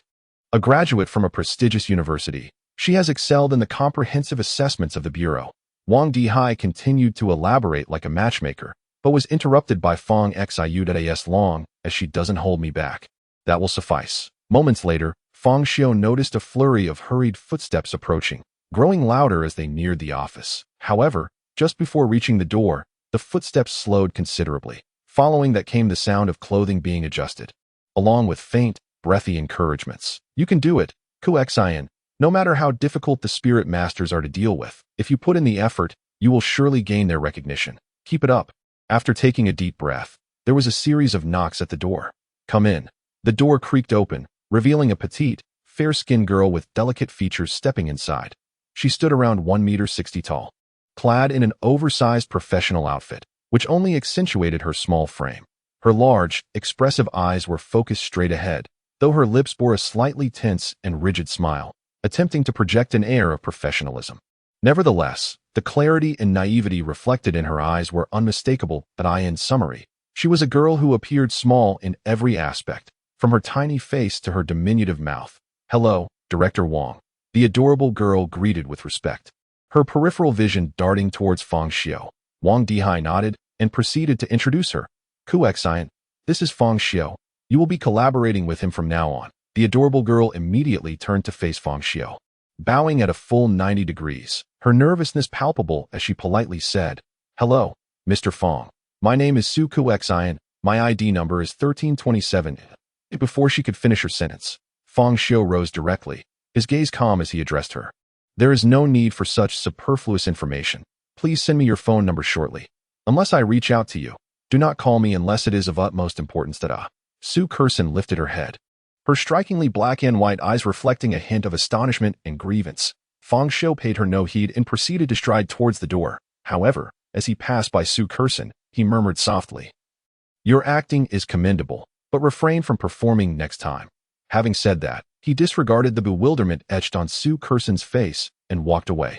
Once Fang Xiu had departed, Su Kursen, suppressing her sense of injustice, whispered, "Director Wang, have I become a source of disdain?" Wang Dihai consoled her, saying, "Kursen, do not take it to heart. You must understand that spirit masters are inherently challenging individuals to engage with. You need to learn to adapt." With a renewed sense of determination, Su Kursen clenched her tiny fist and declared resolutely, "I will surely strive to improve." Not long after Fang Xiu had left, he received a text message that it was from Su Kursen, containing her phone number, name, and a brief message. "Mr. Fang, perhaps you harbor some misunderstandings about me, but that is of little consequence. One day, I will earn your recognition through my professional competence. I look forward to your guidance in our future endeavors." After noting down her phone number, Fang Xiu chose to ignore it. Although Su Kursen outwardly appeared to embody the archetype of a naive and sweet character, he held an entirely different opinion. He perceived her as quite astute. Firstly, as a graduate of a prestigious university and a trainee from the Investigation Bureau, she was undoubtedly an elite talent. Even as a novice paired with a spirit master, she should not have exhibited excessive nervousness. Secondly, as a partner, she must possess some understanding of spirit masters and their heightened senses. Yet, she still opted to encourage herself outside the door, which seemed more like a performance for others' benefit. Of course, it could be argued that Su Kursen's inherent personality was simply like this, but that was inconsequential. Fang Xiu had but one expectation of a partner: to refrain from making arbitrary decisions that might hinder progress. The following day, a black SUV departed from the Investigation Bureau, heading straight for Heishui village in the mountainous region. The driver was Shun Lingxue, while Fang Xiu, Zhao Hao, and a portly man occupied the vehicle. Today, Shun Lingxue was not clad in her work attire, but rather in a white tracksuit, which accentuated her tall and striking figure. Had it not been for her excessively cold demeanor, she could easily be mistaken for a spirited, athletic beauty. Fang Xiu and the others were also dressed casually. On board, the portly man began introducing himself, adopting a senior's demeanor as he addressed Fang Xiu and Zhao Hao. "You must be Fang Xiu and Zhao Hao." "Correct. Allow me to introduce myself. My surname is Liu, with the single character Shui as my given name. I consider myself a veteran of the Investigation Bureau, so feel free to call me Shui Gu." Chapter 61. Teleportation of 10 centimeters. Zhao Hao glanced at Liu Shui, who weighed 300 pounds, and found it quite difficult to utter the words "handsome guy." But in the next moment, Liu Shui continued, "By the way, since we're embarking on a mission together, let's share our abilities as well. I'll go first. I am a spatial ability user." The mere mention of spatial ability elicited a gasp from Zhao Hao. It was undeniable that anyone with a modicum of knowledge understood the formidable nature of abilities related to space. "Shui Gu, you truly possess spatial abilities?" Zhao Hao exclaimed in astonishment. Liu Shui smiled with pride. "Without a doubt, I am a spatial spirit master, and my ability is teleportation." Once these words were uttered, they elicited a wave of envy from Zhao Hao. "Teleportation? How formidable! I once believed my abilities were sufficiently potent, only to discover that your prowess far surpasses mine." Handsome, what is your ability? Lu Shuai inquired curiously. Unexpectedly, Zhao Hao cast a bashful glance at Shen Lingxiu, who was driving ahead, appearing somewhat reluctant to disclose his capability. Observing this through the rearview mirror, Shen Lingxiu let out a cold snort. Since you possess such an ability, there is no need to feel embarrassed about it. As I am the captain this time, allow me to provide a brief introduction to facilitate your mutual acquaintance. Fang Xiu's ability is perception. Zhao Hao possesses a surname ability, which the chubby one has already mentioned. And as for myself, my ability is fire. Upon hearing the term surname ability roll off Shen Lingxiu's tongue, Zhao Hao's face instantly flushed crimson. Lu Shuai, on the other hand, stared at Zhao Hao as if he had encountered a ghost. Utterly astonished. Brother, you are incredible, he exclaimed, unable to contain his laughter.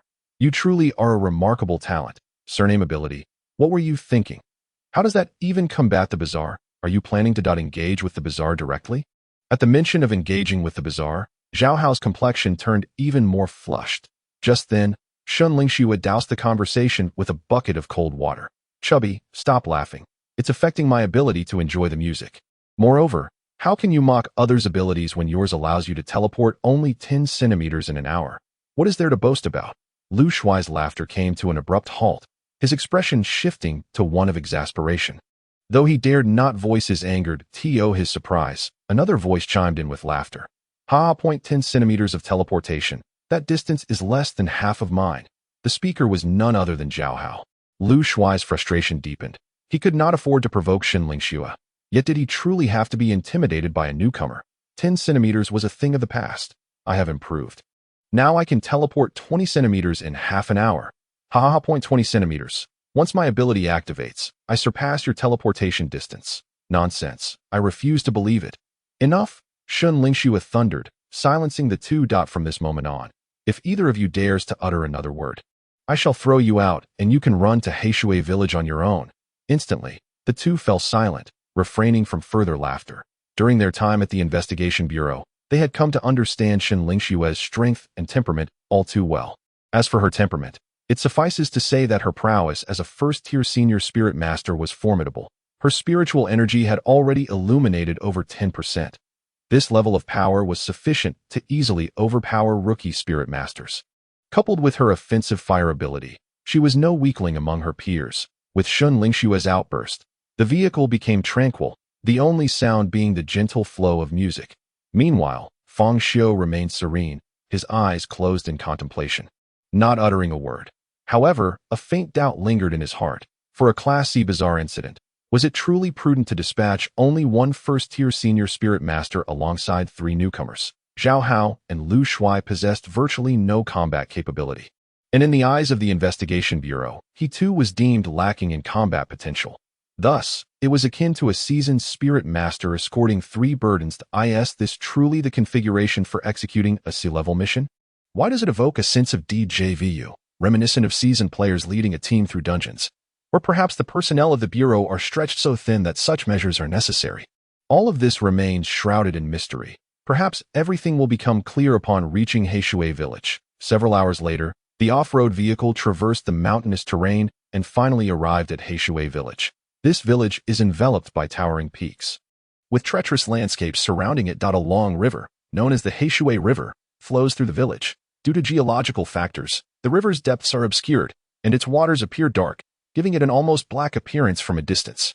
At this moment, the sky was dim, with a somber sunlight casting a pall over the entirety of Heishui village, rendering the Heishui River even more profound, resembling a massive black python coiling around the mountains.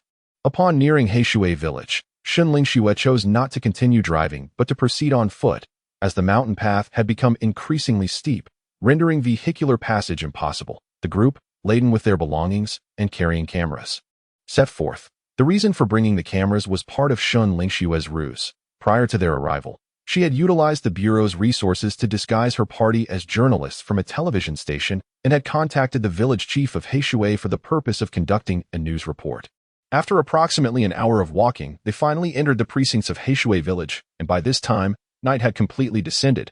Shen Lingxiu placed a call to the village chief. Shortly after, a young man appeared, supporting an elderly figure as they approached, lanterns in hand casting a dim glow. The flickering light accompanied their footsteps, illuminating their faces in a play of shadows, adding an eerie atmosphere to the dark mountain village. "Is this Miss Shin from the television station?" the elder quavered. Shinling Shui appeared unfazed by the darkness, stepping forward with confidence. "Indeed, you must be Village Chief Wang." As the elder drew closer, the lantern's glow enveloped them, allowing the group to finally discern their features. The old village chief had dark skin, a stooped posture, and a face etched with the lines of time, his eyes cloudy and revealing his advanced age. Yet, remarkably, he bore not a single white hair. Instead, his hair shone with a sheen, as if oiled. The young man assisting him bore a resemblance to the village chief, with similarly dark skin and glossy hair. Though his face was devoid of wrinkles, marked instead by a somewhat coarse texture, he wore an earnest, bashful smile, which became more pronounced upon seeing Shun Lingxue, his demeanor suggesting he would have turned crimson were it not for the enveloping darkness. Shun Lingxue's appearance was indeed a stark contrast upon her arrival in Heishui village. Her exquisite features and skin as fair as freshly shelled eggs made her presence seem entirely out of place, as if a polished star had descended into a dilapidated, impoverished mountain village to offer aid. "I am Wang Yugue, and this is my grandson, Wang Fugue. Fugue, greet her." The village chief chuckled heartily. The young man, now addressed as Wang Fugue, scratched his head in modesty, stammering, "Shun, Miss Shun, hello." Chapter 62 in Section D. Shun Lingxue nodded and said, "Greetings to you all. Allow me to introduce these individuals, who are all staff members of our television station. This is Fang Xiu, Zhao Hao, and Lu Shui. I trust, Village Chief, that you are already aware of our purpose here." Village Chief Wang nodded in acknowledgement and replied with a smile, Yes, I understand. The city intends to develop tourism attractions, and thus you have come to capture the scenic beauty of Heishui village for promotional purposes. This is indeed a boon for our village, and I hope you will bear with us in the coming days. It is no trouble at all. This is our duty, and we look forward to your cooperation." Village Chief Fang Xiu responded, Certainly. However, as night has fallen, it would be best to postpone the filming until tomorrow. Unfortunately, our village lacks accommodations, so I must extend an invitation for you to stay at my home. It is a humble abode, and I cannot guarantee it will meet the standards you city dwellers are accustomed to. After exchanging a few more pleasantries, the group followed Village Chief Wang to his residence. True to his title, his home was notably superior to the typical brick-and-tile houses of the villagers. It consisted of several single-story buildings arranged around a small courtyard, reminiscent of a modest Xi'an. Guifang. The city reporters have arrived. Quickly prepare some food. With Village Chief Wang's call, a sturdy middle-aged woman emerged from the house. She appeared somewhat flustered at the sight of so many urban visitors, unsure of where to place her hands. "This is my daughter-in-law, Wang Guifang. My son has gone to the city for work, and currently, it is just the three of us living here, so rest assured. There is ample space." Guifang, hurry and catch a chicken, and sought some mushrooms and wild vegetables to entertain our guests. Wang Guifang seemed eager to escape and hurried off to prepare the meal. Zhao Hao, not wishing to impose, quickly interjected, "Village Chief Wang, please do not trouble yourselves. We have already eaten on the way and are not hungry." Shun Lingxue concurred. "Indeed, Village Chief, let us forego the meal for now.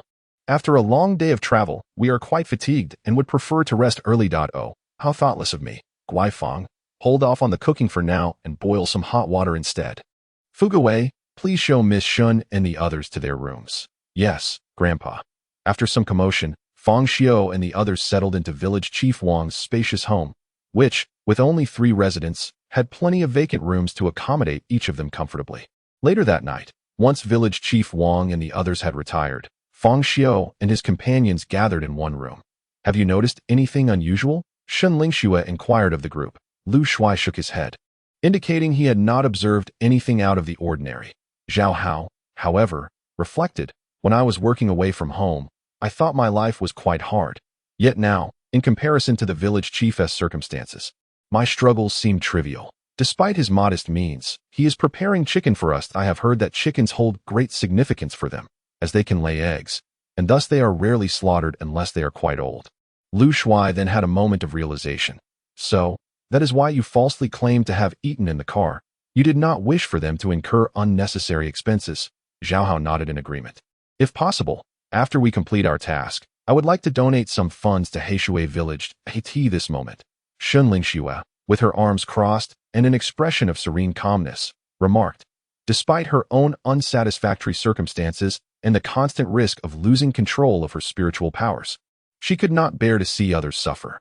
Zhao Hao felt a twinge of awkwardness, yet stubbornly retorted, "Aren't you the same? You opposed the chicken stew just now." That my opposition stemmed from the fact that we were on a mission and unaware of the peculiarities lurking nearby.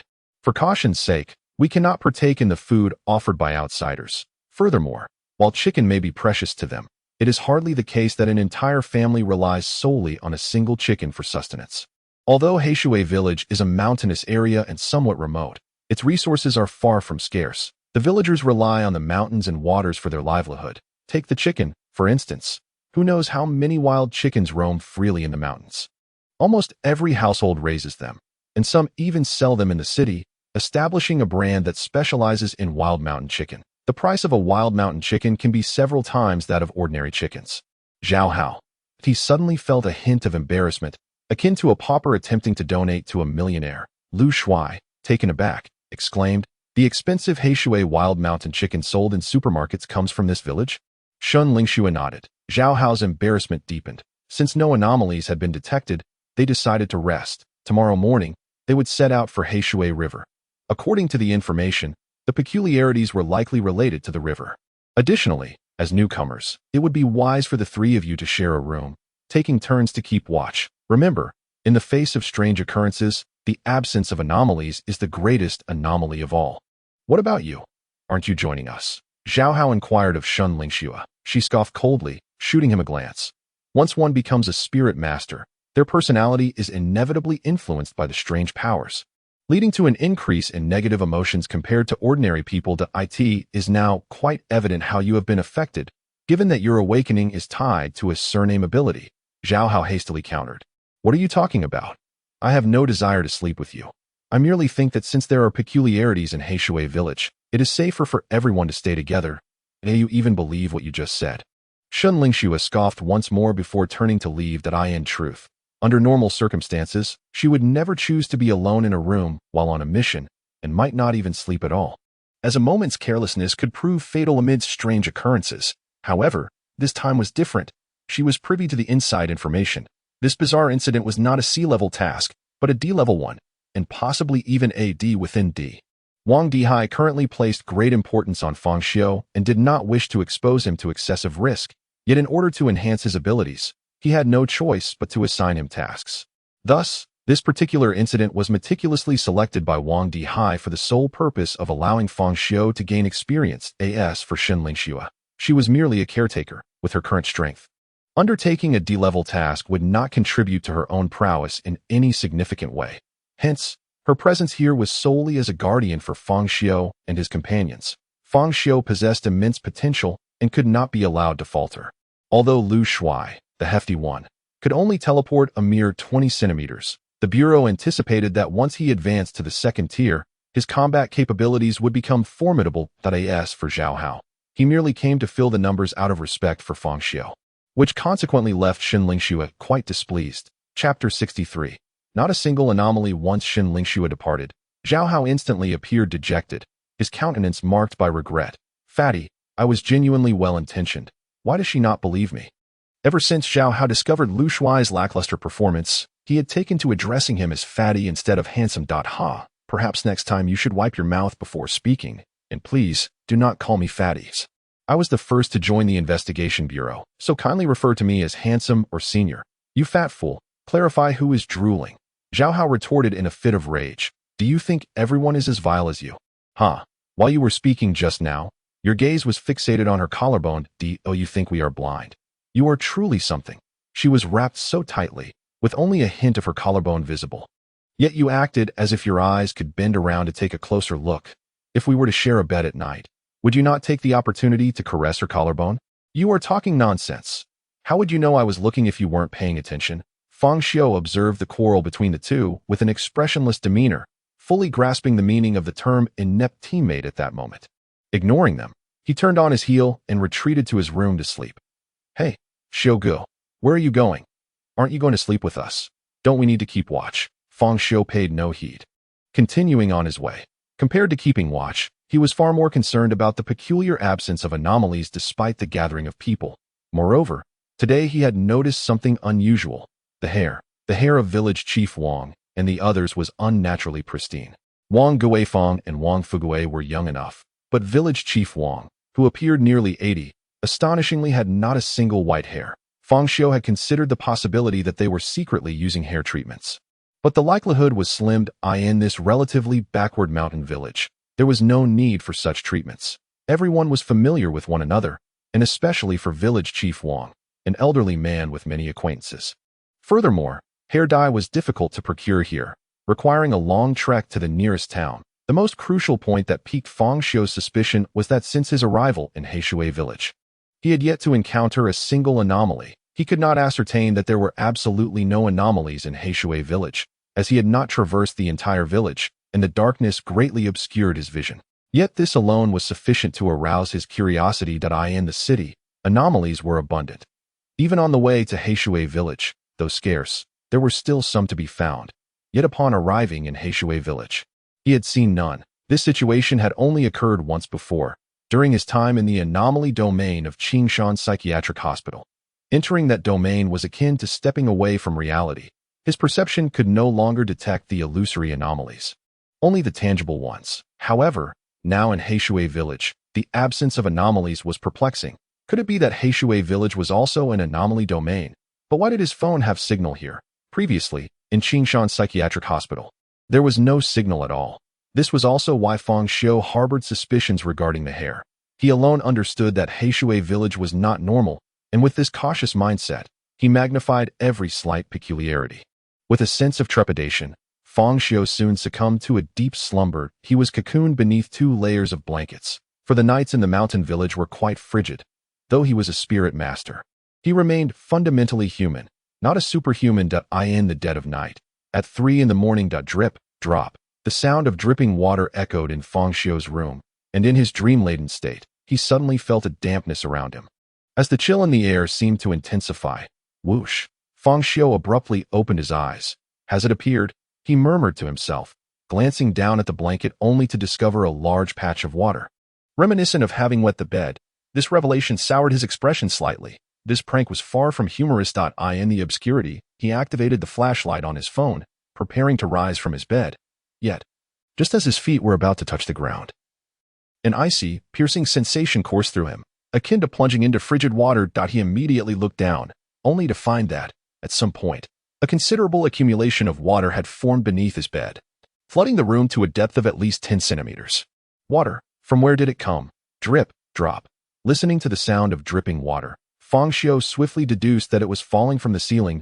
He shone his phone's flashlight upwards, revealing a bizarre scene. There, on the ceiling, were rows of water footprints. These impressions were distinctly visible, even showcasing 5 slender toes, entirely composed of water. The water was dripping from these very footprints. Strangely, as the droplets fell, the footprints showed no sign of diminishing in size. As if they could perpetually produce water, the moisture that soaked his blanket had originated from these footprints. Fortunately, the blanket had shielded him from getting wet, but his shoes were not so fortunate.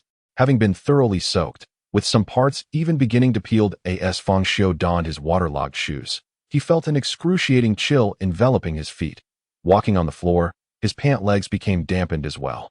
Following the direction of the footprints on the ceiling, he was astonished to find that they seemed to have merely passed through his room, continuing onward beyond it. Am I the target? What purpose could it possibly serve to invade my space? Was it merely to dampen my shoes? Size 36, slender and elongated.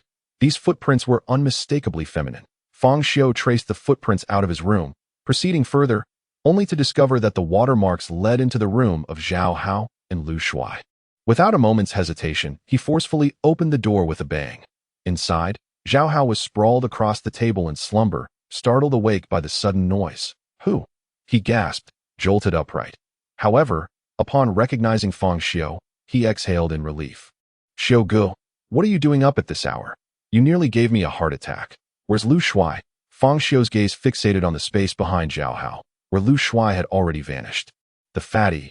Isn't he just sleeping on the bed? Zhao Hao began, turning around, but his words abruptly faltered. Where is he? No. Where is even the bed? Panic surged through him, and he leapt to his feet, inadvertently toppling the chair in the process. Fang Xiu hastened forward, only to find that the spot where the bed had once been was now merely a puddle of water. The fatty, along with his bed, had completely vanished. What on earth is happening? Zhao Hao's complexion appeared somewhat pallid. We take turns keeping watch.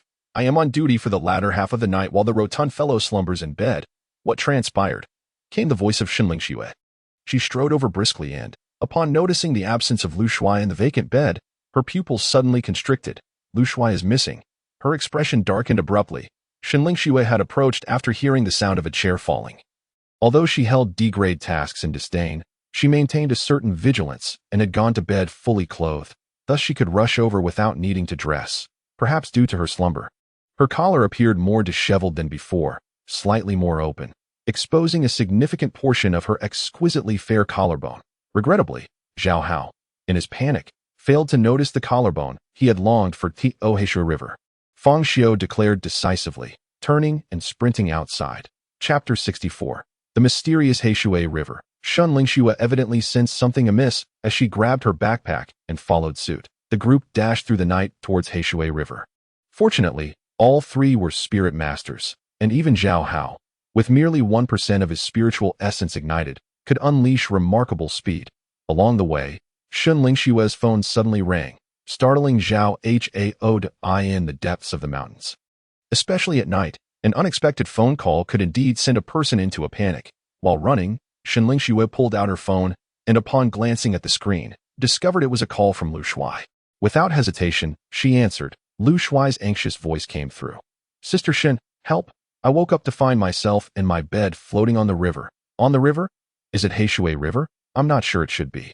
But it's too dark to see anything. Do you notice anything unusual around you? Any strange occurrences? Fang Xiu queried rapidly. No. Nothing at all. There's not a soul here. Ah! Lu Shuai suddenly exclaimed. Hurry and save me. My bed is sinking. It's taking on water, and I can't swim. Hold on. Fang Xiu hung up the phone, and the group continued their frantic run until they reached Heishui River. However, the river stretched long, winding through half the mountain, and with the darkness enveloping them, it was impossible to determine Lu Shuai's exact location. Just then, Fang Xiu exclaimed, Over here. I can hear his cries. Fang Xiu felt a stir in his heart. It appeared that a seasoned spirit master, with more than 10% of their spiritual essence ignited, possessed heightened sensitivity compared to ordinary spirit masters. The trio soon reached the center of the river. Where Zhao Hao was already gasping heavily at last, they spotted Lu Shuai. The hefty fellow was adrift in the middle of the river. Beneath him floated a wooden bed. I'm here. Upon seeing Fang Xiu and the others arrive, Lu Shuai cried out excitedly, waving his arms frantically. However, with his vigorous movements, the bed began to sink more rapidly. Observing this scene, Fang Xiu immediately cautioned, the anomaly is likely concealed beneath the water, so we must not enter the water to rescue him. Your combat capabilities are too weak, and my ability is fire. Once I enter the water, my powers would be severely restricted. Come over here, you fat guy. Just like rowing a boat. Use your hands to paddle over. Zhao Hao shouted at the top of his lungs. To his surprise, the fat man replied, If I could paddle over, I would have done so long ago. That it's utterly futile. This river's current is treacherous. No matter how hard I try, I remain anchored in place. After saying this, he began to demonstrate, his hands flailing as he attempted to navigate the water. An eerie spectacle unfolded. Despite the river's waves rising and falling, Zhao Hao's position remained unchanged, as if unseen hands were firmly grasping the wooden bed beneath the surface. With a rope, Fang Xiu exclaimed, promptly opening her backpack to reveal an array of tools. An entrenching tool, a dagger, a handgun, ropes, and more, all impeccably equipped. She selected a length of rope, tied a stone to its end, and hurled it towards the fat man with all her might. Whoosh! The stone, tethered to the rope, landed squarely on the wooden bed. The fat man, as if granted a reprieve, hurriedly grasped the rope, urging, Quick, pull me ashore. Fang Xiu needed no assistance. She planted her feet firmly and summoned her strength, causing the wooden bed to drift toward the bank. The process was astonishingly smooth, as the bed, which had previously resisted all attempts to move, now glided forward. Just as everyone began to breathe a sigh of relief, Fang Xiu suddenly sensed something amiss. Glancing down, he was alarmed to find half a meter of water pooling at his feet. He whipped around, only to discover that they had inexplicably found themselves in the depths of the Blackwater River. The riverbank seemed to have sprouted legs, receding a full meter away. The frigid water jolted Xiu and Zhao Hao back to reality. Zhao Hao gasped. What is happening? Weren't we just on the bank? The black water river is shifting. Fang Xiu quickly deduced. It seeks to engulf us. What? Then we must flee. We can't abandon Lu Shuai. The bed is about to sink. Xiu insisted, biting her silver teeth as she braved the icy water. She exerted more force on the rope, and Fang Xiu and Zhao Hao joined in to assist. Yet, whether due to excessive force or some unseen force at play beneath the surface, the wooden bed suddenly succumbed to the depths. The fat man, who could not swim, thrashed desperately, but his struggles were in vain, yielding little more than a mouthful of water. Fortunately, he had secured the rope around himself beforehand. As long as they could pull him up before he drowned, he would survive. As the group exerted their strength, the distance between them and the fat man diminished. 15 meters, 10 meters, 8 meters. The water grew deeper. Zhao Hao cried out in alarm, for they were now perilously close to the river's center. Half submerged, retreat, pull the rope while stepping back, Fang Xiu instructed calmly. Upon hearing this, the group began to retreat, but their pace was no match for the rising water. Despite their efforts to move backward, they found themselves drifting further from the bank. The water now lapped at their necks, and the shorter Xiu and Zhao Hao had resorted to standing on their toes. As the fat man's struggles grew weaker, Zhao Hao shouted anxiously. Fat man, can't you teleport? Hurry and do it. I can't teleport. Xiu was evidently aware of the limitations of Fatty's abilities, promptly interjecting, you can only teleport 20 centimeters. This distance is utterly insufficient. Moreover, once you teleport, it is highly likely that the rope tethered to you will snap. Teleport upwards. The calm and composed voice of Fang Xiu resonated. Prepare yourself. Teleport upwards by 20 centimeters to allow your head to breach the water surface. Seizing the opportunity to take a breath of oxygen, this should prevent the rope from detaching. Upon hearing this, Xiu cast a surprised glance at Fang Xiu, astonished that he could maintain such poise and clarity of judgment even in this dire situation. Yes, quickly teleport upwards to breathe. Fatty seemed to have heard the shouts from the group and hurriedly executed the upward teleportation. Like a mirage, his head broke the surface of the water instantly. Fatty gasped for air desperately, inadvertently swallowing a significant amount of water, which provoked a violent coughing fit, and he soon sank back beneath the surface. That precious breath of oxygen had granted him critical moments of survival. With that single breath, a minute later, the group finally managed to pull Fatty back, but at this point, he had already succumbed to unconsciousness. Fantastic. We've saved Fatty. Let us make a swift escape, Zhao Hao exclaimed excitedly. I'm afraid we won't be able to run, Xiu replied, her expression grim. We have already reached the center of the river. Zhao Hao was instantly taken aback. In his fervor to rescue, he had failed to notice their surroundings. Upon glancing back, he was alarmed to discover that they were indeed in the middle of the river, with the riverbank a good dozen meters away. Chapter 65. It matters not. I shall intervene. It appears this is the sinister design at play. Using Fatty to lure us toward the river, and then, amidst our rescue efforts, continually shifting the black water river. If my calculations are correct, the malevolent entity lurking within the water will soon make its move. For this is its territory. Fang Xiu continued to speak calmly. Now is not the time for such discussions. Swim towards the shore, Xiu shouted urgently. Fortunately, apart from Fatty, Lu Shuai, the other three were proficient swimmers. Although the river water was frigid to the bone, they were all spirit masters, thus not rendered completely immobile by the cold. They swiftly swam toward the bank, fully aware that battling a water specter in the river was exceedingly disadvantageous. Especially since Xiu's primary ability was fire, her overall combat effectiveness was significantly diminished. After swimming for a while, despair washed over them as they realized the riverbank seemed an unattainable horizon. No matter how they swam, the distance would not close even a fraction.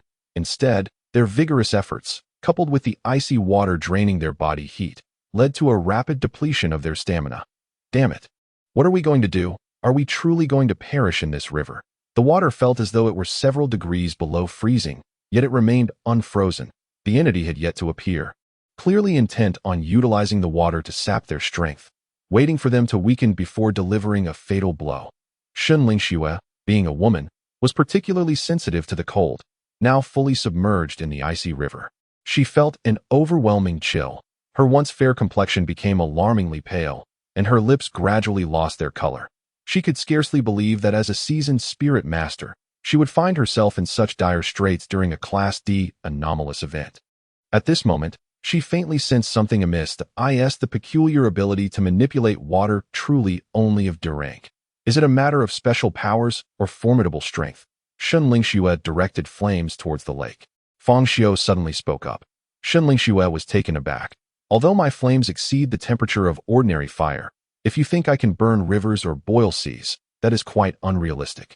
It is not about drying up the river water, but rather heating the nearby river water. The frigid water will consume a great deal of stamina, and given the current uncertainty, we must conserve our strength. After a moment of hesitation, Shen Lingxue complied. She raised a pale, submerged hand, and with a resounding boom, a brilliant and searing burst of fire erupted, instantly dispelling some of the coldness with its intense heat. She then drew the flames closer to the river, warming the water to stave off the chill for everyone. Ah, how warm! Just like soaking in a hot spring, Zhao Hao remarked with an ill-timed joke. But no one paid him any mind.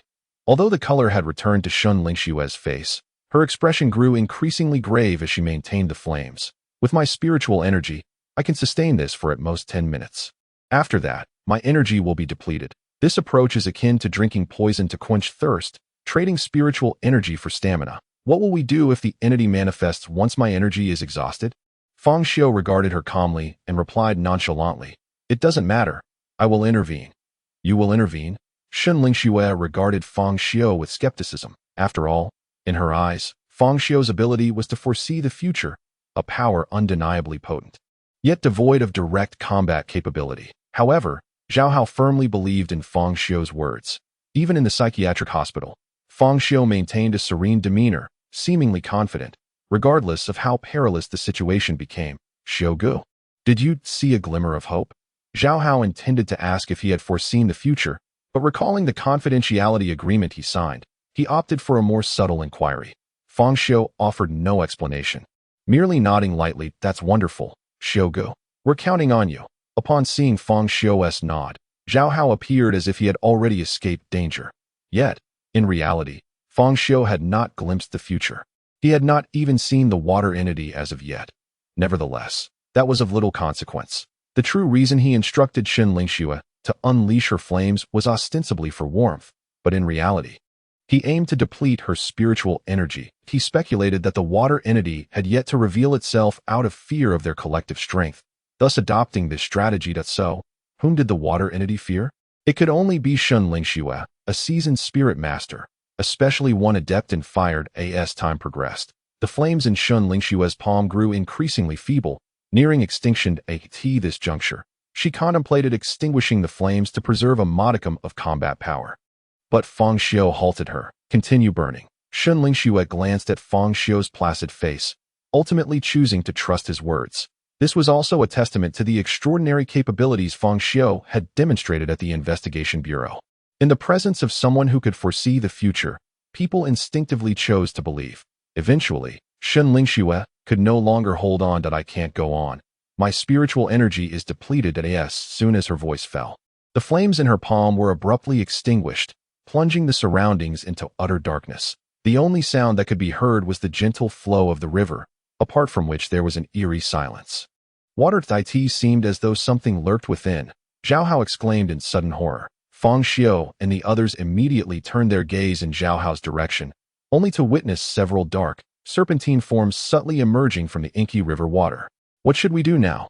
Shen Lingxue looked anxiously at Fang Xiu. Without her spiritual prowess, she felt like a lamb awaiting slaughter, completely reliant on Fang Xiu for any hope of survival. Perhaps it was not merely an illusion. Shen Lingxue sensed a flicker of euphoric intensity, suppressed to its utmost, in Fang Xiu's eyes. This was no mere figment of her imagination. Fang Xiu was indeed exhilarated.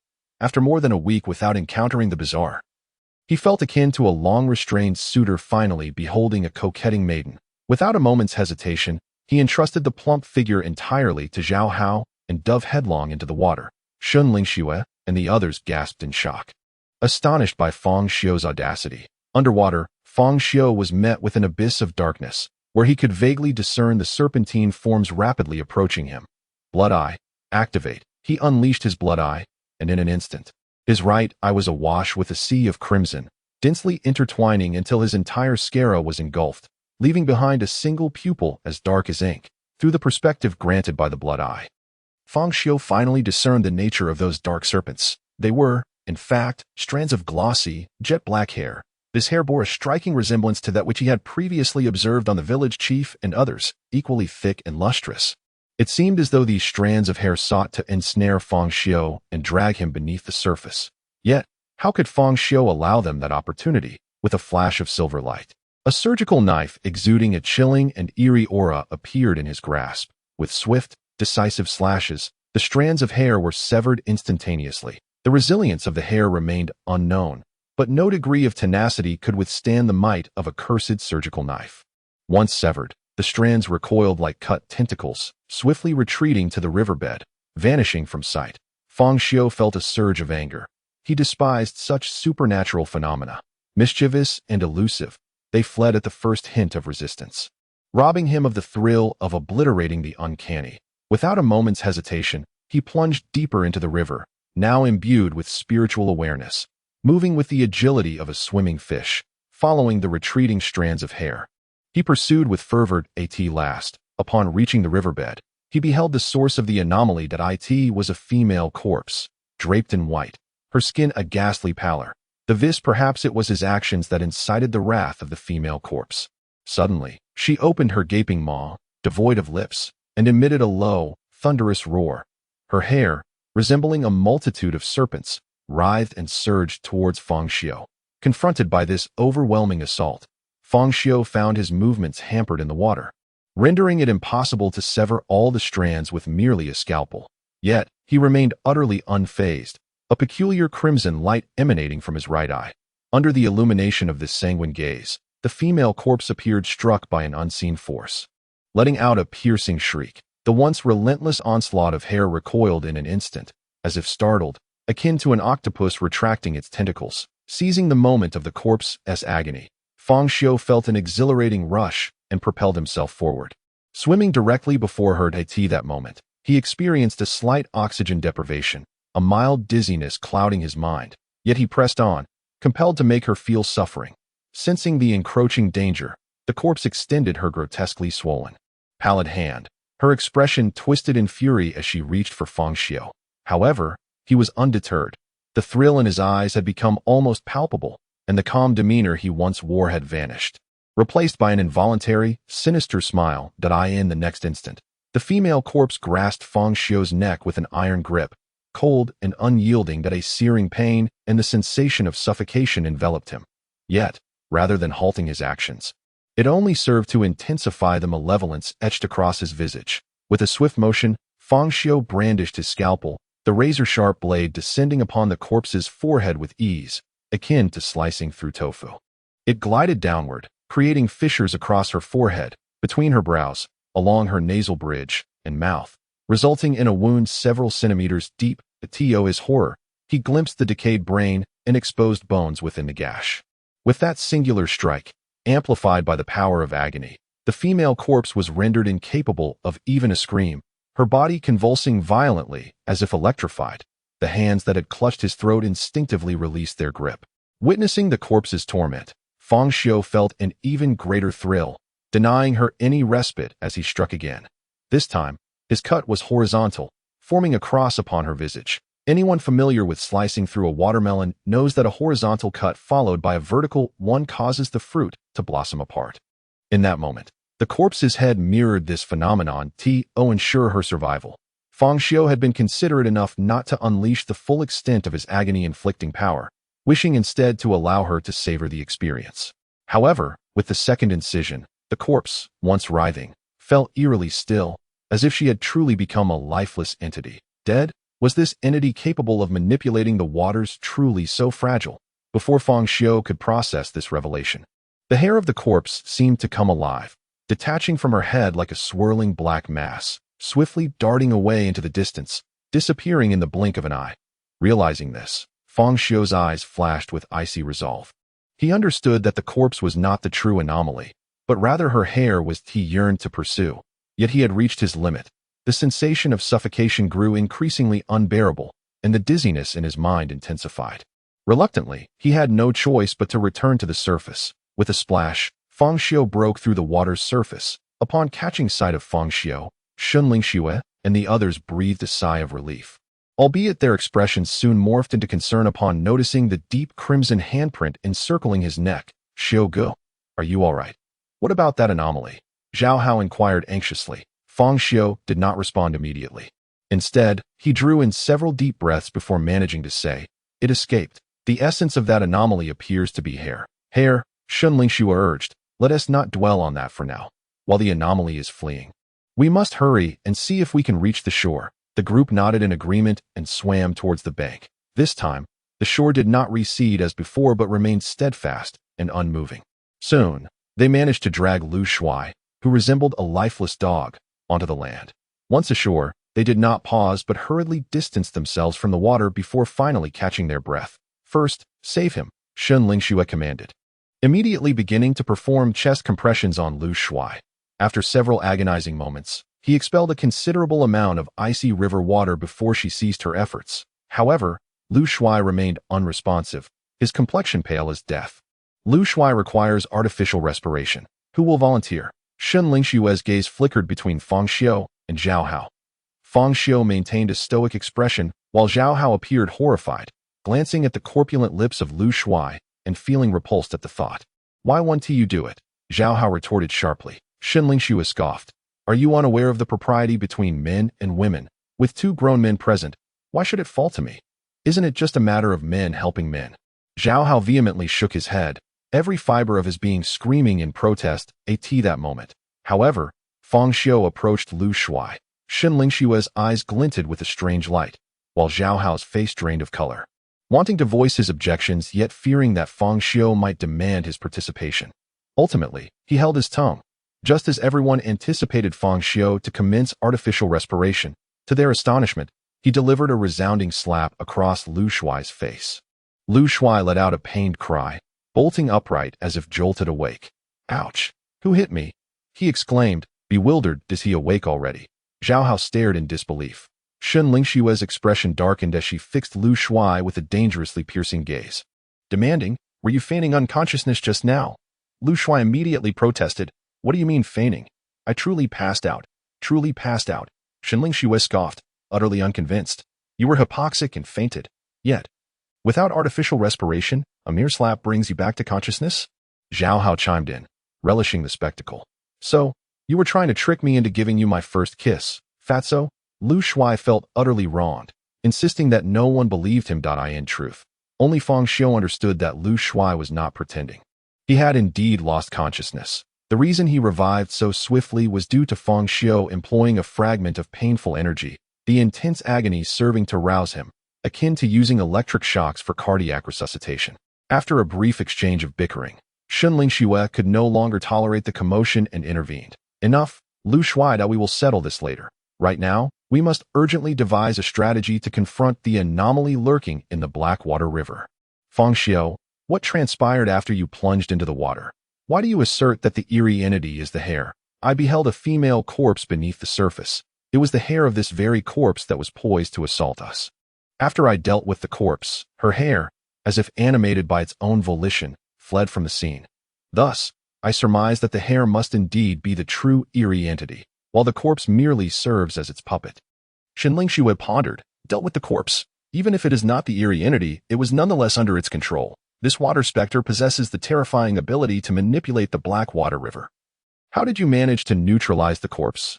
"I have my methods," Fang Xiu replied nonchalantly, offering no further elucidation. Shunling Xue cast a skeptical glance at Fang Xiu, suspecting that perhaps this water specter merely possessed peculiar abilities, lacking in direct combat prowess. Yet, upon further reflection, she felt an unsettling doubt.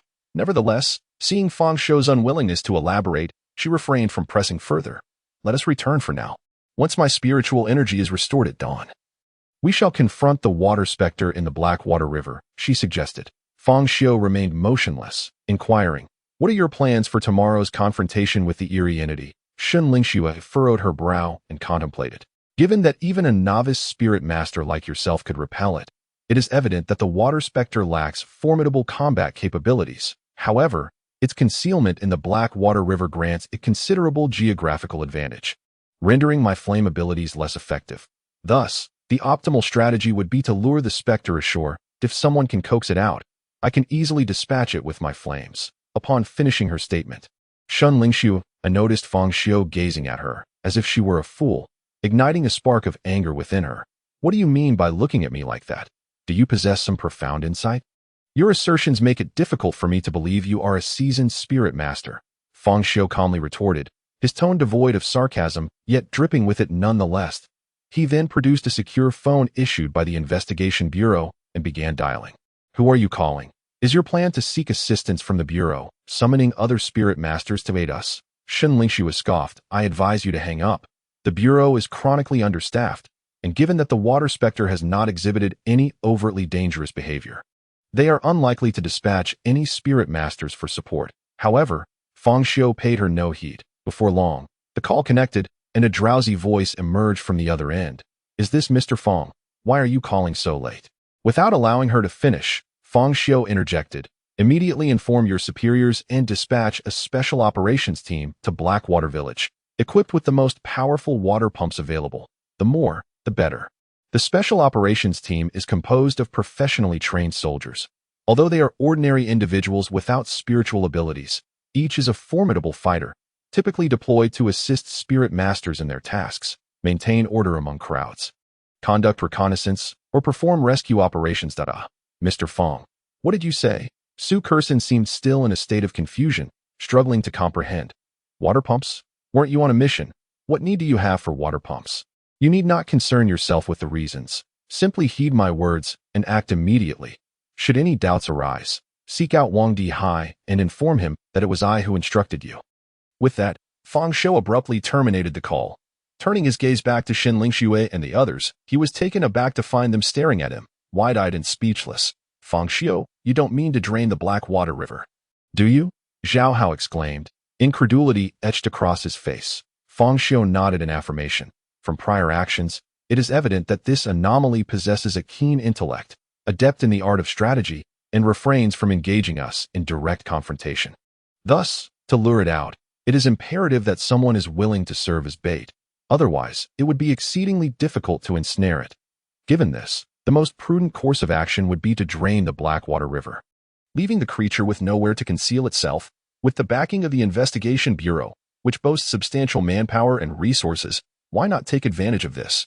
Must we resort to the most perilous methods and engage in underwater combat? Moreover, while the Blackwater River is extensive, only the central section boasts considerable depth, rendering the other areas unfit for concealment. It suffices to block both the upstream and downstream, and then extract the water from the river's center. At that moment, Shun Lingxiu felt a pang of embarrassment at the thought of meeting Fang Xiu's composed visage. Her gaze instinctively wandered elsewhere, rendering her mute. She had originally assumed Fang Xiu would call upon other spirit masters for assistance. But to her surprise, he intended to employ modern technological methods to resolve the water anomaly, an approach she had never previously considered. Yet, she could not deny the logic behind it. Mobilizing a special operations team, along with a few pumps, would indeed require significant manpower and resources, yet it was far preferable to risking the lives of spirit masters, who are undoubtedly more valuable than such assets. In truth, Shun Lingxiu had fallen prey to conventional thinking. As a spirit master, she, like many of her peers, subconsciously regarded herself as superior to ordinary individuals. Similarly, they fervently believed that only spirit masters could confront anomalies, leading to an instinctive response of employing their methods rather than utilizing the capabilities of ordinary people. Fang Xiu, however, possessed no such airs of superiority. Rather, he was indifferent to such considerations, focusing solely on the anomaly. As long as he could inflict suffering upon it, he was willing to employ any means necessary. Furthermore, we cannot visit the village chief's home tonight. Why not? The plump man inquired, his body trembling from the chill. As everyone around them was drenched and the mountain air was quite cool, Fang Xiu elucidated. Have you not noticed anything peculiar about the hair of the village chief and the others? The chief appears to be in his 70s or 80s, yet his hair is more lustrous than that of a youth. The same can be said for his grandson and daughter-in-law. Their hair too shines with remarkable darkness. Is it really just because of this that we must spend the night in the mountains? The plump man questioned, puzzled. Perhaps the chief simply dyes his hair, since learning that it was Fang Xiu who single-handedly ventured into the river's depths to repel the anomaly. He had taken to addressing him as Xiu with familiarity. Fang Xiu regarded him calmly and replied, "The hair of the village chief and his companions bears an uncanny resemblance to that of the female corpse I encountered at the riverbed. If you are concerned about the cold, you may return." Upon hearing these words, the portly man, whether from fright or cold, involuntarily shuddered. He chuckled awkwardly and said, "Well, that perhaps we should just forget about it. Camping is quite enjoyable as well." In light of Fang Xiu's arrangements, everyone unanimously chose to comply. Even Shun Lingxue, who remained silent despite being the team leader, as the authority had subtly shifted to Fang Xiu. Thus, the group casually found a spot away from the Heishui River, kindled a fire, and settled down for the night. Chapter 68. Special Operations Team. The next morning, Fang Xiu received a call informing him that the action team had arrived in the mountainous area near Heishui village. However, due to the difficult mountain roads, they were unable to drive and were proceeding on foot to the village, expected to arrive in about an hour. After agreeing to meet the action team in the middle of the Heishui River, Fang Xiu led the others into Heishui village. Notably, he donned the sunglasses he had prepared in advance, as he aimed to validate his suspicions. He had not encountered any other villagers the previous day, and today he intended to observe the villagers' herd. As they entered Heishui village, their presence instantly attracted the attention of numerous villagers. Many of them were already engaged in work, some were farming, while others tended to livestock. The attire of Fang Xiu and his companions starkly contrasted with that of the villagers, clearly marking them as individuals from a bustling metropolis, thus drawing the villagers' gaze. However, the curiosity reflected in their eyes held no malice. Perhaps the village chief had already informed them of the reporter's arrival. As the villagers scrutinized Fang Xiu and the others, they too were being observed. The more they looked, the more astonished they became. For without exception, every villager sported lustrous, raven-black hair. "Brother Xiu, what on earth is going on? Did these villagers grow up eating black sesame seeds?" Zhao Hao stammered. "Where can one find such potent black sesame? I just saw several elderly individuals, and their hair was equally lustrous and devoid of any gray strands." The portly man chimed in. While the group was engrossed in examining the villagers' hair, Fang Xiu's gaze drifted around the surroundings. There were no anomalies. Not a single one. At this moment, Fang Xiu was truly convinced that there were absolutely no anomalies in the entire Heishui village. But why was that? If the reason was the entry into a realm of anomalies causing them to be invisible, then why was there a signal in this realm? Was it merely due to the encrypted phones issued by the Investigation Bureau? Yet, when Fang Xiu took out his ordinary phone, he discovered it also had a signal, albeit weaker in the mountainous area. Fang Xiu was perplexed. The secrets of the anomalies were far too numerous, and he feared he had only scratched the surface, with many strange occurrences remaining inexplicable. At that moment, he approached an elderly man basking in the sun. This elder appeared even older than the village chief, with deep wrinkles etched into his face and an antiquated pipe in hand as he enjoyed the sun and smoked. "Excuse me, sir. May I inquire how you maintain your hair? At your advanced age, how is it that your hair is even shinier than that of the young?" The elder looked at Fang Xiu with surprise. "What are you city folks trying to jest about with an old man like me? My hair has been white for over a decade. How could it possibly be shiny?" Upon hearing the elder's words, Shenling Xue and her companions were momentarily taken aback, their gazes fixated on the elder's lustrous, thick black hair, a chill running down their spines. Fang Xiu remained unfazed, calmly replying, "I apologize. It appears I was mistaken." With that, he turned to leave with Shun Lingxue and the others. Once they had distanced themselves, Zhao Hao could no longer contain his curiosity and inquired, "Was that old man's hair black or white? Am I colorblind? It looked black to me. It appeared black to me as well." The stout fellow chimed in. "These villagers are peculiar. They are likely under some strange influence," Shun Lingxue asserted. "Those affected by such influences often exhibit odd characteristics, typically manifesting as physical weakness, emotional instability, and mental fatigue, though other effects cannot be ruled out." Fang Xiu glanced at her and calmly posed a question. "How can you be certain that it is the villagers who are affected, rather than us?" The group was slightly taken aback, with Zhao Hao and the stout man paling visibly at that moment. A voice called out from a distance, "Miss Shun, so this is where you all are?" The newcomer was Wang Fugawei, the village chief's grandson. He hurried over, breathless, and asked, "Miss Shun, you are up quite early. I wanted to invite you for breakfast, but I found the room empty." The group regarded Wang Fugawei's shiny black hair with somewhat peculiar expressions, particularly Zhao Hao and the stout man. who found it difficult to maintain their previous cordial demeanor given the unsettling circumstances surrounding the villagers. Fortunately, Fang Xiu, being an experienced spirit master, displayed no signs of unease. Responding with her usual composure, "Yes, we are accustomed to rising early, as we have work to attend to. Are you about to start filming?" Wang Fugui inquired. "Not for the time being. We plan to explore on our own first, and we will call upon you if needed later." Wang Fugui's disappointment was palpable, but the mountains can be perilous. Wild boars may roam, and it would be quite inconvenient without a guide, and no worries. We are accustomed to outdoor work and possess a fair amount of wilderness survival experience. We have ventured to places far more remote than this. You needn't be concerned that we'll explore on our own for now, and may seek your guidance in the afternoon. Wang Fugui, clearly lacking in eloquence and unfamiliar with the art of refusal, nodded in agreement to Fang Xiu's assertion. "Very well, but if you choose to wander alone, please avoid the central area of Heishui River."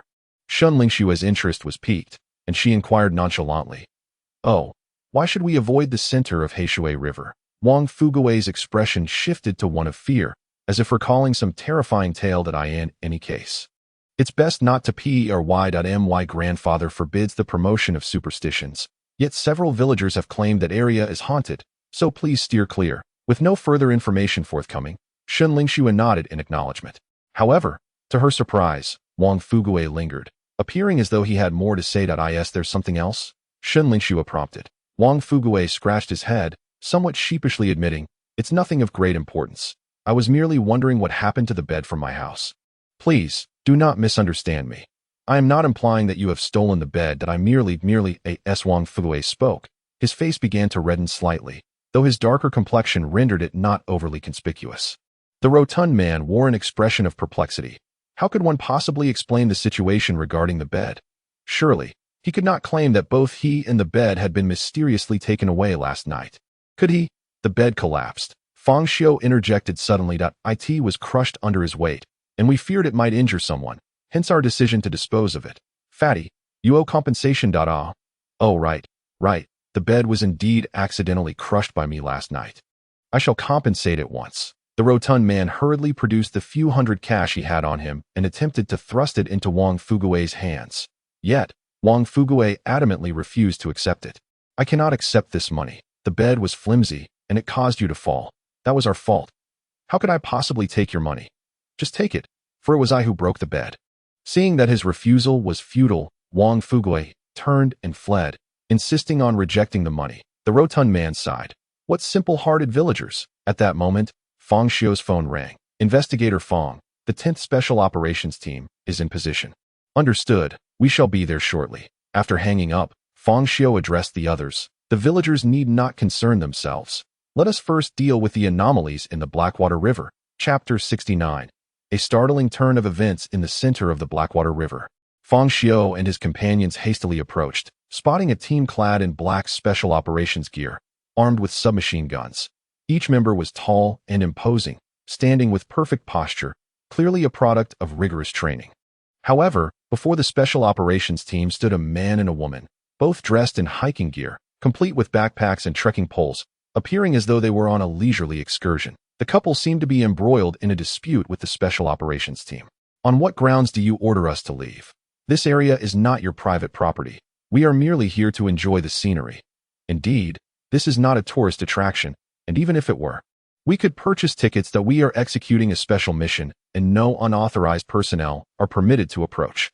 Please vacate the area immediately," a member of the special operations team stated coldly at that moment.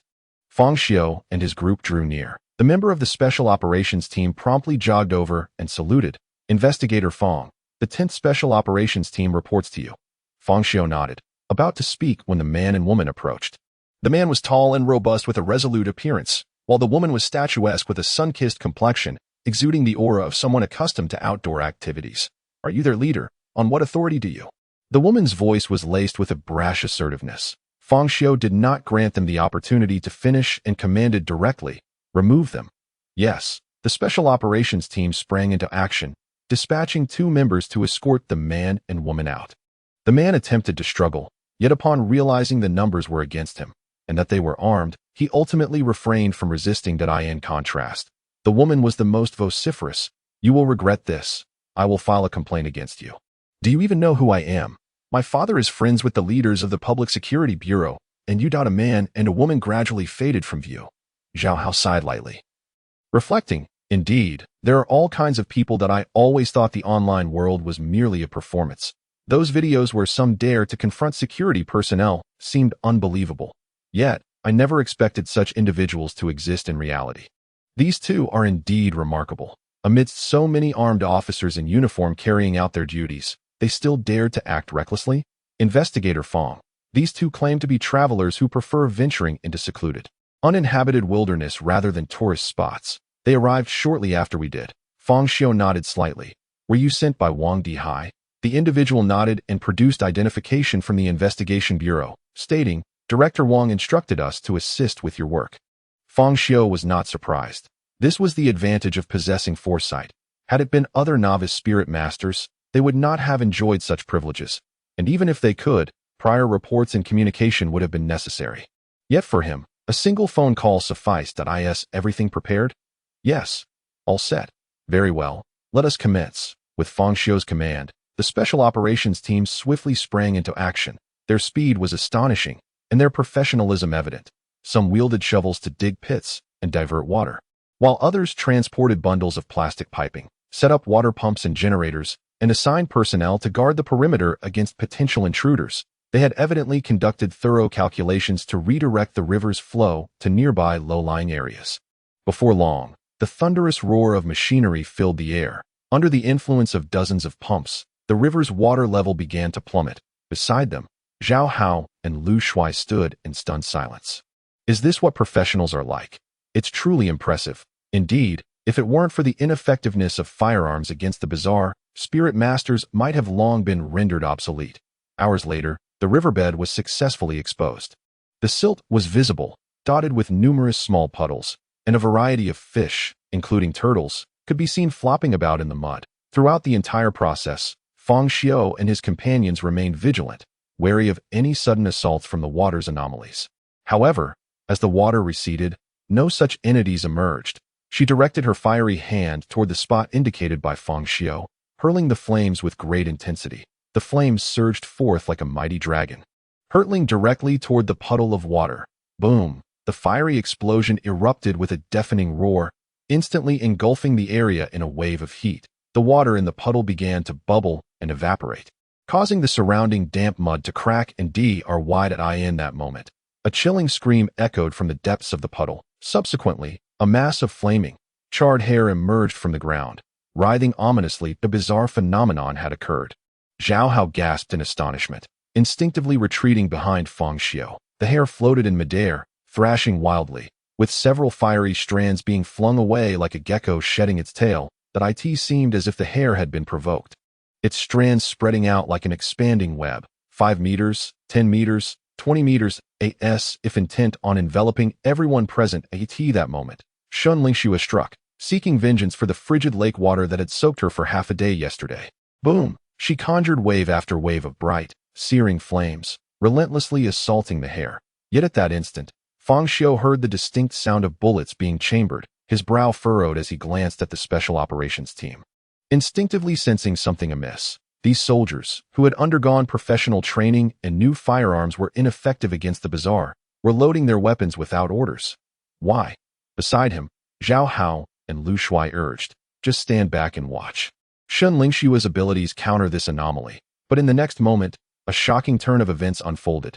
These Special Operations team members, as if deaf to the warnings, raised their guns, aiming at Fang Xiu and the others.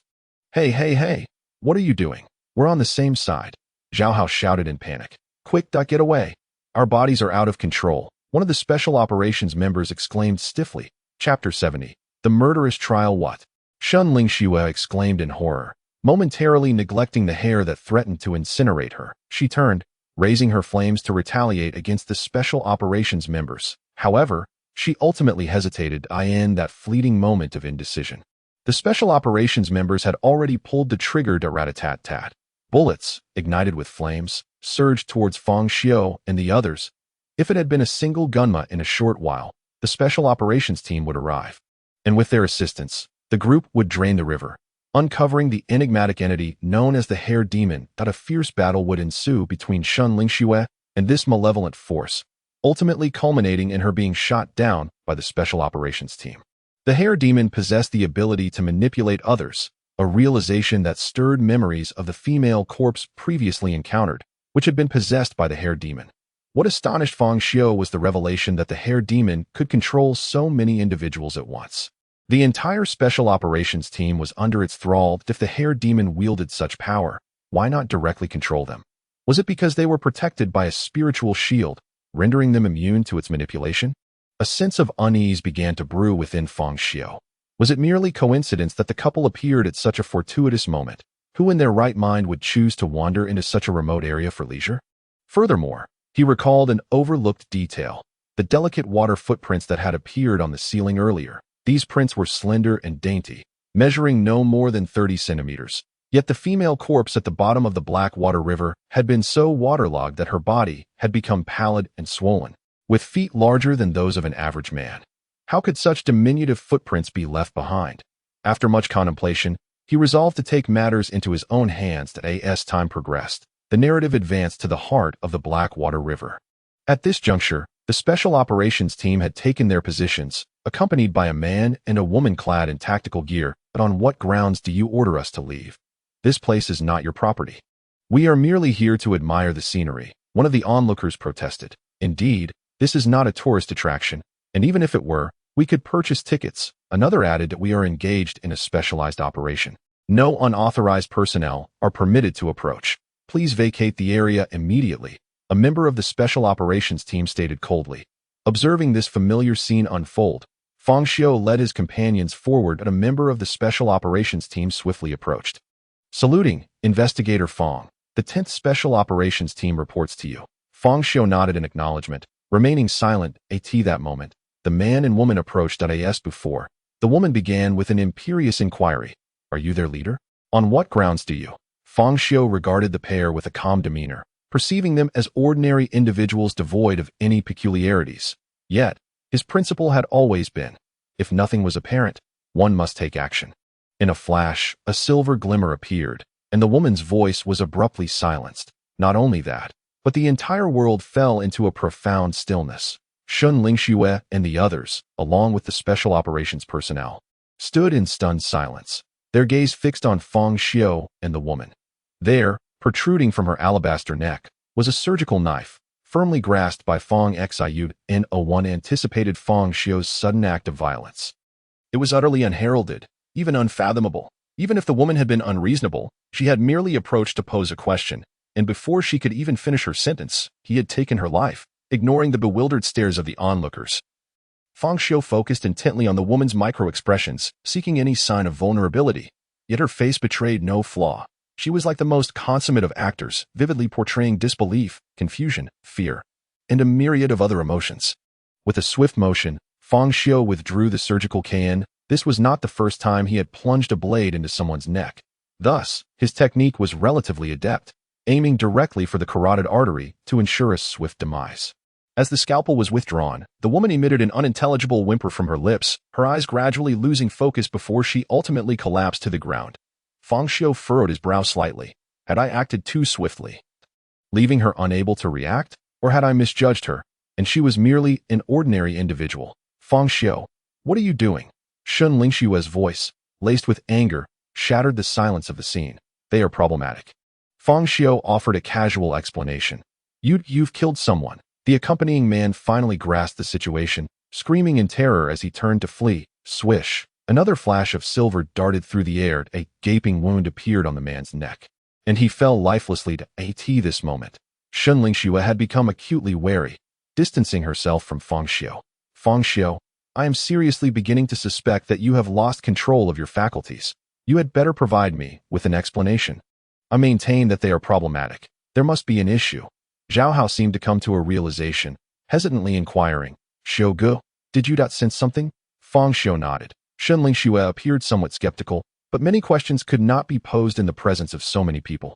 As Fang Xiu's abilities were confidential, Fang Xiu, for the time being, I will trust you, but if you fail to provide a satisfactory explanation to the investigation bureau afterward, I will have no choice but to report to my superiors for a determination of your potential loss of control." Fang Xiu nodded, unfazed, for he would soon meet his demise and reset at present. He could not afford to lose the support of the Investigation Bureau. Thus he must not be deemed as losing control. The act of killing this pair was merely to eliminate them as suspects, for Fang Xiu had always felt that their appearance was too fortuitous, and their control over the Special Operations Team was not necessarily incidental. Indeed, there were alternative methods to investigate the suspicions, yet, without doubt, murder was the swiftest approach. Whether or not this couple was behind the mischief, eliminating them first would reveal whether the Special Operations Team would be manipulated thereafter. Subsequently, Fang Xiu commanded the Special Operations Team, "You are to disarm immediately." The leader of the Special Operations Team hesitated upon hearing this, but ultimately complied. Once they had disarmed completely, Fang Xiu instructed them to commence drawing water. Chapter 71. The best method to face the abnormal. Several hours later, the central section of Heishui River was once again revealed. "Shun Lingxue, attack this waterhole," Fang Xiu directed. Shun Lingxue cast a dubious glance at Fang Xiu before beginning her task. Flames igniting brilliantly in her hands as she directed them towards the waterhole. As before, the hair anomaly was forcefully expelled once more. However, this time, Fang Xiu's gaze was not fixated on the hair anomaly, but remained steadfastly on the Special Operations Team. As Shun Lingxue engaged in combat with the hair anomaly, the Special Operations Team sprang into action. Their limbs moved in a disjointed manner, akin to marionettes, but after 2 or 3 seconds of stiffness, their movements became synchronized. One by one, they lunged toward Fang Xiu, and the others like ferocious leopards. Be careful, our bodies are out of control. The Special Operations Team moved with remarkable speed, but Fang Xiu, who was well prepared, was even swifter. Faced with a Special Operations Team devoid of firearms, he found it effortless to contend with them. The surgical knife, exuding a chilling aura, danced in Fang Xiu's hand like a butterfly. His figure glided through the Special Operations Team like a wraith. Swish, swish, swish. Countless glimmers of silver flashed by, and in but a moment, numerous members of the Special Operations Team bore crimson lines upon their legs. Initially faint and nearly imperceptible, these lines deepened and darkened in the next heartbeat, until blood gushed forth. The afflicted individuals then collapsed to the ground. Strangely, despite their incapacitation, they seemed devoid of pain, crawling forward in a desperate attempt to slay Fang Xiu and his companions. "Shun Lingxue, swiftly deal with the hair anomaly. They are all under control. That I will restrain them," echoed Fang Xiu's calm voice amidst the chaos. He moved through the throng like a specter, and with each manifestation, several members of the Special Operations Team fell. Hearing his words, Shun Lingxue turned her gaze towards the eyes of the hair anomaly, a surge of fury igniting within her. The temperature of the flames in her hands escalated with her anger. She conjured 2 blazing, radiant fireballs, raising them high above her head, whereupon they merged into a colossal sphere of fire. "Perish!" With a fierce cry, the massive fireball hurtled towards the hair anomaly like a miniature sun. Boom! A thunderous roar erupted as the fireball consumed the hair anomaly entirely, incinerating it until nothing but ashes remained. Done. A glimmer of triumph flashed in Shun Lingxue's eyes. Yet, at that moment, Fang Xiu doused her elation with cold reality. Their control had not been lifted. It appeared that the source of their dominance was not this anomaly, or perhaps the anomaly had not perished after all. "What?" Shun Lingxue exclaimed in astonishment, her gaze fixed on the members of the Special Operations Team who continued their assault. Fang Xiu single-handedly faced nearly all of them, while Zhao Hao and the Chubby One were each pursued by an adversary. Although both Zhao Hao and the Chubby One had awakened their spiritual abilities, granting them strength beyond the ordinary, their compassion restrained them from harming their own, and their lack of combat experience left them at a disadvantage against the fully armed soldiers. Soon, Shun Lingxue joined the fray, opting to incapacitate her foes with her fists rather than flames. After several minutes, all the Special Operations Team members were subdued, most slipping into unconsciousness. Fang Xiu regarded the fallen with a pensive expression. They were neither travelers nor merely anomalies. So why had the Special Operations Team been controlled? Despite resolving the anomaly, he found that the truth remained elusive, shrouded in further enigmas. As he pondered, only Shun Lingxue cast a look of uncertainty at him, suddenly recalling Fang Xiu's earlier directive for the Special Operations Team to approach unarmed. Had he foreseen this? Was that why he ordered their disarmament? Such a terrifying foresight. Had he not anticipated it? Facing a fully armed special operations team at such close quarters would likely have resulted in their demise. Unbeknownst to Fang Xiu, she had already faced death once. Fang Xiu, what shall we do next?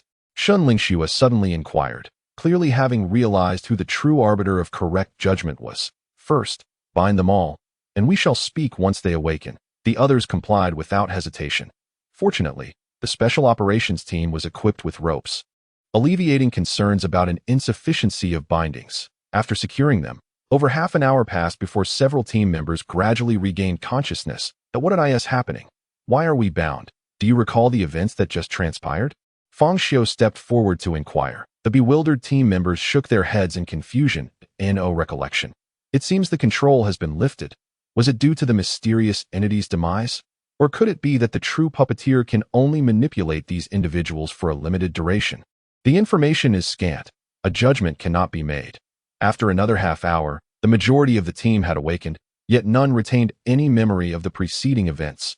Observing this, Fang Xiu instructed them to tend to their wounds independently before departing. These individuals were temporarily rendered useless. Who could predict when they might betray again? Meanwhile, Fang Xiu initiated a call, reporting the incident to higher authorities and requesting that specialists be dispatched to conduct comprehensive evaluations of the special operations team members involved in the mission. Once everything was settled, Fang Xiu remarked, "Let us return to Heishui village. We are going back. Hasn't the anomaly been resolved?" The rotund man exclaimed in astonishment. "It is not over yet," Fang Xiu replied calmly. Leading the group back to Heishui village, Heishui village, Fang Xiu observed the villagers, their lustrous black hair glistening as they moved about, lost in thought. Fang Xiu, however, appeared somewhat grave as she commented, "By all reasonable standards, if the villagers' hair was influenced by the anomaly, it should revert to its original state now that the anomaly has been resolved. Stop talking. The more I see these villagers, the more terrified I become." Zhao Hao muttered, hiding behind the rotund man. "Hey, don't hide behind me. If you're scared, I'm scared too." Fang Xiu shot a scornful glance at the two, utterly perplexed as to why, despite being new spirit masters, Fang Xiu displayed composure while they merely hindered progress. "I suggest you two form a duo and call yourselves the cowardly pair," she remarked at that moment. Fang Xiu suddenly asked, "In the past, what strategies did your investigation bureau employ when confronted with such anomalies?" Fang Xiu pondered for a moment, then replied, "We could first conduct a thorough exploration of Heishui village to search for clues, and then contact the investigation bureau to dispatch specialists equipped with professional instruments to perform a comprehensive examination of the villagers." Determining the cause of the anomaly, Fang Xiu, however, shook his head. Too slow. This procedure would take several days at the very least, and modern instruments may not detect the nature of the anomaly. Let us proceed with my method. With that, he strode toward an elderly villager of Heishui village. A sense of foreboding surged within Fang Xiu, prompting her to ask urgently, "What is your method?" Without turning back, Fang Xiu replied, "The best approach when faced with anomalies is to eliminate all that is abnormal until only what you deem normal remains." At this moment, Fang Xiu had approached an elderly man who was reclining on a makeshift rocking chair, basking in the sun while gripping a tattered pipe, intermittently inhaling its smoke. Indeed, this was the very elder Fang Xiu had inquired about earlier. Standing before him, Fang Xiu inadvertently obstructed the sunlight, casting a shadow over the old man. The elder, who had been resting with his eyes closed, opened his murky gaze, peering vacantly at the young man before him. "What do you want, young lad?" "Dear elder, I wish to pose a question to you, and I implore you not to deceive me." "What question?" The old man replied, "I never tell lies. Have you never faced death? Might I ask, is your hair black or white?" Fang Xiu inquired calmly, observing the elder's head of black hair. The old man looked quite astonished. "My hair has been white for a decade." Suddenly, Fang Xiu smiled. That a subtle smile graced his fair, tranquil face, revealing his pearly white teeth as he enunciated, "Have you never faced death?" The elder was taken aback, his expression shifting to one of anger. "What nonsense, you don't!" came a startled cry from Fang Xiu in the distance. In an instant, a flash of silver streaked through the air, a sharp surgical knife sliced through the atmosphere, simultaneously severing the elder's throat. The old man's eyes widened in shock, his body trembling, his face a mask of disbelief. Zhao Hao and the chubby man stood frozen, having witnessed at this moment. The faces of the villagers revealed no trace of their former simplicity and kindness. Instead, they were marked by an ominous aura. Their once lustrous black hair began to grow wildly, resembling slender black serpents writhing in chaos. Confronted by such a multitude of villagers, even the seasoned spirit master Fang Xiu could not suppress the look of despair that crossed her countenance. Damn it!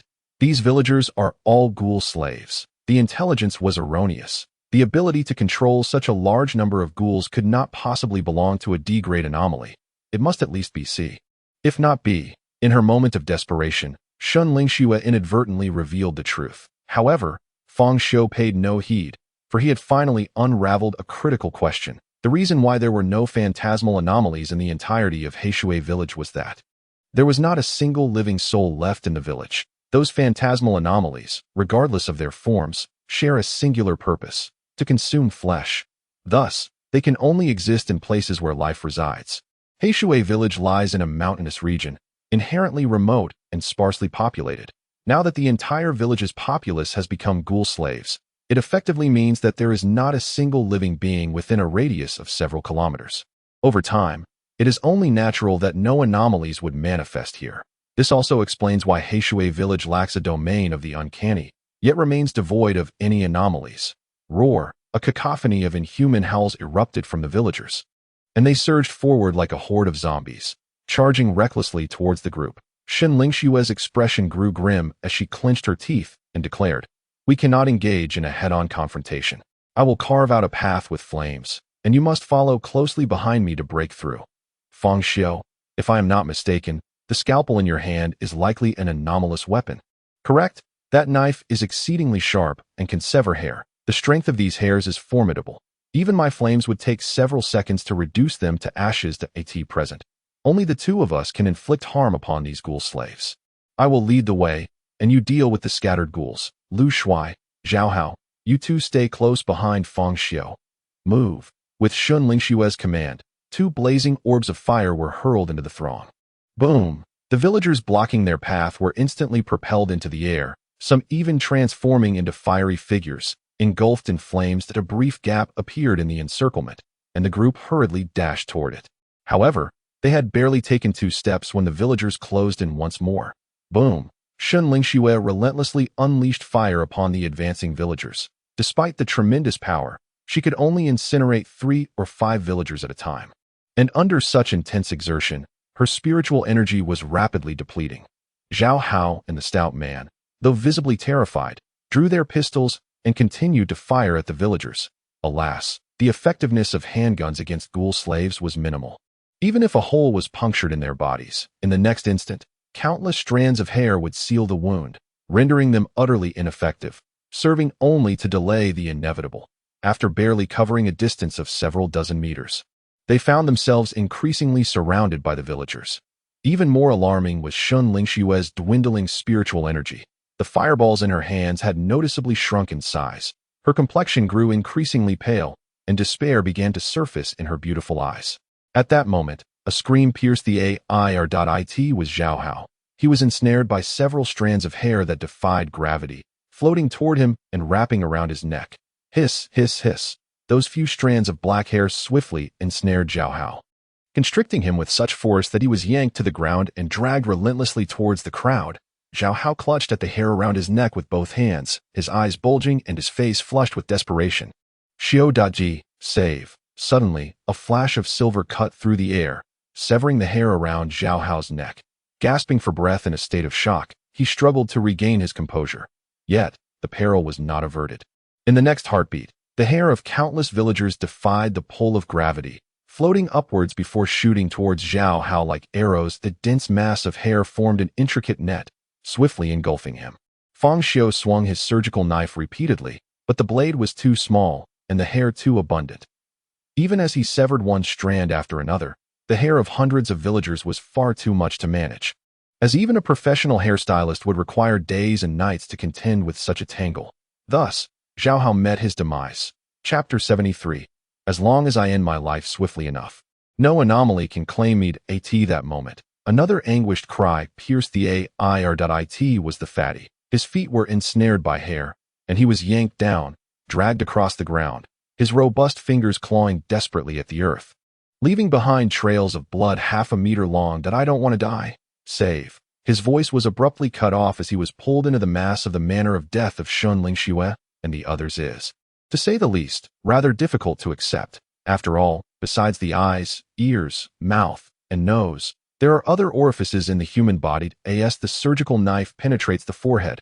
A wave of excruciating pain sweeps over. And in the next moment, Fang Xiu loses consciousness. Brother Xiu, what on earth is happening? Are these villagers truly nurtured on black sesame seeds since childhood? Where might one procure such potent black sesame? Earlier, I encountered several elderly individuals, their hair equally dark and lustrous, without a single strand of white. The tragic voices of Zhao Hao and the chubby one resound once more. Fang Xiu regains his senses.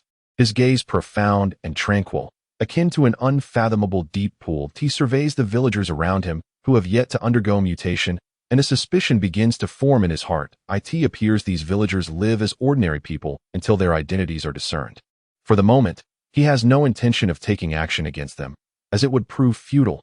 These villagers are but strange puppets, and even if he were to eliminate them all, it would not resolve this bizarre incident. To truly resolve the matter, one must uncover the essence of the anomaly.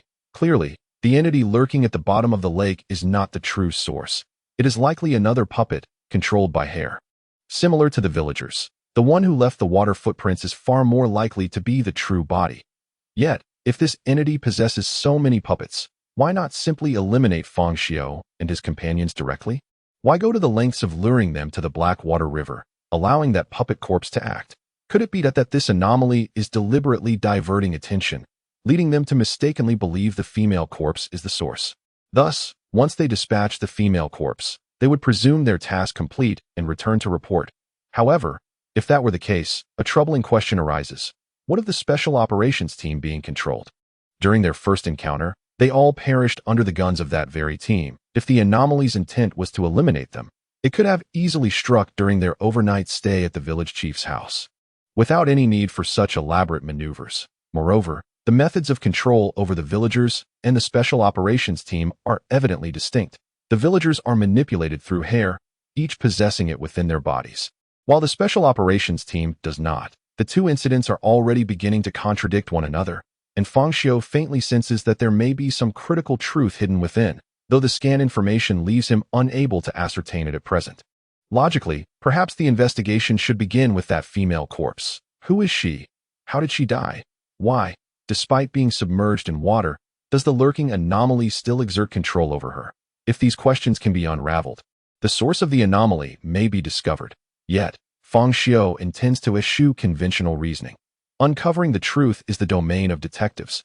As for the anomaly, he need only slay, not bury it. He retrieves a secure phone from the investigation bureau and begins to dial. Su Kurson, instruct the Special Operations team to turn back immediately and procure all gasoline and diesel from the nearby gas station. After issuing the command, he promptly disconnects the call. Ling Xiu and the others gaze at him in astonishment. Brother Xiu, what do you need gasoline for? Zhao Hao inquires with curiosity. That I have my reasons, replies Fang Xiu calmly. Once arrangements were made, Fang Xiu retraced the previous process. However, unlike before, this time he did not eliminate a man and a woman, but rather drove them away. As for the Special Operations team, Fang Xiu instructed them to set up the water pump and dig the trenches before hastily departing, leaving no opportunity for those under control. After observing a few times, he grasped how to drain the waters of the Blackwater River and felt capable of operating it himself. After a flurry of activity, once the river was drained, the strange entity reappeared, leading to a fierce battle with Ling Xiu. Meanwhile, Fang Xiu began inspecting the gasoline and diesel, and the Special Operations team displayed commendable diligence, executing their orders without fail. They had brought nearly 100 barrels of gasoline and diesel. At this point, Ling Xiu had resolved the battle, successfully turning the mass of hair to ash. The mission was complete, and they could prepare to return. Yet, it was not over. Fang Xiu shook his head and stated, "It is merely a bizarre doppelganger. The true anomaly still lurks within Blackwater Village." Ling Xiu paused, gently inquiring, "You sensed it?" "Indeed, not only that, the entire populace of Blackwater Village has become that eerie slave. There are no living souls left. Our only course of action is to locate the source of the malevolent spirit to fully resolve this incident." Fang Xiu calmly articulated these chilling words. Chapter 74. Do you think I am the kind of person who disregards life? What? Shenling Xue and the others were instantly taken aback. Are you certain you haven't misperceived? My perceptions do not err. Fang Xiu replied. If what you say is true, then this anomaly is likely of B grade, which is far beyond our capacity to handle. The best course of action now is to report to the Investigation Bureau and await assistance. Shenling Xue said solemnly. Fang Xiu cast a glance at her. How many spirit manipulators does the Investigation Bureau have? A dozen or two? And how many of them are novices, with such limited manpower responsible for all the anomalous events in Greenvine City? How long do you think it will take for them to send help? Even if they cannot provide immediate support, the best approach now is to retreat. I will not allow you to take such risks. Upon hearing this, the uninformed fatty cast a sly look back and forth between the two, whispering to Zhao Hao. Hey, why do I feel like there's something going on between these two? Shenling Xue clearly shows an unusual concern for Fang Xiu. Knowing the truth, Zhao Hao merely rolled his eyes in silence. Fang Xiu had no intention of heeding Shenling Xue's advice. Although the anomaly in Blackwater Village was formidable, he felt it was within his grasp. When confronting an anomaly, unless faced with a disparity in strength too vast to overcome, such as with one's spouse, he would choose to retreat temporarily. Otherwise, he would persist relentlessly until the end, having already perished in Blackwater Village twice. He felt compelled to exact vengeance. Dai Tian, take Fatty and move a distance away. I need to speak with Shenling Xue privately. Understood, Brother Xiu, Zhao Hao replied, pulling Fatty aside. Fatty wore an expression of realization, exclaiming, I knew it. There is something between you two. Once the two had departed, Fang Xiu spoke calmly. There is no need to report to the higher-ups. I have already foreseen the outcome. Shenling Xue looked at him with surprise. What will the outcome be? Nature has triumphed magnificently, successfully resolving the incident in Heishui Village. Are you certain? Shenling Xue expressed her skepticism, recalling Fang Xiu's demeanor during the mental contamination test. Fang Xiu is the type of person who would disregard life and death in his quest to eliminate the bizarre. Have I ever been mistaken in my foresight thus far? Well, indeed. There has been no error, but there is no need for buts. Life is singular, and if I lack absolute certainty, do you believe I am the kind of person who takes life lightly? This statement struck a chord with Shenling Xue. Indeed, in her eyes, Fang Xiu epitomized the calm and composed individual who never acted impulsively and always devised a plan before taking action. Sometimes, even she, a seasoned spirit master, had to concede that her psychological resilience fell short in comparison to Fang Xiu's. At that moment, the corner of Shenling Xue's eye caught sight of a large barrel filled with gasoline. And she suddenly realized something, exclaiming, You didn't buy gasoline to burn the village, did you? Fang Xiu nodded, responding with an unsettling calmness. Indeed, there is no longer a necessity for Heishui Village to exist. After speaking, he provided Shenling Xue with no time for deliberation, turning on his heel and walking away. Hey, you. Shenling Xue opened her mouth, yet ultimately refrained from voicing her thoughts, primarily because Fang Xiu's actions were consistently too unexpected. This was her first encounter with a spirit master resolving a bizarre event in such a manner. If the bizarre was hidden in the river, drain the river. If the village was filled with bizarre entities, set the village ablaze. Such methods were truly astonishing. Meanwhile, in a secluded grove near Heishui Village, the previously encountered travelers, clad in tactical jackets, suddenly knelt upon the ground, their expressions vacant and their eyes devoid of spirit. If they had displayed any semblance of humanity before, they now resembled mere puppets under manipulation. Before them stood a captivating woman draped in a mink coat, beneath which flowed a wine-red gown. The gown was long, yet the high slit revealed a glimpse of her slender, fair legs. The woman gazed at the two kneeling figures. A contemplative look crossed her face. After much effort to implant seeds of control within the special operations team, she had hoped to manipulate them to eliminate Shenling Xue and her companions amidst the chaos. Yet unexpectedly, the lad named Fang Xiu had commanded the special operations team to retreat. Was it unintentional, or did he sense something? Regardless, Fang Xiu was not simple, since the bronze candlestick was in his possession. It likely meant Lin Xiang had been killed by him. Possessing the strength to slay Lin Xiang, while merely being a newly minted spirit master, implied that he harbored secrets, she pondered. The woman in the wine-red gown sighed. Alas, my fate is so arduous. I had anticipated swiftly resolving this matter, yet now I must seek another opportunity. How much longer must I linger in this remote wilderness? Tell me, Why can't Fang Xiu and his companions simply meet their demise? She inquired of the two prostrate figures, yet they remained as motionless as wood, offering no response. You two are aggravating me. Come here and help me alleviate this anger. Yes, master. The two exchanged stiff replies, and the woman then rose to approach the lady in the burgundy gown. To everyone's astonishment, she knelt directly on the ground. Supporting herself with her hands and knees, her back parallel to the earth, resembling a human chair, the burgundy-clad woman gracefully adjusted the fabric behind her, ensuring it clung to her curves, before gently settling onto the makeshift seat. Once settled, she spread her legs, revealing a long, smooth leg that glimmered like jade from the slit of her dress. At that moment, the man, still kneeling, began to stir. He lifted his head and crawled towards her. As if seeking to burrow through a dog's hole, night swiftly approached, and by 9 o'clock, Fang Xiu and his companions concealed themselves on the outskirts of Heishui village. He opted against striking during the day to avoid detection, deliberately waiting until nightfall when the villagers retired to their homes for slumber. The mountains offered little in terms of entertainment, leading the villagers to rise early and sleep early. By 9, it was rare to find anyone still active outdoors. Split up and douse the entire village in gasoline, Fang Xiu instructed. Understood. Xiu Gu, Zhao Hao and the others each hoisted 2 barrels of gasoline and commenced their operation under the veil of night. Fang Xiu was not idle. He too traversed the area, pouring gasoline. If this eerie entity enjoys theatrics, let us present it with a grand spectacle of flames. An hour later, at 10 o'clock, the periphery of every house in Heishui village had been drenched in gasoline. Fortunately, the mountainous chill prevented the gasoline from evaporating too swiftly. Shun Lingxue, ignited. Chapter 75. The odds are in my favor. Shun Lingxue hesitated momentarily, but ultimately chose to trust Fang Xiu.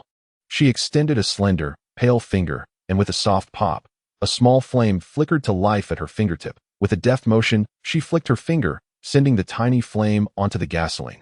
Boom! The gasoline ignited instantaneously.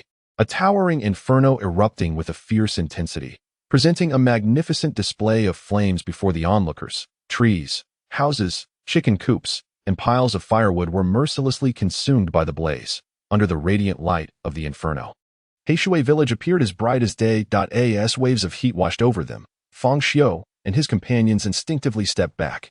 Xiu Gu, are the villagers of Heishui truly sinister beings? If you have misjudged this, we would be committing an unforgivable crime, Lu Shui asked, somewhat apprehensive. Fang Xiu paid him no heed, instead calmly observing the burning village. The flames flickered in his dark pupils.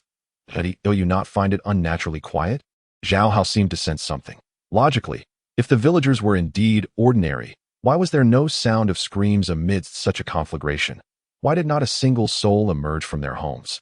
At that moment, Heishui village was engulfed in flames. Suddenly, an oppressive, low growl emanated from the heart of the inferno, a sound so penetrating that, despite their distance, Fang Xiu and his companions felt a sharp pain in their eardrums. You shall pay dearly. In an instant, a sharp female voice laced with malice rang out.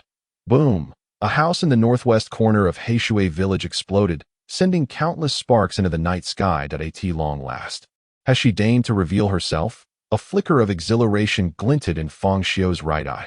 Amidst the blazing inferno, a young woman emerged slowly from the ruins. She was slender, her skin weathered, with a prominent black birthmark adorning the left side of her face.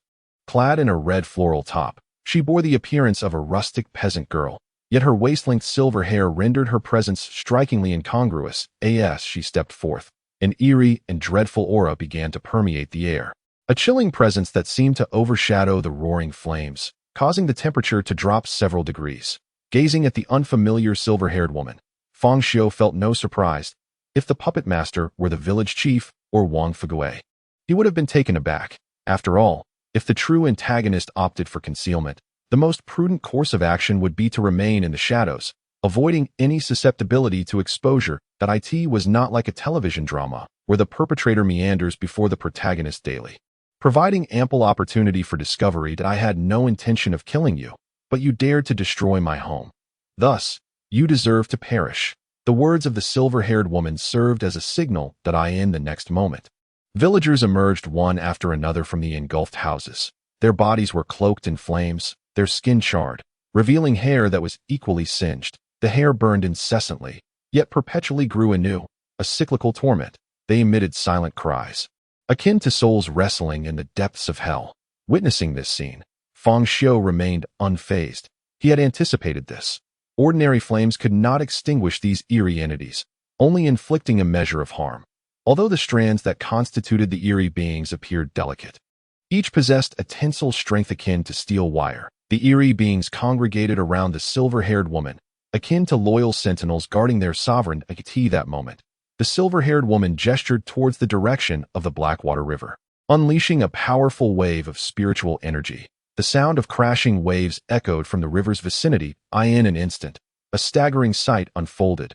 A colossal wave, towering over 10 meters high, surged forth as if drawn by some mystical force, charging towards Blackwater Village. With a resounding crash, the giant wave descended with ferocity, extinguishing the raging flames of the village in an instant. The fire enveloping the eerie beings was likewise quenched. Yet they had entirely shed their human semblance, reduced to mere forms. Their bodies were composed entirely of hair, pitch black, resembling mummies, though instead of being wrapped in cloth, they were enshrouded in strands of hair. Witnessing this spectacle, Ling Xiu was astounded, for she had just acutely sensed the formidable spiritual energy emanating from the silver-haired woman. She is not an anomaly. She is a spirit master, a second-tier spirit master. The recent water manipulation was indeed her prowess, Ling Xiu exclaimed. Upon hearing this, the bloodlight that had faintly ignited in Fang Xiu's right eye was extinguished instantly, as though a furnace on the verge of combustion had been doused with a bucket of cold water. She is a spirit master? But what of those hair-like eerie beings? Zhao Hao inquired, astonished. She is indeed a spirit master, but her hair is eerie. If I am not mistaken, this hair anomaly must be of the possession variety, having attached itself to her, Ling Xiu elucidated. Upon hearing this, Fang Xiu felt the bloodlust in his right eye begin to rise ominously once more at this moment. He had gradually come to comprehend the entire situation. The watery footprints from the first night were indeed left by the silver-haired woman. That it was she who had lured everyone to the Heishui River, employing her water manipulation abilities to control the river itself, and subsequently utilizing her hair's peculiar powers to command the female corpse. She had orchestrated their demise. With a single command from the silver-haired woman, the hundreds of eerie minions at her side surged forth, howling toward the crowd. Oh my God! Help! Xiu! Brother Xiu! There are too many of them. Should we retreat? Ling Xiu anxiously inquired. Fang Xiu, did you not assert that we would surely triumph? Where lies our chance of victory? Though confident in her own abilities, facing a second-tier spirit master along with 100 eerie minions transformed the matter from one of self-assurance to a question of survival. Such a formidable assembly could only be matched by Captain Yang Ming and Vice Captain Bai Qi within the entire investigation bureau. Yet, in the face of the charge initiated by the 100 eerie minions, Fang Xiu exhibited no signs of panic. Instead, he smiled ominously, proclaiming, "The odds are in my favor." Ling Xiu was taken aback. Fang Xiu, this is not the time for jest. You merely need to restrain these eerie minions, allowing me to approach the silver-haired woman. In truth, the most prudent course of action at that moment would have been to commit suicide, and then return through Death's checkpoint. Having already discerned the true identity of the eerie being, one could then meticulously devise a plan to execute a decapitating strike, perhaps by summoning heavy weaponry to launch a surprise attack on the silver-haired woman without her awareness. While it is notoriously difficult to vanquish eerie beings with heavy weaponry, the silver-haired woman was, after all, human. This indeed would have been the optimal solution. However, Fang Xiu had no intention of pursuing such a route. For him, that would have been far too mundane.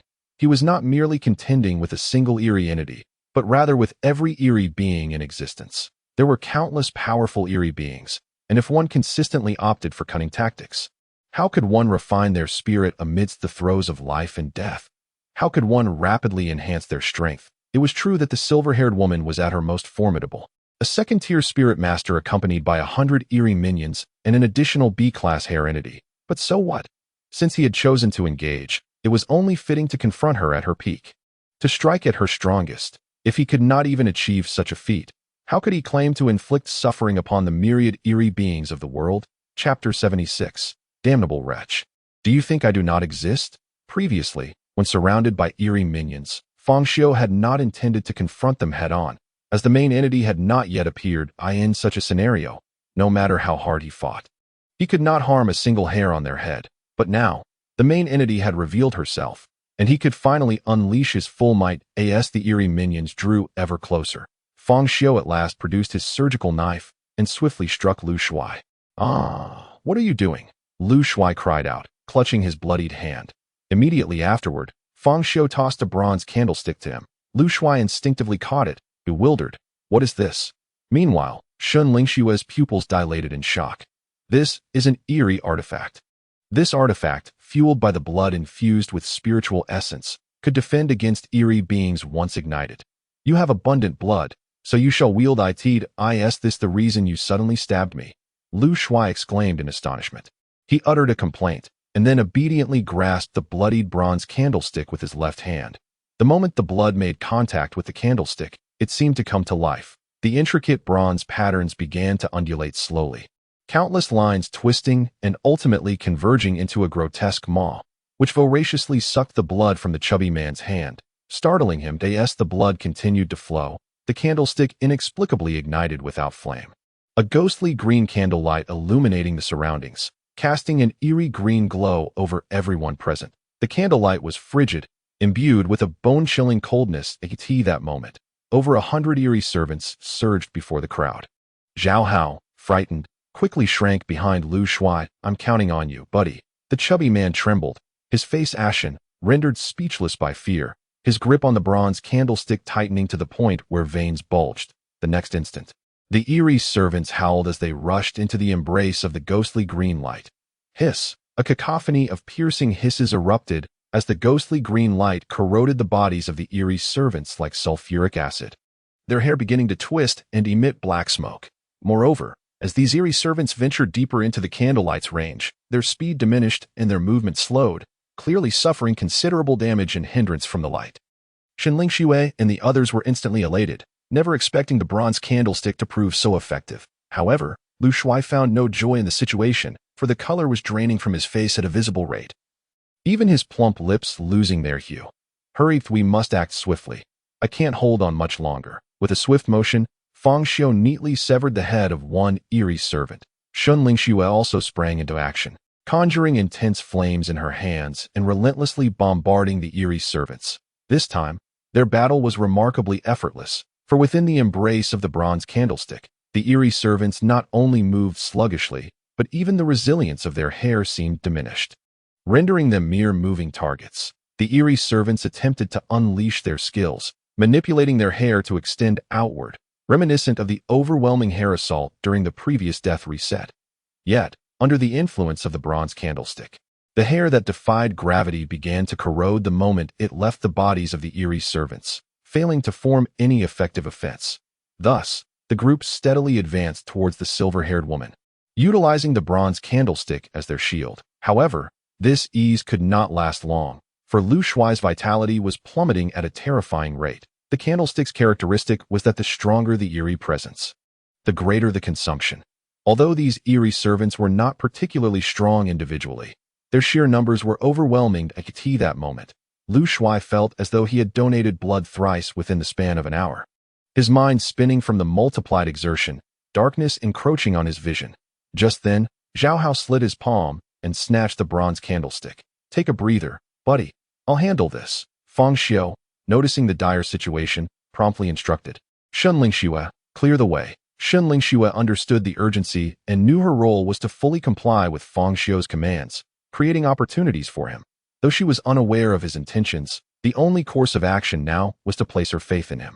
She suddenly spread her arms wide, her eyes seemingly ablaze with an inner fire. The temperature around her surged dramatically, creating an uncanny sensation akin to being immersed in a furnace. In the next moment, two intensely radiant flames manifested in her hands, gradually ascending as if transforming into two rivers of fire, rising from her palms and converging above her head. Ultimately, a colossal fireball, reminiscent of a miniature sun, took shape above Shun Lingxue's crown. Bathed in the overwhelming light of the flames, her hair danced wildly, and her fair, exquisite visage shone brilliantly amidst the darkness, evoking a vision of a goddess of fire.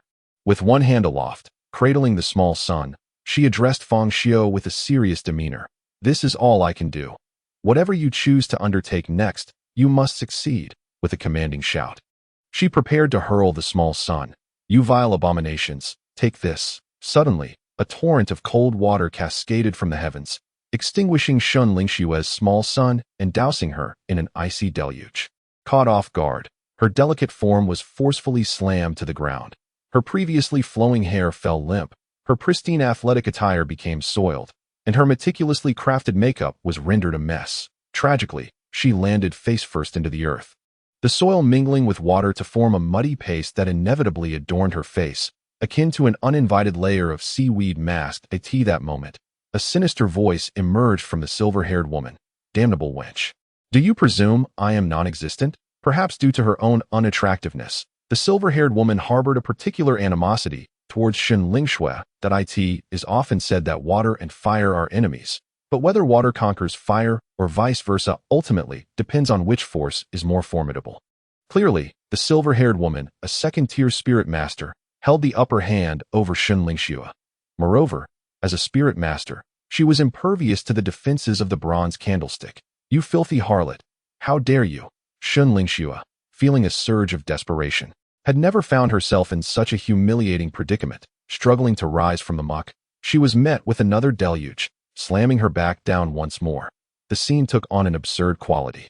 I will surely kill. Suddenly, the silver-haired woman erupted into a bizarre fit of laughter, reveling in Shun Lingxue's disheveled state as if it brought her immense joy. Perhaps it was a fitting reminder of that saying. Why should you remain untainted by dust? Why should you be pristinely clad in white? You may reside upon a lofty pedestal, but you shall inevitably fall into the mire. Amidst the fervent exchange between the two women, Fang Xiu remained undistracted by the spectacle.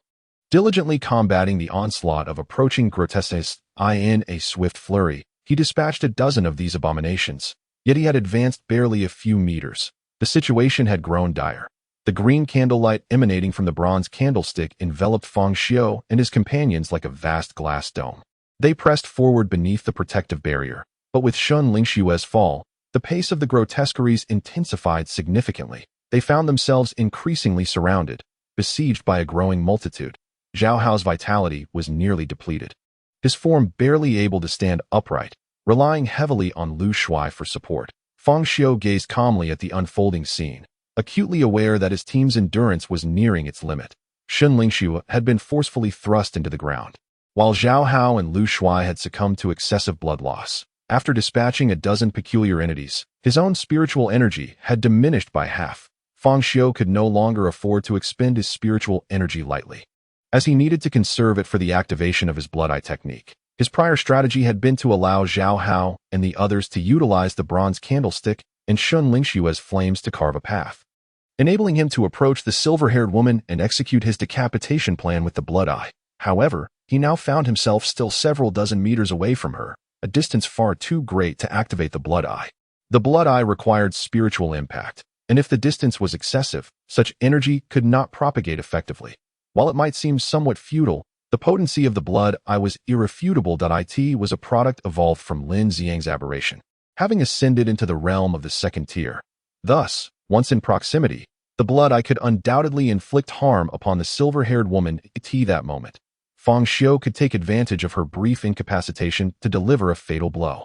With the power of agony, even a second-tier spirit master could strike with lethal precision. After eliminating the silver-haired woman, he could then devote himself entirely to relishing the thrill of tormenting the head-haired aberration. Alas, plans often fall prey to unexpected developments. In truth, the scales of victory began to tip the moment the unseen puppet master revealed themselves. Initially, everyone believed the mastermind to be merely an aberration, only to discover it was a fusion of aberration and spirit master. The combination of these two forces produced an effect that was decidedly greater than the sum of its parts. Just as Fang Xiu contemplated whether to embrace death and restart, or to employ his secret weapon in a desperate gamble, a confident, sunlit voice filled with magnetism suddenly emerged from behind him. "Xiu Gu, could you please make way?" Fang Xiu furrowed his brow, taken aback by the presence of an unfamiliar figure behind him. When had this happened? Turning to look, he beheld a man standing at an impressive height of 185 centimeters. with strikingly chiseled features, fair skin, and a slicked-back hairstyle, possessing a physique reminiscent of a model, who was smiling and surveying the surrounding aberrant entities. Although the man's smile was subtle, it radiated confidence and warmth, seemingly dispersing the surrounding gloom and terror, exuding a compelling aura. He was the epitome of a cheerful, sunny young man. It is said that the pinnacle of hairstyles is the slicked-back look, and this holds true. It is an exceedingly challenging style to master. A handsome man can enhance his charisma with this hairstyle, while an unattractive one only exacerbates his shortcomings. The individual before Fang Xiu belonged to the former category, as the slick-back style on him revealed no hint of grease, but rather accentuated his poise. Observing this bright and cheerful young man, a flicker of confusion crossed Fang Xiu's eyes. This person bore a striking resemblance to Zhao Hao, an idealized version of him. Moreover, he had just called him Xiu Gu. Suddenly, Fang Xiu recalled Zhao Hao's peculiar ability, which manifested after 11 o'clock each day, enhancing his height, attractiveness, muscle mass, and overall physical condition, particularly augmenting his capabilities. This prompted Fang Xiu to glance downward at the cheerful young man, discovering indeed that he was notably more developed than the previous Zhao Hao. With just that one glance, Fang Xiu was able to ascertain that the person before him was unmistakably Zhao Hao. The prominence of Zhao Hao's innate ability is so striking that it leads people to subconsciously overlook his prefix. Now, witnessing Zhao Hao's transformation, it becomes evident that this young man is indeed truthful. He is truly an exceptional candidate for the role of a duck. His prowess ought not to be termed as innate ability, but rather as the Duck King's metamorphosis, daylight, the charming curve of a sunny, cheerful young man's lips revealed itself. It is I. Xiu Gu. I understand that you are astonished at this moment, but please, hold your astonishment, for what is to come will be even more surprising.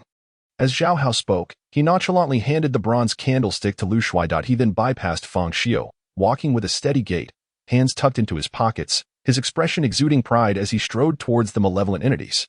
Despite being encircled, he exuded the aura of a solitary figure dominating the throng of uncanny beings. Before long, Zhao Hao stepped beyond the protective glow of the candlestick, as a host of sinister entities rushed towards him.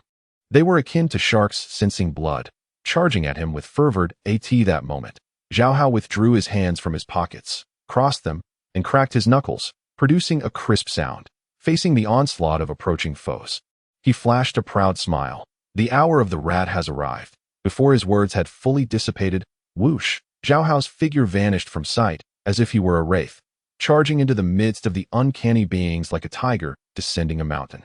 His arms spread wide. He ensnared the entities on either side with the grip of iron, akin to autumn winds sweeping away fallen leaves. In a single charge, he toppled over 20 of these beings. It is noteworthy that each of these entities possesses strength far surpassing that of a normal human, their hair strands comparable to steel wire. Under such formidable force, only a spirit master with enhancement abilities could achieve this feat. Yet, Zhao Hao accomplished it effortlessly.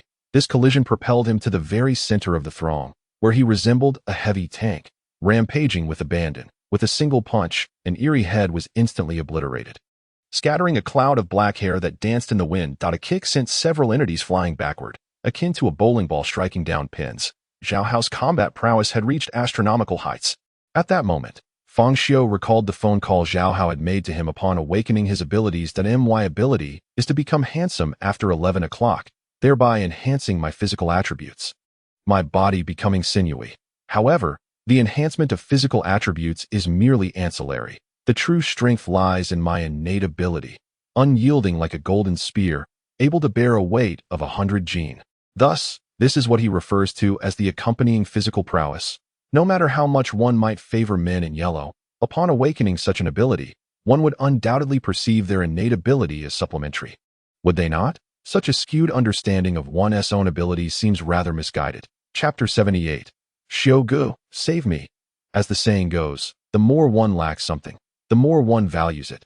Therefore, Fang Xiu suddenly found himself able to comprehend Zhao Hao's mindset.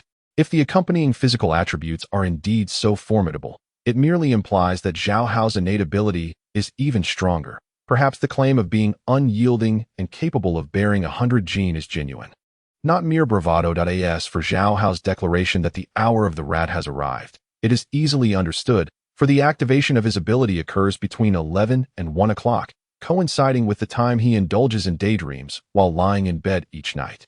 Thus, Fang Xiu began to harbor doubts. Could it be that the films Zhao Hao had stored on his phone were truly exhaustive? Could a person who indulges in private tutorials, plumbing escapades, and convenience store heists awaken such abilities?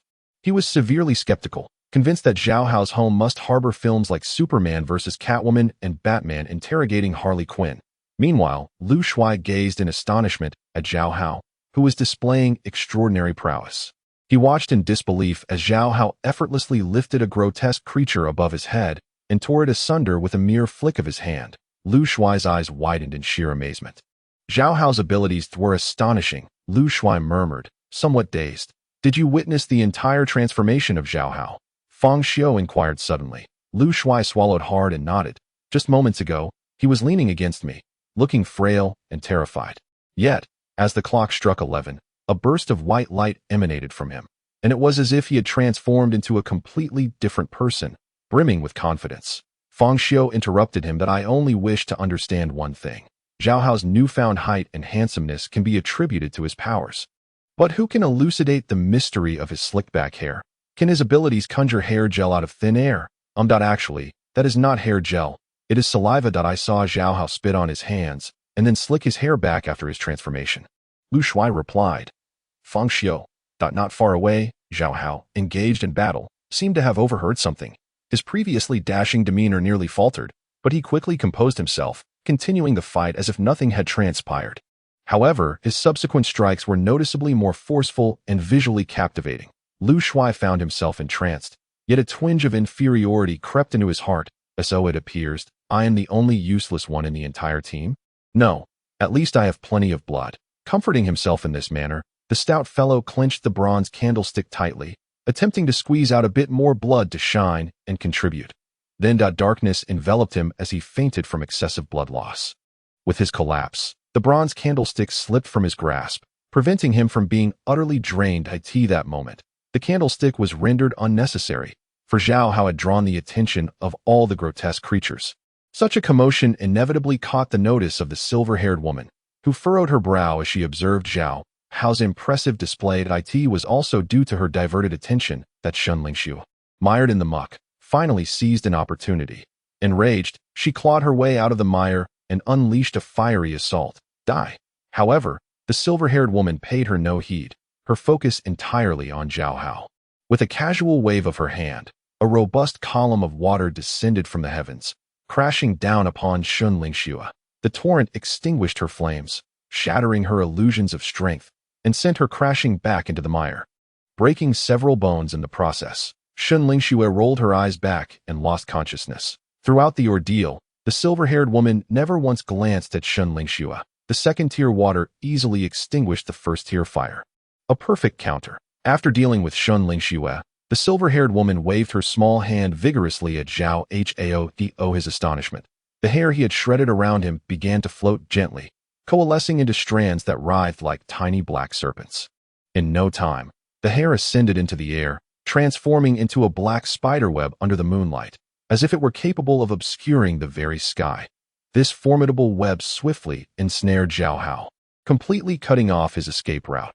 Yet, Zhao Hao remained unfazed, standing confidently and defiantly. He even propped his hand against the web to prevent his hairstyle from being ruined. You truly believe such trivial tactics can restrain me? It seems you have yet to grasp the chasm that lies between us. With that, Zhao Hao unleashed his immense strength, tearing a sizable hole in the black spiderweb. However, the silver-haired woman merely smirked coldly. Suddenly, a shocking transformation occurred. The severed hair began to grow back at a visible speed, and in an instant, the torn sections were restored. Zhao Hao's expression turned frosty as he attempted to rip the hair apart once more. But no matter how fiercely he tore, the hair would swiftly regenerate, as though it were boundless. Damn it! Zhao Hao felt a surge of urgency, not merely from being trapped, but from the embarrassment of being swiftly countered after boasting. He frantically tore at the hair, oblivious to the increasing pile of shorn strands accumulating beneath his Chapter 79. The puppeteer, a piercing silver light, imbued with a chilling essence, cascaded from the moonlit sky. The silver-haired woman instinctively turned her gaze, only to behold Fang Xiu descending from above, wielding a peculiar surgical knife that radiated an enigmatic power. thrusting it menacingly towards her. The resplendent moon seemed to serve as his backdrop, its luminous glow and the glint of the silver blade simultaneously reflecting in the silver-haired woman's eyes. This was the moment Fang Xiu had awaited for so long, true to her status as a second-tier spirit master. The silver-haired woman, though unfamiliar with the surgical knife, could distinctly sense the potent energy it harbored as she concentrated. Her long silver hair came to life. Like a formidable tentacle, it shot towards Fang Xiu's arm at an astonishing speed. Instantly, Fang Xiu's right hand, clutching the surgical knife, felt as though it were ensnared by an iron vice, rendering it utterly immobile. The strength of her silver hair surpassed that of the black-haired counterpart. Perhaps to prevent Fang Xiu from utilizing his left hand to seize the knife, another strand of silver hair ensnared his left hand with unyielding ferocity. Thus, both of Fang Xiu's hands were rendered powerless. Leaving him suspended in midair, a triumphant smile graced the silver-haired woman's lips, confident of her impending victory, just as she prepared to relish the terror and despair etched upon Fang Xiu's face. She was taken aback to discover that he gazed down upon her as though he were the victor. The cool moonlight cascaded down, shrouding Fang Xiu's visage in shadow, from which an eerie blood-red eye suddenly emerged. The crimson glow was strikingly vivid, exuding an aura of the uncanny and foreboding. "Look into my eyes," a chilling and frostbitten voice resonated in the silver-haired woman's ears. In the next moment, their gazes locked. An uncanny spiritual wave erupted from the blood-red eye, swiftly penetrating the silver-haired woman's vision. Buzz, her mind was struck with a resounding force, overwhelming her with a reverberating hum, causing her to roll her eyes back and faint. With her unconsciousness, her silver locks relinquished their grip on Fang Xiu. The bindings loosened. Fang Xiu plummeted from the air, once more thrusting the surgical knife towards the silver-haired woman's neck with fierce intent. Yet, at that moment, a series of piercing sounds sliced through the air. Whoosh, whoosh, whoosh. 3 gleaming silver throwing knives shot towards Fang Xiu in a formation. Faced with this sudden onslaught of projectiles, Fang Xiu exhibited no sign of alarm. Instead, a faint, cold smile graced his lips. At last, have they revealed themselves? In an instant, his surgical knife changed direction, slicing through the air with remarkable speed. Clang, clang, clang. The resounding chimes of metal echoed as the 3 incoming knives shattered into 2 pieces each. However, the force of the impact sent Fang Xiu hurtling several meters away. At that moment, 2 women and 2 men emerged slowly from behind a nearby hillock. At the forefront was a woman clad in a wine-red gown, followed closely by the pair of travelers, as well as a towering muscle-bound man, concealed beneath a black hood, standing over 2 meters tall. Upon the appearance of the woman in the wine-red gown, she wasted no words and immediately commanded, "Kill him." Upon receiving the order, the traveler duo swiftly drew their firearms, unleashing a barrage of bullets towards Fang Xiu. Being flesh and blood, he could not withstand the onslaught of bullets. He swiftly dodged and maneuvered, seeking refuge behind a massive boulder at such a distance, and against 2 handguns, it proved exceedingly difficult to strike a spirit master who had ignited 5% of their spiritual essence. However, the crimson-clad woman did not seem to harbor the intention of gunning down Fang Xiu. Even with Fang Xiu taking refuge behind the boulder, she did not command her subordinates to cease fire. It was only when the bullets were expended that the travelers, a pair of men and women, finally halted their assault, standing motionless by the side, their eyes devoid of life, resembling mere puppets, seemingly awaiting new orders. Fang Xiu gradually rose from behind the boulder and cast his gaze upon the crimson-clad woman, finally comprehending her true objective. The silver-haired woman, the one who had just collapsed to the ground, had, unbeknownst to him, been carried off by the towering brute exceeding 2 meters in height. "Quick! Bring her to me."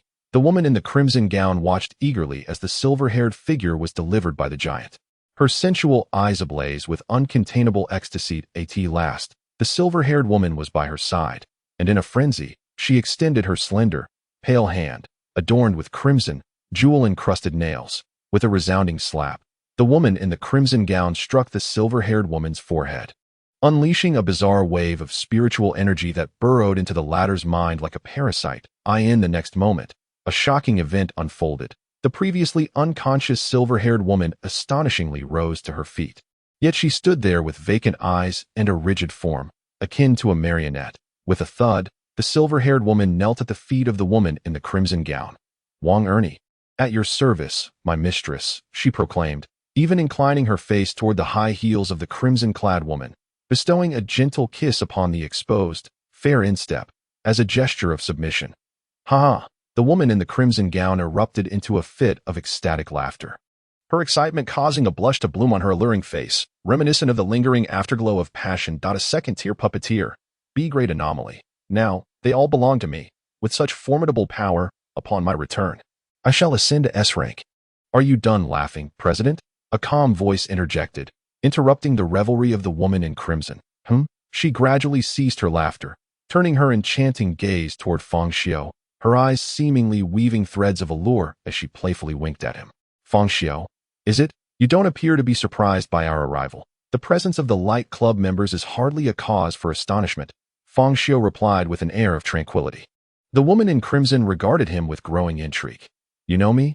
Puppeteer, Wang Yanran, core member of the Light Club." Fang Xiu calmly articulated her name, knowledge gleaned from Lin Xiang, encompassing her appearance, demeanor, abilities, and status. Although he had never encountered the puppeteer Wang Yanran before, he could make an astute assessment based on the abilities she had just displayed. In truth, he had harbored suspicions from the moment the Special Operations team members were controlled. The methods employed by the silver-haired woman to manipulate the villagers were evidently distinct from those used to dominate the Special Operations team, as the latter possessed no hair. Furthermore, the silver-haired woman was exceptionally powerful. She could have directly controlled the entire village that fateful night at the village chief's residence, yet she opted for a convoluted plan to lure them to the Heishui River instead. It is not difficult to deduce that the silver-haired woman never intended to kill herself or others from the very beginning. Considering her profound attachment to Heishui village, treating it as her home, one can reasonably infer her true objective. It is highly probable that her aim was to create a doppelganger, allowing herself and her companions to be slain, thus enabling her to return and complete her mission. However, the intervention of the puppet master Wang Yanran escalated the situation dramatically. Chapter 80. Is this it? How can I possibly lose? I never expected to have gained such notoriety. Wang Yanran let out a delicate laugh, saying, "Fang Xiu, I must express my gratitude to you. If it weren't for your desperate struggle with your companions, ultimately leading to your successful incapacitation of Wang Ernie, I would not have had the opportunity to control a second-tier spirit master. With Wang Ernie under my control, her hair, too, has fallen under my dominion. You have truly done me a great service. As a token of my appreciation, I shall bestow upon you the highest honor. Come forth, kiss my feet, and obediently become my puppet, and you shall live." In the face of Wang Yanran's derision, Fang Xiu maintained an unruffled demeanor and calmly replied, "You speak far too much, and have kept me waiting for so long that I began to think you would not dare to show your face." "Oh." Wang Yanran's delicate brows furrowed slightly. "Waiting for me? Are you implying that your fierce battle with Wang Ernie was merely a ruse, intended to await my arrival and reap the benefits? Otherwise, what could it be?" For some unknown reason, as she gazed at Fang Xiu's composed face, a surge of unnameable fury welled up within Wang Yanran. "Heh, handsome boy, I once believed you to be a person of discernment. Yet it seems you are utterly oblivious to the circumstances. On your side, you are the sole remaining combatant, while on mine, there are 2 spirit masters with over 10% of their spiritual points ignited. In addition to a second-tier spirit master, a B-grade anomaly, and dozens of eerie minions. With such a lavish array, your defeat is assured. At this point, it appeared that Wang Yanran had lost interest in Fang Xiu, dismissively waving her hand and commanding, "Kill him." At her command, the remaining eerie minions lunged towards Fang Xiu with blood-curdling roars, while a towering man beside her, exceeding 2 meters in height, bellowed as his muscles swelled instantly. With a ripping sound, his clothing burst apart, revealing iron-gray muscles that gleamed with a metallic sheen. He charged at Fang Xiu like a colossal tank. Simultaneously, Wang Ernie unleashed a torrent of silver hair, transforming it into a veritable rain of arrows aimed directly at Fang Xiu. Although Wang Yanran appeared to be carefree and unrestrained, she was, in fact, a cautious individual. Even with her side's overwhelming advantage, Fang Xiu's unsettling calmness made her uneasy. Thus, she unleashed her full power from the outset, striving to eliminate any potential threats in their infancy. Thus, a scene of despair unfolded. Beneath the chilling moonlight, Fang Xiu stood solitary upon the ground, his slender shadow elongated, surrounded by an onslaught of enemies. eerie minions composed of black hair, the muscular man radiating a metallic gleam, and the deluge of silver hair rained down upon him but as for his teammates. Shun Lingxue lay sprawled in the mud, covered in filth. Zhao Hao had been sent flying several dozen meters away, and Lu Shuai had succumbed to unconsciousness from excessive blood loss. Faced with such a scene, even a second-tier spirit master would be engulfed by despair and await their demise. Yet, Fang Xiu laughed. In the next moment, he harnessed his own spiritual essence to directly detonate the enigmatic power contained within the scalpel. A force born from the countless otherworldly remnants it had severed.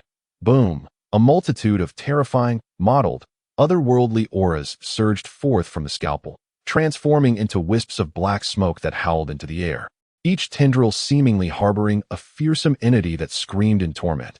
These tendrils of black smoke coiled around Fang Xiu like massive serpents, swirling and ultimately rushing into him through his mouth, nostrils, eyes, and ears, staining his 7 orifices a deep ebony hues.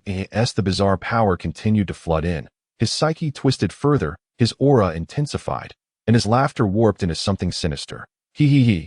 The chilling cacophony of his maniacal laughter echoed throughout the arena, reminiscent of the wailing of spirits emerging from the depths of hell. This all. How can I possibly lose?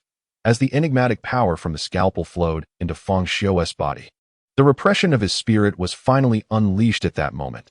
The calm he had always maintained was merely a facade, a shield to protect himself from the detection of those illusory anomalies.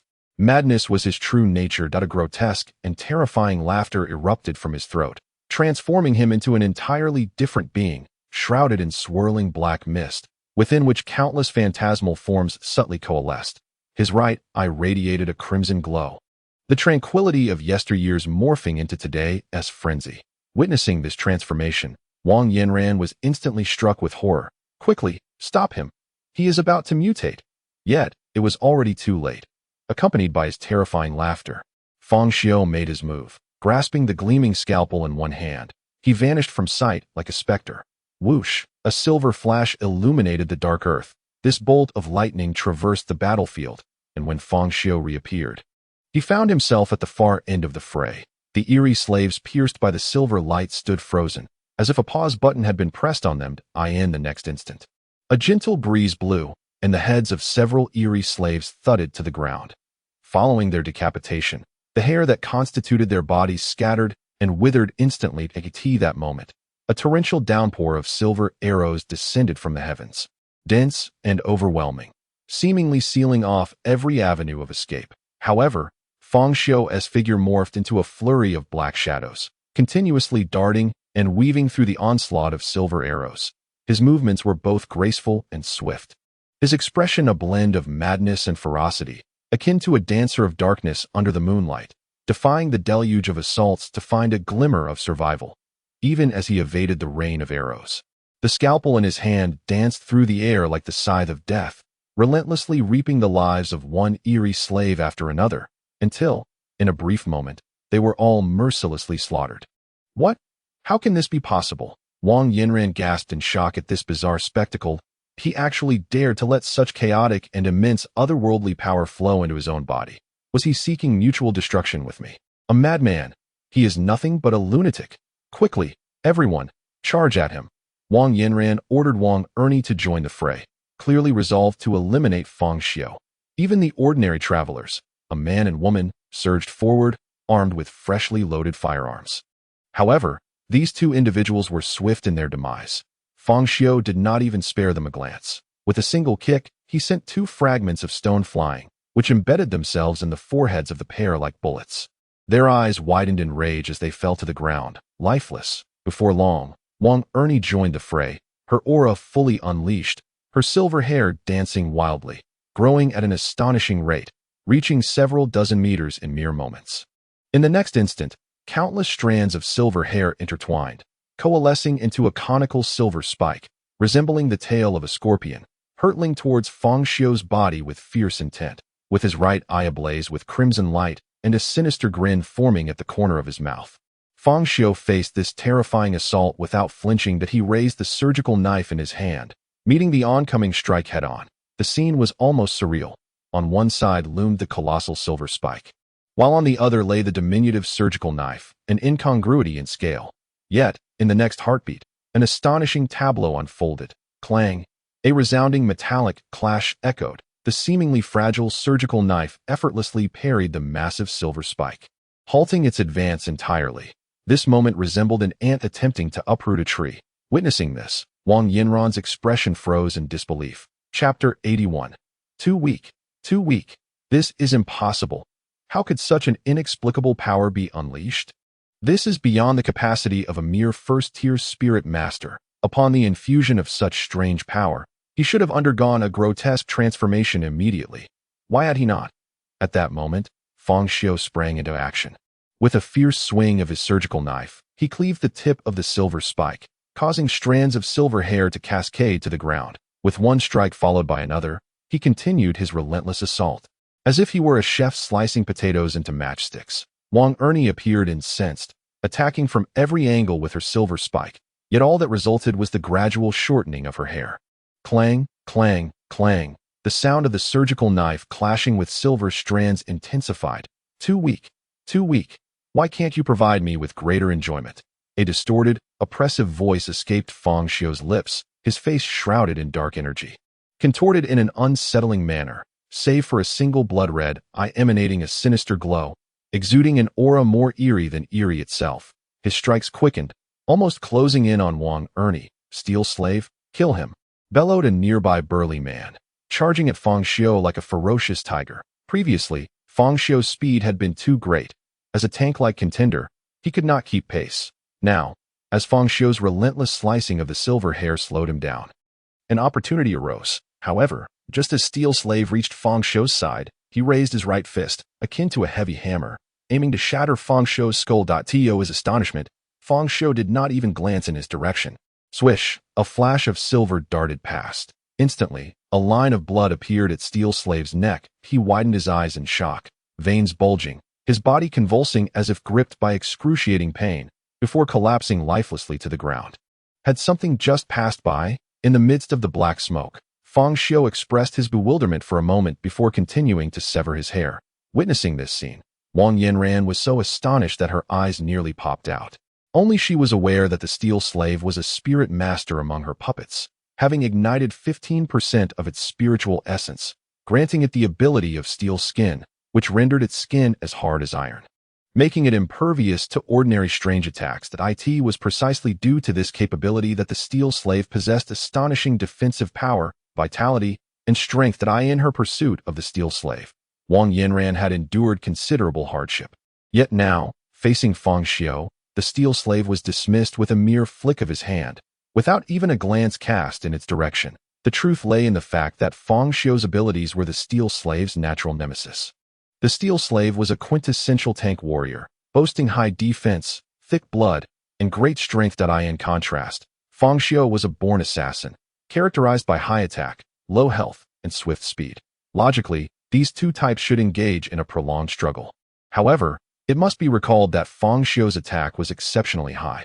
His scalpel was unstoppable, having sliced through the myriad of strange entities within mental institutions, showcasing its sharpness. Before the scalpel, steel skin was akin to tofu. Coupled with his pain-inflicting powers, even the thickest blood would succumb to a single lethal strike.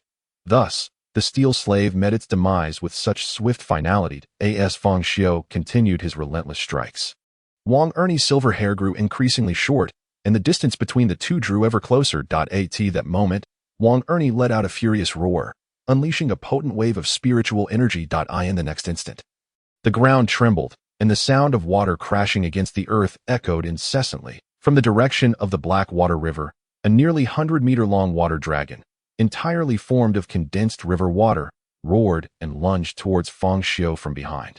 To everyone's astonishment, Fang Xiu seemed to possess eyes at the back of his head. Without turning around, he lightly tapped the ground with his foot, propelling himself into the air in an elegant arc beneath the night sky, successfully evading the water dragon and landing gracefully. Wang Ernie swung her arms vigorously, redirecting the water dragon for another fierce assault on Fang Xiu. A sinister grin appeared at the corner of Fang Xiu's mouth as he transformed into a wraith-like figure. Charging towards the water dragon, just as the two were about to collide, he executed a nimble leap, narrowly evading the dragon's impact and landing atop its head. Without pausing, he raced along the length of the water dragon, moving as if traversing solid ground. The scalpel in his hand twirled slightly, now held in a reverse grip. The radiant moonlight illuminated the scalpel, and as he dashed forward, it left a long silver afterimage in the night sky. In an instant, he had traversed from the dragon's head to its tail, clearly targeting Wang Ernie, who was now a puppet and displayed no signs of emotion. However, the distant Wang Yan was utterly petrified by the sight. She had already borne witness to the scalpel's formidable power, having seen it obliterate the steel slave known for its physical prowess in a single stroke. Although Wang Ernie was a second-tier spirit master, she could not compete with the steel slave's physical strength. Given the steel slave's fate, if Fang Xiu closed the distance to Wang Ernie, it would undoubtedly result in a swift execution by the scalpel. This was a reality Wang Yanran could not bear to accept, for this was her newly acquired puppet, and a powerful one at that. If it fell into Fang Xiu's hands, she feared she would carry the heartache for a lifetime. Moreover, should her strongest combatant, Wang Ernie, perish, her own demise would likely follow closely behind. Thus, just as Fang Xiu was frantically closing the distance, Wang Yanran and Wang Ernie simultaneously made their move. Wang Yanran lifted the slit of her wine-red gown, revealing the smooth expanse of her thigh, where a row of gleaming flying knives was secured. These knives were forged from soul steel. Although not of 100% purity, each blade contained at least 50% of this extraordinary material. The reason for utilizing soul steel in crafting these knives was that her puppet abilities could not only manipulate people but also objects. However, since inanimate objects could not conduct spiritual energy, it was essential to incorporate soul steel to enable them to do so. Thus, these flying knives became her sole means of offense apart from her puppetry, as her combat skills in direct confrontation had always been rather lacking. Whoosh, whoosh, whoosh, a flurry of sound erupted as a dozen flying knives traced elegant arcs, bending and curving toward Fang Xiu from various directions under the control of her puppetry. Simultaneously, Wang Ernie launched her attack. Her silver hair surged wildly, resembling countless steel needles, descending upon Fang Xiu in a torrential assault. At that moment, the surrounding space around Fang Xiu was nearly entirely locked down, with attacks coming from every direction, cutting off his retreat and sealing his fate. However, in the next instant, a miraculous scene unfolded. Fang Xiu moved, his figure shifting like a wraith, darting through the confined space. The swirling black mist enveloping him surged, rendering him almost indistinguishable, a mere shadow in the darkness. In an astonishing turn of events, every attack missed its mark. Both the fierce flying knives and the sharp hair needles grazed past him perilously close. It seemed as if he possessed a preternatural foresight, effortlessly finding gaps amidst the relentless barrage, dancing gracefully through the onslaught. For those attacks that were utterly unavoidable, he wielded his surgical knife, transforming it into a streak of silver light that effortlessly severed all incoming threats. The battlefield, once fraught with peril, now resembled a stage for his solo performance. Chapter 82. I can do anything. How is this possible? This was not the first time Wang Yanran uttered these words.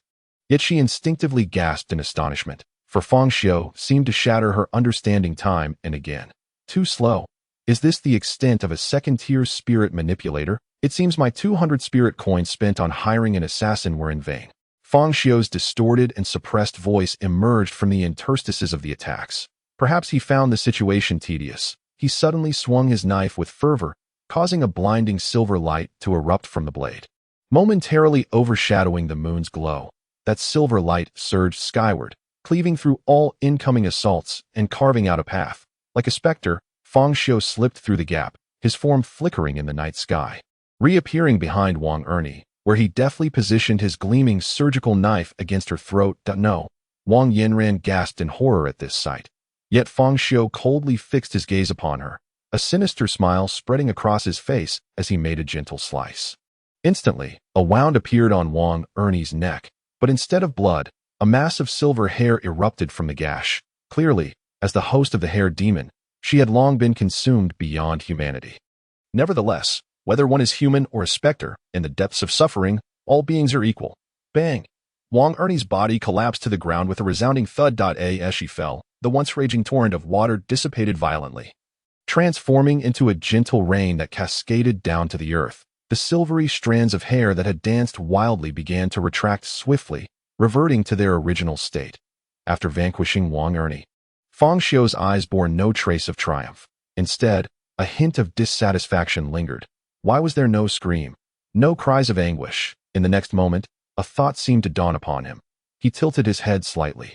His eerie blood-red eyes fixating intently on Wang Yanran, his voice contorting and subdued as he declared, "I understand now. It is because you have turned her into a puppet. Thus, you shall bear my suffering in her stead." Beneath the cold, silvery moonlight, Fang Xiu, enshrouded in swirling dark mist, advanced toward Wang Yanran step by step. This time, his pace was slow, yet each footfall felt as though it were treading upon her very heart, tightening it with every step he took to eye in this moment. Wang Yanran finally grasped the sensation of being plunged from heaven into hell. The elation of having attained the second-tier beloved puppet master had long since evaporated. All she yearned for now was survival.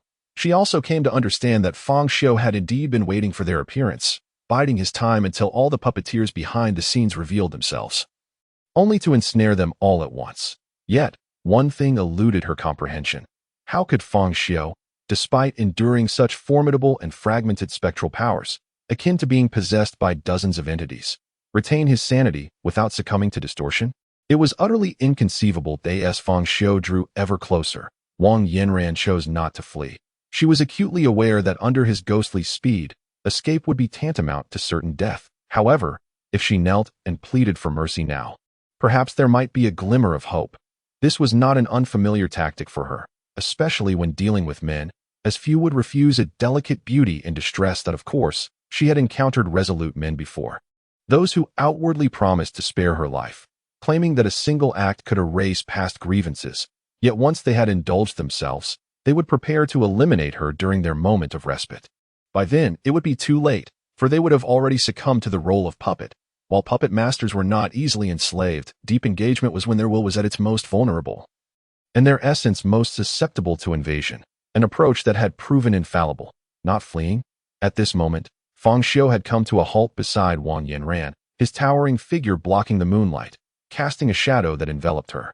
Wisps of black mist emanated from him, swirling and intertwining, within which one could faintly discern countless specters howling in anguish. Witnessing this scene, Wang Yanran was seized by terror. She could not ascertain whether her previously effective pleas for mercy would still hold sway. For this man before her was unlike any she had encountered before. Thud! Wang Yanran's long, fair legs buckled, collapsing to the ground, her pristine knees instantly soiled with mud, the contrast between black and white starkly evident. Her bewitching visage was marred by a look of pitiful fear, her eyes reddened, as if glistening tears were welling up. "Please, do not kill me. I am merely following orders." Dai Ti was the president of the Bright Club who sent me. Fang Xiu's lips curled into a sinister smile. "Rest assured, I shall not take your life. I merely wish to inject my suffering into your being. Nothing more." Suffering? Inject? Wang Yanran momentarily froze, pondering whether this was a newly coined internet term to describe such matters. Could it be a promising development? She hastily grasped Fang Xiu's pant leg, her face adorned with a pleading expression. "As long as you do not kill me, you may do with me as you please." She lifted her chin, her sensuous visage radiating a poignant vulnerability, laced with a hint of seduction. Kneeling before him, her head held high and clad in a wine-red, low-cut gown, she revealed the expanse of fair skin and a profound cleavage. Yet, Fang Xiu remained unmoved. Instead, upon hearing Wang Yanran's words, a ferocious glint ignited in his right eye, and his smile grew increasingly menacing.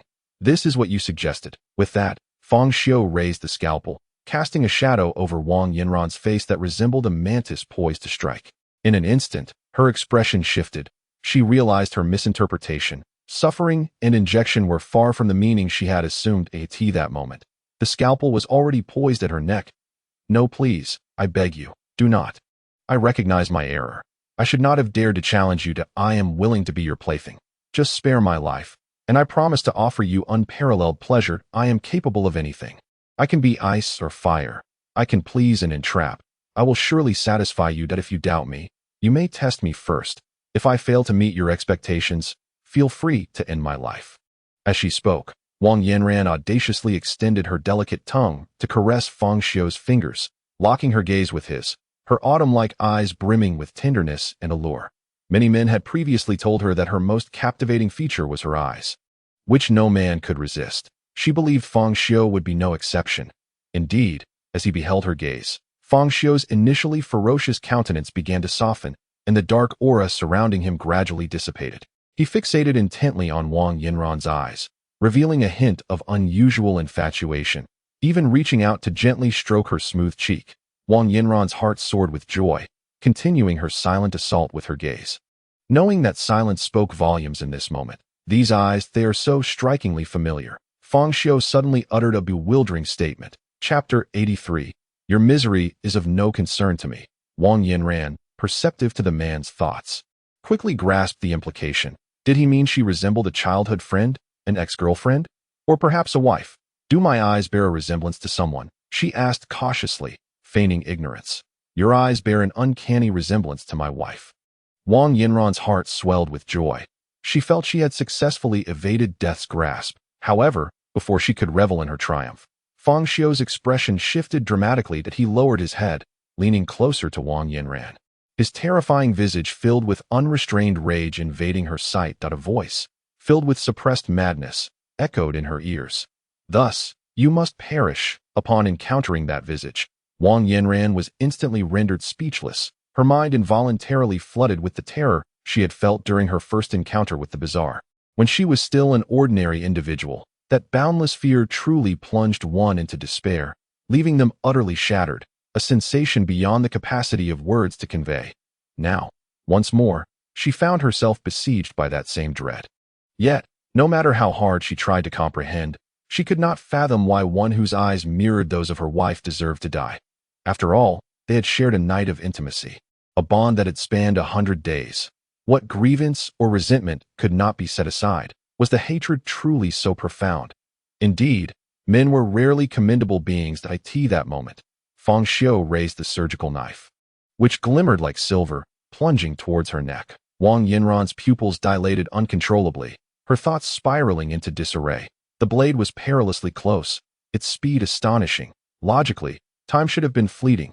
Yet, to Wang Yinran, it felt interminable, as if her mind had regressed to that first encounter with the uncanny. Back then, she was merely an ordinary girl, treated like royalty by men, indulging in fruit platters and wine in any private room, without a care for payment. Indeed, even receiving money. However, that idyllic existence was shattered by a single misfortune. One fateful night, after finishing her shift, she inadvertently wandered into a realm of the bizarre, a place devoid of sustenance and escape. There, she encountered numerous men trapped like her, where fear magnified every negative emotion. Thus, she became akin to a sheep amidst wolves, a mere puppet at the mercy of others. Nevertheless, she did not capitulate. Instead, in the absence of food, she navigated among the men, subsisting on their leftovers, though unpalatable. They were nourishing. Ultimately, when all were too weakened by hunger to resist, she, the most vigorous among them, survived, eventually igniting her spirit and becoming a spirit master, perhaps having long been treated as a mere plaything. She yearned for mastery, awakening the abilities of a puppet. She sometimes pondered, perhaps had she not been so vain in her university days, desiring luxury handbags, she might have avoided the path that led her to that fateful night. A flash of silver interrupted Wang Yinran's reverie. The cold surgical knife pierced her fair neck, warm blood flowing along the blade. Do relish my suffering? Cackled a sinister voice, as Wang Yinran sank into an abyss of torment. Ultimately, she succumbed to her agony. Perhaps Fang Xiu was unaware of Wang Yinran's tragic past, but even if he were, he would still take her life, for your suffering bears no relevance to me. The killer remains unrepentant. After dispatching Wang Yinran, Fang Xiu suddenly perceived a disturbance behind him.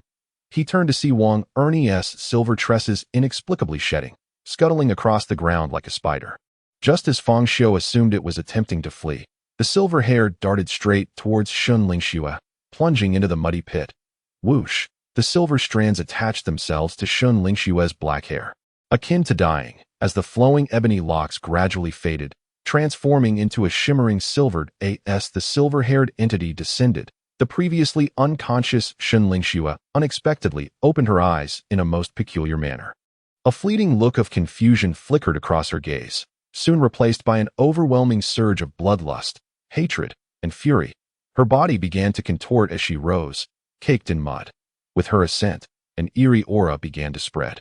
and her silver locks defied the force of gravity, swirling wildly around her. It was evident that the new host of the enigmatic hair was rising. Suddenly, Fang Xiu appeared before Xiu like a wraith, delivering a powerful slap to interrupt her incantation. The excruciating pain, surpassing the limits of human endurance, surged through her. Xiu's eyes rolled back, and she fainted once more.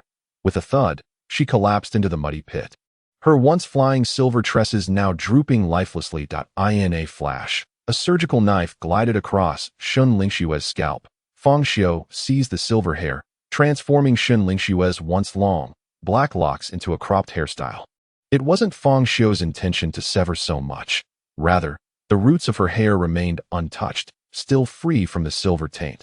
Otherwise, he would have shaved her head entirely. The silver strands, now in his grasp, writhed as if alive, entangling themselves around Fang Xiu's arms, seemingly attempting to crawl up towards his head, trying to parasitize me.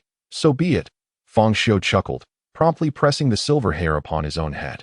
A tingling sensation swept over his scalp, and upon inspecting his reflection on his phone, he found his raven locks had vanished, replaced by a cascade of silvery hair. Soon after, he sensed a sinister and malevolent force invading his psyche, attempting to distort his mind. However, as this presence encroached upon his consciousness, he felt no turmoil. Rather, an urge to laugh. That all. With that, Fang Xiu harnessed his ink-black essence to counteract the silver hair's influence. As the power of pain, steeped in boundless hatred, surged into the silver strands, they recoiled in shock, erupting into a frizz. In an instant, Fang Xiu's hair transformed into a wild explosion. Yet, with a cold snort from him, the silver locks rapidly retracted, swiftly reshaping to fit his original hairstyle, returning to black. Having finally neutralized all adversaries, Fang Xiu sheathed the surgical knife at his waist. The terrifying dark aura surrounding him and the multitude of ghastly apparitions began to dissipate. The bloodlight in his right eye faded, revealing a stark contrast of black and white in his gaze, while his once fearsome visage regained its former tranquility. In the next moment, a sharp crack echoed as blood vessels burst, and Fang Xiu's skin erupted with crimson fluid. In an instant, he transformed into a figure drenched in blood, accompanied by the sound of cracking bones.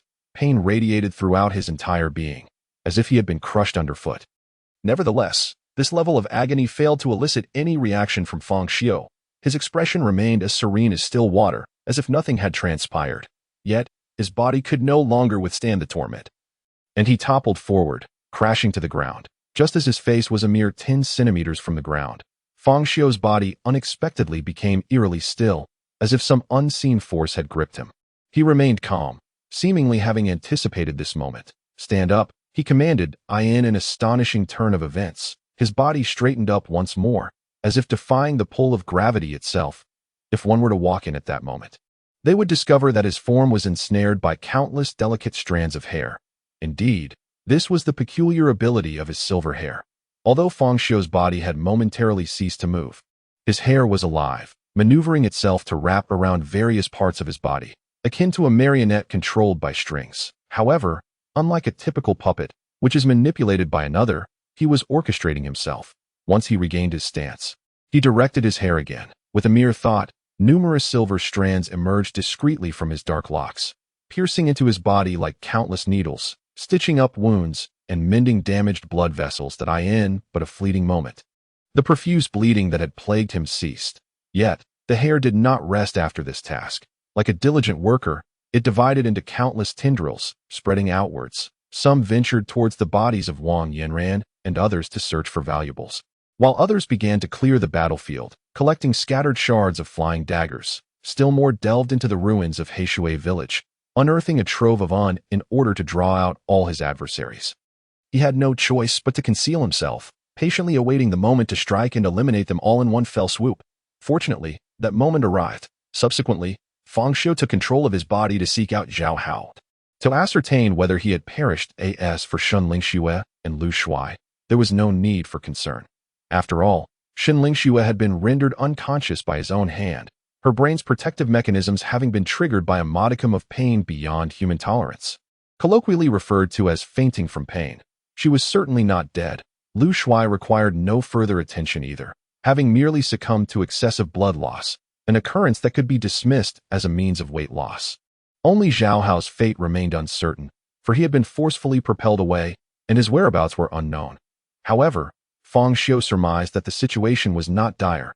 Previously, during Zhao Hao's transformation into the Duck King, he had exhibited formidable physical prowess, a level of combat capability that, in a one-on-one confrontation, could very well surpass that of Xunling Xue, approaching the tier of a second-tier spirit master. Had Zhao Hao encountered anything other than a second-tier spirit master combined with a B-class anomaly, the outcome would indeed have been unpredictable. Even Fang Xiu had never anticipated that the once-inept Zhao Hao possessed such extraordinary abilities, sufficient for challenges beyond his current level. Nevertheless, he felt no envy. For this strength had been acquired at the cost of the former Zhao Hao's limitations, having charged for an entire day, with only 2 hours of effectiveness. Before long, following the trail of destruction left in the wake of the collision, he easily located Zhao Hao at this moment. Zhao Hao had reverted to his former inept state, trapped beneath several uprooted trees, his right leg seemingly ensnared, howling in agony, his eyes reddened and glistening with tears. "Help! Help me! Xiu, where are you? Help!" The darkness enveloped him, rendering Zhao Hao oblivious to Fang Xiu's slow approach. Yet, through his blood eye, Fang Xiu beheld Zhao Hao's pitiful state, a stark contrast to the confident and proud demeanor he had previously displayed. It was indeed difficult to reconcile the two images. Had he not known Zhao Hao, he might have doubted if they were indeed the same individual. By day, Xiu, help me, and by night, the hour of the rat has arrived. Behold my offspring. Speaking of the hour of the rat, Fang Xiu glanced at his phone to check the time. It was only 12 o'clock, not yet 1, and the hour of the rat had not yet passed. Had the Duck King's transformation been lifted, it seemed that Zhao Hao's claim of lasting 2 hours pertained to a non-combat scenario, as his initial experimentation of his abilities had occurred at home, testing merely the limits of his surname's power for 2 hours. The specifics of that experiment remained known only to Zhao Hao. Amidst his cries of despair, Zhao Hao suddenly noticed the trees pressing down upon him, emitting cracking sounds. His face turned pale, and he trembled in fear. Could they be collapsing? No, no, this is the end. I do not wish to die. I am still a virgin. Unexpectedly, a voice emerged from the shadows. You have long ceased to be one. Chapter 85. Where is my hair? Who said that? An anomaly cannot be counted as a partner. Zhao Hao instinctively retorted, only to pause, his expression transforming into one of unbridled joy. Xiu, this is wonderful. I knew you would come to save me. Xiu, I am truly. Stop. Do not utter words detrimental to unity. Subsequently, a resounding rumble echoed, and the trees that had been pinned down upon Zhao Hao were hurled into the air one by one, concealed by the veil of night, and due to the angle of the scene, Zhao Hao remained oblivious to how Fang Xiu had dispatched the trees, mistakenly believing that it was accomplished by hand. In reality, Fang Xiu had employed his hair. Before long, Zhao Hao was extricated, though one of his legs was grotesquely contorted, clearly broken. Your leg is fractured. It is unwise to move. Just wait here. I have contacted the investigation bureau. An assistance will arrive shortly. Zhao Hao grimaced in pain for a while before inquiring, Brother Xiu, has that silver-haired woman been dealt with? Yes, indeed. She is dead. An expression of admiration instantly crossed Zhao Hao's face. Impressive, my brother. I thought I was doomed to her at the hour of Z, yet you effortlessly resolved the matter. Do you consider your ability to be the hour of Z? Indeed. Isn't it quite distinguished? Fang Xiu offered no reply, yet his assessment was that it paled in comparison to the transformation of the Duck King. He then succinctly recounted the subsequent events to Zhao Hao before retracing his steps to seek out Xunling Xue and Lu Shuai. Upon reaching Xunling Xue and Lu Shuai's side, he delivered a forceful strike to each, infusing a modicum of pain to successfully awaken them.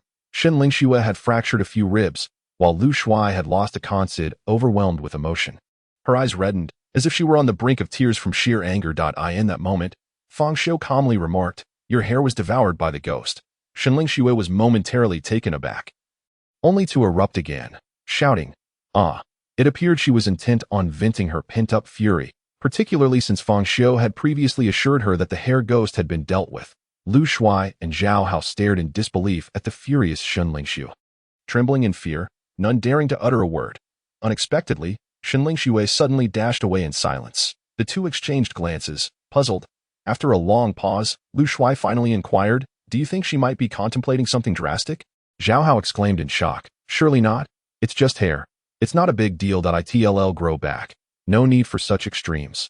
Lu Shuai shook his head. You fail to grasp the significance of hair for a woman. Once, I visited a hair salon and saw a young girl squatting outside in tears. When I approached her, guess what? She was sobbing because the stylist had accidentally cut her long hair into a bob. She cried for an entire afternoon. Eventually, the owner, unable to conduct business, not only refused to charge her, but also provided her with a wig to ease her distress. Is it truly that serious? Should we check on her?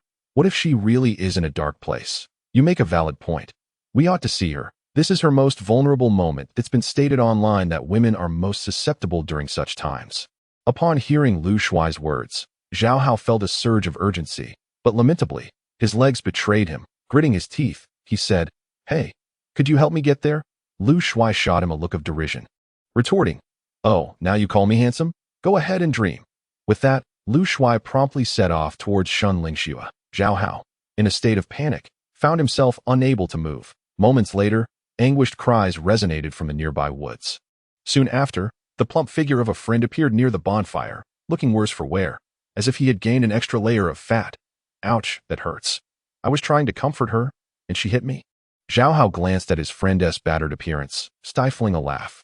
"And how did you attempt to comfort her?"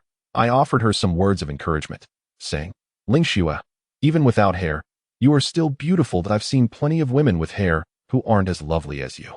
Besides, what's the big deal about not having hair? It just saves you the trouble of washing it every day." After hearing this, Zhao Hao stared in disbelief, raising his thumb in admiration. "Impressive. You had it coming." The plump friend looked momentarily confused. "Why do you say that? Where's the fault in my comforting?" "Oh, there's a glaring fault. While I may not have had a girlfriend, I at least understand that when comforting someone, one should avoid reopening old wounds. Count how many times you mentioned Ling Xiu's lack of hair in that so-called comfort." The corpulent individual hesitated momentarily, and then his already pallid complexion, due to excessive blood loss, grew even more ashen. "It's over. It's over. Now there is absolutely no chance left." Observing the despondent expression on the rotund man's face, Zhao Hao promptly perked up, his visage brimming with schadenfreude. Chapter 86. Under the Captain. I am invincible. Above the Captain, 1-for-1. Fang Xiu completely disregarded the trivial exchange between the two, his attention solely fixated on the sudden appearance of the corpulent man. If his perception had not been mistaken, the rotund fellow had teleported from a distance of 1 meter. "Fatty, how far did you just teleport?" Fang Xiu inquired suddenly. The corpulent man was momentarily taken aback, about the same as before. He abruptly faltered, and then an overwhelming joy erupted across his face. "I just teleported 1 meter. He hurriedly began to inspect his spiritual energy, the elation on his face intensifying. 5%. My spiritual energy has actually illuminated to 5%. I was only at 2% before. Is this the power of B-grade anomalies? A direct increase of 3 percentage points. No wonder so many people vie to undertake B-grade missions when the vice captain leads. It turns out B-grade tasks are so enticing. Vice captain? Why not Captain Yang?" Zhao Hao inquired with curiosity. The corpulent man cast him a disdainful glance and retorted, "Who would want to undertake missions with that incompetent captain? All the benefits go to him, while the misfortunes are ours." "Huh? Is Captain Yang really that terrible?" Zhao Hao asked, slightly taken aback. "He doesn't seem like the type to embezzle credit." "Are you foolish? Who said Captain Yang is incapable? Have you forgotten his ability? His power is luck. When you are with him, all the good fortune inevitably gravitates towards him, leaving you with nothing but misfortune.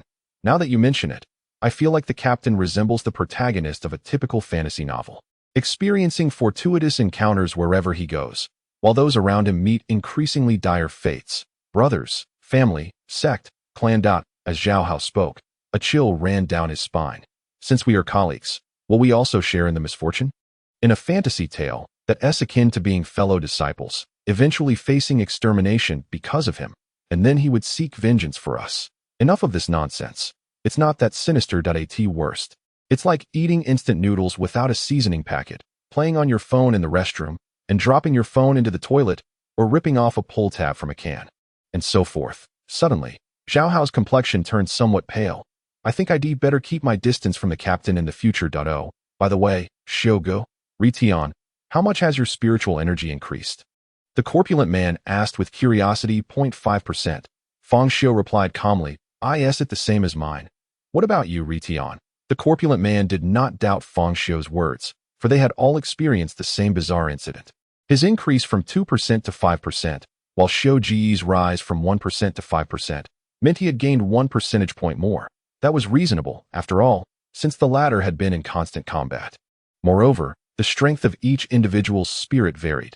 In the context of martial arts novels, it was akin to the capacity of one's dantian. If the dantian capacity of an ordinary person is 100, then that of a genius would be 1,000, even with both possessing 5% inner strength. The fundamental difference would be tenfold. What the plump individual was unaware of was that the 5% mentioned by Fang Xiu signified an increase of 5%. Rather than indicating that his spiritual essence itself was merely 5%, in the Battle of Heishui Village, Fang Xiu harnessed the enigmatic powers of the scalpel and ultimately reclaimed the silver-haired anomaly. The combination of these two factors culminated in a remarkable 5% surge in his spiritual essence, enabling him to illuminate a full 10%. It is crucial to recognize that the process of illumination becomes increasingly arduous as one progresses. 10% represents the threshold that delineates novice spirit masters from seasoned ones. This 10% is evidently a modest yet pivotal point.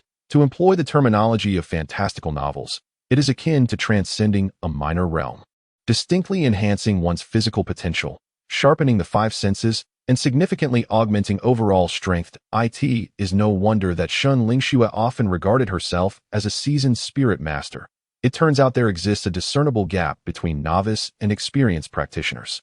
This disparity manifests not only in physical prowess and sensory acuity, but also in the durability of one's abilities. Novice spirit masters, burdened by their limited spiritual essence, often find their powers depleted after only a few uses, a sensation that Fang Xiu had endured multiple times. The power of pain was woefully insufficient. During his initial confrontation with the female physician, a mere punch had completely exhausted his spiritual essence. However, now, with his essence illuminated to 10%, he wielded the power of pain with far greater finesse. Avoiding the embarrassing situation of running out of energy after a simple attack, in truth, had another individual experienced this battle, their enhancement would undoubtedly have exceeded 5%. First, they would have been eroded by the countless enigmatic forces within the scalpel, followed by being possessed by a B-rank anomaly. Notably, possession is distinctly different from combat. Ordinary spirit masters typically absorb anomalous power passively through life and death confrontations, thus illuminating their essence. Yet, combat is one thing and possession is another. It is evident that possession offers a more profound and lasting connection, resulting in a greater influx of anomalous power. Under such dual influences, an increase of 15% in spiritual essence would be utterly unremarkable. Yet, Fang Xiu only experienced a rise of 5%, attributable to the uniqueness of his psyche. Multiple brushes with death had catalyzed a transformation of his spirit, elevating him beyond the realm of ordinary individuals. To draw upon the analogy from martial arts novels regarding the dantian, while an ordinary person possesses a capacity of 100 and a genius 1,000, Fang Xiu's dantian capacity is at least 10,000. Thus, when subjected to an equivalent influx of internal energy, his percentage remains the lowest. This also elucidates why, upon devouring Lin Xiang's spiritual essence, Fang Xiu only attained 5%. It is essential to note that Lin Xiang was a spirit master who had illuminated 20% of his essence, belonging to the strongest echelon of first-tier spirit masters. Even considering the losses incurred during the aberration process, it should not have dwindled to such a meager amount. I too have achieved 5%. Zhao Hao exclaimed with exhilaration. The plump individual was slightly taken aback, but soon found solace in the realization that, after Zhao Hao's transformation, he had engaged in prolonged combat. Thus a rise from 1% to 5% seemed reasonable. Although each person's psyche is indeed unique, there exists a fundamental similarity among ordinary individuals, leading the plump one to accept that Zhao Hao's 5% was roughly equivalent to that of Fang Xiu and Zhao Hao. However, the true extent of this equivalence remained shrouded in uncertainty. Subsequently, Zhao Hao and Lu Shuai engaged in an excited conversation, each boasting extravagantly. One claimed to be invincible at midnight, while the other bragged about his ability to teleport infinitely. Their enthusiasm grew with each boast, and eventually, they disregarded even their captain, Yang Ming. Zhao Hao boldly declared, "I'm not exaggerating. If the fateful hour arrives, under the captain, I am invincible. Above the captain, it's a one-for-one exchange." Fang Xiu, however, refrained from participating in their bluster, instead silently attending to his hair. Previously, while controlling the hair anomaly, he had vaguely sensed some fragmented memories from within its essence, but at the time, he had no opportunity to investigate further. Now, awaiting rescue and with time on his hands, he decided it was the perfect moment to explore it as he absorbed those memory fragments into his consciousness. A series of disjointed images flooded his mind. He beheld Wang Ernie in her dark-haired days, frolicking with a beautiful girl of her age, only to witness the tragic moment when this lovely girl was driven by villagers to leap into a river, ending her own life. Following this, he saw Wang Ernie weeping by the banks of the Blackwater River, her overwhelming sorrow attracting the hair anomaly's possession. From these visions, it was not difficult to surmise Wang Ernie's harrowing experiences. A close friend, for reasons unknown, was compelled by the villagers to take her own life, leading Wang Ernie to seek vengeance with the aid of the hair anomaly, annihilating the entire population of Blackwater Village in a clear and straightforward tale of retribution. Yet, upon fully comprehending the entirety of the memories, Fang Xiu chuckled. Chapter 87. Wang Ernie. It is not I who is in the wrong, but Blackwater Village. Fang Xiu finally grasped why the hair anomaly had chosen Wang Ernie as its host. Born in Blackwater Village, orphaned by the early death of her parents and bearing a prominent birthmark that marred her appearance, she faced relentless discrimination, with hardly any peers willing to associate with her. This unfortunate situation persisted until the arrival of the beautiful girl depicted in the visions. This enchanting girl, known as Lin Mingxi, was in fact the corpse found at the riverbed. One need only hear her name to discern that Lin Mingxi was not a native of Blackwater Village. Indeed, she had been abducted and was meant to serve as a bride for the village chief's grandson, Wang Fugui. Upon her arrival in Blackwater Village, she endured considerable suffering, attempting to escape multiple times. Yet how could she ever outpace the villagers who were born and bred in the mountains? Each attempt resulted in her capture and subsequent abuse. Nevertheless, she never relinquished her hope, which only intensified the disdain and ostracism she faced. By a twist of fate, two similarly marginalized individuals found solace in each other's company. Thus, Lin Mingxi and Wang Ernie became close friends. Lin Mingxi did not regard Wang Ernie's appearance with disdain. She believed that Wang Ernie's spirit was beautiful, surpassing that of the villagers 100-fold. Wang Ernie was elated, for Lin Mingxi was her sole friend throughout her life, a bond she cherished more than her own existence. Time passed, and within the year, Lin Mingxi had several pregnancies, all of which she terminated. It is noteworthy that Blackwater Village lacked a clinic, and any form of contraception was non-existent, even if it were available. No one would sell it to her. One day, Lin Mingxi confided in Wang Ernie that she had mapped out an escape route and hoped Wang Ernie would start a fire to divert the villagers' attention during her departure. Wang Ernie inquired, "Why must you escape?" She expressed that beyond the mountains lay her family and friends, compelling her to escape. Yet, Wang Ernie pondered the nature of their friendship, questioning whether Lin Mingxi, much like the villagers, harbored disdain for her, merely befriending her to ascertain the escape route and seek her assistance in providing cover. That day, faced with Lin Mingxi's earnest plea, Wang Ernie acquiesced. Lin Mingxi beamed with joy, marking the first occasion since their acquaintance that Wang Ernie witnessed such unrestrained happiness in her. As the night of the escape arrived, Lin Mingxi exhibited remarkable compliance with Wang Fugui's demands, who naively believed she had resigned herself to her fate, which filled him with excitement until exhaustion overtook him. Once Wang Fugui succumbed to slumber, Lin Mingxi seized the opportunity to flee. The village, home to numerous households with dogs and vigilant night watchers to deter wild beasts, necessitated a grand conflagration as a diversion. However, instead of igniting the flames, Wang Ernie stealthily made her way to the village chief's residence.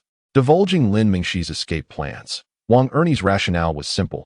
She could not afford to lose her only friend, longing to keep Lin Mingxi by her side forever. Of course, Wang Ernie was not naive. She urged the village chief to keep her betrayal a secret and assured him of her future role as a spy, promising to disclose information on any subsequent attempts at escape. The village chief readily agreed and, alongside the villagers and hunting dogs, set out to search for Lin Mingxi. Upon seeing the multitude of torches illuminating the village, Lin Mingxi realized her plans had unraveled. She understood that capture was imminent, followed by a return to confinement and mistreatment. Moreover, she knew that the villagers' rapid pursuit was a result of her closest friend's treachery. Overwhelmed by this dual betrayal, Lin Mingxi felt an insurmountable fatigue and ultimately chose to leap into the Blackwater River, ending her life. Upon learning of Lin Mingxi's demise, Wang Ernie crumbled entirely, never believing she had erred. Her sole wish was to keep Lin Mingxi eternally by her side. What was wrong with that?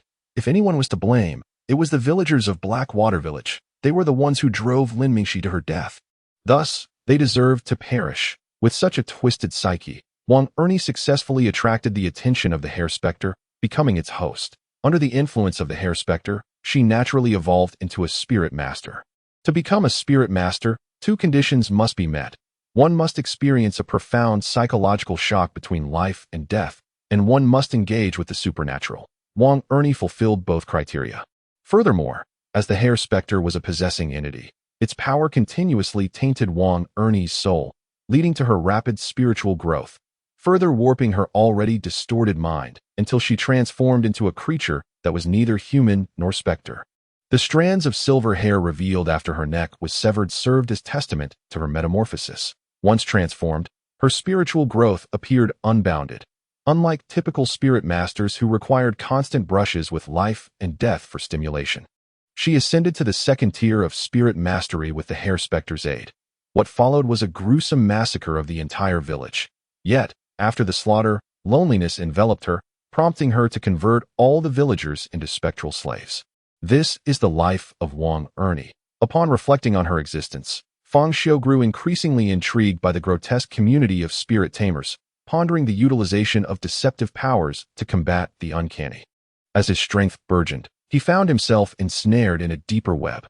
What transpires when one attains 100% spiritual essence? Will they metamorphose into a mere aberration? Or is it possible that the culmination of a spirit tamer's journey is destined to culminate in the uncanny?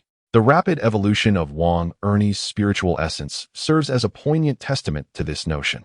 While human spirit tamers exhibit a languid ascent in their spiritual growth, they simultaneously become more akin to the uncanny, accelerating their spiritual development.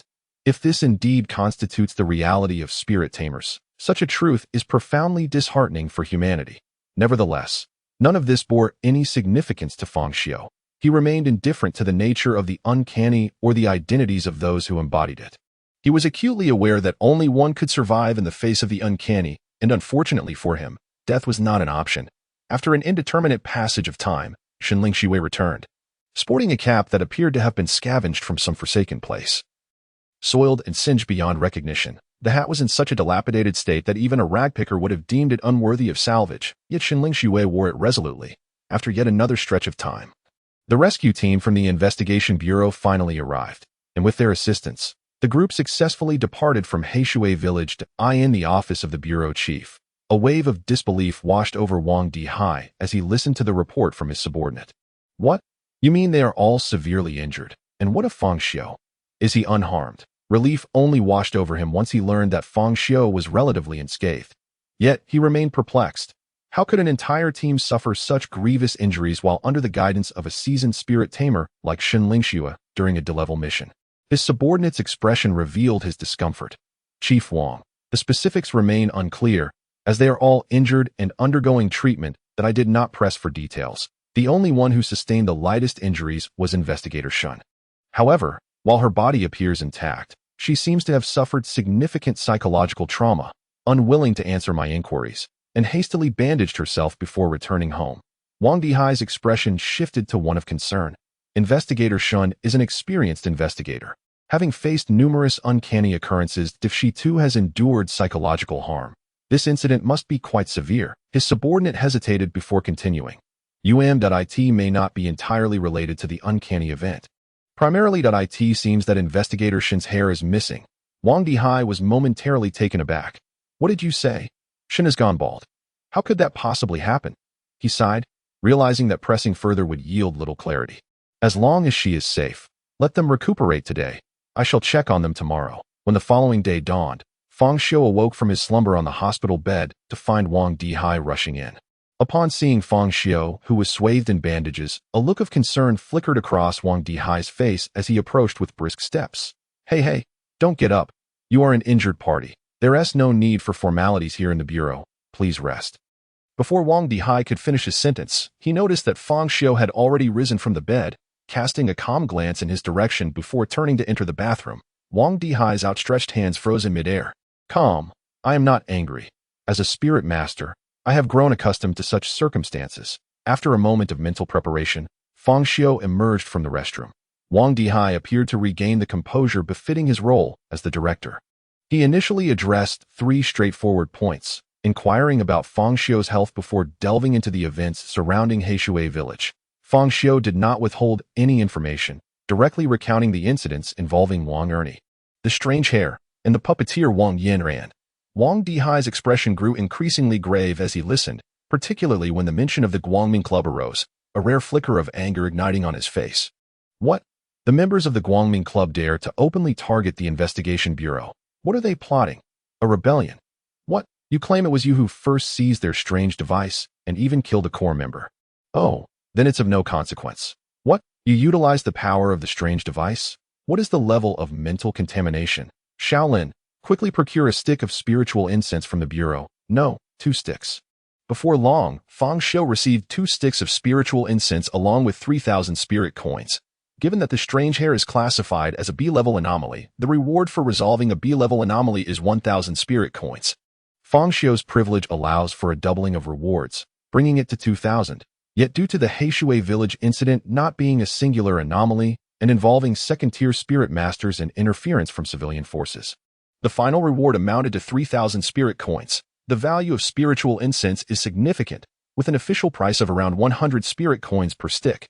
However, if sold on the black market, the price can multiply, even by several times. This commodity is a lifesaver. Should one encounter a spirit master on the brink of losing control, they would spare no expense to acquire a stick. This time, Fang Xiu could be considered exceptionally fortunate. The rewards from the investigation bureau, combined with the spoils obtained from Wang Yanran, have now positioned him to afford a hit on the president of the Guangming Club. However, as he previously stated, when he can truly afford the life of the Guangming Club's president, he will be able to take matters into his own hands. Having already killed a second-tier spirit master, why should he not be able to eliminate the president of the Guangming Club, who is also a second-tier spirit master?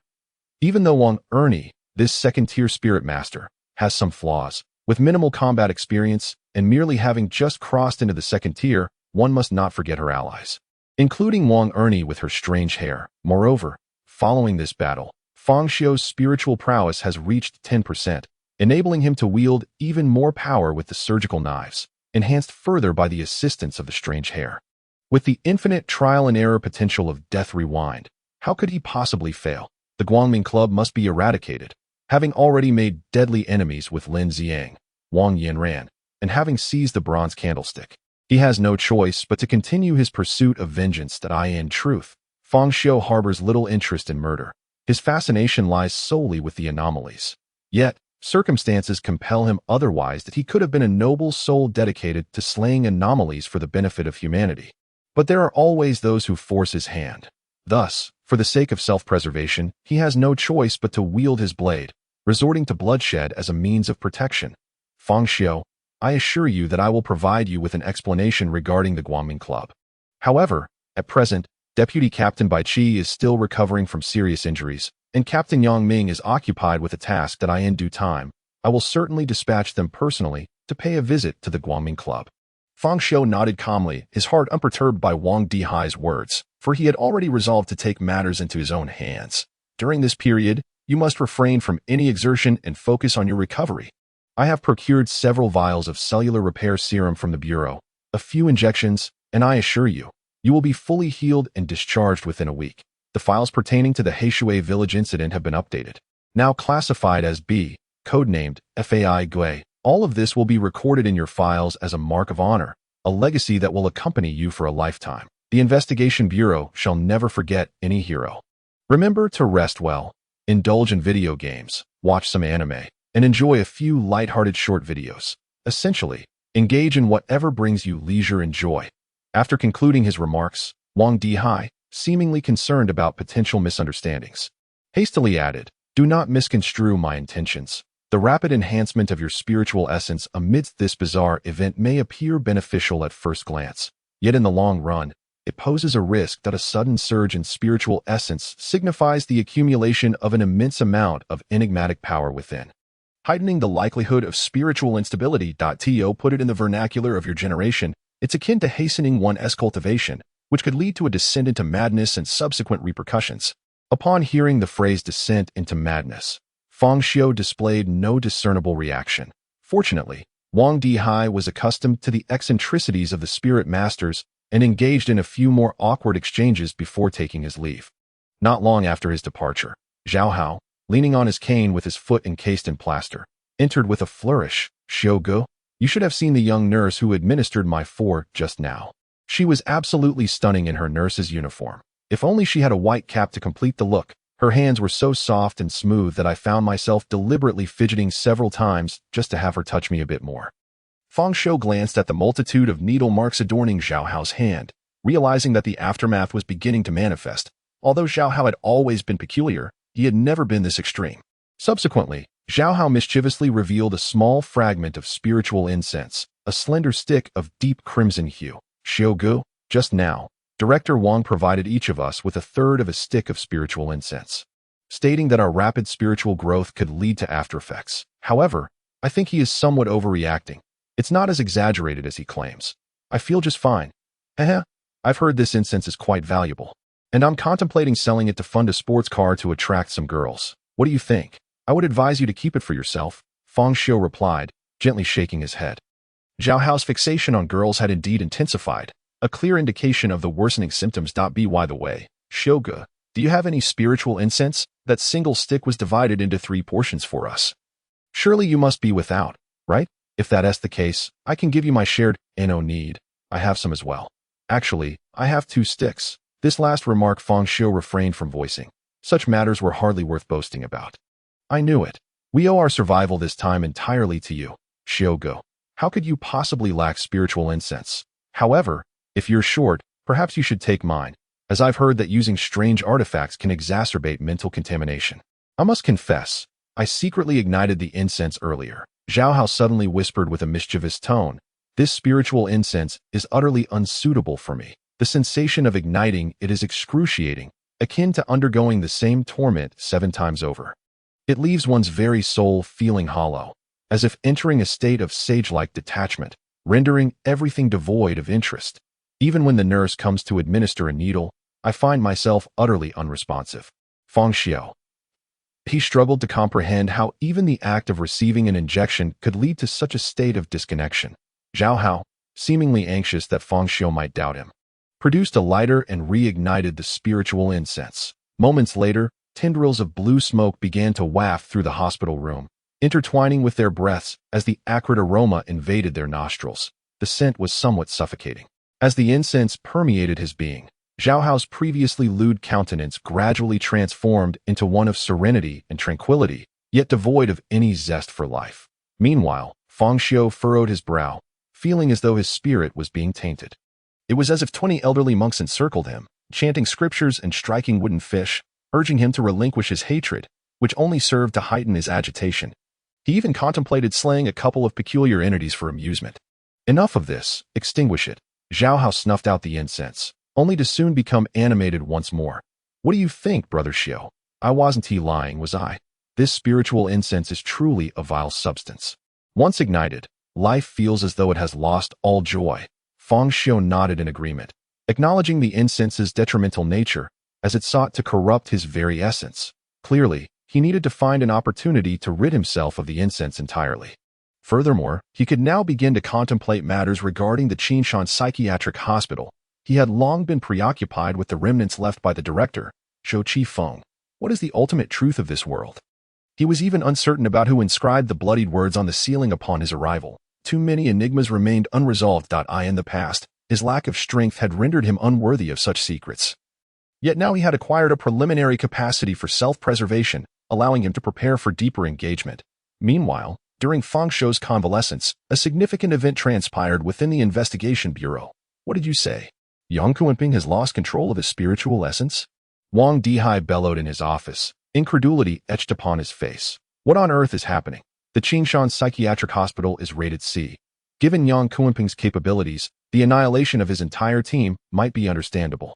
But how could he himself end up in such a predicament? After 3 days of unconsciousness, he awakens only to be on the verge of losing control. The doctor stated he had sustained no injuries. It turned out that on the very day prior to Fang Xiu's journey to Heishui village, Yang Kunping's team had been dispatched to the eerie domain of Qingshan Psychiatric Hospital. On that day, Wang Dihai had issued 2 missions, one to Heishui village and the other to Qingshan Psychiatric Hospital. Yang Kunping had set out with his team on the day the missions were announced, while Fang Xiu and his companions ventured to Heishui village the following day. Yang Kunping's team emerged from the Qingshan Psychiatric Hospital the next day, but only Yang Kunping himself returned, having fallen into a coma shortly thereafter. Stirring only now, the subordinate reporting this was drenched in cold sweat from the fright induced by Wang Dihai. Wang, director, according to Yang Kunping, there was a miscommunication within the eerie domain of the psychiatric hospital. There were not merely the sinister entities of the physician and nightmare, but other strange beings as well. Yang Kunping mentioned that he encountered at least 3 additional wandering entities. Had it not been for his ability to become invisible, he would likely have perished long ago, and 3 more. A cold sweat broke out on Wang Dihai's forehead as he suddenly recalled that Fang Xiu had previously mentioned that there were at least dozens of anomalies confined within the psychiatric hospital of Qingshan. However, at that time, he and Shun Lingxue had relied on their past experiences to judge that such a scenario was utterly implausible. This was not a doubt cast upon Fang Xiu's precognitive abilities. Rather, the notion of dozens of anomalies congregating was unprecedented. Even the headquarters had stated that the traits of anomalies varied significantly, making peaceful coexistence exceedingly difficult, thereby rendering the existence of anomaly clusters virtually impossible. It was akin to solitary animals inexplicably living in groups, a notion that defies common sense, just as one mountain cannot accommodate 2 tigers, unless one is male and the other female. Furthermore, considering that Fang Xiu was merely a novice spirit master, having previously been an ordinary person with little exposure to anomalies, they naturally assumed that the entities Fang Xiu had glimpsed in his visions were merely spirit slaves. After all, to the eyes of an ordinary person, there was little distinction between spirit slaves and anomalies. Yet now, the seasoned spirit master Yang Kunping had encountered 3 additional anomalies within the eerie domain of Qingshan Psychiatric Hospital, a revelation that shattered all established norms. This strongly suggested that Fang Xiu's assertions could indeed hold truth. Qingshan Psychiatric Hospital was likely harboring dozens of anomalies, rather than mere spirit slaves. This was a grave situation, if this were the case. The long-held belief that anomalies do not congregate would be overturned, and the eerie domain of Qingshan Psychiatric Hospital in Luftang City would become a singular phenomenon on a global scale. Where is Yang Kunping now? Take me to him. Wang Dihai urged anxiously. I in the interrogation room. Wang, it is perilous for you to go there. You are on the verge of distortion. Has Yang Ming returned? Wang Dihai inquired solemnly. No, not yet. What about Bai Qi? Is he fully recovered? Vice Captain Bai has resumed normal duties, though he does not appear to be entirely healed. We cannot concern ourselves with that now. Summon Bai Qi to my office, and also Fang Xiu, as he is directly involved in this matter. Understood, Chief Wang. 10 minutes later, Fang Xiu arrived at Wang Dihai's office, unaware of the purpose behind his summons. Particularly during his recuperation, upon entering, he beheld a tall and handsome man, pale of complexion, sitting opposite Wang Dihai, sitting rigidly with an air of solemnity, exuding an aura that seemed to ward off intruders. The man possessed a head of tousled black hair, with delicate features and a stoic expression akin to that of a demon descended upon the mortal realm. His piercing gaze, characterized by long, almond-shaped eyes and a prominent nose, framed by thin, cold lips. Overall, he exuded the demeanor of a taciturn, expressionless tycoon, sharp-eyed and imposing. Yet, the only flaw lay in the slightly unnatural pallor of his complexion, occasionally interrupted by a cough, lending him an air of feebleness. Chapter 90. I bled for the Investigation Bureau. Fang Xiu, though you are currently recuperating from your injuries and should not be summoned, the urgency of the situation necessitates your presence.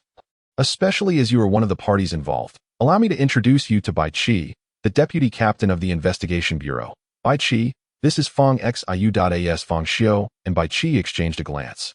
A silent understanding passed between them, one calm, the other indifferent. Wang Dihai, however, appeared somewhat awkward in the moment. Suddenly, Bai Qi broke the silence, stating, I do not relish being indebted to others. Should you ever find yourself in need, do not hesitate to seek me out. Fang Xiu nodded in acknowledgement, fully grasping Bai Qi's intentions to repay the debt of gratitude from the previous life-saving encounter. After all, without that crucial phone call, Bai Qi would have perished. As for Bai Qi's demeanor, Fang Xiu found it unsurprising. After all, for a spirit master to exhibit overly normal behavior would be the greatest anomaly of all. Now, let us set aside pleasantries. For there exists an urgent matter at hand. Here is the situation.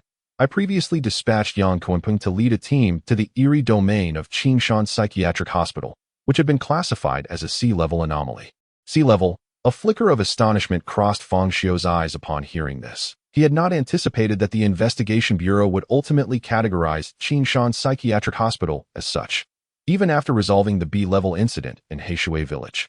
He would never dare to claim the ability to explore Qingshan Psychiatric Hospital at will. The eerie domain of Qingshan Psychiatric Hospital was undoubtedly at least A-level, if not S-level. Wang Dihai, sensing Fang Xiu's skepticism, exhibited a mixture of embarrassment and guilt. This matter rests upon my shoulders that I misjudged the information. I previously assumed the dozens of anomalies you mentioned were merely anomaly slaves, which led to the C-level classification of the Qingshan Psychiatric Hospital. Had I heeded your words, I would not have sent Yang Kunpeng, but rather Yang Ming. Perhaps the outcome would not have been as it is now, leaving only Yang Kunpeng alive from their team. Fang Xiu's thoughts stirred. Was this the formidable power of luck? It was not that he underestimated Yang Ming, a third-tier spirit master, but he had a foreboding sense that Qingshan Psychiatric Hospital was no ordinary eerie domain. And Yang Ming might have met a similar fate. Yet now, the one who should have gone, Yang Ming, had been spared due to Wang Dihai's misjudgment. Was this mere coincidence, or had Yang Ming's luck played a role? Was luck truly so potent? No, that could not be right. Yang Ming possessed not first-tier luck, but third-tier, which could indeed lead to avoiding perilous situations. Wang Dihai continued. According to Yang Kunpeng, he encountered 3 anomalies within the eerie domain of Qingshan Psychiatric Hospital. In addition to the nightmare and the physician anomaly, this defies all logic, so I speculate that the dozens of anomalies you mentioned may not all be anomaly slaves. Fang Xiu refrained from elaborating, for the events had already transpired, and he could not rewind time to return to the psychiatric hospital. After a moment's contemplation, he inquired, how did Yang Kunpeng manage to survive? This was the crux of Fang Xiu's concern. As he held a profound interest in the remnants left behind by the director, Shou Qi Feng, Wang Dihai elucidated, Yang Kunpeng possesses the ability of invisibility, which has enabled him to survive. Coupled with the route you previously provided for the secure passage through the psychiatric hospital, he managed to escape. However, Yang Kunpeng is currently in a dire state, teetering on the brink of spiritual disarray. The specifics, I must stress, are best sought directly from him. The purpose of summoning you here is to facilitate a meeting with Yang Kunpeng, to glean insights into the sequence of events, thereby allowing us to render an accurate judgment regarding the eerie domain of Qingshan Psychiatric Hospital. Well, let us proceed, Fang Xiu calmly stated. Presently, the only matters that could pique his interest are the bizarre, of which 2 hold paramount significance, one being his wife, and the other, Qingshan Psychiatric Hospital. Aware of the urgency of the situation, Wang Dihai refrained from further elaboration and promptly led Fang Xiu and Bai Qi to the interrogation room. Within the interrogation room, wisps of white smoke swirled, exuding a tranquil aura that instilled a sense of calm. This was the scent of spiritual incense. Upon entering, the aroma of the incense instinctively caused Fang Xiu to furrow his brow.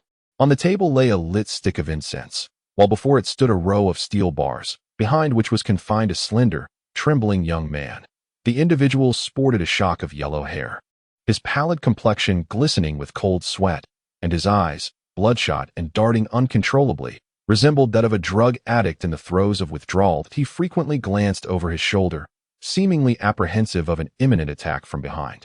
Witnessing this scene, both Wang Dihai and Bai Qi exchanged concerned glances. His spiritual disarray has reached such a critical point that even the incense can no longer subdue it, Wang Dihai remarked gravely, a hint of regret lacing his voice. Bai Qi's expression grew increasingly frigid. Given his current condition, should the incense extinguish, he may very well undergo a grotesque transformation. Director, if you have any inquiries, please pose them swiftly. Once you are finished, I shall take action. Wang Dihai understood full well what Bai Qi meant by taking action, yet he recognized that there was little recourse. Spiritual disarray was an intractable dilemma.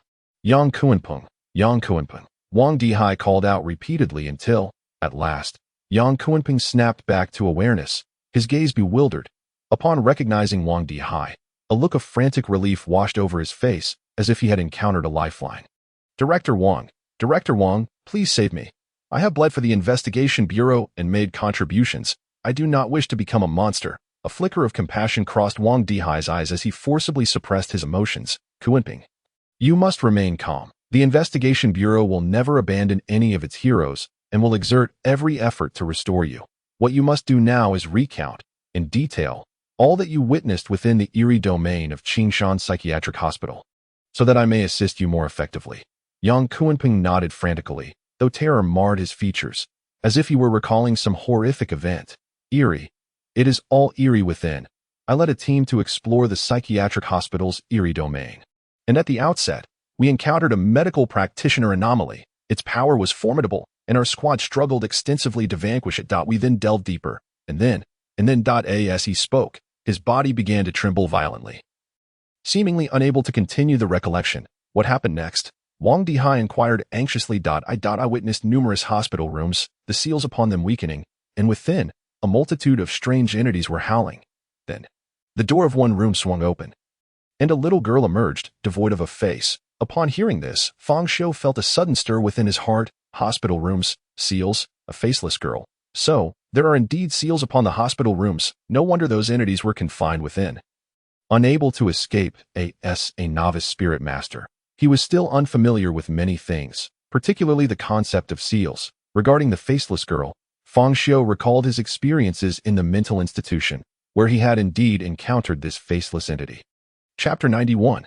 Was I not dead? She reached out and snatched away a team member's face, affixing it to her own. The faceless member, having lost their mouth and nose, suffocated to death instantly. She seemed displeased with that face, subsequently continuing to seize several more faces. Half of my team fell victim to her assaults, and those of us who remained fled, though she did not pursue us. Instead, she busied herself with the faces she had collected. That little girl was at least a B-grade entity, perhaps even A-grade. We stood no chance against her. During our escape, we encountered another humanoid entity, its head grotesquely growing from its back. That IT snapped the necks of several individuals, and our attacks felt as ineffective as mere tickles against its form. Furthermore, there was another entity, its body riddled with red incense sticks, which emitted a crimson smoke that was alive. At this point, Yang Kunping's figure suddenly vanished, disappearing right before our eyes. Yet, in the next moment, he reappeared, continuing to narrate. One team member had inhaled that smoke, suffering immensely. Whoosh! Yang Kunping vanished again, only to reappear, his presence flickering like a stuttering film reel. Bai Qi and Wang Dihai exchanged a knowing glance. They understood that Yang Kunping could no longer control his spirit abilities, resulting in this chaos. His power was invisibility, but he was utterly unable to manage it. Hence his sporadic disappearances and reappearances. That crimson smoke was not smoke at all. It was a swarm of tiny red insects. In the end, only 3 of us remained alive. We were fortunate that Fang Xiu had previously provided some escape routes to the bureau. We encountered the nightmare at the safety exit. Upon mentioning the nightmare, Yang Kunping's flickering intensified, clearly stricken with fear. That nightmare was certainly not a C-grade entity. It was undeniably A-grade. A-grade. It lacked a physical form. No attack could harm it, rendering it invincible. It was immortal. Could any attack truly fail against the nightmare? Immortal. As someone who had directly encountered the nightmare, Fang Xiu felt no surprise at that time. The nightmare had indeed been elusive, existing as a mass of black smoke with a pair of blood-red eyes. Thus, the notion of being impervious to attack seemed plausible, yet immortal. It was merely a particularly resilient entity. Perhaps, when he next visited the Qingshan mental institution, he could demonstrate who the true immortal was. The boundary between dreams and reality is utterly indistinguishable. Everything feels overwhelmingly authentic. It is far from mere illusion. It is another realm. Self-harm proves futile, for each individual harbors their own fears. And even if one were to know in advance that it is a fabrication, that overcoming fear is an insurmountable challenge. Fear cannot be conquered.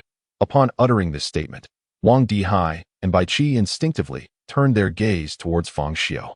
The reason Wang Dihai once classified Qingshan Psychiatric Hospital as a C-level institution was, in part, due to the fact that Fang Xiu and Zhao Hao were ordinary individuals who managed to escape the clutches of nightmares. Thus, they unconsciously believed that nightmares were not formidable, knowing in advance that it is false, and possessing a bit of courage would suffice. However, it has become evident that he was mistaken, gravely mistaken. Humanity finds it exceedingly difficult to transcend fear. It is not simply about shouting in the face of fear, closing one's eyes and recklessly charging forth, but rather about genuinely achieving a state of fearlessness. What if one knows beforehand that it is untrue? It is akin to watching a horror film.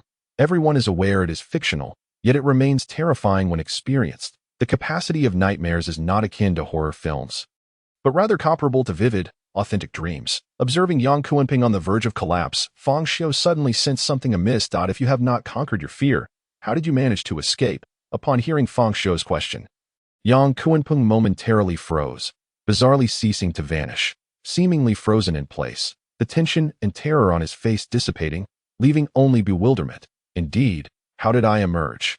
Why was I able to escape? Was I not dead? As these words escaped his lips, Wang Dihai, an ordinary man, was instantly gripped by a chilling sensation, and even Bai Qi could not help but furrow his brow, growing internally vigilant. Ha! Yang Kunping erupted into a fit of maniacal laughter. I remember now. I remember everything. Ha! You need no longer worry about my distortion, for I have long since perished. He laughed maniacally, and suddenly, the veins on his face bulged, a gurgling sound emanating. It seemed as if something within his body was surging. His facial skin suddenly swelled, and a massive red tumor emerged, accompanied by increasingly loud gurgling sounds. As more and more tumors appeared on his body, crack, the iron-barred door was swung open by Bai Qi, who walked in with an air of indifference, standing before Yang Kunping, with a slight movement of his right hand. The next instant, Yang Kunping's head fell to the ground, blood gushing forth, and the distortion ceased. Fang Xiu's pupils constricted. He could not discern how Bai Qi had struck, nor had he even glimpsed the weapon used. Yet Yang Kunping's head was severed. Such swiftness. Is this what is meant by speed? Truly, Bai Qi is the foremost spirit master of LV Tung City. He could almost ascertain that Bai Qi had likely achieved the pinnacle of the second tier, a mere step away from the third tier. Though Bai Qi lacked the fortune of Yang Ming, hence had yet to break through. Alas, this investigation bureau has suffered tremendous losses. Witnessing Yang Kunping's tragic demise, Wang Dihai appeared to age several years in an instant. As bizarre incidents multiply, the personnel of the investigation bureau have not only failed to increase, but have instead suffered the annihilation of a small team. A grievous blow indeed. Bring someone to handle the remains of Yang Kunping. Furthermore, in accordance with the system of rewards and punishments, provide his family with subsidies and issue a martyr's certificate. After Wang Dihai finished speaking, he turned to Fang Xiu and Bai Qi, saying, "Let us proceed to my office for a discussion." However, Fang Xiu remained motionless, fixated on Yang Kunping's corpse. Observing this, Wang Dihai and Bai Qi halted in their tracks. "What is the matter with Fang Xiu?" Wang Dihai inquired. "Something is amiss," Fang Xiu replied calmly. He never clarified how he escaped from the clutches of the nightmare. Despite his evident terror, he managed to survive. There must be an underlying issue. What issue? Wang Dihai, clearly sensing the peculiarity, pressed on. It is highly likely that the nightmare deliberately allowed him to escape. What? Why would the nightmare do such a thing? Wang Dihai exclaimed in shock. Fang Xiu offered no response, but instead drew out a surgical knife. The investigation bureau had already established that this peculiar object was extracted from a psychiatric hospital, and they had not enforced the submission of personal weapons by the spirit masters. However, Wang Dihai had repeatedly cautioned to use it sparingly.